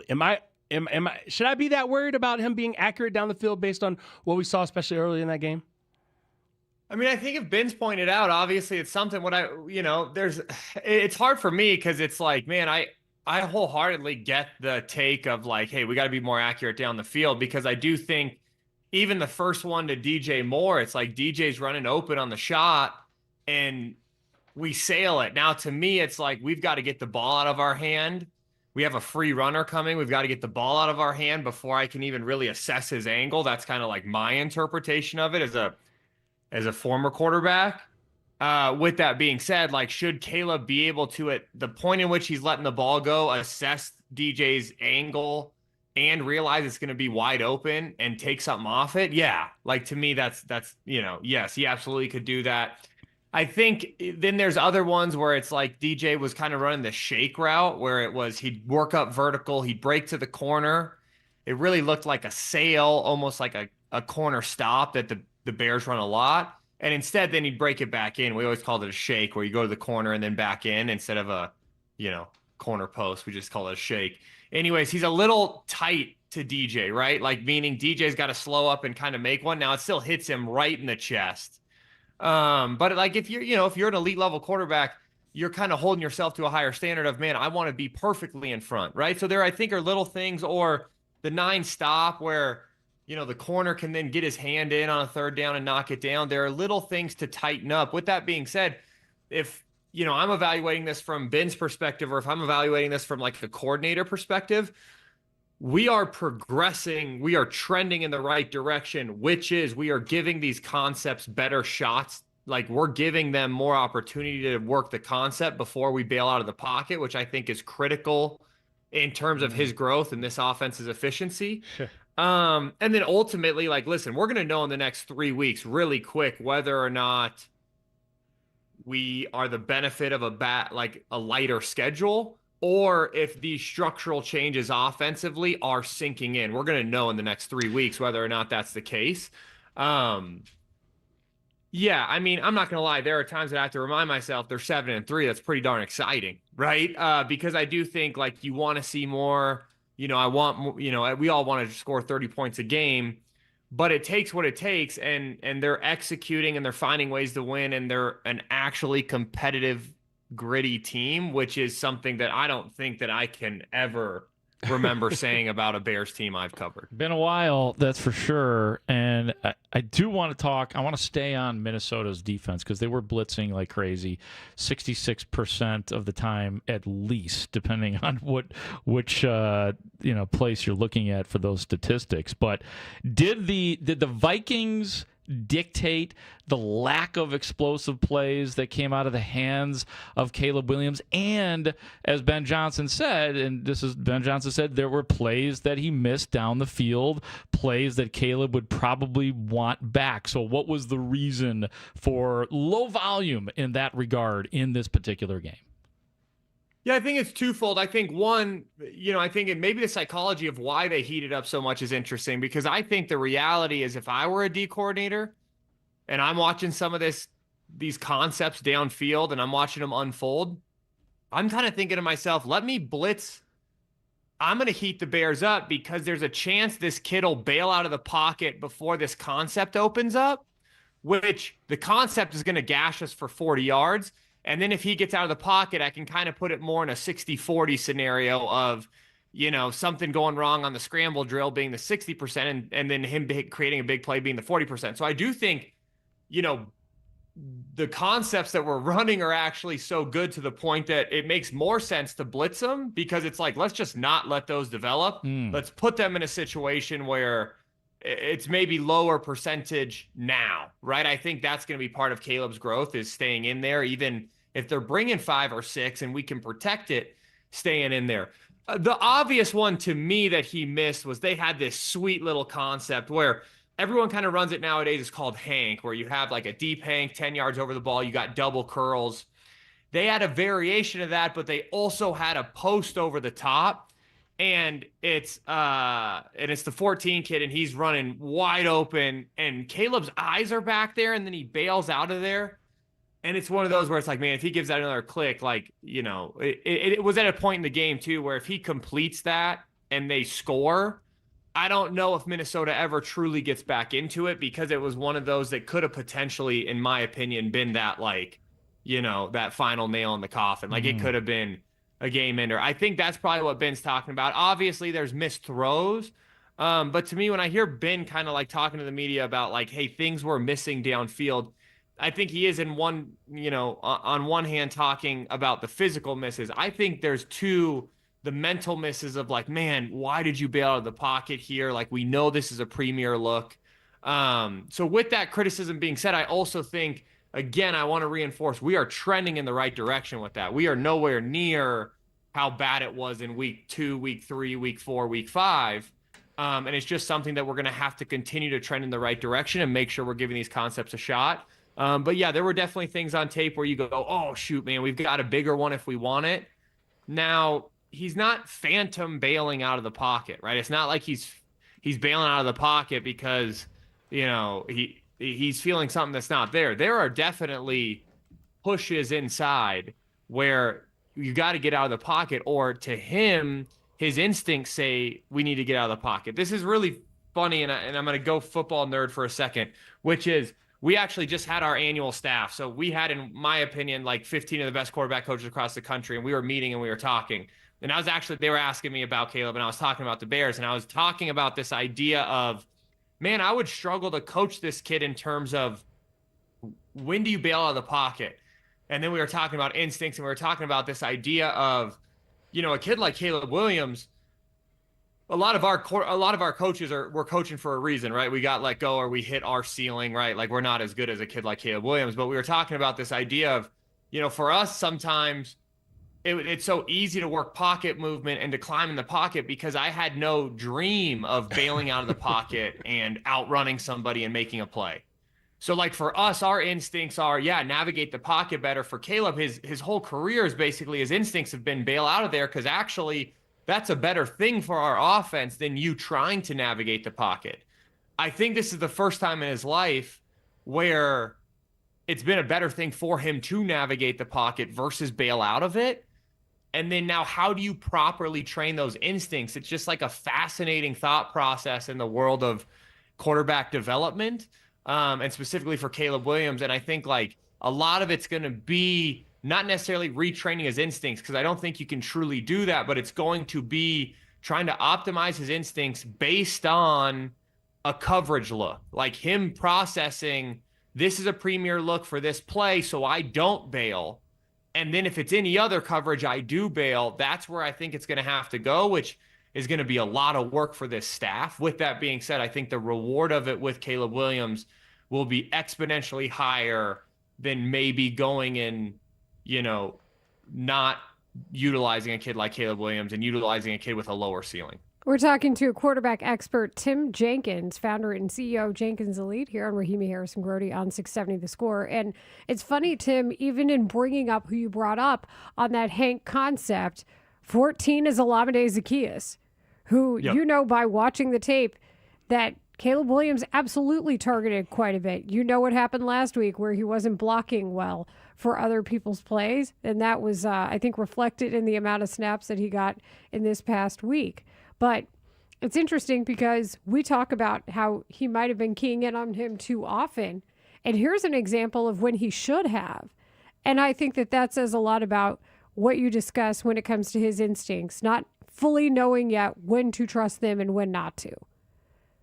Yeah, and I think a lot of it is just, it's like, it's so hard because these situations that we're talking about, these are, half second, like 3/4 second, quarter second decisions, right? They're split second decisions. Like, it's so easy for me to look at a tape and be like, man, we got to rip this post, because I'm sitting here and like, I'm not having to process this. And that's where, for me, I think like trusting it and letting it rip, and then simultaneously the push pull of like, shoot, man, DJ Moore had a huge drop. Burden had one that gets punched out and it's like he's running and it's borderline, and it's almost borderline a fumble, I'm assuming on the broadcast. It's it's an incompletion, but it's like, how different does this offense look if we just do that, right? And then if we convert a couple of these red zone opportunities, a couple of these turnovers, and then all of a sudden we beat the Vikings 27-17 or 30-17, like how different is this narrative? Because right now the national narrative on the Bears, I mean, it's nothing you guys don't know, is that they're 7-3, but they've played nobody and they're going to finish 8-9, right? Like that's what I think a lot of people outside of maybe Chicago or outside of truly watching them every week thinks. A lot of that was my coaches, right? They're like, hey, are the Bears actually any good? I'm like, well, I think they could be actually, because this offense can be pretty dynamic. And I think if the defense can force enough turnovers, they got a chance. But again, and kind of like I said in my open, I think these next 3 weeks, we're going to find out in a hurry. If 3 weeks later we're 7-6, this could get dark, right? I don't, if I was a betting man, which I am, because I bet these YouTube earnings, I don't think they're going to be 7-6. I think they're going to, I think worst case they're 1-2, best case they're 2-1 in this stretch. And you sit there and you go, man, then you've got a real chance to finish this thing. A lot of it ultimately is going to come down to, is Caleb going to play within the structure of this offense more often than not? And then if it's not that, I think we're going to run into troubles. But if he can trust these concepts and he can turn it free, they've got a real shot to put up some major points against even good defenses, because they had the shots this week against Minnesota. This film was one of those that it wasn't frustrating in the sense that Caleb didn't play poorly. He wasn't spraying the football. He wasn't turning the ball over. But there were opportunities for him to have had a great game, and instead we're walking out of there with a solid game that was good enough to win, which we should not discount. But this game could have been a special game where we're reinforcing the fact that this kid is a franchise quarterback, and instead we're kind of walking out of there with a solid win. But you could easily just look to the other sideline and see, the stat line of 1 touchdown, 2 turnovers is how you get to the fact that the Bears pull this one out. Tim, I want to ask you this because we discussed this earlier on the show, and you watch a lot of football, you watch a lot of quarterback play, and you've been following Caleb Williams' development so closely, even going back to last year. What do you think the Bears' ceiling is, given what the rest of the division looks like, the fact that they are on top right now, and they do have these games coming up that can decide it? I mean, I want to know, like, where you think Caleb Williams can go between now and the end of the season. Yeah, well, so Caleb Williams individually, I think the ceiling is really high. Like, I mean, there's not only does he have the talent, the concepts they have, this offense could be explosive. Where I see this Bears team, to me, like the ceiling is we're making the playoffs. I do not think, and like I hate saying this because like I love the Bears. I want them to be successful as well. I really am starting to enjoy all the Bears community. They're not, like, in my opinion, a serious contender for the Super Bowl this year. The difference between a team like the Bears and the Broncos, I'm covering, in my opinion, two of the most fascinating stories right now because people on the national level don't want to think either of them are good.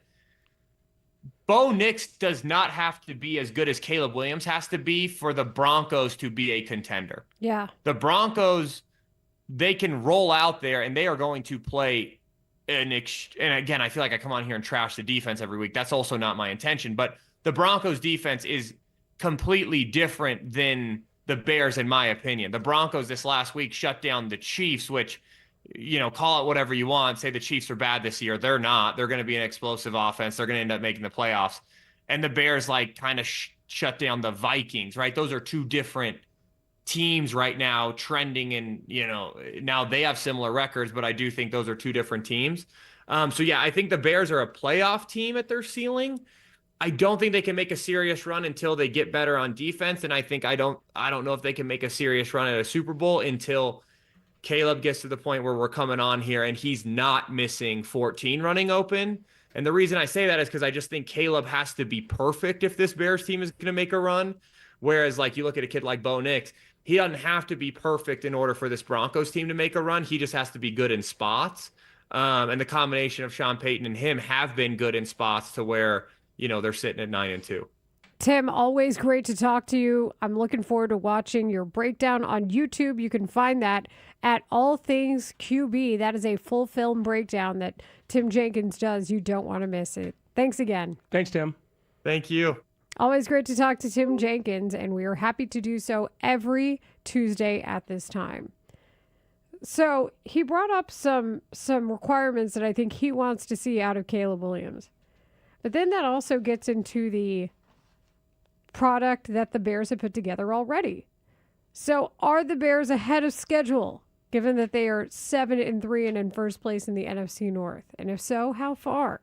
Let's examine next on Rahimi Harrison-Grody on The Score. Bears fans are reacting after the first-place Bears beat the Vikings in dramatic fashion. Mark, he's on the northwest side. One thing's for sure, it's a lot of fun watching this team win ball games week after week. Johnson Joliet. I understand he overthrows the guys deep, but there's a process that I'm watching with this team, and it seems like every week they take a step to improve. Tony's on the road. Guys, when this game started, I was 20. I'm now 42. I can't take it anymore. Keep it here for more reaction to the Bears win over the Vikings on Sports Radio 670 The Score and live on the free Odyssey app. This segment is brought to you by AlmostFreeTeeth.com. New teeth, new smile, new you. Why pay more at AlmostFreeTeeth.com? You could save up to 95% on full mouth implants. A brand new smile is finally within reach. Visit AlmostFreeTeeth.com today. Bank of America is a nation's leading business lender, and we're ready to help with your next goal here in Chicago. That's why we have over 3,700 local business specialists across the country. Because with the right team, your business and community prosper. What would you like the power to do? Learn more at bankofamerica.com/local business. Bank of America, official bank of FIFA World Cup 2026. Bank of America Corporation, all rights reserved. Truck drivers, wherever you want to take your driving career in 2026, Schneider has an opportunity for you. Our huge selection of driving jobs means you can get the home time that suits your schedule. Choose from daily, weekly, monthly, or sometime in between. Plus, Schneider drivers can choose from dedicated, intermodal, dry van, and tanker options. Don't wait to upgrade your career before the new year. Search jobs and apply now at SchneiderJobs.com. That's SchneiderJobs.com. Imagine being the wizard of your own home. With Xfinity, intelligent self-healing Wi-Fi fixes problems like magic. It boostifies speeds to your devices when you need it most, and makes your favorite Wicked content sparklify on every screen. All while a spell of protection helps keep your family safe online. When you're out in Oz, Xfinity Mobile joins Wi-Fi and 5G to keep your phone connected from here to the Emerald City. If you had the most intelligent Wi-Fi from Xfinity, everything would work together for good. And now you can cast a spell to stop time and keep your internet bill steady for 5 whole years. With the Xfinity 5-year price guarantee. No contracts or commitments with amazifying equipment included. Xfinity, imagine that. And see Wicked for good, only in theaters November 21st. Restrictions apply. Select plans only. Xfinity Mobile requires Xfinity Internet. The IRS just lost thousands of experienced agents. Unfortunately, your tax debt didn't disappear with them. Right now, the IRS is understaffed and overwhelmed. Now is the time to put your IRS issues behind you. Do you owe $10,000 or more to the IRS? Has the IRS garnished your wages yet? Have they grabbed your bank account yet? They will if you ignore them long enough. This is Patrick Noon with PJN Tax Solutions Group. We are a local tax resolution firm located right here in St. Charles, Illinois. Don't call some 1-800-FIRM 10 states away. We're right here. Listen, this is your window of opportunity. Our tax resolution team knows exactly how to leverage the chaos. But you need to act before the IRS regroups. Call us now. The IRS is in disarray. We are not. 630-415-5296. That number again, 630-415-5296. Or just Google, I want the IRS off my ASS. Just in time for the holidays, Chevy Red Tag is out at your local Chevy dealer, and you could save big with 0% APR financing on all Chevy Silverado 1500 models. It doesn't get any lower than zero. Go to Chevy Drive Chicago for details, and together, let's drive. If you've been waiting to try learning a new language with Babbel, now is the time. Babbel's biggest sale is about to start, but we're giving you early access. Unlock all of the languages on Babbel with a lifetime subscription, now at our best price of the year, which means a small investment for all your big adventures. Babbel's bite-sized lessons fit easily into your daily routine and are easy to remember. Plus, Babbel teaches you relevant words and phrases, so you can start speaking with confidence in as little as 3 weeks. And with a lifetime access to all of Babbel's languages, lessons, podcasts, and cultural insights, just imagine what you can do, or rather, where you could go. So if you've been putting off booking that Pastapalooza in Rome for fear of mispronouncing gnocchi, take advantage of early access to Babbel's biggest sale of the season. Where will Babbel take you? Find out at Babbel.com. Don't wait to start your language learning adventure. This offer ends November 20th. Get Babbel's lifetime access for less for a limited time at Babbel.com. That's Babbel.com. Rahimi, Harrison, Grody will be back in 60 seconds on The Score. You've got a big day, so you use Unstoppable scent boosters to give your laundry non-stop freshness. So no matter how long the day goes, you can't stop this power, this walk, this pose, this strut, this look, this talk. Your clothes will be so fresh you can confidently strut into that end of the day meeting like a boss, boss, boss, boss, boss, boss, bosses. Let's talk business in my office. Add new Unstoppables beads to your wash for 24-hour non-stop freshness so you can smell unstoppable. This is Andrew Perloff with an Odyssey Sports Minute. Not only has Victor Wembanyama delivered in the NBA, he's gotten great faster than anyone could have imagined. But there's always been a lingering fear. Can his 7-foot-plus body hold up? The Spurs star will reportedly miss the next few weeks with a calf strain, which is bad news for the NBA. Hopefully this is just a speed bump, because the NBA is a lot more fun with Wemby growing into his own right in front of our eyes. I'm Andrew Perloff. We're talking to play-by-play man Kevin Harlan. You're the best when it comes to play-by-play of life. We're sending Marshall Harris to D.C. to run on the field. Come on, Marshall. Nah. Bring it home, baby. We're ready for you. The Rahimi Harrison Grody Show. Middays 10 to 2 on 670 The Score. Really a halfway point of the season was this last week, and so we're excited about what November and December have to hold. This is really where teams start to separate themselves, so they know that, and we're looking forward to this challenge. You know, a great coach once told me there's no turkeys left after Thanksgiving in football. Now, granted, that was the discussion surrounding the high school playoffs, but I think it applies here. This is Rahimi Harrison Grody on 670 The Score. That was Ben Johnson. Good to know that Ben is with us, that the halfway point is after 9 games and not 8 games. I was glad to see that he has weighed in on this very controversial topic in the NFL. It's not controversial. This very scandalous topic in the NFL. Less than 50%, you're not halfway there. More than 50%, you're halfway there. This very incendiary and polarizing topic in the NFL. Oh, I love it. I love incendiary. You just like polar bears because they got bears in them. Bears. This alarming topic in the NFL. Bears. Dun, dun. That's a reference to earlier this morning. Ding, ding. But the good news is we get to discuss this. The good news is we get to ask this question because that's what really good teams do. And I feel like it happens in all sports, all of them. When you get to say that a team is likely ahead of schedule. And it's especially good when you're talking about a team in its first year with a new head coach.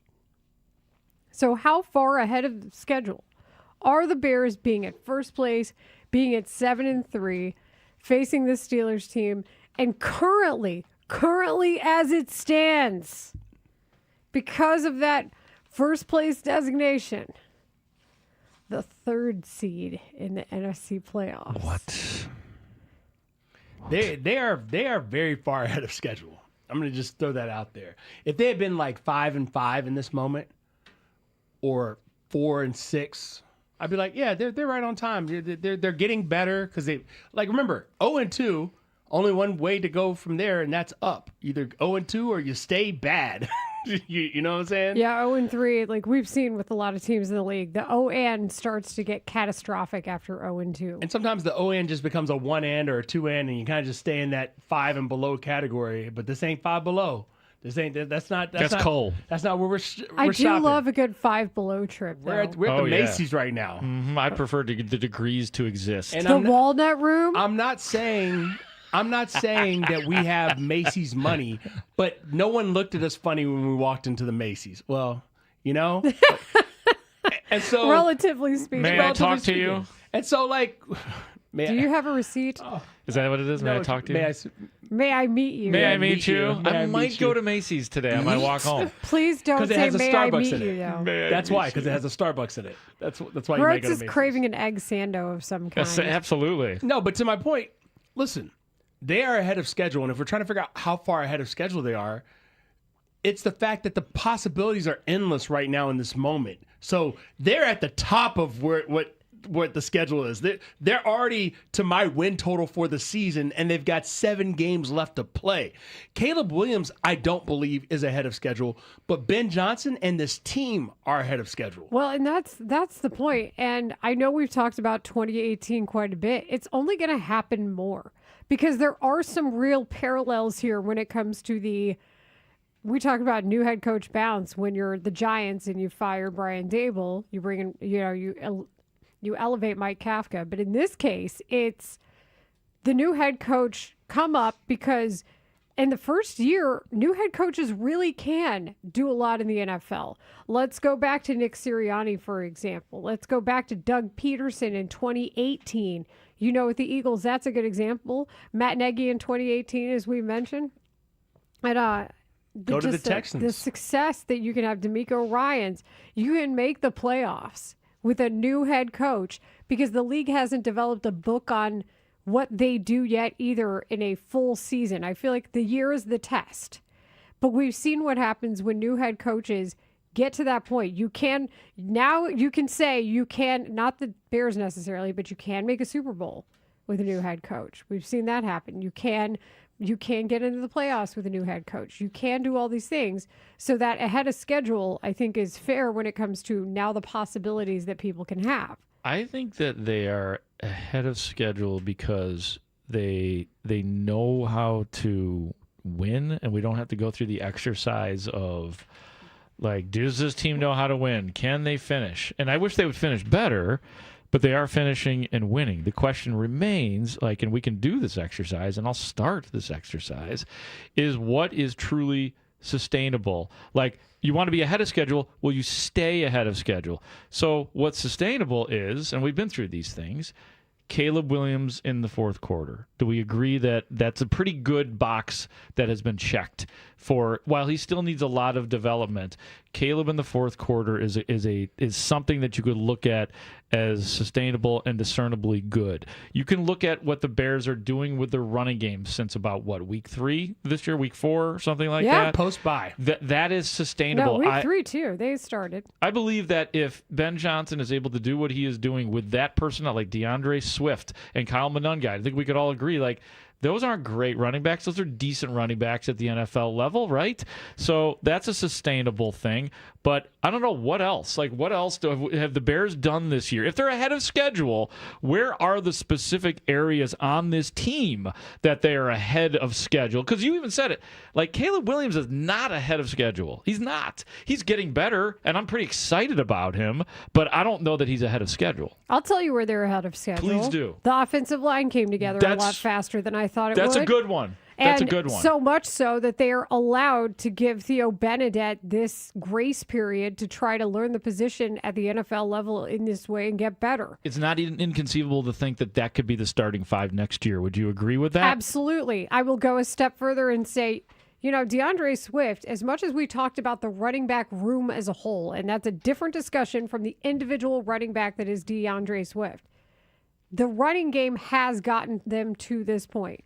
They run the ball even in fourth quarters of games because they know that helps develop their offensive rhythm. So the running game being as established as it is, being either 1 or 2 in the NFL in yards per game, depending on the week, that is part of this for me. So I think that's ahead of schedule. That's a good one. I also, even though the linebackers are established veterans, when TJ Edwards and Tremaine Edmonds are both healthy, it is a different defense, and they have to pick up the slack a little bit for a defensive line that is very expensive, but not producing enough up front for what it's being paid. Right, that's not ahead of schedule. But I do think that just the way Dennis Allen has set up the linebackers, that is something that has really showcased their talents. Think about how we've talked about Tremaine Edmonds all season and what we wouldn't have given to have these discussions about him in the years previous to this. So those are my 3 where I can say, yes, you can look at these things and say, this is productive. And think about the secondary, how we talk about a secondary that by all other metrics should be the weakest part of the team because of how many injuries it's had. And instead, we talk about their ability to blitz and their ability to take away the ball. That's incredible to me. Yeah, I think the secondary is actually ahead of schedule from the standpoint of what personnel is available to them and what they've been able to create. When you're talking about the guys back there and the fact that they have 2 of the leaders in interceptions just from their secondary. Kevin Byard leads the entire NFL with the 5 interceptions. I think the running game is on schedule.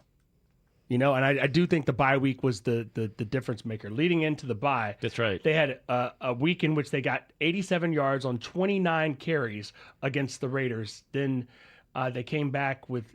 That was what was the third game of the season? Mark Grote's least favorite win was Dallas. the Raiders. Dallas, sorry. Cowboys. Against the Cowboys, they had 29 carries for 87 yards. That's a 3.0 average. It's not good enough. Against the Raiders in week 4, just before the bye, yes, they got the win, but remember, they averaged 2.7 yards a carry, 26 carries, 69 yards. Since then, though, since the bye, they have run the ball. They have gone all the way up to top 3 in the NFL in rushing attack. So that's what's on schedule to me because it took time to get there, but they're there. The quarterback, he's, I guess, on schedule? Like, are we calling him behind schedule? No, because remember what Ben Johnson said. Strip it down to the studs, rebuild this, man. Yeah, you do have December, to. we're not there yet. That goes in the quotient, right? I mean, that is all part of the math problem when it comes to, you do have to add in whatever last year was, whoever was responsible. And Caleb takes a lot of responsibility, or should take a lot of responsibility for last year. But, yeah, I mean, for sure that caveat has to be. That's a good question. Like, is Caleb right on time now? I think relative to where he was picked and what we expected, he's behind schedule a little bit. Well, I'll the say overthrows are not great. This is They're not Rahimi great. Harrison Grody on 670 The Score. We're talking about the schedule and whether the Bears are. Well, I guess we're saying they are ahead of schedule because they're 7-3 and nobody had them at 7-3 and in first place in the NFC North. But we're kind of compartmentalizing sustainability, the sustainability of some of these things. I think I agree with you, Caleb. Fourth quarter, check that box. It's over and done with. We know what he's capable of late in the game. I need to see the consistency, but I think he's on schedule because they're 7-3 and they wouldn't be 7-3 without Caleb Williams' play. So that's why he's on schedule because he's continuing to get better. We just had Tim Jenkins on. He talked about how he's continuing to take steps forward. As long as that goes to the end of the season and we can say at the end of the season, hey, this guy is way better than he was at the start of the season, I'm good with that. He is keeping you in the game and he's not losing you games. And now it's just the step of take over a game. When you look at it through that lens, right, and that's where that's you get better than at least half the quarterbacks in the league, if not probably 40%, right? You're in the top 40% by doing that alone. Yeah, he took over against the Cowboys for the whole game. Other than that, it's been fourth quarter magic for him, which is understandable given where they have been. But bottom line is they've won 7 of the 10 games. I think they are so far ahead of schedule right now as a team that I'm willing to give him grace and be like, what happens when they get these defensive players back? I think that will determine how they can stay ahead of schedule. Yeah, well, I'm a little... of course, you got to take into account the players that are missing on defense. But right now, that's not sustainable because it's not sustainable to depend on turnovers because of the luck quotient that goes with it. And I get it. They're good at it this year. But when we look into next year, there's no way you could look at next year and be like, oh, yeah, the Bears are good for 10 interceptions. This is not the way to look at it. And what's also not sustainable right now, and you kind of alluded to it, Layla, is the defensive line. They are not getting to the quarterback, nor are they stopping the run well enough. They're behind schedule. If you're That's a big using deal. the schedule metric, the only person technically ahead of schedule is Jalen Johnson. His practice window opened on Friday. You're right, and even the secondary that exists right now, they're giving up lots of big plays. Brisker, Nashawn Wright, all those guys. But they are, Tyreek. as a lot of defenses will tell you, they'll give them up between the 20s. Yeah. It's a matter of what they do after that counts. Still don't want to see explosive plays against the secondary no matter what. And you're right. You talk to anybody in the NFL, it's easy to get down to the 20-yard lines. Can you punch it into the end zone? But they're underneath, like we were talking about it in our group thread. That prevent defense leaves something to be desired. And by something, I mean everything. I hate it so much. Like it didn't work. You know my thing. I go with the adage, baby. Prevent defense, all it prevents you from is winning because you're letting a team get back in it because they can dink and dunk down the field, and next thing you know, one big play, it's a touchdown, and that's not the way they can. Look, this week is a big deal because a team with an established everything, except for maybe a quarterback, depending on what happens there, with Mike Tomlin leading it, is coming to your place, and I'm interested to see how they react, and I'm interested to see how Ben Johnson specifically and Mike Tomlin go head-to-head. Offense versus defense. Do you think it's going to be like the constant cutaways we were getting of Ben Johnson, Brian Flores, Ben Johnson, Brian Flores, Ben Johnson, Brian Flores in the game? And more so because they're head coaches, and one of them has done all the things, and the other one is trying to do the things. And also the cutaways were hilarious because it was like, everybody's calm. Who can look the most calm? Who can look the Did you notice that? Like that was painted. But that's hilarious. It was painted so well by Fox. They did such a good job painting that cutaway chess match there. What is Mike Tomlin known for, other than winning a lot? Like as far as a tactician, other than the main job, is it like no? But what's his major? Like is it quarterback grooming? Is it offense? Is it defense? Secondary and defense. Secondary and defense. Secondary and defense is Tomlin's trick. Also, the man's never had a losing season. I know. That's why I said winning. I started with his identity as winning. Yeah. The main thing is the main thing with Mike Tomlin. Keep the main thing. The main thing is And inevitably, the standard is the standard. Indubitably. That's true. We do not care. No, Bear. Are we ready for a Mike Tomlin post-game press conference in Chicago? I'm ready for his before the game stuff. How long has he been there now? 17 years? 18? I think 18 years. You're 18. When's the last time he went to the years. Super Bowl for 18 years? I mean, he hasn't had a playoff win in You several. got it. Kanye.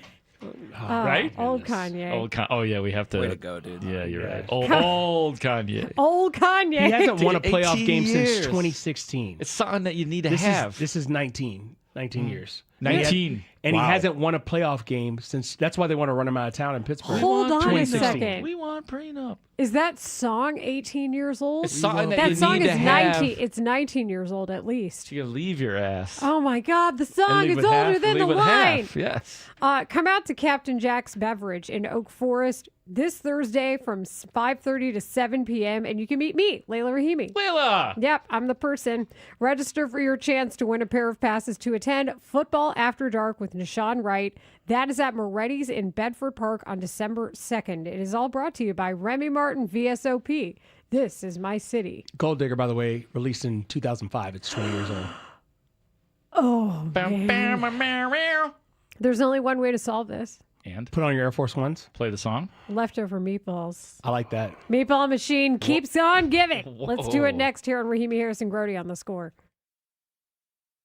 Coming up on Spiegel and Holmes this afternoon, we keep it rolling about the first place Chicago Bears. It's Pro Day. Kurt Warner at 2:40, Matt Forte at 3, Matt Bowen at 4. Plus, we got to get on the stump for Nico Horner. We'll explain this afternoon. Spiegel and Holmes on 670 The Score. And always live on the free Odyssey app. Ready for action, hockey fans? BetMGM, an official sports betting partner of the NHL, is giving players another reason to lace up and hit the ice this season. BetMGM is adding extra excitement to the goals, the checks, the face-offs, and the breakaways with special promotions, new features, and more. Log in throughout the season to find odds boost tokens, no sweat tokens, and parlay boost tokens in your account to amplify your winnings. Enjoy enhanced product features like Dark Mode 2. Log into BetMGM, an official sports betting partner of the NHL, all throughout the hockey season to see what's new. BetMGM and GameSense remind you to play responsibly. Gambling problem? Call 1-800-GAMBLER, 426-2537, or by texting ILGAMB to 53342. See BetMGM.com for terms. 21 plus only. Illinois only. Existing customer offer. Subject to eligibility requirements. Rewards vary and expire within 7 days. In partnership with Paradise Hotel Casino.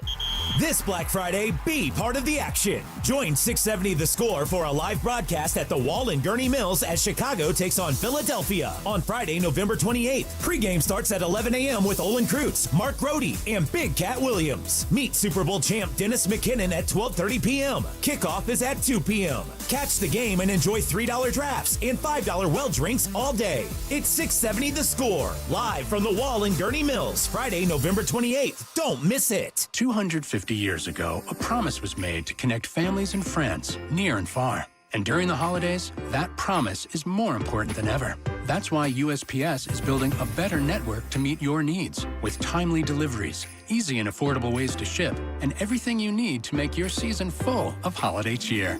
Our purpose is delivering your peace of mind, knowing your love will arrive, bringing joy to all. The United States Postal Service. Learn more at USPS.com/holidays. 250 years ago, a promise was made to connect families and friends near and far. And during the holidays, that promise is more important than ever. That's why USPS is building a better network to meet your needs with timely deliveries, easy and affordable ways to ship, and everything you need to make your season full of holiday cheer. Our purpose is delivering your peace of mind, knowing your love will arrive, bringing joy to all. The United States Postal Service. Learn more at USPS.com/holidays. You've got a big day, so you use Unstoppable Scent Boosters to give your laundry non-stop freshness. So no matter how long the day goes, you can't stop this power, this walk, this pose, this strut, this look, this talk. Your clothes will be so fresh you can confidently strut into that end of the day meeting like a boss, boss, boss, boss, boss, boss, bosses. Let's talk business in my office. Add new Unstoppables beads to your wash for 24-hour non-stop freshness so you can smell unstoppable. I was in a wreck. I need a check. I was in a wreck. I need a check. I was in a wreck. I need a check. After an accident, you don't want another headache dealing with the insurance companies. Let us get you all the money you deserve. Call 708-222-2222. That's 222-2222. Lerner and Rowe is the way to go. Call 222-2222. 222-2222. Jonathan Faust, managing attorney, 114 East Cermak, Chicago. It's that time of year again. Hockey season and cold weather. As a proud partner of the Chicago Blackhawks and Chicago's hometown tire, Atturo knows just what drivers need for this climate. Check out the new all-weather category of tires available from Atturo. Offering year-round performance, all-weather tires are your safest bet for any season. Get your vehicle ready for winter with a new set of Atturo tires. Visit Atturo.com to find performance within reach at your local independent Atturo tire dealer. Introducing the IHOP Value Menu, where all your breakfast faves are just $6 each every day. Where else can you get a big, filling, sit-down breakfast for only $6? Go to your Happy Plates with the $6 IHOP Value Menu. Available every day at IHOP. $7 in some locations. More Rahimi, Harris, and Grody. Back in 60 seconds on 670 The Score. Oh, hey, welcome to gift wrapping. Whoa, Zoe Saldana. Hey, can you wrap these, please? Wow, iPhone 17s. You splurged. At T-Mobile, you can get 4 iPhone 17s on them. The new center stage front camera is amazing for group selfies. It's the perfect gift for everyone. I'm the worst. I only got my mom a robe. Well, it's better than socks. So, I have to trade in my old phone, right? No, at T-Mobile, there's no trade-ins needed when you switch. Keep your old phone or give it as a gift. Incredible. In fact, wrap up my old phone, too. For my Aunt Rosa. Forget that. Aunt Liz will be jealous. Sounds like my family. Drama. Oh, I got it. I'll give it to my abuela. I'll take reindeer paper with, hey, where are you going? To T-Mobile. The holidays are better at T-Mobile. Get 4 iPhone 17s on us. No trade-in needed when you switch. Plus 4 lines for just $25 a line. With 24 monthly bill credits and 4 eligible port-ins on essentials for well-qualified customers. Auto pay plus taxes, fees, and $35 device connection charge. Credits end in balance due if you pay off early or cancel. Contact us. Finance agreement 256 gigabytes, $830 required. Visit T-Mobile.com. Rahimi, Harris, and Grody. Middays 10 a.m. to 2 on 670 The Score. Hey guys, check out this Leftover meatball machine. The meatballs were Hall of Fame level yesterday. The mix was just right.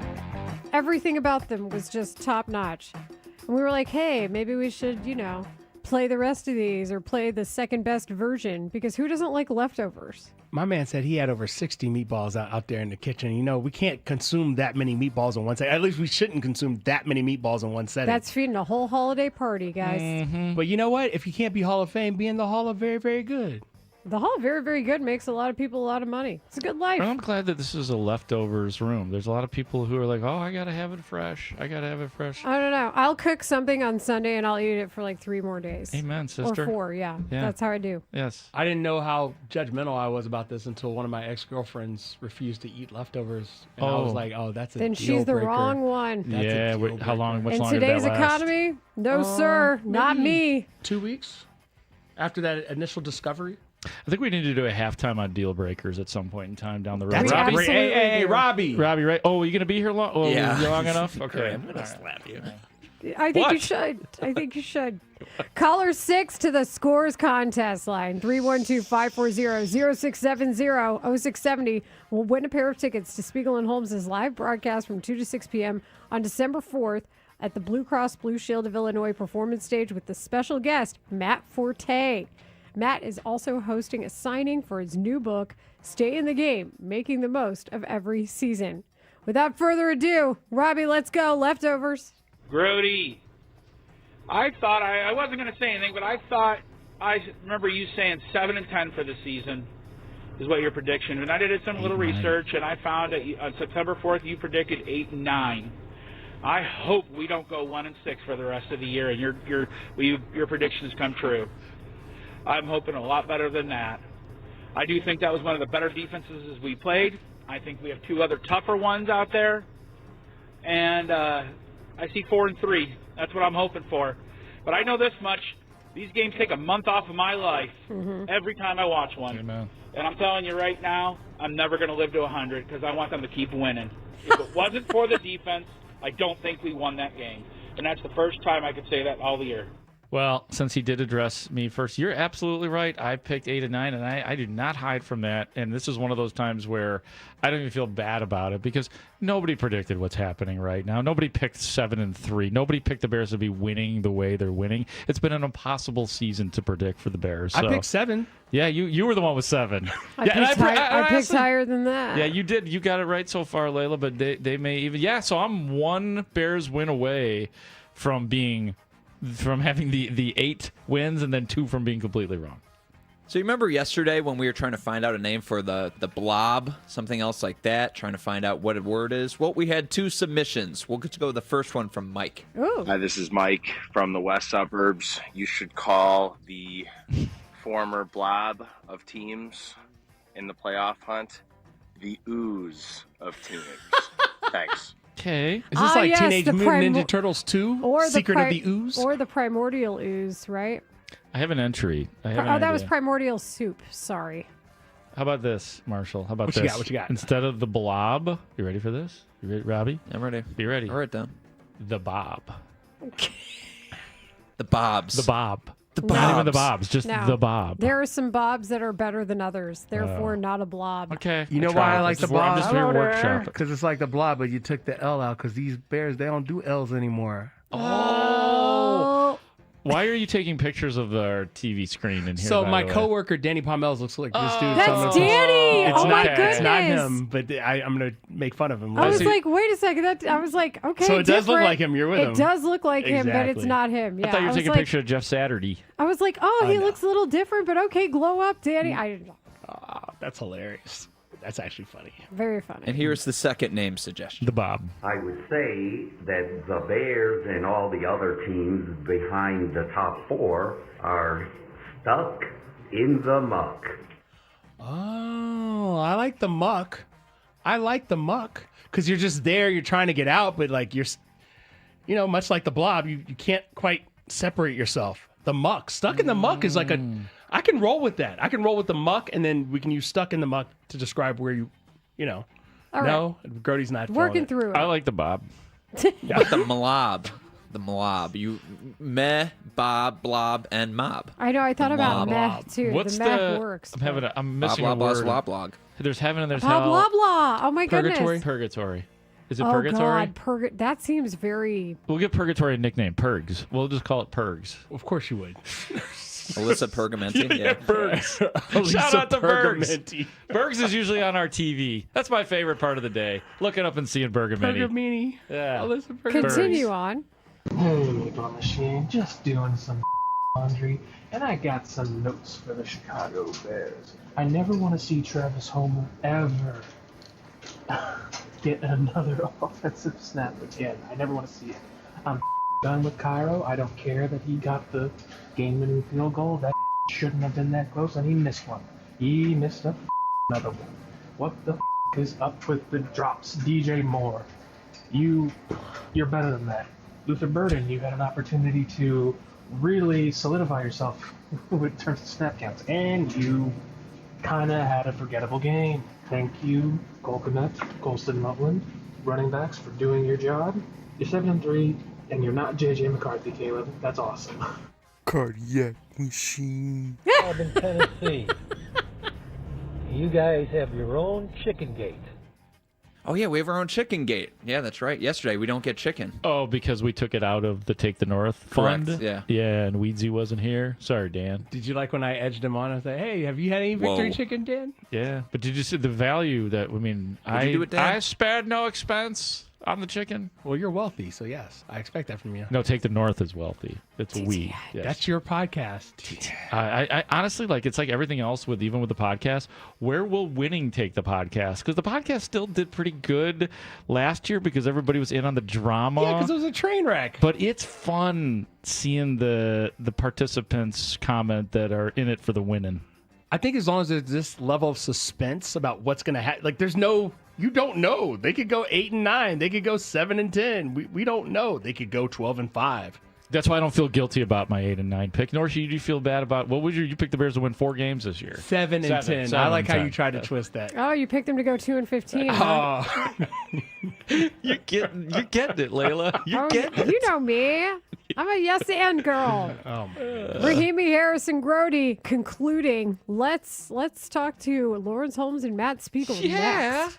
Hey guys, check out this leftover meatball machine. When it comes to Bears analysts in the know, the Score is your destination all season long. Our starting lineup on offense includes Olin Kreutz, Jared Payton, Patrick Manley. And on defense, it's Dave Wanstead, Matt Bowen, and Anthony Harris. Plus, all the inside info from Mark Grody, Brad Biggs, Dan Wiederer, Stacey Dales, and many more. Unfiltered opinions from the unprecedented team of experts on Chicago's Sports Radio 670 The Score. Always live on the free Odyssey app.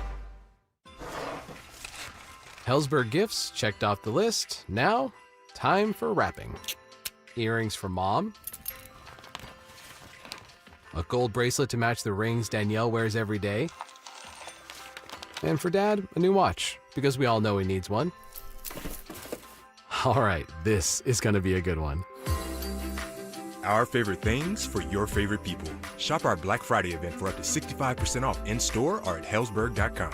The Chef IQ Sense is a must-have wireless cooking thermometer that eliminates under or overcooking your chicken, fish, or meat, whether on a stovetop, oven, or grill. It is built to withstand extreme heat. The probe is inserted into your food and connected wirelessly to an app. Once you've selected your desired doneness, the app alerts you when to take the steaks off the grill and even alerts you when to flip them. It's that simple. Order the newly released third-generation Chef IQ Sense, now with so many upgrades at chefiq.com. Enter the code word SCORE for 15% off your order. Hey, it's Layla Rahimi for FanDuel Sportsbook, the official sportsbook of 670 The Score. FanDuel is the #1 sportsbook for same-game parlays. From points and rebounds to threes and assists, FanDuel is the best place to combine your favorite picks into a same-game parlay or track every stat live, all in one very easy-to-use app. And right now is the perfect time to join because new customers get $150 in bonus bets if your first $5 bet wins. Now, that's what I call a return on investment. So bet on the players you love the way you want. Head to FanDuel.com/Layla, Leila, to sign up today. FanDuel, official sports betting partner of the NBA. 21 and up and present in Illinois. First online real money wager only. $5 first deposit is required. Bonus issued as non-withdrawable bonus bets which expire 7 days after receipt. Restrictions apply. See terms at sportsbook.fanduel.com. Gambling problem? Call 1-800-GAMBLER. The premier name in bridal and engagement rings here in the Chicagoland area is Rasny Jewelers. If you're ring shopping, Rasny Jewelers is your destination for exceptional quality, far from the big corporate chains, the diamond wholesalers, and the online sites pushing mass-produced diamonds and settings. With Rasny Jewelers, you'll own a natural diamond that has inherent value, a diamond that's been hand-picked for maximum brilliance, and a diamond she will be proud to wear. Guys, she's going to look at that ring every day for the rest of her life. Make the right decision. Rasny Jewelers is a name you can trust. Their team will guide you every step of the way, sharing their expertise so you feel confident in your choice. Rasny Jewelers, Chicagoland's local jeweler, Addison, Hinsdale, Highland Park, and Chicago's Gold Coast, online at rasny.com. For all the planned. Okay, it's on my calendar. See you then. And the unplanned. For your healthiest days. Woo! Nice catch! And the days when you need us most. Oh, let's get you back in bed. It's time to enroll in or switch healthcare coverage. And Blue Cross and Blue Shield of Illinois is here to support you throughout all of life's ups and downs with member benefits like preventive care, plus access to leading doctors, hospitals, and specialists, all within a reliable network that gives you confidence for every part of your wellness journey. So no matter where life takes you, go with a trusted plan that'll help take care of what matters.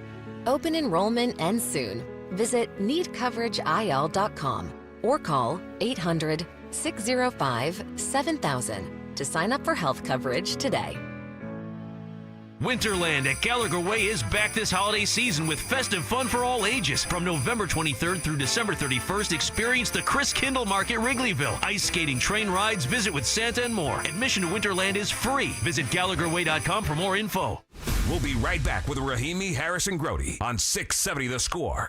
We all hear the radio ads about the IRS. They tell you to be afraid, to be scared, and they try to frighten you into calling. I'm not here to do that. Tax Relief Advocates is different. TRA is here to tell you that if you owe money to the IRS, whether it's $5,000, $50,000, or $500,000, we have a solution. It doesn't matter if you're sitting in your car, at work, or with your kids. No matter where you are, call now. 800-575-9834. Don't lose hope. TRA can eliminate or reduce what you owe to the IRS. Generous programs are now available that can give you a fresh start. Our passion is taxes and helping individuals fix their IRS problems. We have over 1,000 5-star reviews on Google and an A+ with the Better Business Bureau. You don't need to be afraid of the IRS any longer. End your tax nightmare today by visiting us online at TRA.com or call 800-575-9834. That's 800-575-9834.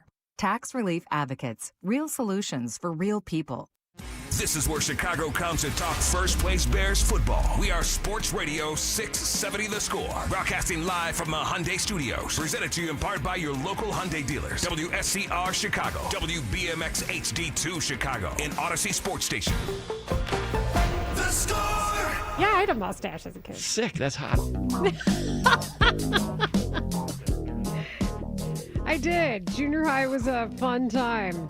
Middle school, whatever it was. This is Rahimi Harris and Grody on 670 The Score. We thank you for listening. Thank you to our guests, Tim Jenkins. Thank you to Patrick Manley. Thanks to Ray Diaz, Robbie Triano, Brandon Fryer, Jacob Stutz, Max Curtis, and Connor O'Donnell. Thanks to everybody who texted 312-644-6767. Thanks to everybody who joined us on Twitch. And thanks to Marshall Harris and Mark Grody. And now, look at you, Layla. It's time. Thank you. You're welcome. Now it's time to bring in the men from the afternoon show. Lawrence Holmes and Matt Spiegel. Hey, guys. The men are here. The men of What's the up, afternoon. people? How y'all doing? Hi, Lawrence. Hi, Lawrence. What's the weather like? It's pretty nice. It is pitch black outside of It really is. the mighty Prude Towers right And now. Grody likes it. I Grody do. likes this dark, blustery, Why? British weather. Well, because I'm not doing anything today, and I might just go home and lay on my couch. That's and it. See where the couch Open up takes the me. windows a little bit. Open up the windows a little bit. My wife loves cold. when it's bad weather because it's like, oh no, I have to stay inside. Oh no. Exactly. Like you have all the excuses to maybe do a puzzle, you know? Oh yeah, like there's no FOMO when it's like this. Like you're not like people are inside. There's not like it's okay to be inside and cuddled around your television. And your Grody, when you're cat. older, With your cat, you'll appreciate JOMO just as much as you do FOMO. JOMO? The joy of missing out. You won't even bother you. When I get to your age. That's me. When you get to be my age, you'll understand. Marshall is younger But than Marshall, we're supposed to fight against that. I've been reading a lot of studies on that, and look, I love the late text of, hey, you know what? Something came up and we have to cancel plans. Yes. Like, I love that. Yeah, it's I love heroin. getting that text. It's heroin. So John why are we Mulaney- fighting it? Why are we fighting John it? Mulaney Lawrence? says that's heroin. Like That's It is, hilarious. but it's Canceling supposedly plans. bad for us. That we're supposed to lean into making sure that we keep our plans with the people that we actually care about. Everybody wants a village, and nobody wants to be a villager. That so, part. you know. Does there's anybody want to be there's the a give and village take people? there. Not anymore. Not anymore. Transition is brought to you by Old Republic Kitchen and Bar. Ice cold beer, legendary food. My older Wasn't brother. one of those guys married to Debbie Allen? I think I'd be good with that. I think it's the The cop. song got co-opted. Right? Was it the cop who was married to Debbie Allen? My older brother, when I was like 9, he was in high school. He and all his high school friends dressed up as all the members of the Village People when YMCA was hot, and they practiced their big talent show dance in the living room. And I remember being like 9 years old, watching these dudes, thinking it was the coolest thing ever. It was not the coolest thing ever. Looking back, Disagree. I do think that it was pretty cool, but there's also some appropriation that's going on in there. There's some stuff that's happening. Oh yeah, there's all kinds of stuff that feels uncomfortable looking back about the situation. I will say, nothing brings people together like group choreography. It works, man. It totally does. Can't talk. We got to work on the dance. That's TikTok, right? Those are villagers It wanting really to be part of a is. village. Yeah. I get it. Mm-hmm. Yeah, I'm not that guy, though. Also, what do you think football is? Group choreography. Yeah, that's fine. It's there's a contest. Look, Violent group choreography. I get out sometimes. Not the celebrations. Even better. I prefer to get out in the daytime. Layla, I would say in-game play, and it's a great example of what the Bears have been doing this year, any type of zone run play is absolutely choreography. That's why they're so good at touchdown celebrations. Like, they're basically doing the same stuff the entire day. But there is a great joy that we watch in the group choreography of football and a lot of other sports. I mean, baseball, it's few and far between, but I love it when there's like going to be a play at the plate and the pitcher's running behind the catcher to make sure that he's in the right spot and dudes are shifting to cover the appropriate base and stuff. We don't get it that often. I was thinking more the wheel play. Yeah, the wheel play is gorgeous. Yes. That wheel play that they pulled off in the playoffs, in the World Series. How about just a good relay play, too, Speaks, Great. in baseball? It's wonderful. Yeah. It's You know wonderful. what I really love? The outfield assist. Caught you sleeping. Bah-ha-ha-ha-ha. Those are my favorite. And we had one of those, too. We had Kike Hernandez, right, with the throw from left field to double up. Was that game 6? Yeah, that was the way Game 6 ended with that crazy-ass double play. Yeah. A well-oiled inbound play also works well where it ends in a lob, a dunk, a fin, and Yes! you see all the parts move and screen, boom. Yes, absolutely. Like the Heat had an alley-oop one for a game winner last week. That was crazy. That was crazy. How is that allowed? It shouldn't be, but they're the kings of doing that. They've done that before. Not the Sacramento Kings of doing that. They're not the kings of anything. Also, I would like Nothing. to take this time to present to the NFL that you didn't want to have touchdown celebrations because you thought it would promote self-centeredness. Meanwhile, everybody decided to get with their teams and celebrate them together in a group.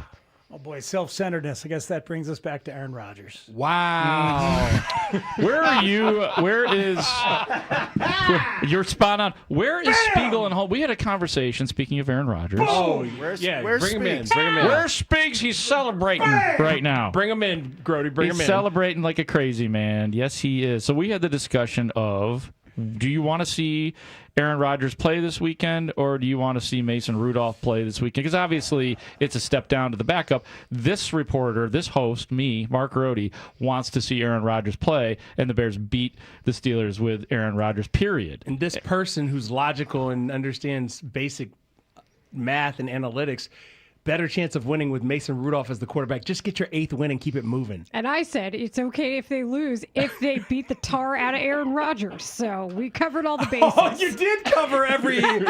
That's amazing. We did. You guys are on it. And we're it's funny because we're going to start our show talking a little bit about this and all of this and everything that. Great, I Mike blew your Tomlin had to opening. say No, you're good. today. Okay. But there's to fresh. answer your- There's fresh sound to Okay. go with it, so you Good. didn't blow nothing, Groats. Okay. Go ahead, Lauren. Yeah, and to answer your question, what I think is interesting is the fallout after this for Aaron Rodgers if the Bears were to win. Mm-hmm. If you win against him, does that force him to come back?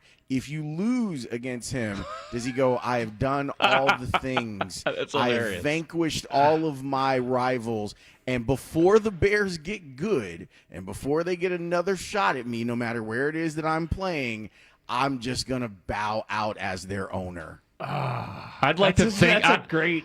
I'd like yeah. to think that the Bears are that important. Like I don't know if this song is about them, though. You know what I'm saying? I don't think this song is about you. Yeah, It is, though. And Speaks and I were talking about it yesterday.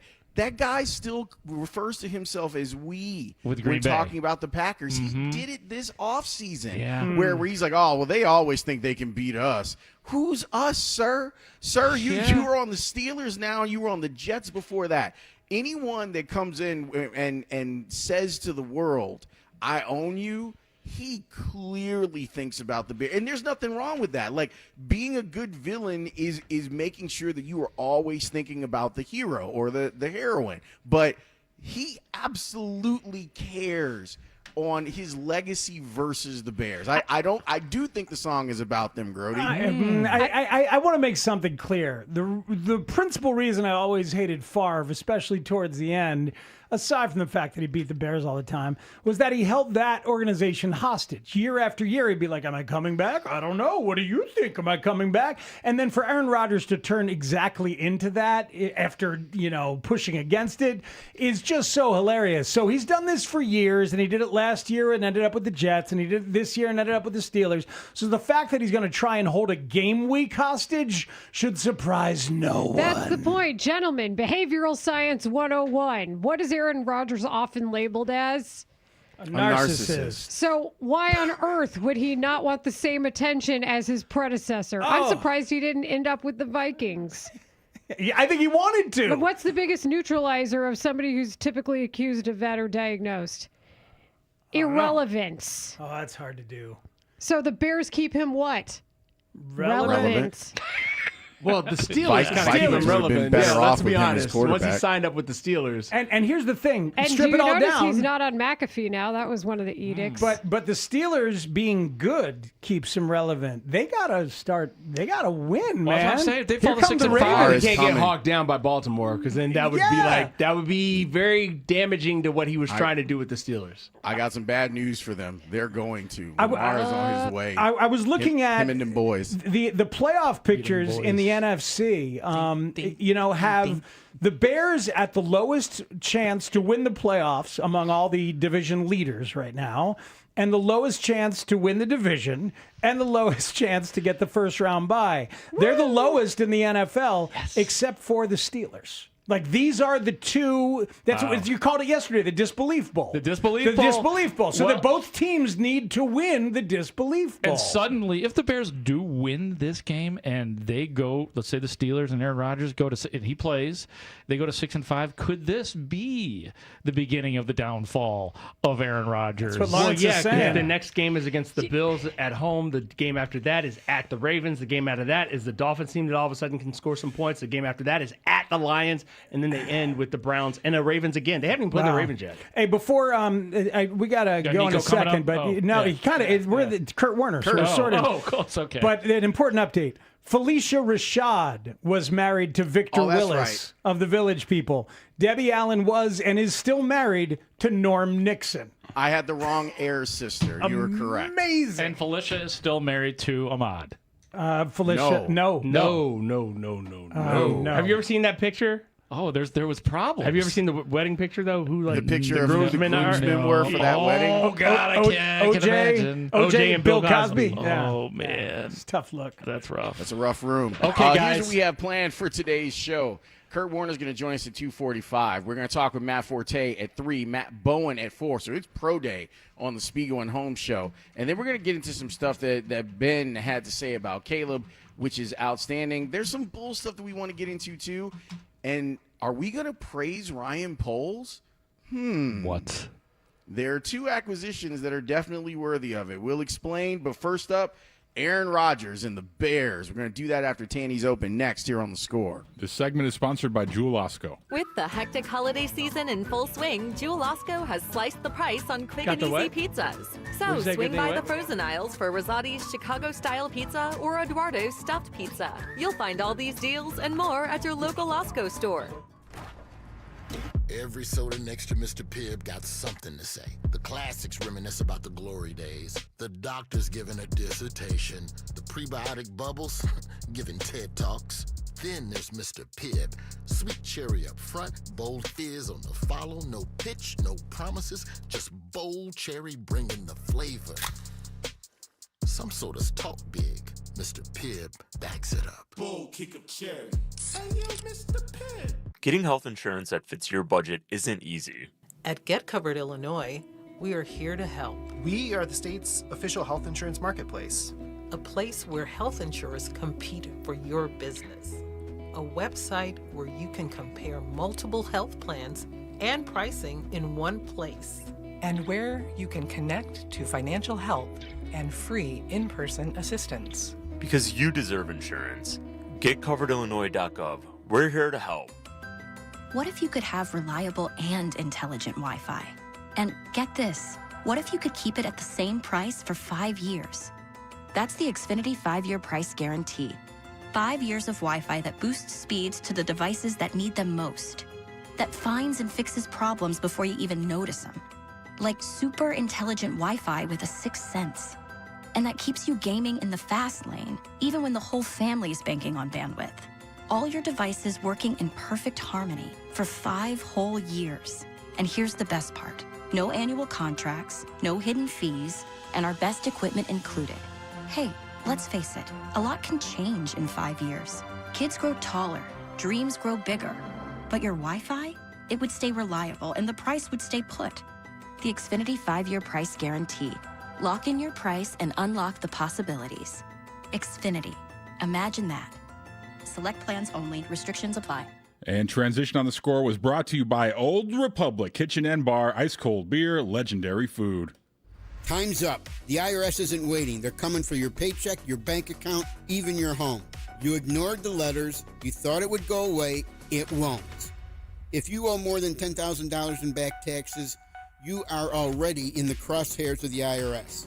Wage garnishments, bank levies, tax liens, they're not threats. They're next. But here's the truth. You still have a chance to fight back.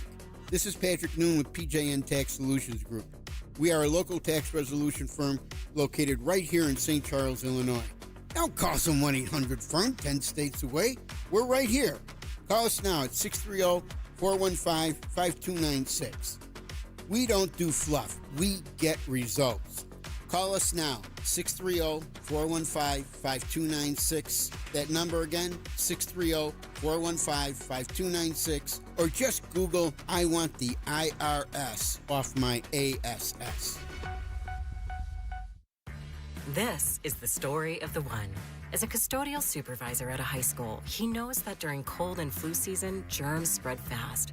It's why he partners with Grainger to stay fully stocked on the products and supplies he needs, from tissues to disinfectants to floor scrubbers.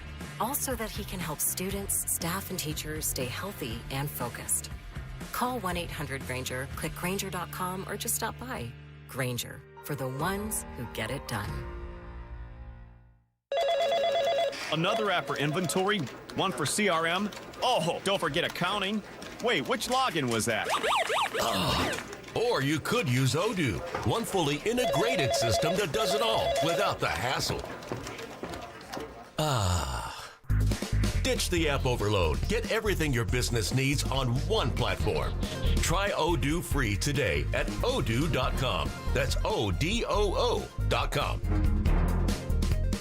Don't live one more day with agonizing joint pain. QC Kinetics has solutions that will give you relief without steroids, harmful drugs, or surgery. The consultation is free. QCkinetics.com. The premier name for bridal and engagement rings in Chicagoland is Rasny Jewelers, with locations in Addison, Hinsdale, Highland Park, and Chicago. Visit rasny.com. Sports fans, listen up. 1 in 8 men will be diagnosed with prostate cancer, and bladder leaks can be a side effect. That's why Depend is teaming up with the Prostate Cancer Foundation to encourage screening, because health is a long game and it's yours to win. Now, here's the cool part. Through November, Depend is contributing up to $300,000 to prostate cancer research by donating 25 cents for every purchase of Depend shields, guards, and Real Fit products.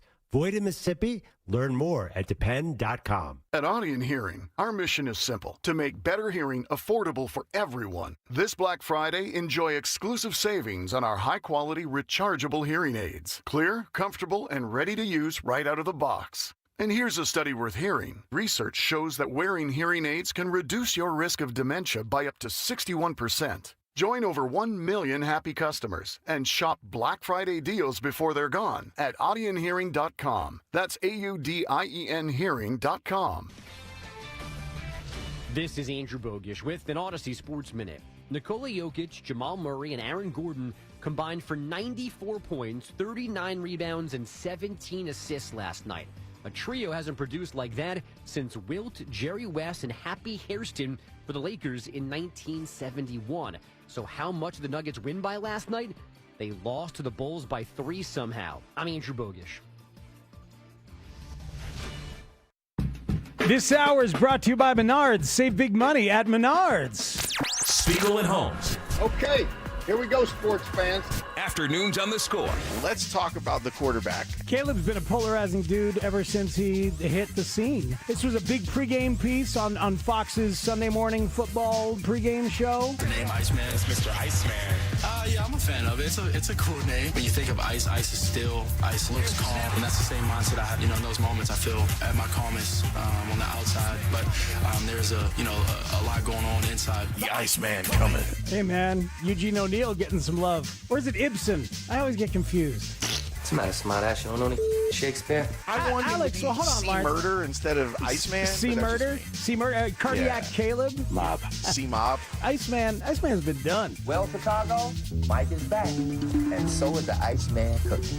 Want to know who the best is? That's him, Iceman. It's the way he flies, ice cold, no mistakes. Kuklinski had frozen the body in an industrial freezer. This was the murder that earned him the name of Iceman.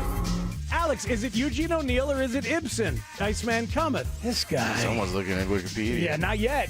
He's about to. When has Wikipedia been a source of credible information? When he said that ice has a lot of energy, he's right, though. Ice has a lot of energy in the form of thermal energy. Even though it's cold, the water molecules in the ice are still vibrating, which means they have kinetic energy. That's really interesting. Hey, the Caleb's out here winning football games and teaching you about thermodynamics. Yeah, he really is. And this perpetual motion machine she made today is a joke. It just keeps going faster and faster. Lisa, get in here. In this house, we obey the laws of thermodynamics. The official adventures of Spiegel and Holmes, afternoons 2 to 6 on 670 The Score. Welcome. It is the Spiegel and Holmes show. We've got you until 6 o'clock, and man, do we have a show for you. It's Pro Day on the Spiegel and Holmes show. Kurt Warner is going to join us at 2:45. Matt Forte is going to join us at 3 o'clock. Matt Bowen is going to join us at 4.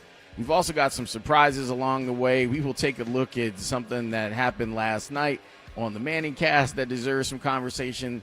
The Bulls are probably more of a threat to your heart than the Bears are. We will discuss that at some point throughout the show. Alex is here. Tanny is here. That man is Matt Spiegel. So I delivered ice to 7-Elevens and liquor stores all over Not New surprised. Jersey and Pennsylvania. Seems like your profile. Yeah, during college, my summer job, and I always heard one of two things. Hey, pretty cool job for the summer you got there. That's one thing I'd hear as I delivered the ice. The other one was, hey, the Iceman cometh. How you doing? So forever, it's been there. I didn't know it was going to be Caleb. I loved hearing that open, though. A lot of George Gervin and the mob enforcer, right? The hitman, the Iceman. Some of that in there. Dude killed like 70 people. Richard or something. Kuklinski, yeah. Your guy Michael Shannon played him in a movie, The Iceman. Ah, there you go. So I don't know if there's ever been a cooler poster than the George Gervin Iceman poster. Badass. With all the ice around. I think that's an elite poster. Find me a cooler one. It's going to be hard to do. Maybe the Ken Griffey swing freeze frame poster is cooler, but I don't know. The Gervin's Iceman poster is probably the coolest one I can remember. Lawrence is psyched to talk about the heart attack Bulls, and we got tons of pros, as you said, but we touched on a little bit in transition, but there's more meat on that bone. Aaron Rodgers may be coming back to Soldier Field this week. We're not sure. Let me just say this real quick. It would be a shock if that man's ego and narcissism forces him into a selfish decision that hurts the team this week. That would be a shock to me. Let me just say that, okay? Because it's up to him, right? Isn't it up to him right now? Because there's not surgery and there's pain, but he can maybe go. There seems to be a pain tolerance thing that's going on with Aaron Rodgers that would allow him to have some choices on what to do here. Why don't we hear from his head coach? Okay, let's hear what Mike Tomlin has to say about Aaron Rodgers' injury and availability. Aaron's got a fracture in his wrist. It does not require surgery. Really, it's just about bracing it and securing it for his comfort and safety. And then it's about how functional he is. And so we don't have the answers to that as we stand here today. But certainly I would imagine we're going to get some clarity as we push through the week. I think his experience really kind of aids in that. He's the type of guy and has the type of profile that doesn't require a lot of physical work in an effort to be ready to play, and that's helpful. In the meanwhile, certainly it'll provide opportunities for Mason and Will to get quality work as we start the week, and I think that's the posture that we're in. A little later in the week, we'll take a look at Aaron, and again, as I mentioned, the variables are stabilizing it and making sure that he's safe and he can protect himself, brace himself as he falls, etc. Pain tolerance, but that doesn't seem to be an issue with Aaron. He wanted to go back in the game on Sunday. And then lastly, obviously, how effective he can be. And so Friday's probably a big day in terms of some of those things. I know he's working his tail off to be a component of this week. He and I talked yesterday. He expressed that directly. I'm of the mindset of supporting that, while at the same time, I got a healthy collective of guys as a team and as a unit to ready. Mike, do you get a sense that Aaron especially wants to play this week, given who the opponent is and his familiarity? Aaron always wants to play. Opponent has nothing to do with it. It's his love affair with the game of football. Aaron always wants to play. His love affair with the game. I don't disagree with Tomlin on that. Aaron clearly loves football. I do think that he is downplaying how much Aaron enjoys inflicting emotional pain to the Bears organization and Bears fans. You know, it's amazing because usually I'm the guy thinking that, you know, Aaron is in it for all those selfish reasons, and I am, and I just said so. But, like, you're leaning in on this, and maybe you're right. I'm just thinking about it. Like, how much is he thinking about being able to play here where he has historically been able to say, I own you, I own you, I own you. His career record against the Bears is, I believe, 24-5. That's pretty good. Yeah, so 24-5 versus the Bears in his career. So yeah, you think he's dying to come back and do that and feel some of that familiar Soldier Field ownership. I still own you. It's a great villain moment. I understand that people hate him, and I understand why they hate him. But as far as leaning into the villainy on the field, I thought that moment was just brilliant. Like, it's one of those things where Bears fans will never forget it, and the hope is that you're getting to a point where that type of stuff doesn't matter as much anymore. But as far as, like, just being an in-game villain, that guy understands how to play the role. And I agree, there's probably some narcissistic aspects to it, too, that play into it. But you talk about the guy that you love to hate. And the guy who you love to hate enjoying your hate. That's what you're talking about. His willingness to be that. Draymond Green is that, right? Draymond Green usually is that. Although lately, he's been. See what happened last night? Or was it 2 nights ago? I saw 2 nights ago. Right? Super sensitive. People calling him Angel Reese because he kept getting his own rebounds. And that's what they've said about Angel Reese. And he lost it, was like, don't call me a woman, don't call me a woman. It was a bad look. Well, actually, shouldn't be laughing. That was a bad look from Draymond. They're not calling you Angel Reese to say you're a woman. They're calling you Angel Reese to say you're padding your rebound stats, kid. Also, that fan was like 6'8". What was going on there? I didn't see that. I didn't see that. Draymond, he was taller than Draymond. Well, so it's probably the first time that Draymond's had a fan interaction with someone that can actually size up to him. Yeah, look, I can see Aaron's value, to your point, in how he embraces being the villain. I can see his value in the soap opera of what we do and what sports are. I can see his value in that way. That's why, frankly, it's a very easy decision for me. I want to see Aaron Rodgers this weekend, and I want to see the Bears beat him. That's always what I've wanted. I would love to see that part too, and maybe that's one of those small mile markers on the way to the Bears getting to where everyone would like for the Bears to be. That some of this stuff where you're exorcising all of those demons from the past, and you get to just say, all right, let's check this off the list now. You know, you can, if you want to start the list at the end of last season and say, well, Caleb went up to Green Bay and won, so you don't have to worry about that being a storyline anymore. Now he's got some backup too. Like, it's really not just him. He's got some backup. He's got some guys with him along with his head coach that don't seem like they're afraid to mix it up a little bit. And we've chronicled all the stuff with Ben Johnson and Matt LaFleur, for example. But this is another one of those boogeymen. Like, Aaron Rodgers has been the ultimate boogeyman for the Bears as a franchise, and maybe if you go ahead and take care of business with him on the field, maybe if you give him the Corey Wooten treatment and get him off of the field for the rest of the season, maybe that feels cathartic to people to get a win and to then put that in the file of we don't have to worry about that anymore, and now we can go forward. The best thing about Bears fans is every year, this is our year. This is our year. We added this guy and that guy, and we got a new coach from Detroit. Oh, man. Look out. This is it. Right? Packers fans, we know that, right? I don't know. Aaron Rodgers is kind of an ass, right? I don't know. So I forgot that, Tanny. That was Rodgers when there was the Fanatics Fest in the offseason? There was a podcast taping somewhere. Yeah, they were taping a podcast. That's what I was saying to Grody. This song is about you.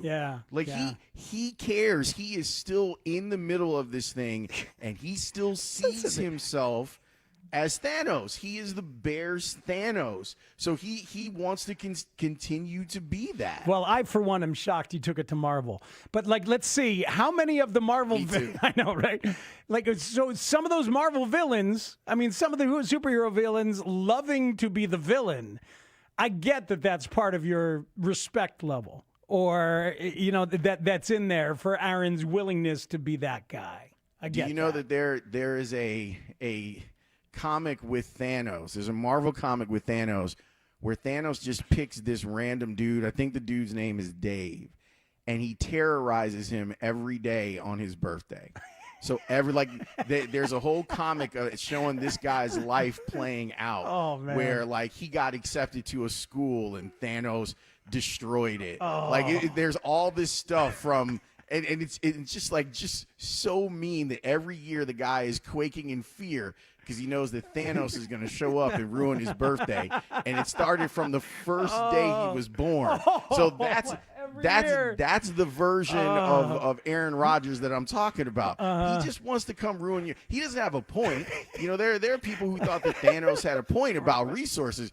This version of Thanos, he doesn't have a point. He doesn't care. He just wants to make your life miserable. On fire while celebrating his birthday. That's what he. It's too bad that happened to that guy. Every year, Thanos would take him down. Kevin Warren got a game ball while celebrating his birthday. That was good for him. But that's a better birthday. I think that's better than the newscaster. God, every time you play that, Tanny, I want to play the whole thing just for people who might not know it, just so they can be in on the joke, and it gives us another year of the Full Tilt Boogie.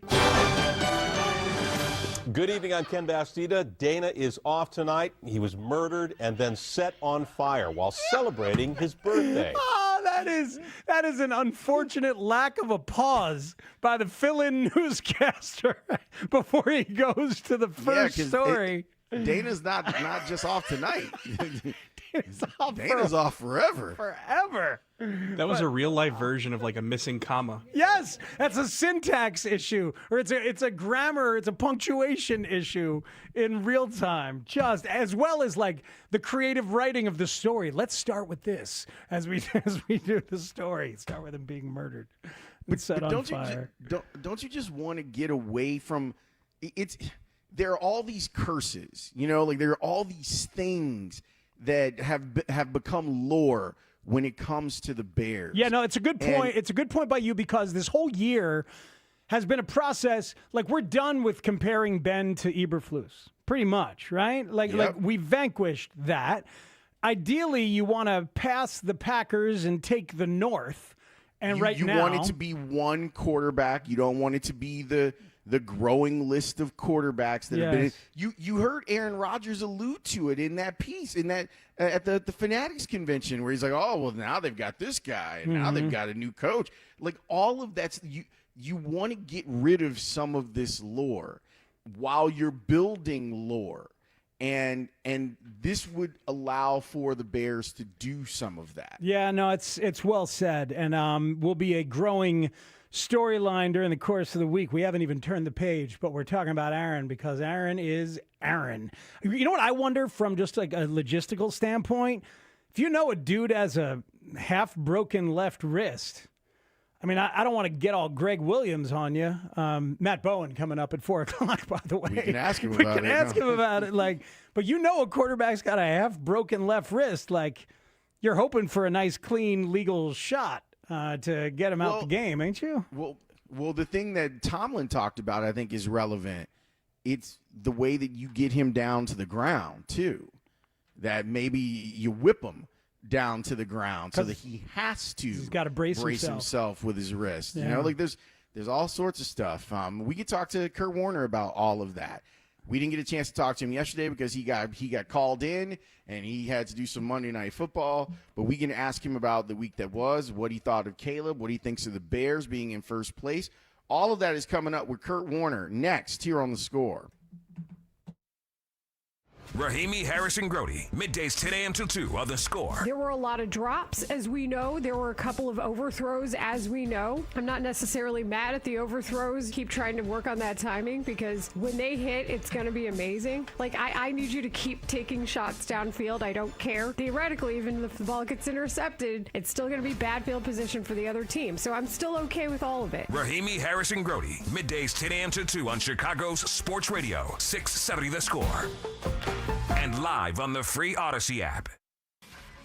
I'm PJ Glasser, host of Send It In, here to help you beat the books with the BetMGM Network. Michigan State takes on Kentucky tonight at Madison Square Garden in a top 20 early season matchup. Michigan State is catching 5.5 points, and I think that is too many. Spartans have the coaching edge with Tom Izzo and the defensive edge in this game, and that should loom large in an early neutral site matchup. Give me Sparty plus 5.5. I'm PJ Glasser, host of Send It In on the BetMGM Network. Bet smarter and beat the books. Download the BetMGM app today, and please gamble responsibly. Hey, I'm Mike Slater. My dad passed away at the age of 63. It's out of nowhere. Had a stroke. Super hard, obviously, for the whole family, but my dad had life insurance. This is why I have life insurance for my family, for my wife and 4 kids. And the best place to get life insurance is ethos.com because you can do it in 10 minutes. And there's no medical exam and no blood test, just a few health questions. Get life insurance in 10 minutes so your family is protected. Ethos, ETHOS, ethos.com/play. Introducing Remy Martin's This Is My City VSOP limited edition collection, paying homage to the iconic sounds, style, and teams of our very own Chicago. The collection celebrates the city's influence on culture and features Remy Martin's renowned VSOP liquid. This limited edition bottle is available now, and you can learn more at RemyMartin.com. Remy Martin VSOP Cognac, 40% alcohol by volume, imported by Remy Cointreau, USA, New York, New York. Please drink responsibly. Okay, I have to tell you, I was just looking on eBay where I go for all kinds of things I love, and there it was. That hologram trading card. One of the rarest, the last one I needed for my set. Shiny like the designer handbag of my dreams. One of a kind. eBay had it, and now everyone's asking, ooh, where'd you get your windshield wipers? eBay has all the parts that fit my car. No more annoying, just beautiful. Millions of finds, each with a story. eBay. Things people love. Every now and then I rinse it out, and I need Johnny Rinse tonight, and I need it more. My king was the bed and the smell never leaves. I don't know what to do, I'm always in the dark. The sweating deck short smells like a dog car. And Johnny Rinse it tonight. Downy Rinse fights stubborn odors in just one wash. When impossible odors get stuck in, Rinse it out. It's Blackhawks and Bulls season on Chicago Sports Network. Visit chsn.com/radio to sign up for your 7-day free trial of our all-access plan. Over 300 live games per year. Chicago Sports Network, your home stream advantage. Since I lost my papa, a Chicago police officer, the holidays are just not the same for me and my family. But then, in walks Santa and Mrs. Claus alongside the Chicago Police Memorial Foundation.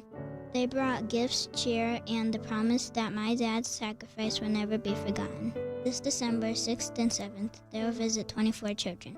Help us keep that promise. Your generosity brings them a much-needed smile. Learn more about the CPMF's mission at cpdmemorial.org. You're losing your hair and you need a simple solution that works. You want the best modern technology with top-rated physicians, something that's guaranteed to work. Guys, you need advanced hair. They've completely redefined hair restoration, from the experience itself to their unmatched results. Receding hairline, bald spot, thinning hair, address them all with Advanced Hair's simple one-day treatment in a calm, relaxed environment with the most experienced team. Advanced Hair has performed tens of thousands of these breakthrough treatments, and get this, your own natural hair begins to regrow the very next day. No one in Chicago can offer anything like the Advanced FUE offered by the world-class team at Advanced Hair. It starts with your free consultation. Call 872-217-HAIR. If you qualify, you'll also get $250 off and 250 free hair grafts. Refine your hairline with the team that's redefined hair restoration. 872-217-HAIR or advancedhair.com. Are you tired of online threats? Then get an antivirus. It's the only online protection you will ever need. Disclaimer, an antivirus is just half protection online. It will not protect you from snoopers or encrypt your online traffic. So this Black Friday, get better online protection with NordVPN. NordVPN will encrypt your traffic, protect you from malware and phishing, and stop annoying ads. Get the NordVPN Black Friday deal with 73% off and enjoy 3 extra months. On the golf tee, it's Skechers World Champions Cup. Watch it live December 4th and 5th on ESPN and ESPN Plus, 12 to 4 p.m. It's PGA Champions Tour golfers from all over the world. Team USA versus Team Europe versus Team International. Watch it live December 4th and 5th on ESPN and ESPN Plus, 12 to 4 p.m. The competition will be tense, but feet will be comfy. Tune in to Skechers World Champions Cup. Final round of golf on Sunday, December 7th on ABC, 1 to 5 p.m. If you've been diagnosed with moderate to severe plaque psoriasis, this is what it sounds like to be 1,000,000 miles away. Imagine being 1,000,000 miles away.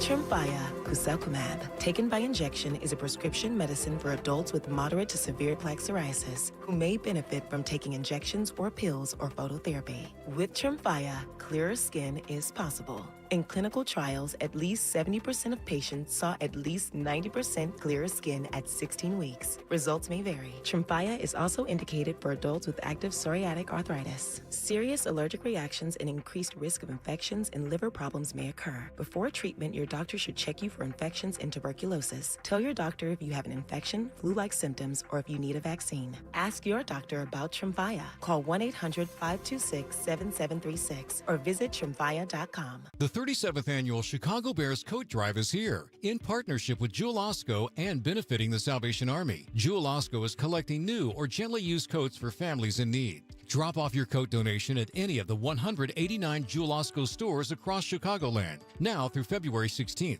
The goal is 25,000 coats. So check those closets. If you haven't worn it in a year, it's time to donate. Help make this winter a little warmer. Find donation locations at chicagobears.com/coat drive. We will rally around Kurt Warner. Kurt Warner. You're a big horse, and you must be ridden every Monday night. Two-time NFL MVP. They talk about this, the greatest show on turf, maybe the best offense ever in football. Super Bowl champion. Warner to throw. Going deep downfield, adjusting for it is Isaac Bruce. Touchdown, 73 yards. Pro Football Hall of Fame. Not just the NFL Hall of Fame. And I wear that as a badge of honor because without pro football, in all its forms and fashions, I'm not here tonight. NFL Network analyst. Kurt, I give you the floor on what we just...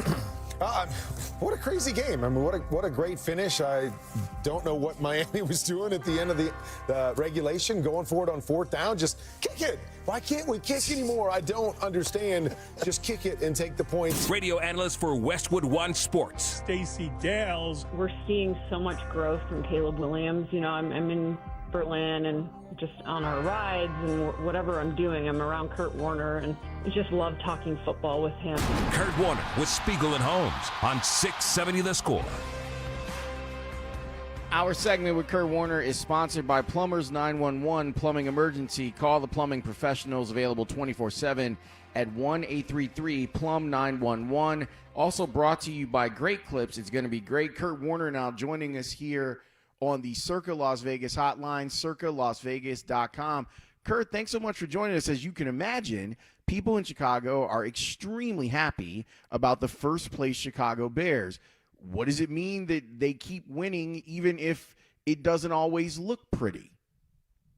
I mean, that's exactly where you want to be as a football team. When you don't bring your A game, you may not play the best across the board, but you still find ways to make enough plays, make plays in the moment, as we saw the other day.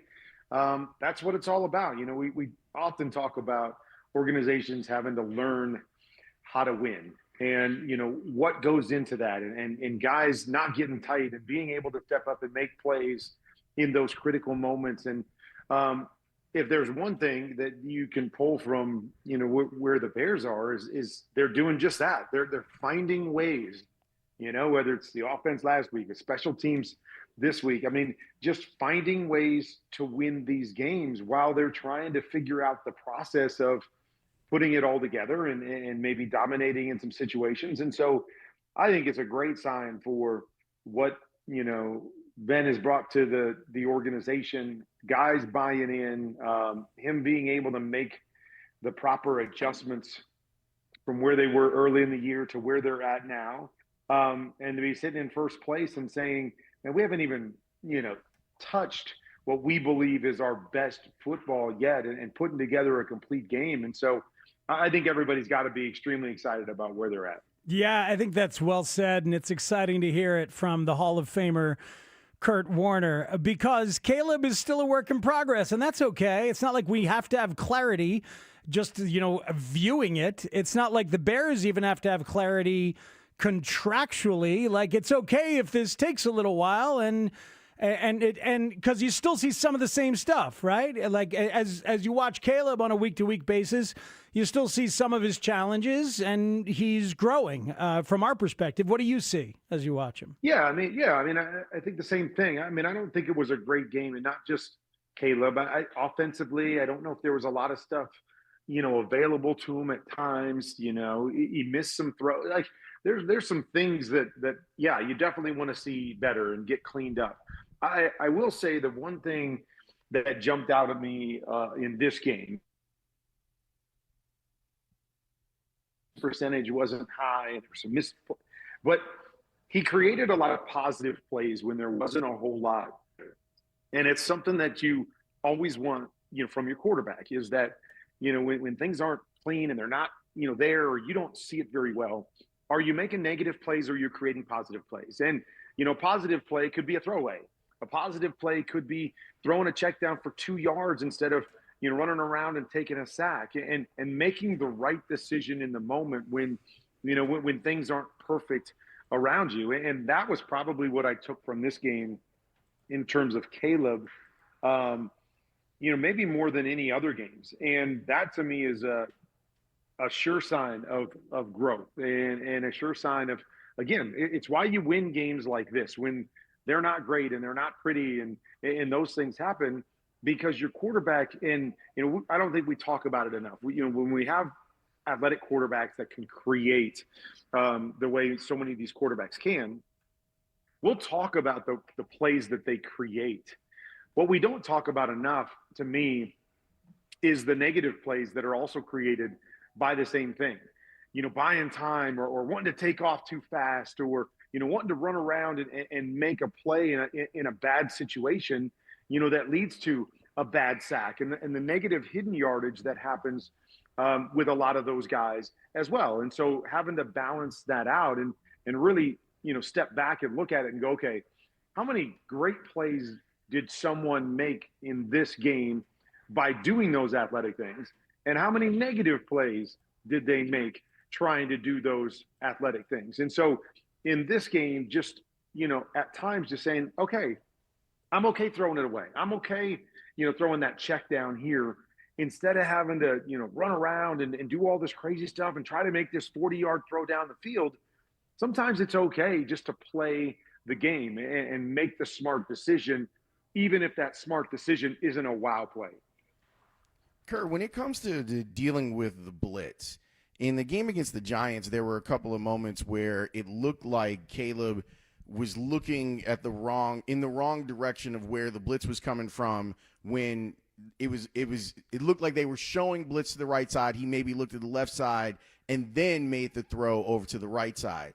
How long did it take you to get comfortable with understanding hots and getting the ball out and how detrimental that could be to the defense if you do that on time? Yeah. Again, this is a tough one because it was something that I was really good at. And it was something that, kind of early in my career, it was kind of presented to me how important that is, knowing protections, knowing who you're responsible for, going up every time I stepped under center and going, okay, what are my answers? If they bring that pressure that, forces me to have to get the ball out, that unblocked guy, where are those answers? And, there's part of this that I believe goes, back even farther than just, this year or the last 2 years with Caleb, is I don't think coaches focus on that nearly as much and nearly enough, in my opinion. And so, I even remember in the old West Coast system, and one of the reasons, I was only in it for a short time in Green Bay, but one of the reasons I hated it was because they didn't really build in hot answers. The hot answers was, when you're hot, beat it with a throw. Like, find a throw and beat it with the throw. And I'm like, that's not a good answer. Like, I want to be able to, if they're going to blitz from over here, I want an answer right where they're blitzing from so I can take advantage of the weakness in the defense. And I know exactly what is in front of me. I don't want to turn my back. I don't want to have to make a throw on the backside. But, that's a part of a lot of systems, is we are just going to play this way and you've got to beat the pressure with your throw. There's another thing that goes around in the NFL where, where you're trying to pick up every blitz with your offensive line, seeing and reading certain things, or with your back, what I call a running back scan, which means the back's going to start on one side, and if that guy doesn't come, he's going to work all the way to the other side. So we're going to try to take care of, basically the 7 interior guys and every blitz. And so a lot of quarterbacks get this false sense of security that, oh, I don't really have to worry about any of these 7 guys because our guys will figure out the puzzle. They'll be able to figure it out. And it's impossible in this day and age with all the guys walking up and moving around, and 7 guys up, 8 guys up at the line of scrimmage. And so I think a lot of times quarterbacks are just kind of oblivious to it because they've never been taught, because they're told, don't worry about it. And they go and play, and it leads to so many negative plays. And so I think a lot of it, what I'm trying to say is, it really is dependent on what you've been taught and what is focused on, and what kind of answers a scheme gives you. So, do I have to be aware of that? And if I'm aware of that, where is my outlet? What is the coach doing for me? Or who's going to, come off the line and peek for me so I have a throw? And a lot of these guys aren't taught that, haven't been taught that. It's not focused on at this level. It's more, hey, we'll call a perfect play or we'll call the perfect protection, so you don't have to worry about that. And then inevitably it comes up and haunts most of these teams almost every week. And I tweet every week, at some point in time after watching film, have a pressure plan. Like I tweet it every week because I see it every single week, even with, the best quarterbacks and the best teams in our league, that it continues to be a problem. And I can't figure out why these quarterbacks or these schemes aren't doing a better job of making that available for their guys. And so just watching Caleb and kind of what, he's been doing, I'm not sure how much he's been taught that. And so I don't think it's as easy as just going, oh, well, it took me 1 year in the NFL. I don't think it's that. I think it's focusing on it. It's talking about it. It's building it in. It's sitting with your coach and, hey, what are we going to do? What if they bring this? What are they going to do here? Or, what are the protections and all of that stuff, as opposed to focusing on what's the play concept? Who am I supposed to read on this play? The first step for me is always protections, hots, and answers, so you don't have those negative plays when somebody wants to, heat you up and blitz you. Last 60 seconds here, Kurt. Aaron Rodgers with a fractured wrist, no surgery. He may try to play. Have you ever played quarterback with a severely damaged left hand, left wrist? How possible is it for Aaron to play? Yeah, I've played with broken bones in both hands, and whatever. Played with a dislocated left elbow where I had to actually hand off, every handoff with my right hand. And so, do I think this is? I think it's more than feasibly possible to have an injury on your left hand or arm and play quarterback in the NFL. There's some challenges that could come with it because, do they cast it up? Can he hold the football to hand off in that direction? Does he have to do some different things there?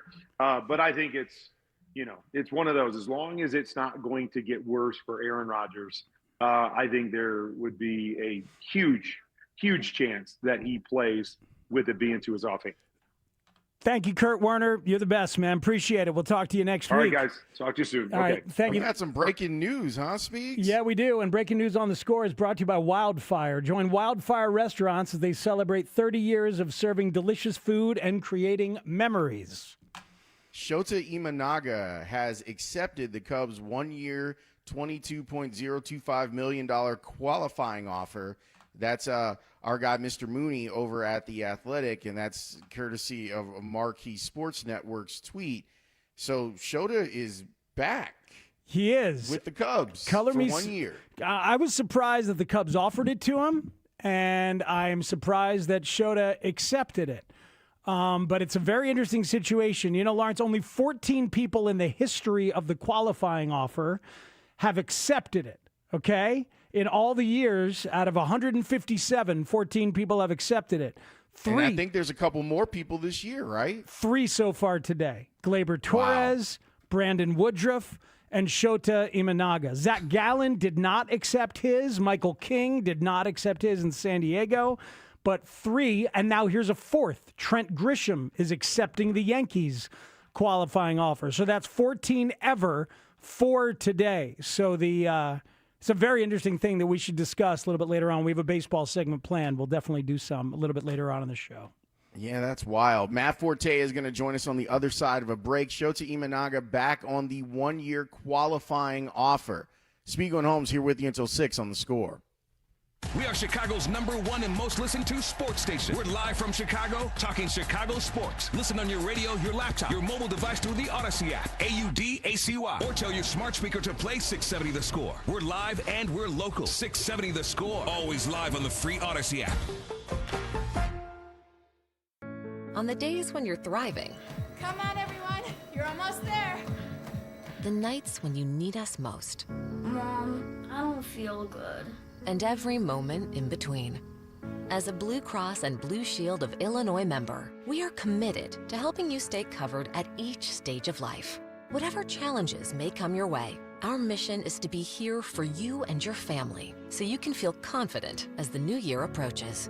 Visit standbyouillinois.com to see the steps you'll need to take to renew your coverage. And with nearly 90 years of experience, you can expect personalized guidance throughout the process, helping you stay covered into 2026 and beyond.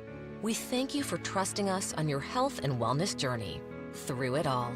Visit standbyouillinois.com or call 866-575-2583 to renew your coverage today. It's David Haugh for FanDuel Sportsbook, the official sportsbook of 670 The Score. FanDuel is the #1 sportsbook for same-game parlays. From points and rebounds to threes and assists, FanDuel is the best place to combine your favorite picks into a same-game parlay or track every stat live, all in one easy-to-use app. Right now, that's the perfect time to join. Yes, right now, new customers get $150 in bonus bets if your first $5 bet wins. That's $150 in bonus bets if your first $5 bet wins. What a chance. Bet on the players you love the way you want. Head over to FanDuel.com/score to sign up today. That's FanDuel.com/SCORE. FanDuel, the official sports betting partner of the NBA. Must be 21 and older and present in Illinois. First online real money wager only. $5 first deposit required. Bonus issued is non-withdrawable bonus bets that expire 7 days after receipt. Restrictions apply. See terms at sportsbook.fanduel.com. If you have a gambling problem, call 1-800-GAMBLER. It's Blackhawks and Bulls season on Chicago Sports Network. Visit chsn.com/radio to sign up for our 7-day free trial of our all-access plan, which gives you over 300 live games per year. Catch every basket and every goal from your mobile device, television, or wherever you want to watch. CHSN is your home for the Blackhawks and Bulls all season long. Chicago Sports Network, your home stream advantage. For 75 years, one Chicago family has turned moments into heirlooms and clients into family. I cherish when I see in the store that somebody that my parents took care of. But when my kids are waiting on great-grandkids, that's the future. At Rasny Jewelers, that's more than tradition. It's a family promise. And that feeling extends far beyond the showroom because every diamond, every detail is hand-selected by the Rasny family. It's a diamond that's been hand-picked by my daughter, who's a gemologist, myself. We're going to the source. We're eliminating all the middlemen. When you come to Rasny to buy an engagement ring, you already know that the quality of the diamond is going to be far superior than anything you can find anywhere else. Family-owned, Chicago-born, built on 75 years of trust. Rasny Jewelers, where your story becomes part of ours. And that's what our customers are, part of the family. Shop suburban Addison, Highland Park, Hinsdale, and Chicago's Gold Coast, or online at rasny.com. Earn 6% APY tax-deferred with an annuity from Professional Life and Casualty. That's 6% tax-deferred with no fees. Visit plcinsurance.com. That's plcinsurance.com. Broadcasting live from the Hyundai Studios, presented by your local Hyundai dealers. This is Chicago's #1 and most listened to sports station. 670 The Score is Chicago Sports. Chicago Sports is The Score. Always live on the free Odyssey app. WSCR Chicago, WBMX HD2 Chicago, and Odyssey Sports Station. The Score. This hour on The Score is brought to you by Jewel Osco. Here's the Chicago offense. Matt Forte, Tulane University. Touchdown Bears! A dramatic catch by Matt Forte. Matt Forte. Forte, 50-yard run for a touchdown. You know, just watching Matt Forte on film, watch him here. He can make those jump cuts. I mean, he can plant that left foot and then jump way over to the right and then plant the right foot and go upfield again. 10-year NFL veteran. Whenever I see an open field full of green grass, I just get excited. Two-time Pro Bowl selection. You got to kind of study on film the way that DBs tackles. I wonder how many running backs scouted opposing DBs to figure out what kind of tacklers they were. That's when you get them guys coming for your knees all the time, you start to say, you know what, let me figure some of this out because I respect the dude who'll come, mano a mano, head up on you, when the guys chop you down and you're not even turned around yet or something like that. It's like, I don't really respect that. If you're going low like that, you're gonna get one of my knees coming up, and that's what I'm trying to do. I'm trying to put that shoulder pad and that thigh on your neck. See if I can knock you out of the game, because you're trying to knock me out of the game too. That does not sound fun. Of all the statistics you can get out of Matt Forte, running the ball, catching, everything else, his accomplished blocking ability is what gives you security on inside protection. Underrated, but I still be scoring Matt Forte. Matt Forte with Spiegel and Holmes. I think we're on record of how important Matt is. On 670 The Score. It's true. We love talking with Matt Forte. And in fact, we're giving away 2 tickets to our live broadcast from 2 to 6 on December 4th at the Blue Cross Blue Shield of Illinois Performance Stage with special guest Matt Forte. And then you stick around where Matt's going to be hosting and signing for his new book, Stay in the Game, Making the Most of Every Season. The next time that you hear this, what's the horse's name? Gumbo. Beat caller 6 to the contest line, 312-540-0670. Matt, thanks so much for joining us. We appreciate it. How are you feeling about these 7-3 Bears? No, I'm feeling really good about them. It was important this week to get a divisional win, first and foremost, even though it looked for a moment that it would be slipping away. But, the Bears, last we talked about in the previous weeks, we used to be those teams that would let other teams hang around, and it would come to bite us in the butt in the end. But now we're one of those teams that you can't let us hang around. And I love that they are kind of becoming that that type of team where we finish the game in a strong manner, no matter what. And that's multiple weeks that has happened against obviously the Bengals, and then this past week where it comes down to the wire, and we're able to walk away with the W. So I'm feeling excited about the Bears just as everybody else is. But it's a controlled excitement. I say that it's a controlled excitement that has reality attached to it. I'm not buying Super Bowl tickets and things like that. So right now, but we're in a good place, and they're headed in the right direction under Mr. Ben Johnson, who is doing his thing, man. He has this team ready to play each and every week, and they fight. They fight like dogs out there until the end. Yeah, boy, a lot of good stuff right there from Matt Forte. By the way, I love that we have a collection of entertaining Forte sound bites that we can use one every day this week to promote this outstanding event that we're all looking forward to on December 4th, because it's been so fun to talk to you all year, Matt. You said it there about the coach having them ready. And, man, I saw some numbers today. There's a few different ones, but I'll give you this one just so because I know you'll feel it and appreciate it. According to Next Gen Stats, right, the running backs for the Bears are number one in expected yards per carry. What that essentially means is that there is more space in front of the running backs when they are handed the ball than any team in the league. The holes are bigger.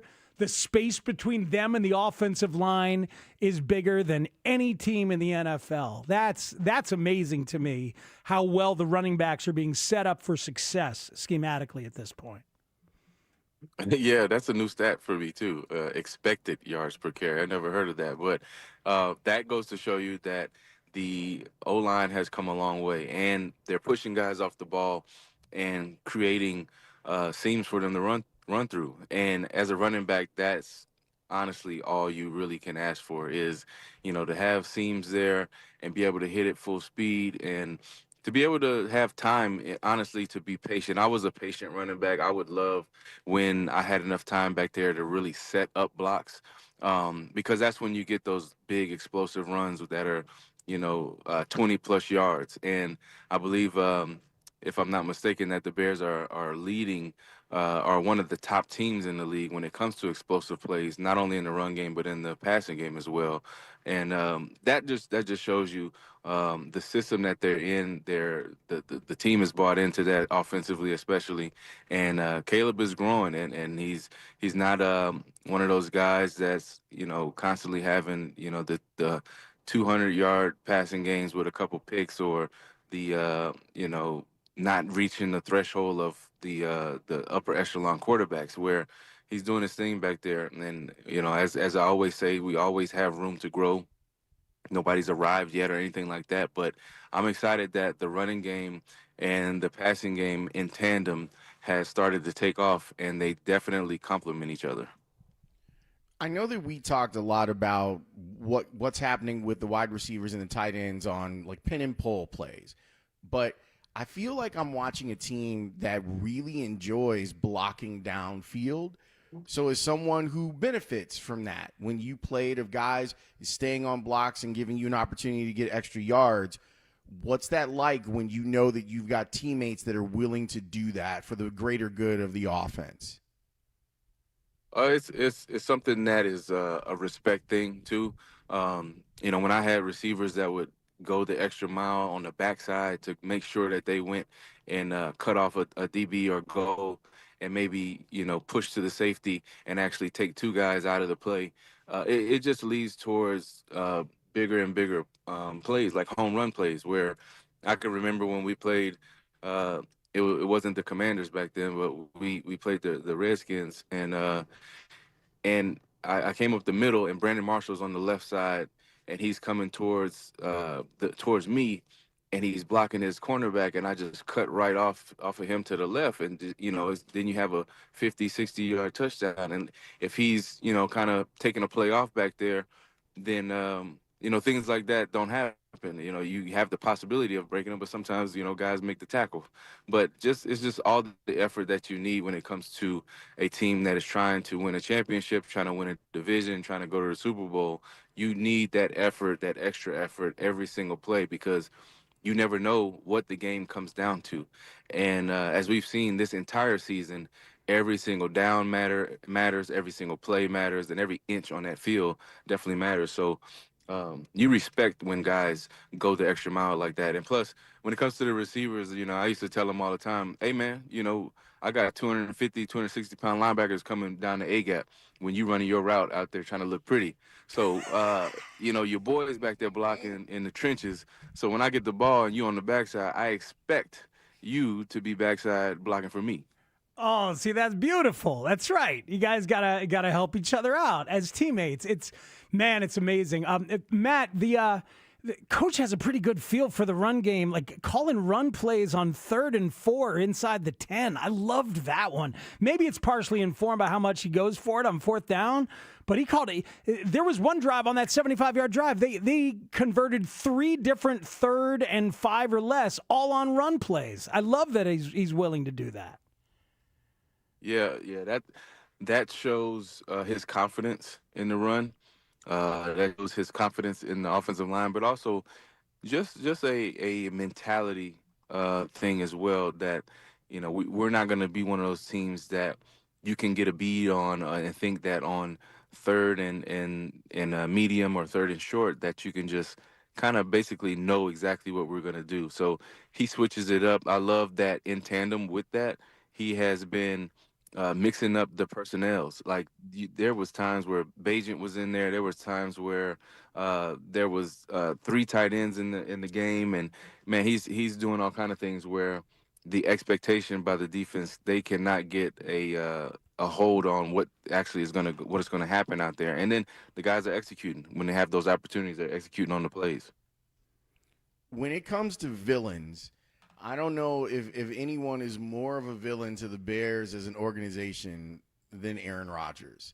There's an argument for a couple other guys, but Aaron Rodgers, his record against the Bears is incredible. 24-5, Lawrence. 24-5. Outrageous. He seems to enjoy that part too, Speegs, right? He enjoys being the bad guy. Was he the bad guy when when you were in the league and you're watching this guy ascend as a player? He's winning MVPs. He finally gets his opportunity and he does that. What does it mean anything if the Bears are able to get him on Sunday and maybe the last time that they'll have an opportunity to beat Aaron Rodgers? Absolutely, it means a lot, and I would imagine, even though maybe most of the guys, or a lot of them, were not on the team when the last time he played at Soldier Field and did the whole celebration and said that he owned the Soldier Field people, or the Soldier Field. So I know they remember that, and I think they have still have a sour taste in their mouth. Just being that he's gotten the best of the Bears, over the years. And, I think that there's definitely some solace when someone takes a quarterback, a legendary type of quarterback, takes them down as far as wins and losses. I can remember when Brett Favre was towards the end of his career, and we beat them and a few times and kind of swept the Vikings, and then we won the division championship as well, beating them. And it was something to celebrate. It was something to be proud of, because when you're playing against guys like that who are sure Hall of Famers, it's tough to get a win. So when you get one and get a chance to do that, you got to take advantage of it. Yeah, Matt, I regret to inform you that you were 3-11 against Green Bay in your time as a Bear. I'm sure most of that was Aaron. We hated that. It's like, I imagine you hated it. The Bears are in first place right now, man. We're hoping they take the North and they never give it back. Maybe this is the moment, It's possible. Yeah, it's definitely possible. We got tough schedule ahead of us, when it comes to not only teams, with the Eagles, the Steelers, who are a good team too, playing the, basically in the last 5 games, there's 3 divisional games within those.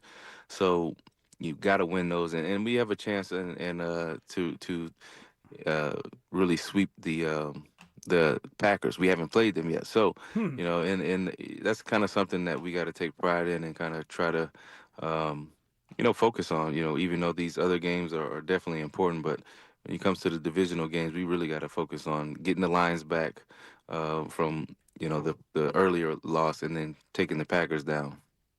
For you, of this run that the Bears have been on, what's the most impressive thing about it? I would say their resiliency, man, because the NFL is hard. Like, you're going to have the ups and the downs, and they've been able to bounce back. I mean, starting out 0-2 and being able to not pack it in and be like, here we go again. And then even in moments in games where you could still have those here we go again kind of thoughts. And fighting to the end, man. I mean, they are super resilient. They have faced adversity. They are the picture of and the definition of a team who faces adversity and overcomes it. And they've been able to be successful in these games where it looks like they're down and out of it. So, I wouldn't advise them or suggest that we continue to win games in this manner, but you can't pick and choose the W. So I hope they continue to play and surprise everybody out here that the Bears are definitely here to be competitive and to play this game and in this conference and in the NFL and play towards a goal of really being a competitive team like a playoff team. That's somebody that goes to the playoffs constantly and a team that I guess other teams will kind of be afraid of. Like when you think about the Eagles, or you think about the Chiefs, or you think about some of these teams that, like, when the Patriots had their dynasty, people did not want to play there. Nobody wanted to go and play at Gillette Stadium and stuff like that. So my hope and prayer is that they would be one of those teams that gets back to the monsters of the Midway. Like, people don't want to come out to Chicago, and the nicest thing that they can have is a dinner in downtown Chicago or something. Because when they come to Soldier Field, they know it's gonna get real out there. Oh, amen, amen. And what's funny? It's like we were all kind of hoping and dreaming that, hey, maybe this will turn into that kind of team because of the quarterback. But they have turned into that team because the defense has taken the ball away. And because the running game is a beast, man. It felt great last week to say, I know they're going to run the hell out of the ball in Minnesota. And then they do, 140 yards on 39 carries. That run game, Olin said last week to us, right, Lawrence? It travels. The run game travels. But it'll be true for games at Soldier for sure. It's like there's a swagger and a braggadocio that goes along with knowing you can run it on anybody. Isn't there, Matt? Yeah, absolutely. It's a thing that earns you respect in the league as well. When you go out there and you play smash mouth football, and that's what you need in Chicago as well. We don't have the greatest weather. We have an outside stadium. When it gets late in the season, when it's November, December, you're gonna have to run the ball. And when it gets into something like the playoffs and things like that, like, you have to run the ball and you have to travel, like Olin said, it has to travel to the next game, whether it's a home game or away. And it's something that I've always been a big believer in, that football, this game, has not changed, so to speak, over the years. For those who play it and understand that, man, a tough, hard-nosed defense that takes the ball away in a run game will win you games, will win you championships all day long. And it helps out young quarterbacks, it helps out old quarterbacks, it helps out everybody when it comes down to it. So, I just look at it, and I've lived through it, I've played it, I've seen it. We've had top defenses in the league and in a good running game where we've exceeded anybody's expectations because of being able to take the ball away and being able to run the ball at the same time. And it's demoralizing if you're on the other side of the ball, where you can even sometimes know what they're going to do, but you got to line up and stop it. There was a moment that happened after the game that some people have been debating, and it's the Bears win the game, and there's a shot of Caleb, and he kind of claps, and he's like, okay, yeah, but he's shaking his head, and a lot of people have been like, oh, he wasn't happy with this, or, he should be more excited. I actually thought about you in that moment, Matt, because there would be times when we'd get to the locker room after a win, and you would have a similar expression like, hey, we won, and that's great, but we didn't play our best ball. So walk me through what that mentality is like, because I took it as a positive that Caleb is setting a higher standard, and you were kind of always that guy on your team. So what's it like being that guy that is maybe taking things serious, like super seriously, when it comes to some of these wins? Yeah, first of all, I love that he did that. I saw that too, and was impressed that that was his demeanor. Because, yeah, like, we won the game by the skin of our teeth, but at the same time, he's probably thinking as a perfectionist and as a professional, man, there's so many missed opportunities that I had during the game, or that we had as an offense or as a team, that this game shouldn't have even been that close. And when you think about that, that kind of brings you back to reality, and you start to say, okay, let's raise the standard. Okay, yeah, we'll enjoy this win on the plane, and when we get back, it's done and we go on to the next game. But just my mind is focused on the improvement phase. And also, I'm not harping on, the mistakes or the things that we did wrong, but I do want to bring it to light and also nip it in the bud to where we don't have to have, pre-snap penalties. We don't have to have drop balls out there that's, killing drives, and things where it has to come down to a last-second field goal that if we don't have a nice special teams play, that probably doesn't happen, So I definitely think there's a positive. I look at it just like you do, Lawrence, that's a positive, and he's raising and keeping the standard high to where, everybody has to join him. As always, man, we appreciate the time and the information. Thanks so much for joining us, Matt. We'll talk to you soon. Yes, sir. Bear down. There it is. Sorry to bring up that 3-11 versus the Packers stat. Sorry about that. That hurt his feelings. I know. Man. I think I just trying to be real and relatable. So was he a part of 3 of the 5 wins against Aaron Rodgers? That's a good question. Yeah, maybe. I don't know. Alex, you could look that up instead of maybe throwing it at me and getting me like this. This was your assignment, Speed. You're the one that started this. No, but Alex is throwing a question at me. Who's producing who? Which is my favorite Aretha Franklin song. Who's producing who? Oh, yeah. Hey, man, there's some baseball stuff percolating here. There's 2 things. One, we need to stump for our guy Nico Horner for something that he deserves, and I hope that he gets. We're going to do that in the next segment. Gold Glove, though. Yeah, no, something else. There's something else possibly looming out there. I'm armed and ready to discuss and say why Nico deserves it, but we'll see if he's going to get it. And then we got the breaking news that happened about 20 minutes ago or so. That breaking news is that Shota Imanaga is coming back on the qualifying offer. So we're going to talk a little baseball. We'll talk about Nico. We'll talk about what this means with Shota saying, yeah, I'd like to come back for one more year, especially at $22 million. That's next on Spiegel and Holmes on The Score. Listen to Spiegel and Holmes on the Odyssey app, no matter where you are or what you're doing. Unquantifiable but undeniable truth. Led by 2 guys with an unmatched work ethic. Work harder than just about anybody in the business. So whether you're catching Spiegel and Holmes live afternoons 2 to 6 or using the rewind feature, use the Odyssey app. It's just like, everything here is great. And take Spiegel and Holmes with you everywhere. This segment is sponsored by Pre-Flight Airport Parking. Next time you fly out of Chicago O'Hare Airport, park with Pre-Flight off-airport parking. Download the Pre-Flight Parking app or visit preflightparking.com to book affordable garage parking 4 short miles from O'Hare Airport. Before your next flight, park with Pre-Flight. Truck drivers, the holiday rush is here. Take advantage by becoming a Schneider driver. By driving for one of America's busiest carriers, you'll stay busy during the holiday season and throughout the new year. Plus, as a Schneider driver, you'll have access to top quality driver support and newer equipment spec'd with the latest safety and comfort features that drivers want. Don't wait. Get a jump on 2026 by exploring jobs in your area today at SchneiderJobs.com. That's SchneiderJobs.com.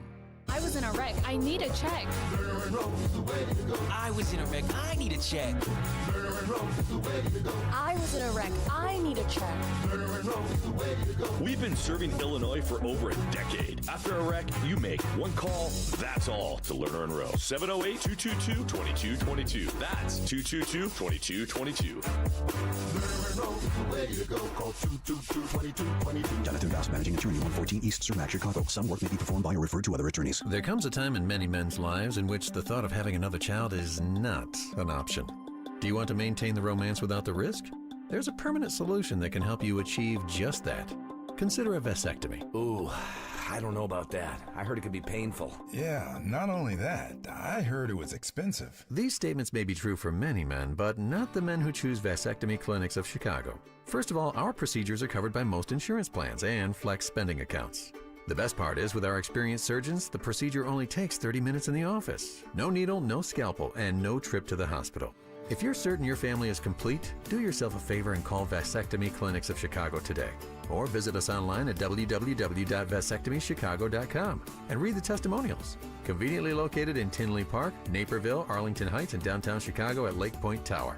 Now with free valet parking. Call us today at 877-877-4VAS. That's 877-877-4VAS. If you're an experienced homeowner who's outlived your assets or your spouse recently passed away, you need to call Team Hochberg, your trusted local reverse mortgage lender. Alice, 90, widow, income $24,000 a year, living in a $500,000 home with no mortgage. Alice's husband recently passed away and she was terrified about losing her home, so her daughter called for information about a reverse mortgage. We helped Alice secure a reverse mortgage, which allowed her to access $300,000 tax-free dollars so she could afford in-home health care. Let's review. Alice's husband recently passed away. She outlived her assets and thought she had to sell her home. Our reverse mortgage expert, Jose Rodriguez, helped Alice secure a reverse mortgage so she could afford in-home health care and peacefully age in place. Team Hochberg's helped thousands of radio listeners, but we can't help if you don't call 855-563-2843 or visit that website you know and love, 56david.com. Lower.com, equal housing lender, NMLS 1124061.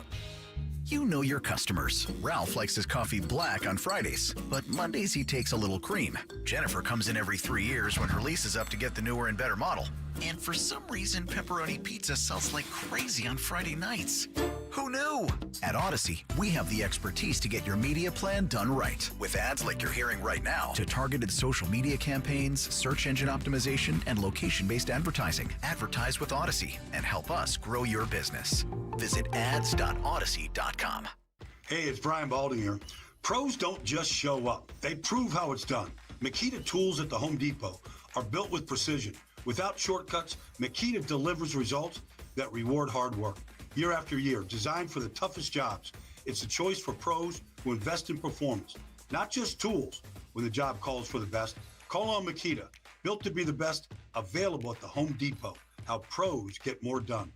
At Patrick, we believe in the joy of giving and a promise. Enjoy 0% APR financing for up to 60 months on select 2025 models. Taking care of you every day. That's the Patrick Promise.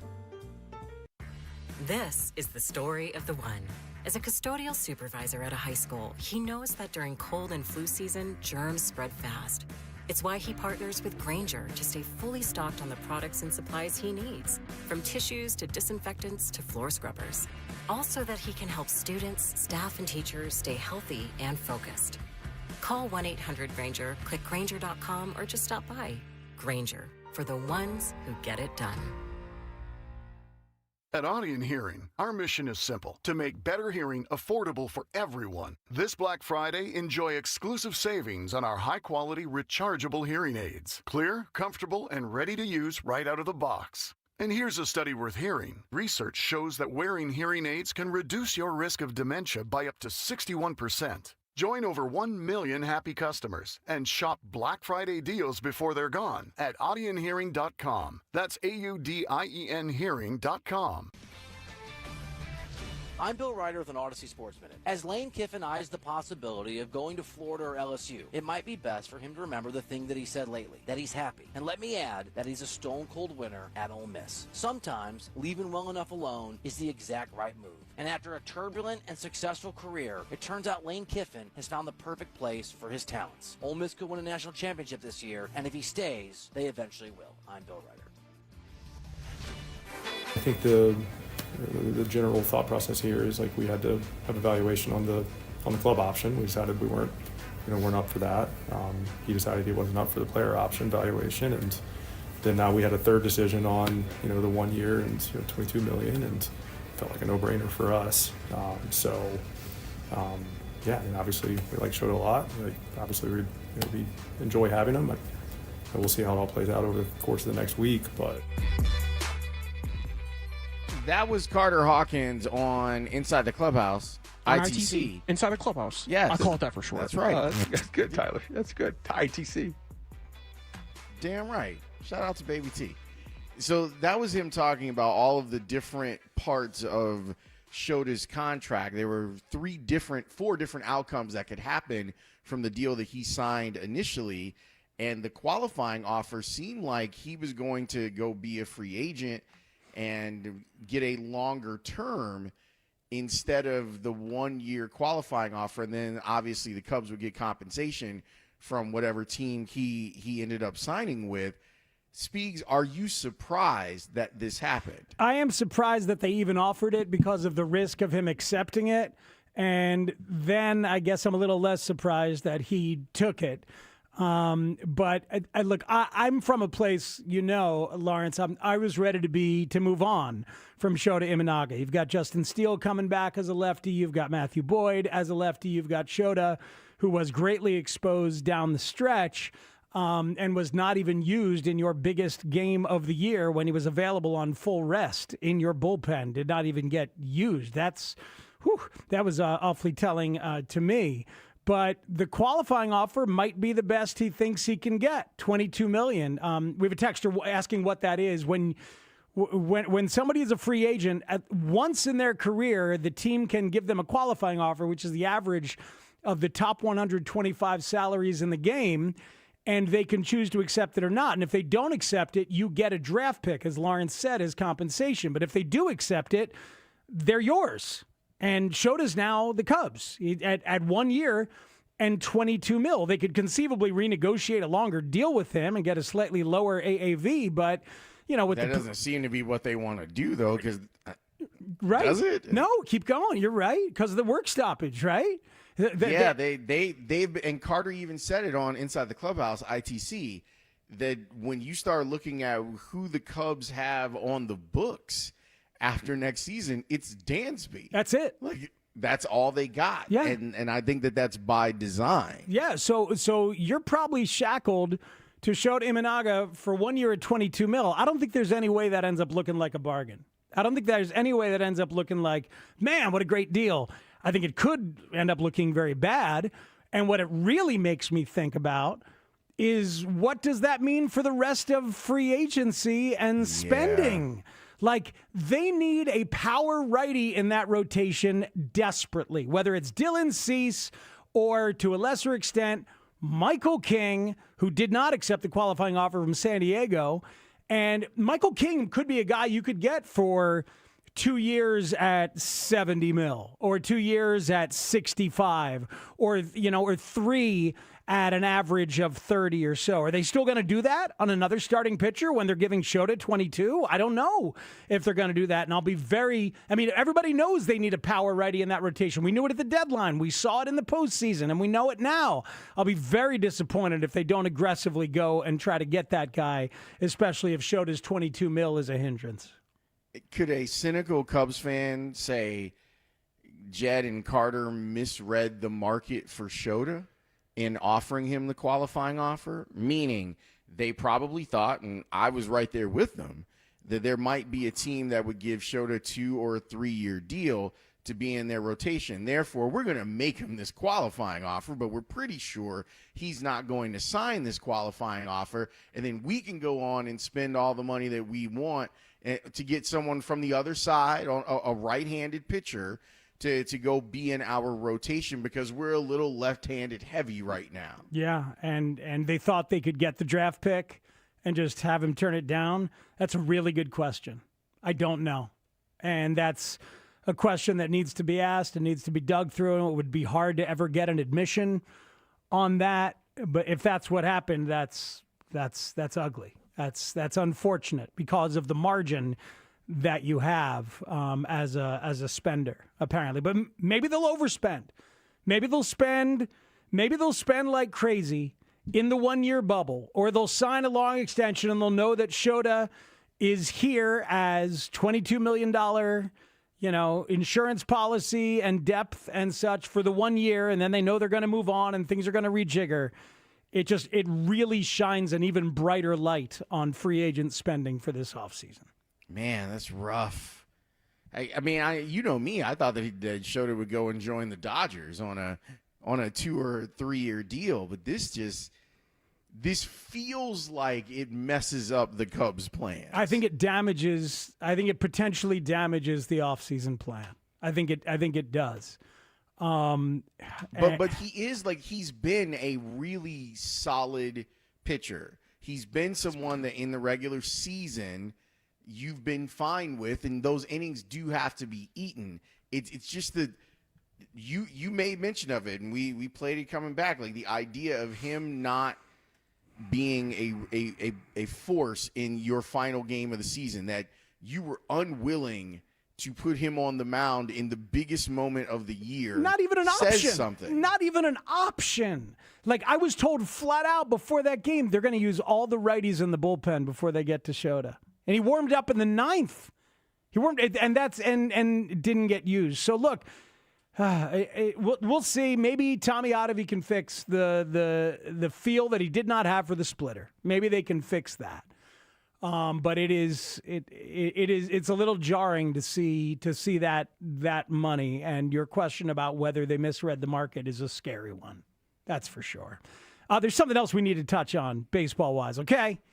All right. Our guy Nico Horner is not just a great teammate here at the Score or a great teammate with the Cubs. He is a guy who should be offered the second base slot on Team USA for the World Baseball Classic. That slot, all right, I can dig it. That slot is open right now. The final roster's not been announced. Second base is open right now. And I've been looking over the last 3 years. The best second baseman in baseball is Ketel Marte. He does not qualify for the American team. Number 2 is Nico Horner. Number 2 over the last 3 years of all second basemen. Now, Marcus Semien is an option. He's 3rd. Sure. Brandon Lau is an option, theoretically, and there are some others. But my goodness, Nico is so deserving of this and would be a great representative and a great teammate for everybody on the World Baseball Classic roster. Can I offer a hindrance here? Sure. What if I said to you that Team USA second baseman is Mookie Betts? Oh, it's a really good possibility that could be a hindrance. That maybe Mookie is a second baseman. Or I'll give you another one. Bo Bichette just played second base in the World Series. And, after being a career shortstop, he showed he can play second base. Last time out, they used Tim Anderson, who was a shortstop at the time, just because they didn't have really a second baseman. And that was DeRosa. So this is DeRosa again, helming a staff that includes our friend David Ross. So, yeah, maybe they're going to go non-traditional at second base. Well, with I like forgot Mookie about Rossi. And Rossi being on the staff, I think actually is an advantage for Nico. Yeah, because Ross loved him. He absolutely loved him. Says that he is wired to kick your ass every night. So I think if he's looking for a recommendation, Rossi would very easily throw Nico out there as an alternative to whatever they're thinking. Is like, hey, this guy, and now you start backing it up. He's won a Gold Glove. He got a vote for MVP. Like that, those types of things matter. So I feel a little bit better now that we've talked it through a little bit that Nico can be this team's second baseman. I hope so, but like Bryce Terang is an option. He's been very, very good. As I mentioned, Simeon and Lau or Brendan Donovan, they're guys, but the non-traditional options of Mookie and Bichette are kind of glaring. A texter says Chase Mydroth at second base. Sorry about that. Tanny, stop Oh, texting you said, the show. texter. Yeah, thanks for covering for me. Stop texting the show. But let's be honest. Tanny, you mentioned that you would enjoy being able to root for PCA as a Team USA. How'd you feel about a Team USA Nico? Oh, my God. Are you kidding me? Like, it's so tough because Nico is one of my favorite players in all of baseball, and it just so happens that we get to talk to him every week. Like, if you could have, like, every guy on your roster play like he does, you'd win a ton of ball games. So, like, I would love to be able to buy a Team USA Horner jersey because obviously I can't wear the Cub jersey Horner, even though I love him so much, but I'm not going to go that far. So a USA Horner jersey would just be so nice to have in the collection. Something I could wear at Wrigley when we go out there, Love that. It fills a need, not just cool, but it fills a need. Selfishly, yes, but also it is a busy off season for Nico, so true. We'll see, Yeah, he's got other stuff that he has to worry about. But I can imagine like having that honor of being on Team USA and being Team USA starting second baseman. Who are the options at shortstop? Because the other thing about Nico is that he gives you some flexibility there too. That he's someone who can play shortstop. Yeah, who's Colson Montgomery's backup at shortstop? It's already Bobby Witt Jr. They already have Bobby Witt Jr. Did it last time, and they'll do it again. Work. Yeah, exactly. I think that one will work. And Mookie can't play there. I'm sure you're right, dude. It's Mookie. I'm sure because Bobby Witt's at shortstop, and they'll have Mookie at second. I think that's but Nico should definitely be on the team, though, right? I think so. Texter says if Nico makes the team, I'll try his Rinaldi's light cheese pineapple hot honey pizza. That's what it would take. Hey, I think that you're trying that pizza, sir. Yeah, you think so? You think Nico's going to make it? The more I think about it, like Tanny said, if you had a team full of Nikos, yeah, man. Yeah. So why not have the actual Nico on the team? Here's what you hope for. You hope that Dodgers, Blue Jays going so deep into the postseason say, you know what, we're going to give our guys a breather, and we're not going to make them do this. We're trying to focus on winning the World Series next year, and they've already played a lot of baseball. And Mookie is 34? Yeah, but and done it before, right? And he's done it before. He's absolutely he's done it before. Everything. Look, and here's the thing: we know Nico like no athlete we've ever had the chance to talk to. We actually, and you, the listener, we have a relationship with Nico. You know that guy. And you know how much he would cherish this opportunity and enjoy this opportunity, mindfully get the most out of it and come to play every freaking day. So come on, make it so, DeRosa. I think that texter is going to have himself some Nico pizza. I think he's making this team.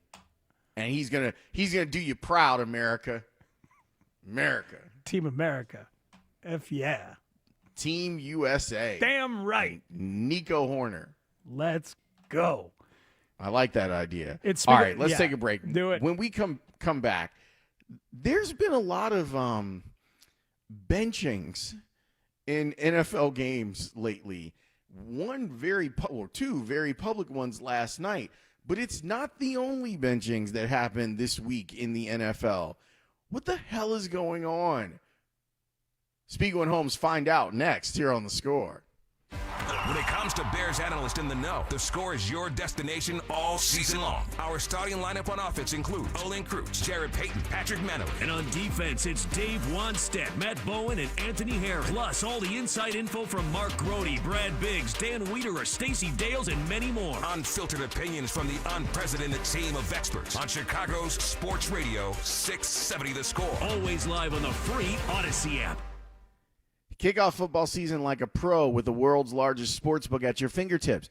Circa Sports Illinois is sports betting the way it should be, with high app limits, low holds, exceptional customer service, and no bet fees ever. Other books may charge you just to get on the field, but with Circa Sports, every play is yours to call. Start betting like a pro from anywhere, anytime in Illinois. Download your new bookie today at circusports.com. You must be 21 or older. Gambling problem? Call 1-800-GAMBLER. Bank of America is the nation's leading business lender, and we're ready to help with your next goal here in Chicago. That's why we have over 3,700 local business specialists across the country. Because with the right team, your business and community prosper. What would you like the power to do? Learn more at bankofamerica.com/local business. Bank of America, official bank of FIFA World Cup 2026. Bank of America Corporation, all rights reserved. I know that hiring can be challenging. You sort through tons of resumes and you get too many so-so applicants. You're just waiting for someone to match your role perfectly. Well, now, there's a place where you can meet them fast. ZipRecruiter. Need to hire right away. Start your search for strong candidates. The right fit awaits. Build your team. Build it sooner. Meet your match on ZipRecruiter. Just head to ZipRecruiter.com/free right now to try it for free. And you're on your way to meeting your match. 4 out of 5 employers who post on ZipRecruiter get a quality candidate within the first day. So try it now. Go to ZipRecruiter.com/free. Once again, that's ZipRecruiter.com/free. Meet your match on ZipRecruiter. Try it free. Hellsberg gifts checked off the list. Now, time for wrapping. Earrings for mom. A gold bracelet to match the rings Danielle wears every day. And for dad, a new watch, because we all know he needs one. All right, this is gonna be a good one. Our favorite things for your favorite people. Shop our Black Friday event for up to 65% off in-store or at hellsberg.com. 1-877 Cars for Kids. KARS Cars for Kids. 1-877 Cars for Kids. Donate your car today. Call 1-877 Cars for Kids to reach a friendly live agent. Donation's super easy, and your car can be picked up as soon as tomorrow. Call us now. 1-877 Cars for Kids. Donate your car today. Did you know you can donate real estate too? Imagine being the wizard of your own home. With Xfinity, intelligent self-healing Wi-Fi fixes problems like magic. It boostifies speeds to your devices when you need it most, and makes your favorite Wicked content sparklify on every screen. All while a spell of protection helps keep your family safe online. When you're out in Oz, Xfinity Mobile joins Wi-Fi and 5G to keep your phone connected from here to the Emerald City. If you had the most intelligent Wi-Fi from Xfinity, everything would work together for good. And now you can cast a spell to stop time and keep your internet bill steady for 5 whole years. With the Xfinity 5-year price guarantee. No contracts or commitments with amazifying equipment included. Xfinity, imagine that. And see Wicked for good, only in theaters November 21st. Restrictions apply, select plans only. Xfinity Mobile requires Xfinity Internet.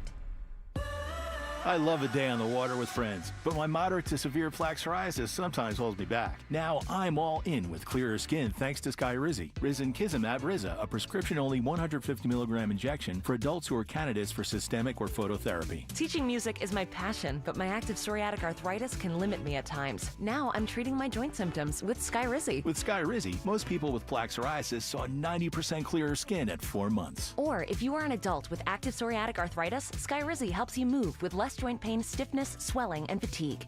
Don't use if allergic to Skyrizi. Serious allergic reactions, increased infections, or lower ability to fight them may occur. Before treatment, get checked for infections and tuberculosis. Tell your doctor about any flu-like symptoms or vaccines.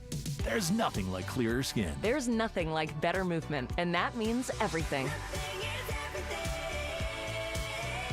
Ask your doctor about Skyrizi. Visit Skyrizi.com or call 1-866-SKY-RIZI to learn more. Finding health insurance can be so confusing. That's why we are here to help. With hundreds of trained insurance guides, what we call navigators, available in communities across Illinois. All free. At getcoveredillinois.gov. Here to help. Amazing camera work by Jason Jobs on that last effort by Pickens. Here's Lamb, wide open, backs in for the touchdown. Started the night on the bench, and now in the end zone, his second touchdown of the year. Yeah, that was a weird few moments last night over on Monday Night Football where Buck and Aikman and Lisa Salters didn't know that you had the two starting wide receivers for the Cowboys not starting the game. It was really, and they were like, Lisa, can you find out what the hell's going on down there? I believe she's like, I'm on it. I believe we still don't know, right? I believe it is still. I mean, the only thing that was said, Brian Schottenheimer said that the benching was due to a couple things missed. So I guess, is everybody just skipping walkthroughs now? Is that what's happening? You know what? I'm me. I'm a made guy. I'm all right. I'm just gonna skip this walkthrough. Thanks, Coach. Yeah, I mean, it clearly, the first thing you think of is that it's a discipline issue, because if it's an injury thing, then there's an injury report, like paper trail, that goes along with it. And then once you see the guys go out there again later on the next drive, you go, oh, well, it wasn't that they're injured. It's because George Pickens and CeeDee Lamb are did something. They did so. I'm laughing because CeeDee Lamb after the game said, I'm not going to go into depth on that. I'm not. I'm sorry. I'm not. George Pickens said it was about personnel. I feel like certain personnel are built for the running game. We kind of knew that. So just a lot of heavy personnel. George. He's playing his ass off, though. That guy. He both of those guys are real weapons, and there have always been questions about George Pickens, and the question has never been, is he good? Yeah. Like, that's never been the question. The question is he focused? Does he want to play? How do you end up trying to make him happy? And with CeeDee Lamb, I'm sure that those guys probably look at this season after they trade away Maka to the Packers and go, man, this season was doomed from the start. Now, maybe they get a little bit of juice and they can find themselves back in the wild card race. I doubt it, because their defense is still bad. But that thing in Vegas is broken. Oh, yeah, if you're going to draft a running back at 6 overall, which I don't think you should do when you're that bad as an organization to begin with, you probably want to give him more than 6 carries when he's healthy on a Monday night game, and it's week 11 or whatever the hell it is. That's brutal. But there were more benchings. There's Keon Coleman in Buffalo, who didn't play the whole game. Was it a suspension or a benching? Either way, he didn't play because he missed a couple things during the week. Yeah, he didn't even suit up, and it was. I've never seen this before. The Deion Dawkins stuff afterwards, where Deion Dawkins was like, "Yeah, we've had these discussions with Keon, and Keon needs to grow up." Yeah. And I talked with him personally about him needing to grow up. So hopefully we will get past this. But then there was video of Keon before the game, who I think I love that kid's energy. Like, what he projects out publicly is really fun. But if you're not doing your job, those guys, they care about that type of stuff quite a bit. And if you're missing meetings or you're not showing up and you're not the greatest player that's ever played, you're not going to get away with that inside of an NFL locker room. Yeah, no, you're not. And I liked him coming out of the draft as a possible Bear, but anyway, he had a really good view of Josh Allen getting 6 touchdowns and then putting up almost 50 on Tampa Bay. But speaking of guys that we liked that got benched, your guy Abdul Carter. What? Yeah. So there are benchings all over, and this is for a walkthrough that the report was that he had slept through it, and he got on Twitter and actively fought that. Pushed back. And then spoke today. He spoke today pushing back on that. Said he didn't sleep through it.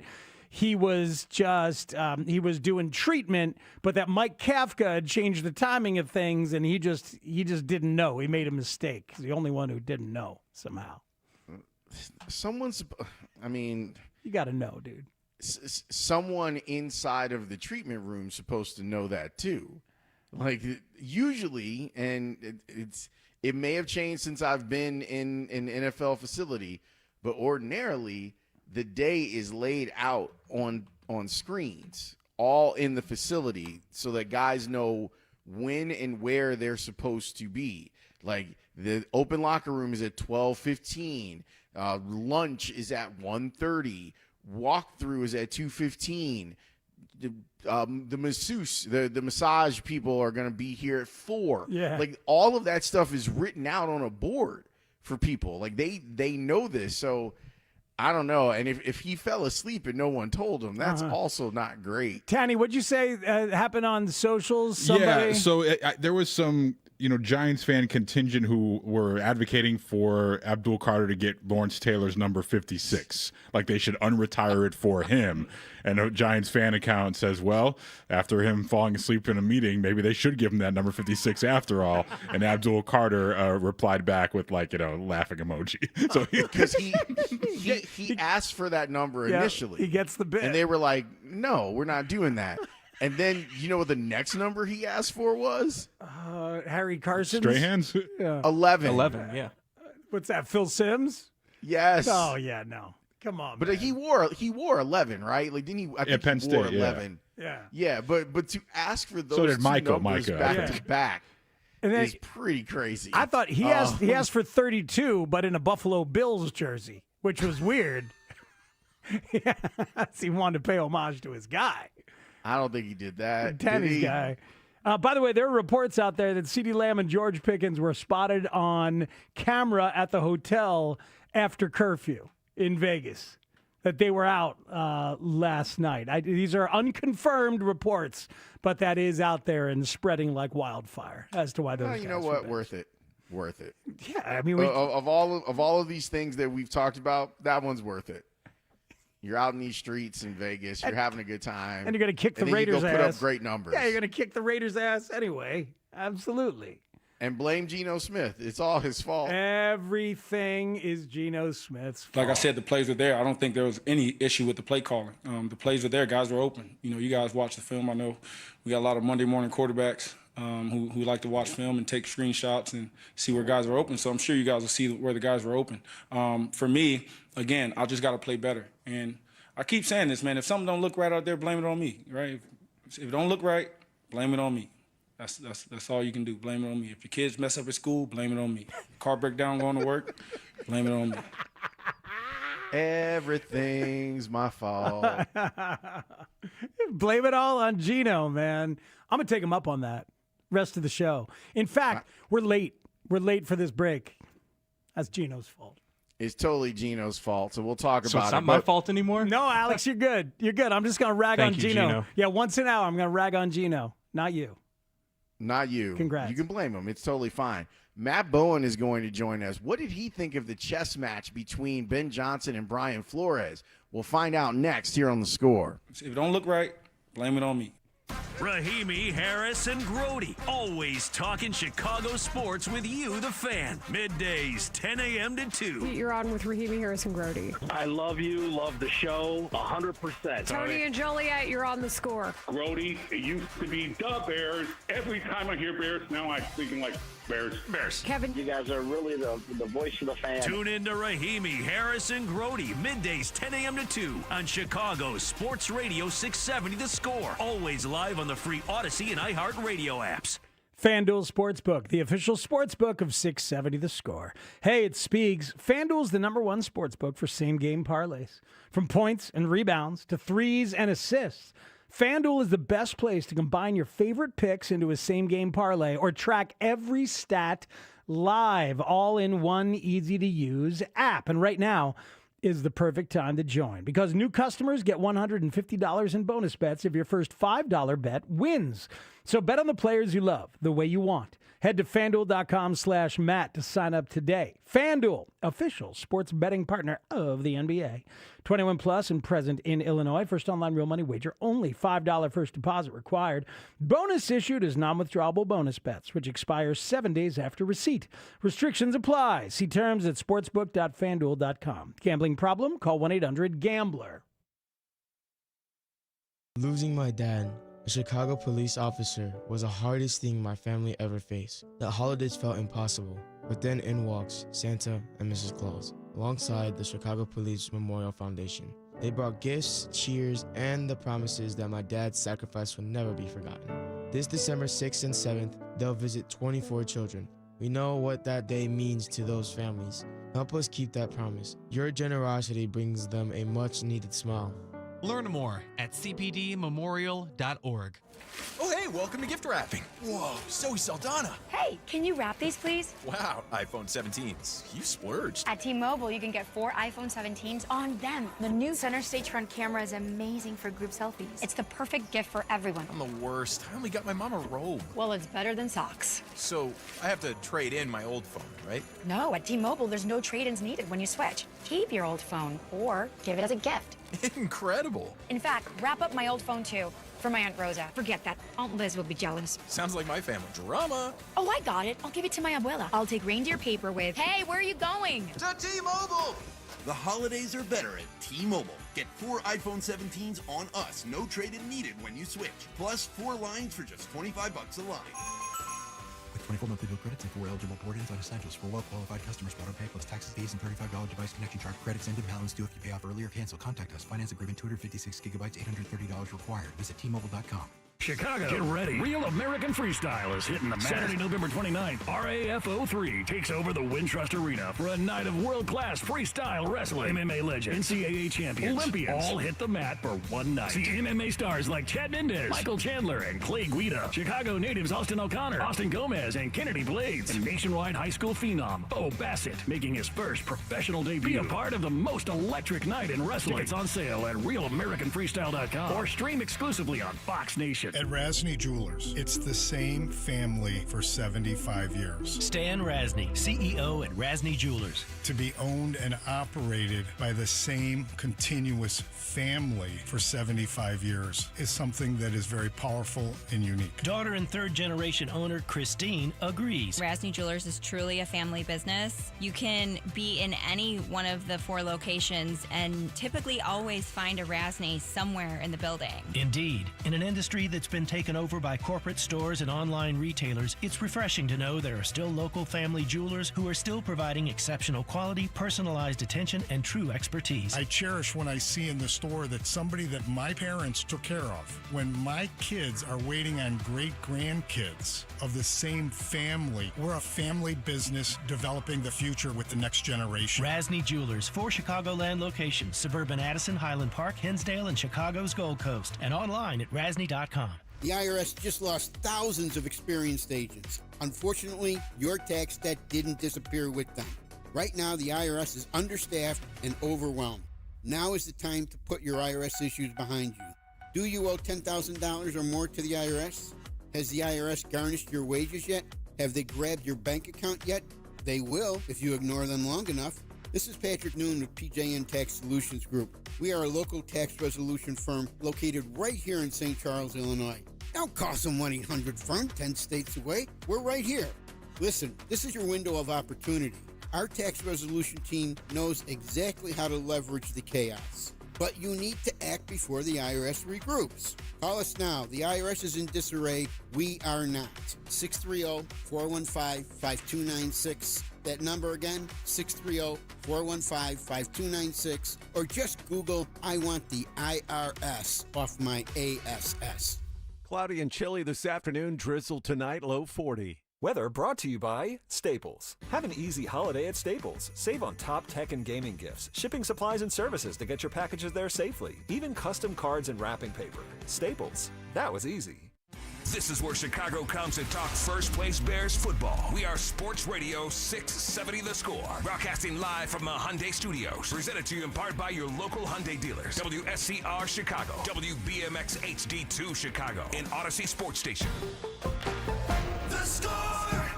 This hour is brought to you by Busey Bank, building business, growing wealth since 1868. Watch Matt Bowen. Bowen's a tough guy. Matt Bowen. And it's intercepted by Matt Bowen. Miller, ton of time. But the coverage is good with Matt Bowen. 7-year NFL veteran. Blitz coming from Bowen, and he knocks it out. The Redskins fall on top of it. Matt Bowen's been the guy applying all the pressure. Coach for IC Catholic football. Matt Bowen, man from Glen Ellen, Illinois, being very active. NFL writer and analyst for ESPN. Is there anything that's improved on the offense enough to slow Brian Flores down, to make him maybe think twice about the blitz packages he uses against the Bears? I don't think it matters to him. Brian Flores reminds me of playing for Greg Williams. Is this, they have a certain identity, right? That's what they are. They are going to bring pressure. There are ways to beat pressure, to get the ball out, to throw in location, to throw in a rhythm where, hey, I have pressure coming, but it's not going to get home because the ball's out so quickly because I see it fast enough. And that's one way to counter pressure, is how quickly your quarterback can ID it and get the ball out. Blitz is coming. Williams gets rid of it here, and Adunze diving in for great catch. And he gets up now, not touched. And he searches forward. Still going is Adunze. How did that turn into 17 yards? He lays out at 6, gains 17. Look at this effort. Matt Bowen. I have a simple rule with beer. I only drink beer that you can buy in 30 packs. So I'll leave you with that. With Spiegel and Holmes on 670 The Score. We love talking with Matt Bowen about the game that you love and the team that you love, the Chicago Bears. He joins us now on the Circa Resort and Casino Hotline, circalasvegas.com. Matt, you were right about Brian Flores. Not only was he not going to stop blitzing, he blitzed at almost double the pace that he ordinarily does. Now, some of that was to stop the run game, but he was here for blitzing and putting some pressure on the Bears. What did you think of the matchup between the two coaches? I thought it was a great matchup. And look, you saw throughout that football game, Ben Johnson wanted to run the ball. I mean, I think that's becoming a clear identity of this football team right now. Yes, they're going to be balanced. They're going to take their shots like we saw this past weekend, and obviously they had some misses down the field, but they are going to run the football. And that's like we talked about last week, Lawrence. That's one way to counter pressure. That's one way to attack the edges with the run game.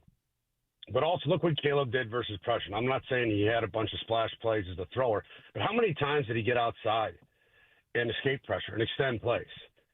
And how many quarterbacks in the league can do that? I think it's one thing you have to take away from this football game. We'll get to more with Caleb, but the number one thing I looked at today when watching his throws was his ability to escape or evade pressure and keep the play alive. So when it comes to him being able to handle the blitz, I thought there was an improvement from last week to this week. What did you think? I thought so, too. I think he ID'd it quick enough.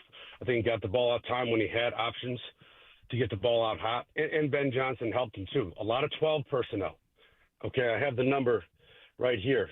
The Bears had 31 snaps of 12 personnel. That's one running back, 2 tight ends, 2 wide receivers. That was the second most in the NFL last week. Philadelphia was first at 40. Why do you do that? One, it gives you extra protection, too, because you got 2 tight ends. And if you want to take your deep shots down the field, it gives you max protection look. Also, what does that do? It gives you more opportunities for boot plays. And that's, again, become another part of this football team is getting Caleb to the edges of the formation on boot.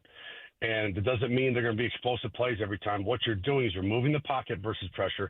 You're getting him to the edge, and you're giving him a hot read underneath to get the football out of his hands. Maybe you get 5, maybe you get 6, but you get a positive gain off it. Ooh, Matt, that's good stuff. Because I can look at snap counts and see, but you just telling us they were number 2 in the league in 12 personnel in terms of 2 timeouts or 2 tight ends. You don't have 13, do you? Because I know they had 3 timeouts a couple times. Durham Smythe got some plays as well. Yeah, I can pull up 13. Okay. It'll take me 1 sec, Speak, but yeah, that's all right. But I'm just curious because Ben is doing so much to help Caleb, and your colleague Ben Solak over at ESPN did a great job today in writing about how Ben is making Caleb's life easier. Let me throw a couple of these at you from your guy Ben, okay? Okay. Caleb has seen base defense on his dropbacks more than any quarterback in the league except Lamar. So when he drops back, he's seeing base defense, not nickel. And that's because they're running the ball so well and so much, right? Yes. Yeah, 100% it is, because you have to make a decision there as a defense. Do I keep my slot corner in the game? Is my slot corner physical enough to play in the box? Because you have to think, when you go in motion, okay, if you're playing zone defense, Speaks, and you go in motion across the formation, a lot of times they just bump, right? They just bump over in zone. So what that means, your slot corner becomes your outside linebacker. So if your slot corner cannot handle it, cannot play, inside the box, it's a problem. So that forces you to bring your base personnel, whether that's 34 or 43 front, but you got to get your linebacker back in the field. And then this one, the third highest percentage of play action on his dropbacks, behind only Jared Goff and Daniel Jones. So Caleb drops back the third most in play action. Fitz, I'll give you one more, Matt, and then ask you. 30.2% of his targets have been wide open. You filter out the throws that are even behind the line of scrimmage, they're still number one. Even if you filter out the behind the line of scrimmage stuff, they are still number one. So Ben Johnson's doing an unbelievable job setting up his young quarterback, isn't he? Yeah, I agree, Spigs. And part of that play action is, I was watching it last week when I went back to the Giants film, a lot of under center play action. Okay, and we've talked about that throughout the course of the season, what that does for a quarterback in terms of the footwork, the rhythm, and playing on time, because unlike when you're in a shotgun situation, the footwork is much more precise. It's much more muscle memory. The ball's coming out on time. And to your point with the stat you just said about the wide open throws, you're scheming throws from. They're more defined throws. He has quicker eyes. I'm getting 1 to 2, and most likely I'm getting to 1, especially on in-breaking routes. And that's been a big part of Ben Johnson's offense going back to last season in Detroit. I want to ask you a big picture question about offense, because over the last couple of weeks, people have been noticing what Sean McVay has been doing. And it's a really good example of like ebb and flow of offense and defensive adjustment, where this was a team that was almost always in 11 personnel. Then they had some injuries. So then they would end up being in 13 personnel, which is crazy for the Rams and what McVay usually likes to do. They have now figured out a way that they're going to bully people with 11 personnel in the run game, because their wide receivers will go out there and block. And they love to do this against nickel, because they feel like they've got lighter guys out there and they can be more physical. These are the types of things that when, like, Blood, Sweat, and Chalk is like my favorite book. So like the counter to what it is that you're trying to do. I love to see this type of ingenuity. And we all know that Sean McVay is super good at looking at trends and then bucking them. No, he is. And I have no problem saying that McVay is the best play caller in the NFL. That's no disrespecting Andy Reid, Kyle Shanahan, Matt LaFleur, Ben Johnson. No disrespect to those guys, but I think what you're getting at with McVay, and that's been part of the process the last couple of years in L.A. There used to be, like the Bears, a heavy outside zone or wide zone team. With Kyron Williams, he's more of a downhill runner. They went to more power or gap the last couple of years to fit their traits of the running back. Right? There's simple things you can do also from a personnel perspective when you're scheming. And to your point, when you have wide receivers that can insert into the line of scrimmage, that's what they do in L.A., and fit up on a safety or a linebacker, it gives you a bunch of possibilities from a play calling perspective. Luther Burden is pretty much the number 3 wideout now, guys. He had 33 snaps. Zacchaeus, I think, only had 14. He had one bad drop, one of 3 bad drops. But what do you think? We talked a lot about it last week. I don't know if they just swapped out him for Zacchaeus or if they schemed certain things. But what did you think of Luther Burden's usage? I liked it. And going back to what we said last week, Speeds, you got to find ways to get him on the field and find ways to get football in his hands. You saw a couple screens underneath to him, which we talked about. Catch and run ability is electric with Luther Burden. Plus, he is a very good route runner. And you're getting him, isolation targets on the boundary. We know he can play inside as a slot target too. You can get him on the move with pre-snap motion. A lot of things you can do with him. But I think this is the point of the season. And when you're getting close to Thanksgiving, where if you're a rookie, it's time to go. It's time to go, right? And that's how I would teach it as a coach. Like, hey, in terms of motivation, it's time to go now. You've played in this league for 3 months now. You understand it. We need to win football games.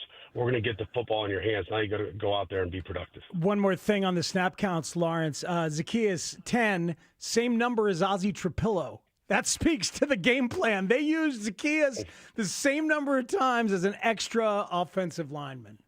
So, which is really, really some cool stuff. That seeing Ozzie Trapillo get an opportunity to be out there in the jumbo package is fun. It's giving him reps and hopefully getting him ready to play a little bit more. But it's definitely not going to be a right tackle because Darnell Wright continues to impress week after week. What would you say, Matt, is the thing that maybe looks different from the first 2 years of Darnell Wright? The play demeanor. Okay, I think this is one of the most important things when you talk about the line of scrimmage in football, whether it's a defensive or offensive perspective, is the play demeanor. Are you physical? Are you nasty? We can sit here all day and talk about technique and footwork and hand placement and stuff that is great in a coaching clinic. But if you're talking about an offensive lineman, do you have a nasty play demeanor? Are you a tone setter on the offensive line? Are you a finisher? I think that's what you're seeing right now with him, as he's taking it up a level in terms of how he plays the game of football. That could be coaching, that could be experience, that could be comfortability within a certain scheme. But right now, he is nasty on tape. Yeah, you mentioned some of those outlets to Cole and others, like on the other side of the blitz. How much of that was Ben? How much of it was Caleb to your eyes? And maybe it doesn't matter because eventually you want them both to be thinking about it, but just trying to figure out what's what, because that was clearly well executed to deal with the amount of blitzing. Yeah, I think that's part of it. As a game plan perspective speaks, is you want the ball in his hands. You want him to the edge of the pocket because of all the interior pressure that Brian Flores will bring. I've always said Brian Flores is a chaos creator. That's what he is. And there's not a lot of time to sit in that pocket. So let's move the pocket. Let's get him to the edges and get him a quick dump off. Also, the underneath, take the checkdowns. Take the checkdowns with Loveland and Kmet. They're physical after the catch.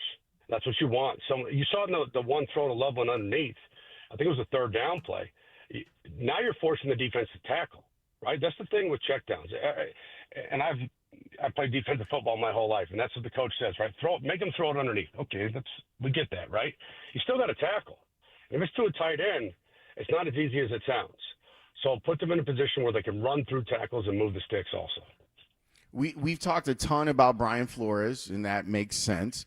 But let's talk about Dennis Allen. What did he do to make J.J. McCarthy uncomfortable? And what were the breakdowns that happened when the Vikings started to get right and took the lead? Well, I think, I'll start with Kevin Byard's interception. And Kevin Byard right now is leading the NFL in interceptions. And that stays up. He's going to be a Pro Bowl player. That's how it works. Production talk. So I love the play with Byard because it's a fire zone or a zone blitz. You're sending five, and they spin the safeties late. And Byard drops down. This is a veteran play. He is on, kind of topping the running back, releasing. He flips his hips like a corner and sinks underneath the outside route. I don't think JJ saw him. I know he got hit when he threw it, but that's a great example of a veteran player taking advantage of a young quarterback who does not have a lot of experience, just by his technique and his eye discipline in the secondary. On the deep throw that Wright had the interception on, JJ could probably put it more to the upfield shoulder. That's a great play by corner, and that's what happens. You're not always in the right position. Can you recover? Can you make a football play? And he did that in that situation. But most of all with DA, it's what he's done all year, a mix of two deep, single high, place him two-man, rotate the safeties late, give him multiple looks, show pressure, drop out. There's a lot of things you can do to kind of cloud the look post-snap for J.J. McCarthy. And look, McCarthy, I'm not going to come down on J.J. He hasn't played a lot of football, and right now he's going through some issues in terms of mechanics. His footwork needs to be a little bit cleaner.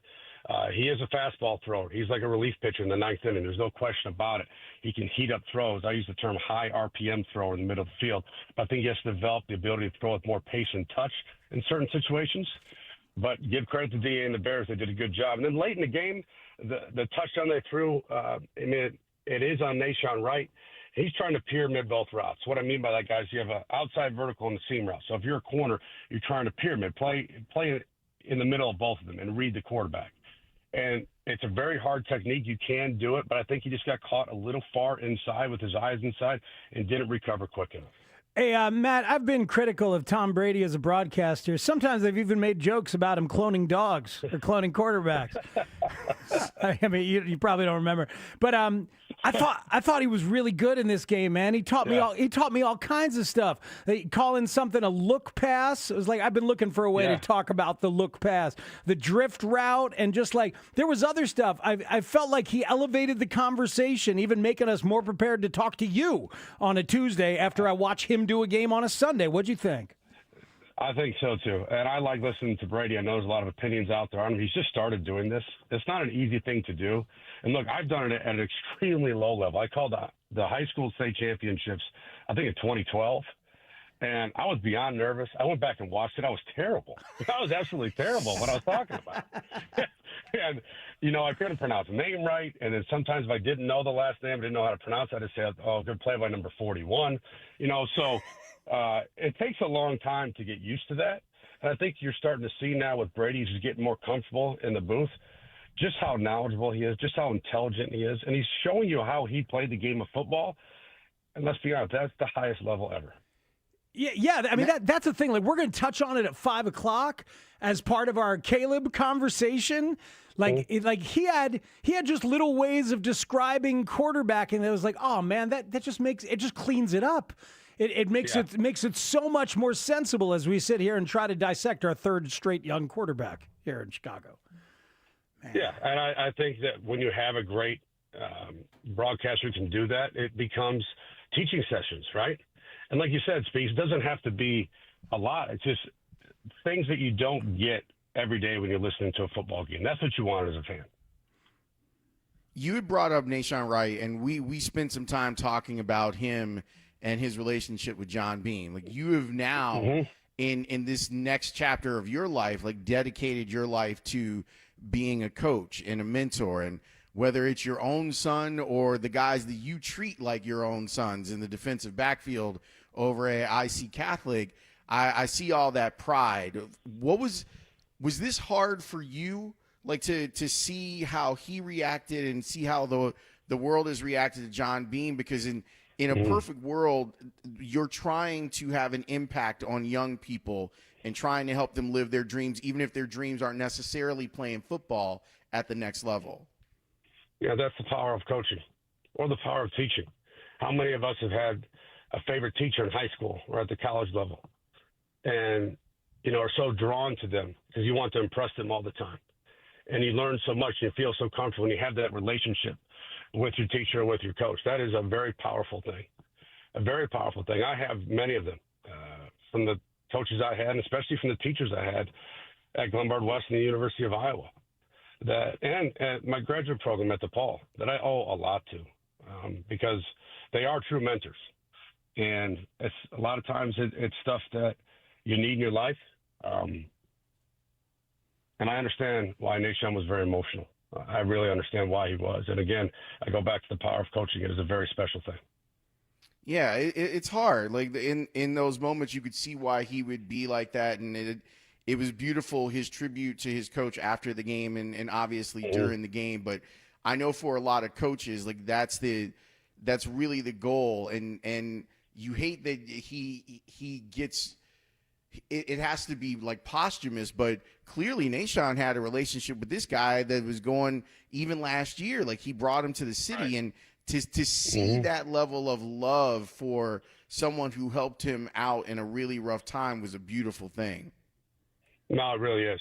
It really is. And I go back to what I just said. You can see why the emotions are there. Because whenever you lose someone in your life, especially someone who has mentored you in times of adversity, it's hard to replace.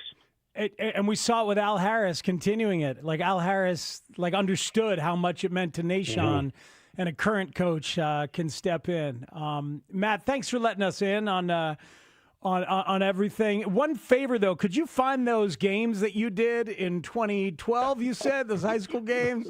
Taddy just wants to hang out and listen to them, just for his own entertainment. Man, that was bad. I remember it was so bad that, like, there was, like, keys to the game that came up on the screen. The guy next to me, like tapped me on the shoulder, like, hey, you have to talk about this. I was like, oh, yeah. Oh, didn't dude. know what I was doing. Yeah, no, I gave you the first time I did the fifth inning for the Cubs, or maybe the second. When I forgot how many outs there were and just froze for about 5-6 seconds. I'll trade you. I'll trade you for that one. Yeah. Well, wait, wasn't there man. also the time where you ended up doing the game alone and didn't know that you were doing the game alone? Me? Oh yeah, that was the best. That was spring training, man. Yeah, Matt. I was doing a game and Ron Coomer. Happy birthday, Ron Coomer, today. By the way, as a matter of fact, right now. Happy birthday, Mike. Thank you. Ron said he told me about the third. You know, the team's leaving today. I'm gonna be leaving with them. I'm gonna be leaving with them. Seventh inning, Coomer. There's a plane overhead. Folks, it's possible that my broadcast partner today, Ron Coomer, is on that very flight. Wyatt Short throws that one low and inside. That's me solo. And Matt, the worst part of that is like, sure, he left, but all of the guys that you know, they also left. So 100%. Now you're out there trying to call a baseball game with guys with numbers like 87 on the back of their jersey. Matt, and the Rangers were playing their scrubs. I didn't even have a Rangers roster. I was scrambling. It was terrifying. Yeah. Oh man. Yeah. Well, that's how you learn, though. I knew they were letting me do it. That meant that it was low pressure stakes. So Matt, rough game. Yeah. Rough game against the boys from Byron. They were physical, just like you said. Yeah. But now Coach gets to turn back into Dad. So what's Coach Dad going to be doing for the off season? Well, I'm in the garage right now. I do the radio in the garage right now because I have 4 boys. But actually, Grant is at basketball today. So they played 12 weeks of football. We finished the season on Saturday. He's already at basketball practice today. So for me as a dad, I'm going to drive Ronnie to basketball practice soon. Stuff like that. Do laundry. Just be a dad. I'll tell you this, though. The end of the season as a coach is always, when you're in tournament play, is always so sudden. It is incredibly sudden. It comes to an end so quickly, and it feels like you just started. And I give all the credit to Byron and their football players. They had an outstanding game plan. I need to do better as a coach. I'll tell you that right now. It's on us as coaches, especially on me as a coach. I need to get better. But I love coaching this football team. It's one of my favorites to coach. It really was. And it's always so sudden and so emotional when it's over because every team is different. Every team I've coached for 12 years has its own character, its own personality. It's really its own identity. And you only have that for a short period of time. And someone told me a long time ago, well, there'll always be boys to coach. And I responded with, well, yeah, but not these boys, right? Because it always changes.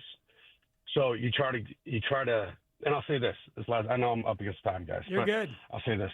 When I got into coaching, I said I had to win, right? Okay, I had a major issue with it because if the player didn't win a title at any level, and it really, really bothered me. And I said I had to win. I have to win doing this. It was my number one goal. And it quickly changed when I found out what coaching was really about. So I've been a part of 4 state title teams. I'll tell you, having a goal of just winning a state title to me is very hollow because what you're actually doing as a coach in the state playoffs is you're buying time. And every time you win a football game, you get to buy another 7 days. And those 7 days can be priceless, especially if you're a senior. And it is true. I'll get to coach another group of kids next year. But those senior boys don't get to put their uniform on, don't get to put that helmet on anymore. And look, the rest of their life is ahead of them. They're going to grow up. This is a small part of it. But at the moment, it is the biggest part of their life. And that's how they view it. So I love coaching this team. I'm excited about the offseason and next year. Now it's time to drive Ronnie to practice. and get 2 dryer sheets in there. That's the best way. I will. At least 2. Yeah. Matt, as always, man, we appreciate you. Thanks so much. All right, guys. Talk to you next week. That was great stuff. Thanks, Matt. Man, he's great. He is great. And it's an X's and O's guy who's a lot deeper than that. So love when we can get there too. Yeah, there aren't many. Like what did Big Ant call him? Like a lovable meatball. Mm-hmm. There aren't a lot of football meatballs walking around with master's degrees in English. Like there aren't a bunch of those that are out here walking around. So shout out to Matt Bowen. I always just enjoy him. And congratulations to the kids from Byron, man. They were real tough against IC Catholic, and they deserve some love. And they only they only have 4 downs to do it with too, right? Yes, they didn't have 5. They didn't have 5. Speaks, I can't do this, man. You did it. So you're up on me. You're up on me, and I'll admit it's hard to stay up on a Monday night after a long weekend with Bears and everything else. But you did it, and you don't think you can do it another? How many times you got to do it? 59. I can't live my life this way. I can't. Discuss. I can't. We'll talk about that in Bulls next here on The Score.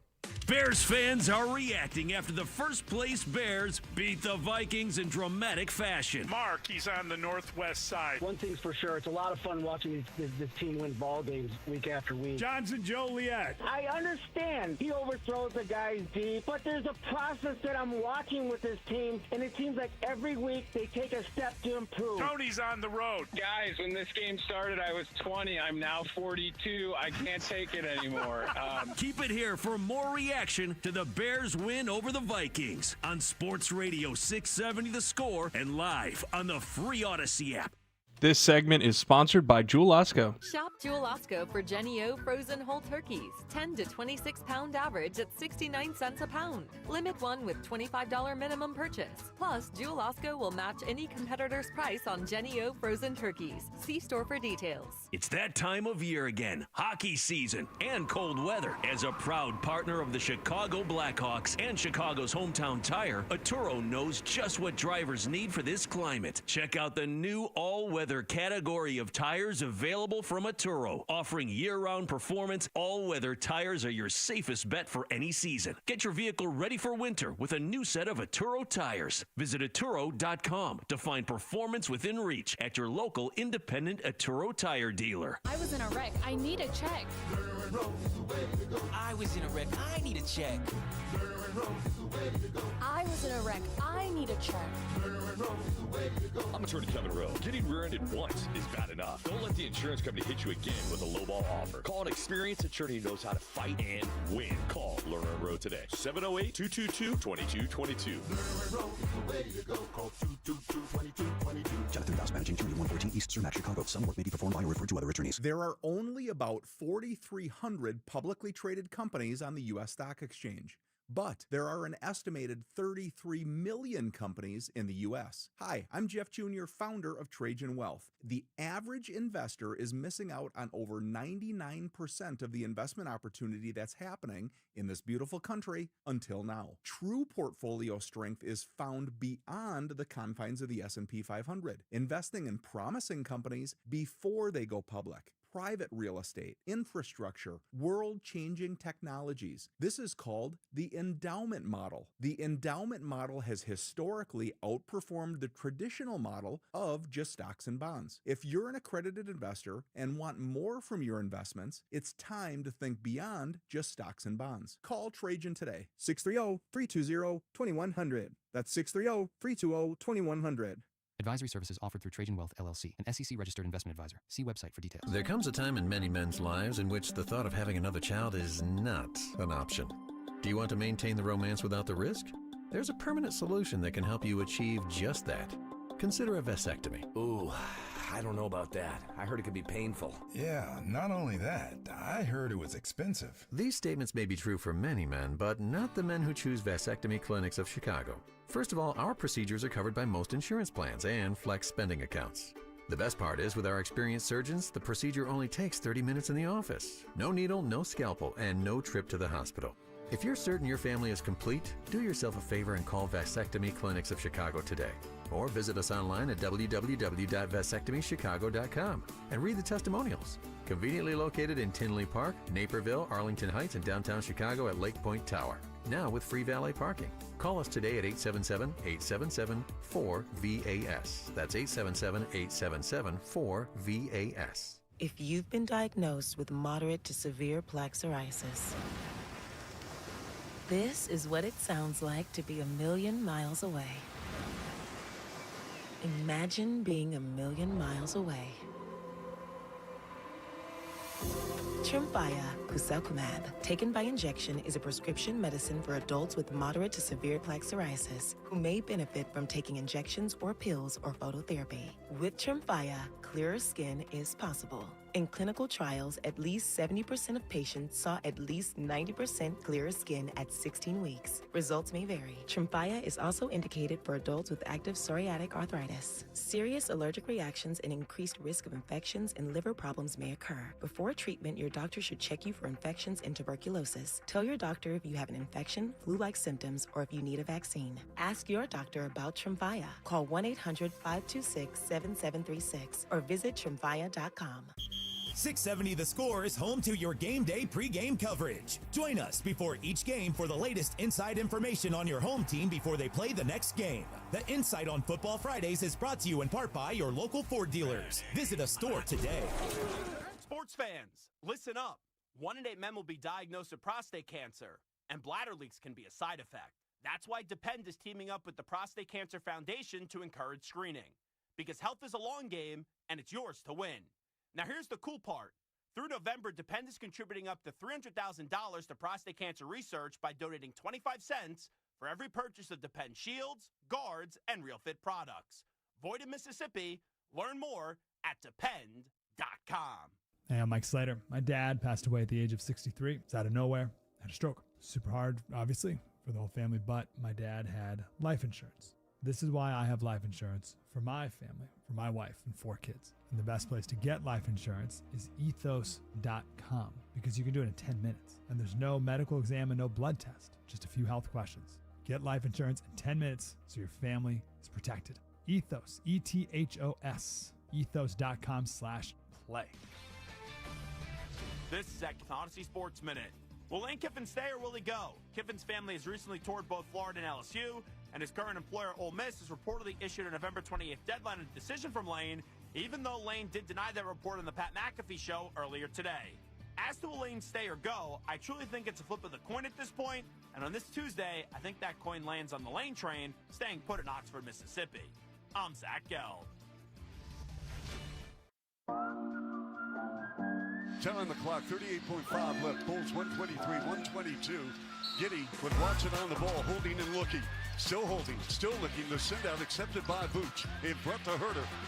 Rolling to his right. Say it, Vooch. Topside open 3. Bam! Big time shot, Vooch. And the Bulls lead by 4. A 2-possession lead for Chicago with 32.8 left. Ball game over. Bulls win. Bulls win. Bulls win. The basketball gods love the Chicago Bulls. Well, they did last night. I would say they probably didn't a couple nights previous to last night. But, yeah, the Bulls find themselves back above 500 after going on a 5-game losing streak. And, Speegs, look, I got the extra hour, okay? Yeah, So- you got bonus West Coast, or at least Mountain time. Mountain time. That's where we're at right now. Thank you. Like, I've got mountain time. So that extra hour helps.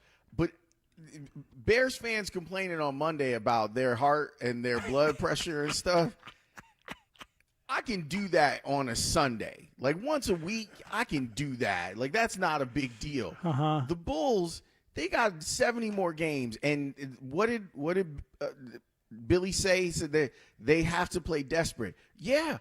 They got to play desperate every single night. And they just did it 2 nights in a row with a double OT thriller in Utah, and then they bounced back. They had an 18-point lead in this one. They had another big lead late in the fourth, choked both the leads away, and still found a way to do it. Those last 3 minutes were like manic energy, weren't they? They were, and it drives you. I just literally sat there on the couch last night and was like, I can't do this.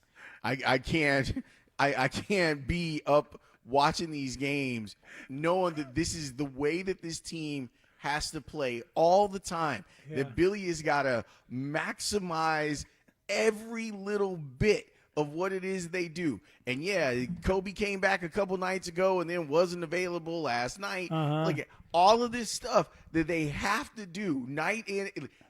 For the Bears, it's fun. For the Bulls, it is torture. It is, and when the Bulls are on the West Coast, it's even more torture. I know, Where but if you're yeah, but this, Lawrence, it's like These are regular season NBA games. They're not supposed to have that feeling, but that's kind of your point, is that the way this team plays and has to compete and is being driven to do so by a Hall of Fame coach is creating that kind of atmosphere every night. Don't you think it's inherently a good thing for their competitiveness, for the watchability? Like, I'm sorry for your heart, my dude, but I mean, the watchability is one thing, but I will say that's why I didn't get overly excited at the 6-1 start, is because they're going to run into wins because they will try harder than other teams throughout the season. But then you think about, like, the Detroit game where 7 rotational players for Detroit weren't available and they lose and they never lead. Like, it's this team, because of the way that they are constructed, because Modest, who I think will eventually get to star level, isn't a star yet. Mm-hmm. They've got to play like this. And that means that all of us are going to be in the Bulls blender for the whole season. And it'll probably be us being in the blender the whole season, then being like, well, look at the Bulls. They made it to that 8th spot, and now here's the play-in where they're going to have to maximize it again. And then just one bad night, and then you're out. Like, I think if they play like this as much as they are, every time they have a shot to get out of that play-in and get themselves into that top 6, a real legit playoff spot. And they got to play hard every night to earn it. I think there's a chance, man. I love that. Without Kobe White, that bench last night, did you see the bench scoring discrepancy against Denver?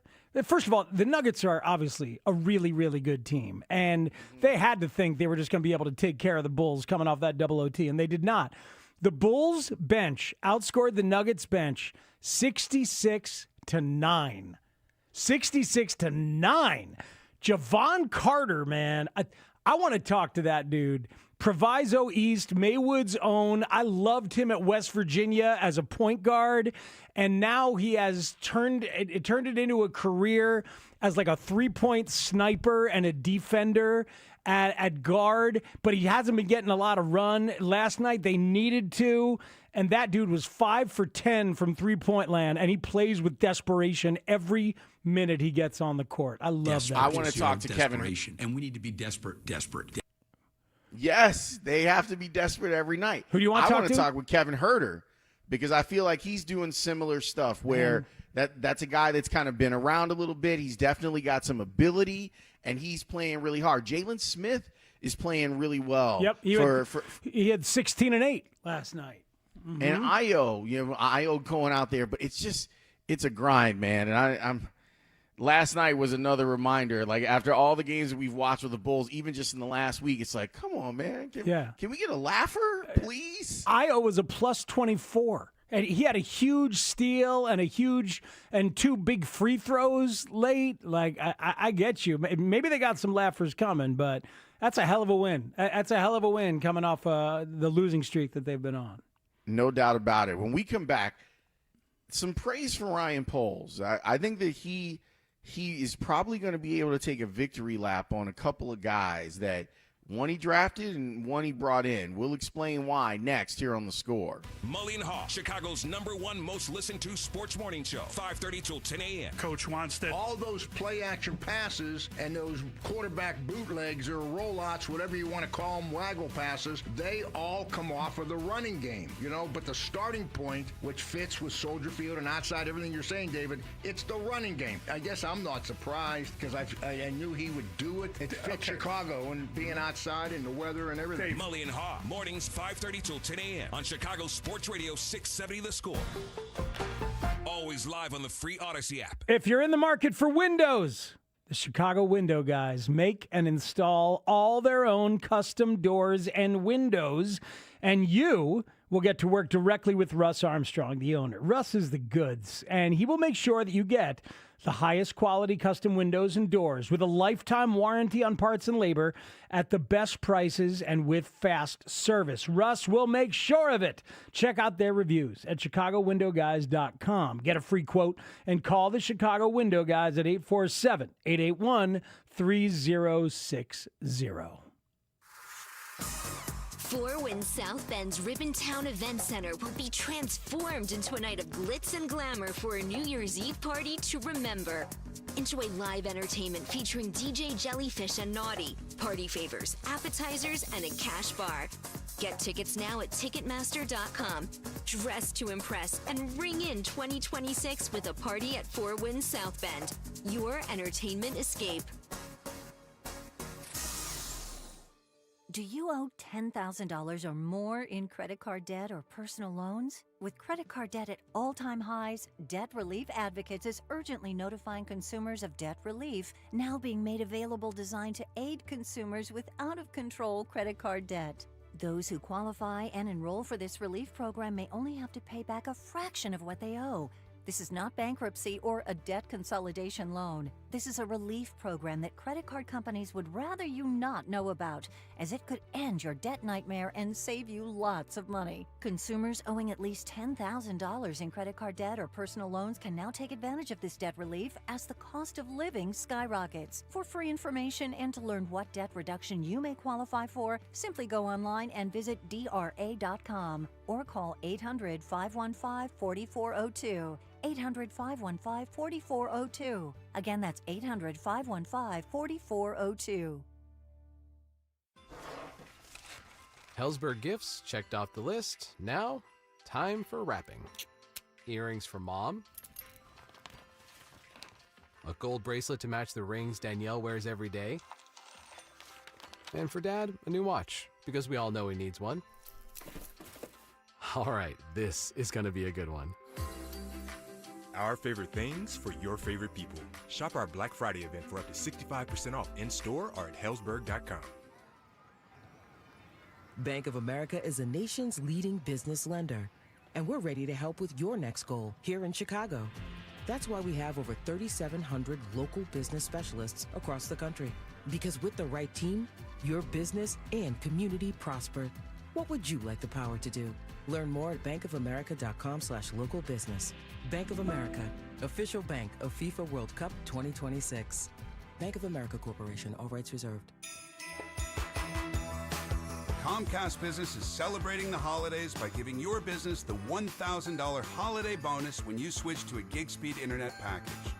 Just imagine the thousands of possibilities of a $1,000 prepaid card. Like possibility number 12. A new laptop for the office holiday hero. Or possibility number 108, smart speakers to deck those hallways. Or possibility number 192, new equipment for the new year. Or possibility number 555, Bluetooth holiday lights for office decor. Switch to Comcast Business, designed for 100% reliability with business internet and wireless connect, plus advanced cybersecurity, and now get the $1,000 holiday bonus. Comcast Business, powering possibilities. Ends 12/14/25. New customers only with 2-year agreement. Requires qualifying gig package. Other restrictions apply. Hey, listen to this. All I needed was a new starter. Got a great deal on eBay. Did it myself. Yeah, that's cool. But how about the soft purr of an upgraded exhaust when it fits just right? For me, it's the little things. Like these new windshield wipers from eBay I installed. From small fixes to big upgrades, eBay has all the parts you need at prices you'll love. Guaranteed to fit every time. eBay. Things people love. Eligible items only. Exclusions apply. Too many tools, too much stress, and way too many bills. Odoo replaces it all. One connected platform for every part of your business, so you can work faster, smarter, and for less. Odoo, the only software you'll ever need. Try it free today at odoo.com. That's ODOO.com. $20 is $20. And at Old Republic, it gets you 2 full pounds of tender, fall-off-the-bone ribs. It's Rib Fest all month long. Get the best ribs voted by the Daily Herald. Old Republic in Elgin. Dine in, take out, or order online. You know, I just want to come through for this team as much as possible. I probably should have 6 or 7, but you know, it feels better when you can get it in the win. You know what I mean? Like, I've talked about this plenty of times, man. I know what type of player I am. This is probably like my 3rd time in my career having 5 interceptions, so I want to continue to build upon that and just get as many as I can as long as I'm helping my team win. That was Kevin Byard and him talking about another game where he ends up with an interception. He's got 5 on the season, and we're a little bit more than halfway through. I went and looked it up, Speegs. Last year, you had 2 safeties at the top of the interception list. Kirby Johnson and Xavier McKinney, 9 and 8 respectively. They had, and Byard is on a pace to do that this year. I have a lot of respect for him. I also love the way that he plays. I think it's great to have someone in the back of a defense that is able to use his knowledge and make that a part of who he is as a player. And when you see him baiting quarterbacks into bad throws, it's really awesome. Like, it's fun, and a lot of times, like, you don't even have to be someone who's covered football or played football to see it happen. You see him in the way that Bowen described it. As a matter of fact, let's run that. This was what Bowen said about what Kevin Byard is doing this year. So we got Bowen on Darnell. I thought that's what we wanted. Oh, my bad. My bad. It's okay. We'll get to Darnell in a minute. But you heard him say, "Hey, like, look at what he's doing," and the way that he goes about his job of making these young quarterbacks, making them see things that are not there. That is a victory. And then you add in the intangibles. And Speaks, we talked about it yesterday. Him being there for Nashawn Wright, him then also being like, hey, we won a game, but we can be better. Yep. And it not becoming like, no one blinked. No one blinked. No one was like, oh, shut up, old man. Like, none of that stuff, because he carries a level of respect that doesn't allow for that type of nonsense. Yeah, no, the intangible stuff and the leadership stuff has always been so evident with him. And I always love that. I mean, I fall for that stuff often, to be honest. And I know that about myself. I also know that, like, the free agent veteran safety is a very specific profile in the NFL. Yes. Because those guys are considered fungible, like running backs are considered fungible. And they often have to go and find a home and see if anybody believes they have more left in the tank. What you're getting at is the schematic skills and now the results with the picks, which lends more weight to the intangible stuff. It makes it so much more powerful when he does speak because of the success that he's having. His resume speaks for itself, right? He walks in the door, there's instant respect for what he has done. But then you add it to the collective. And I even remember him saying, man, I just want to be a part of this, even if I'm not here. Yes. When this thing gets up and running. And now he's a part of it. Like, now he's a part of this thing getting up and running under Ben Johnson. Him even being a leader and talking about what Ben Johnson could do for this team. Like, that's special stuff.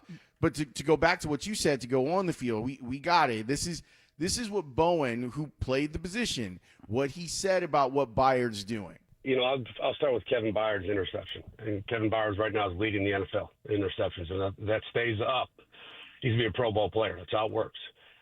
Production talks. So I love the play with Byard because it's a fire zone or a zone blitz. You're sending 5, and they spin the safeties late. And Byard drops down. This is a veteran play. He is on, kind of topping the running back, releasing. He flips his hips like a corner and sinks underneath the outside route. I don't think JJ saw him. I know he got hit when he threw it. But that's a great example of a veteran player taking advantage of a young quarterback who does not have a lot of experience. Man, that is great stuff. And you look right now at the interceptions leaders in the NFL, Byard's number 1. You know who's number 2?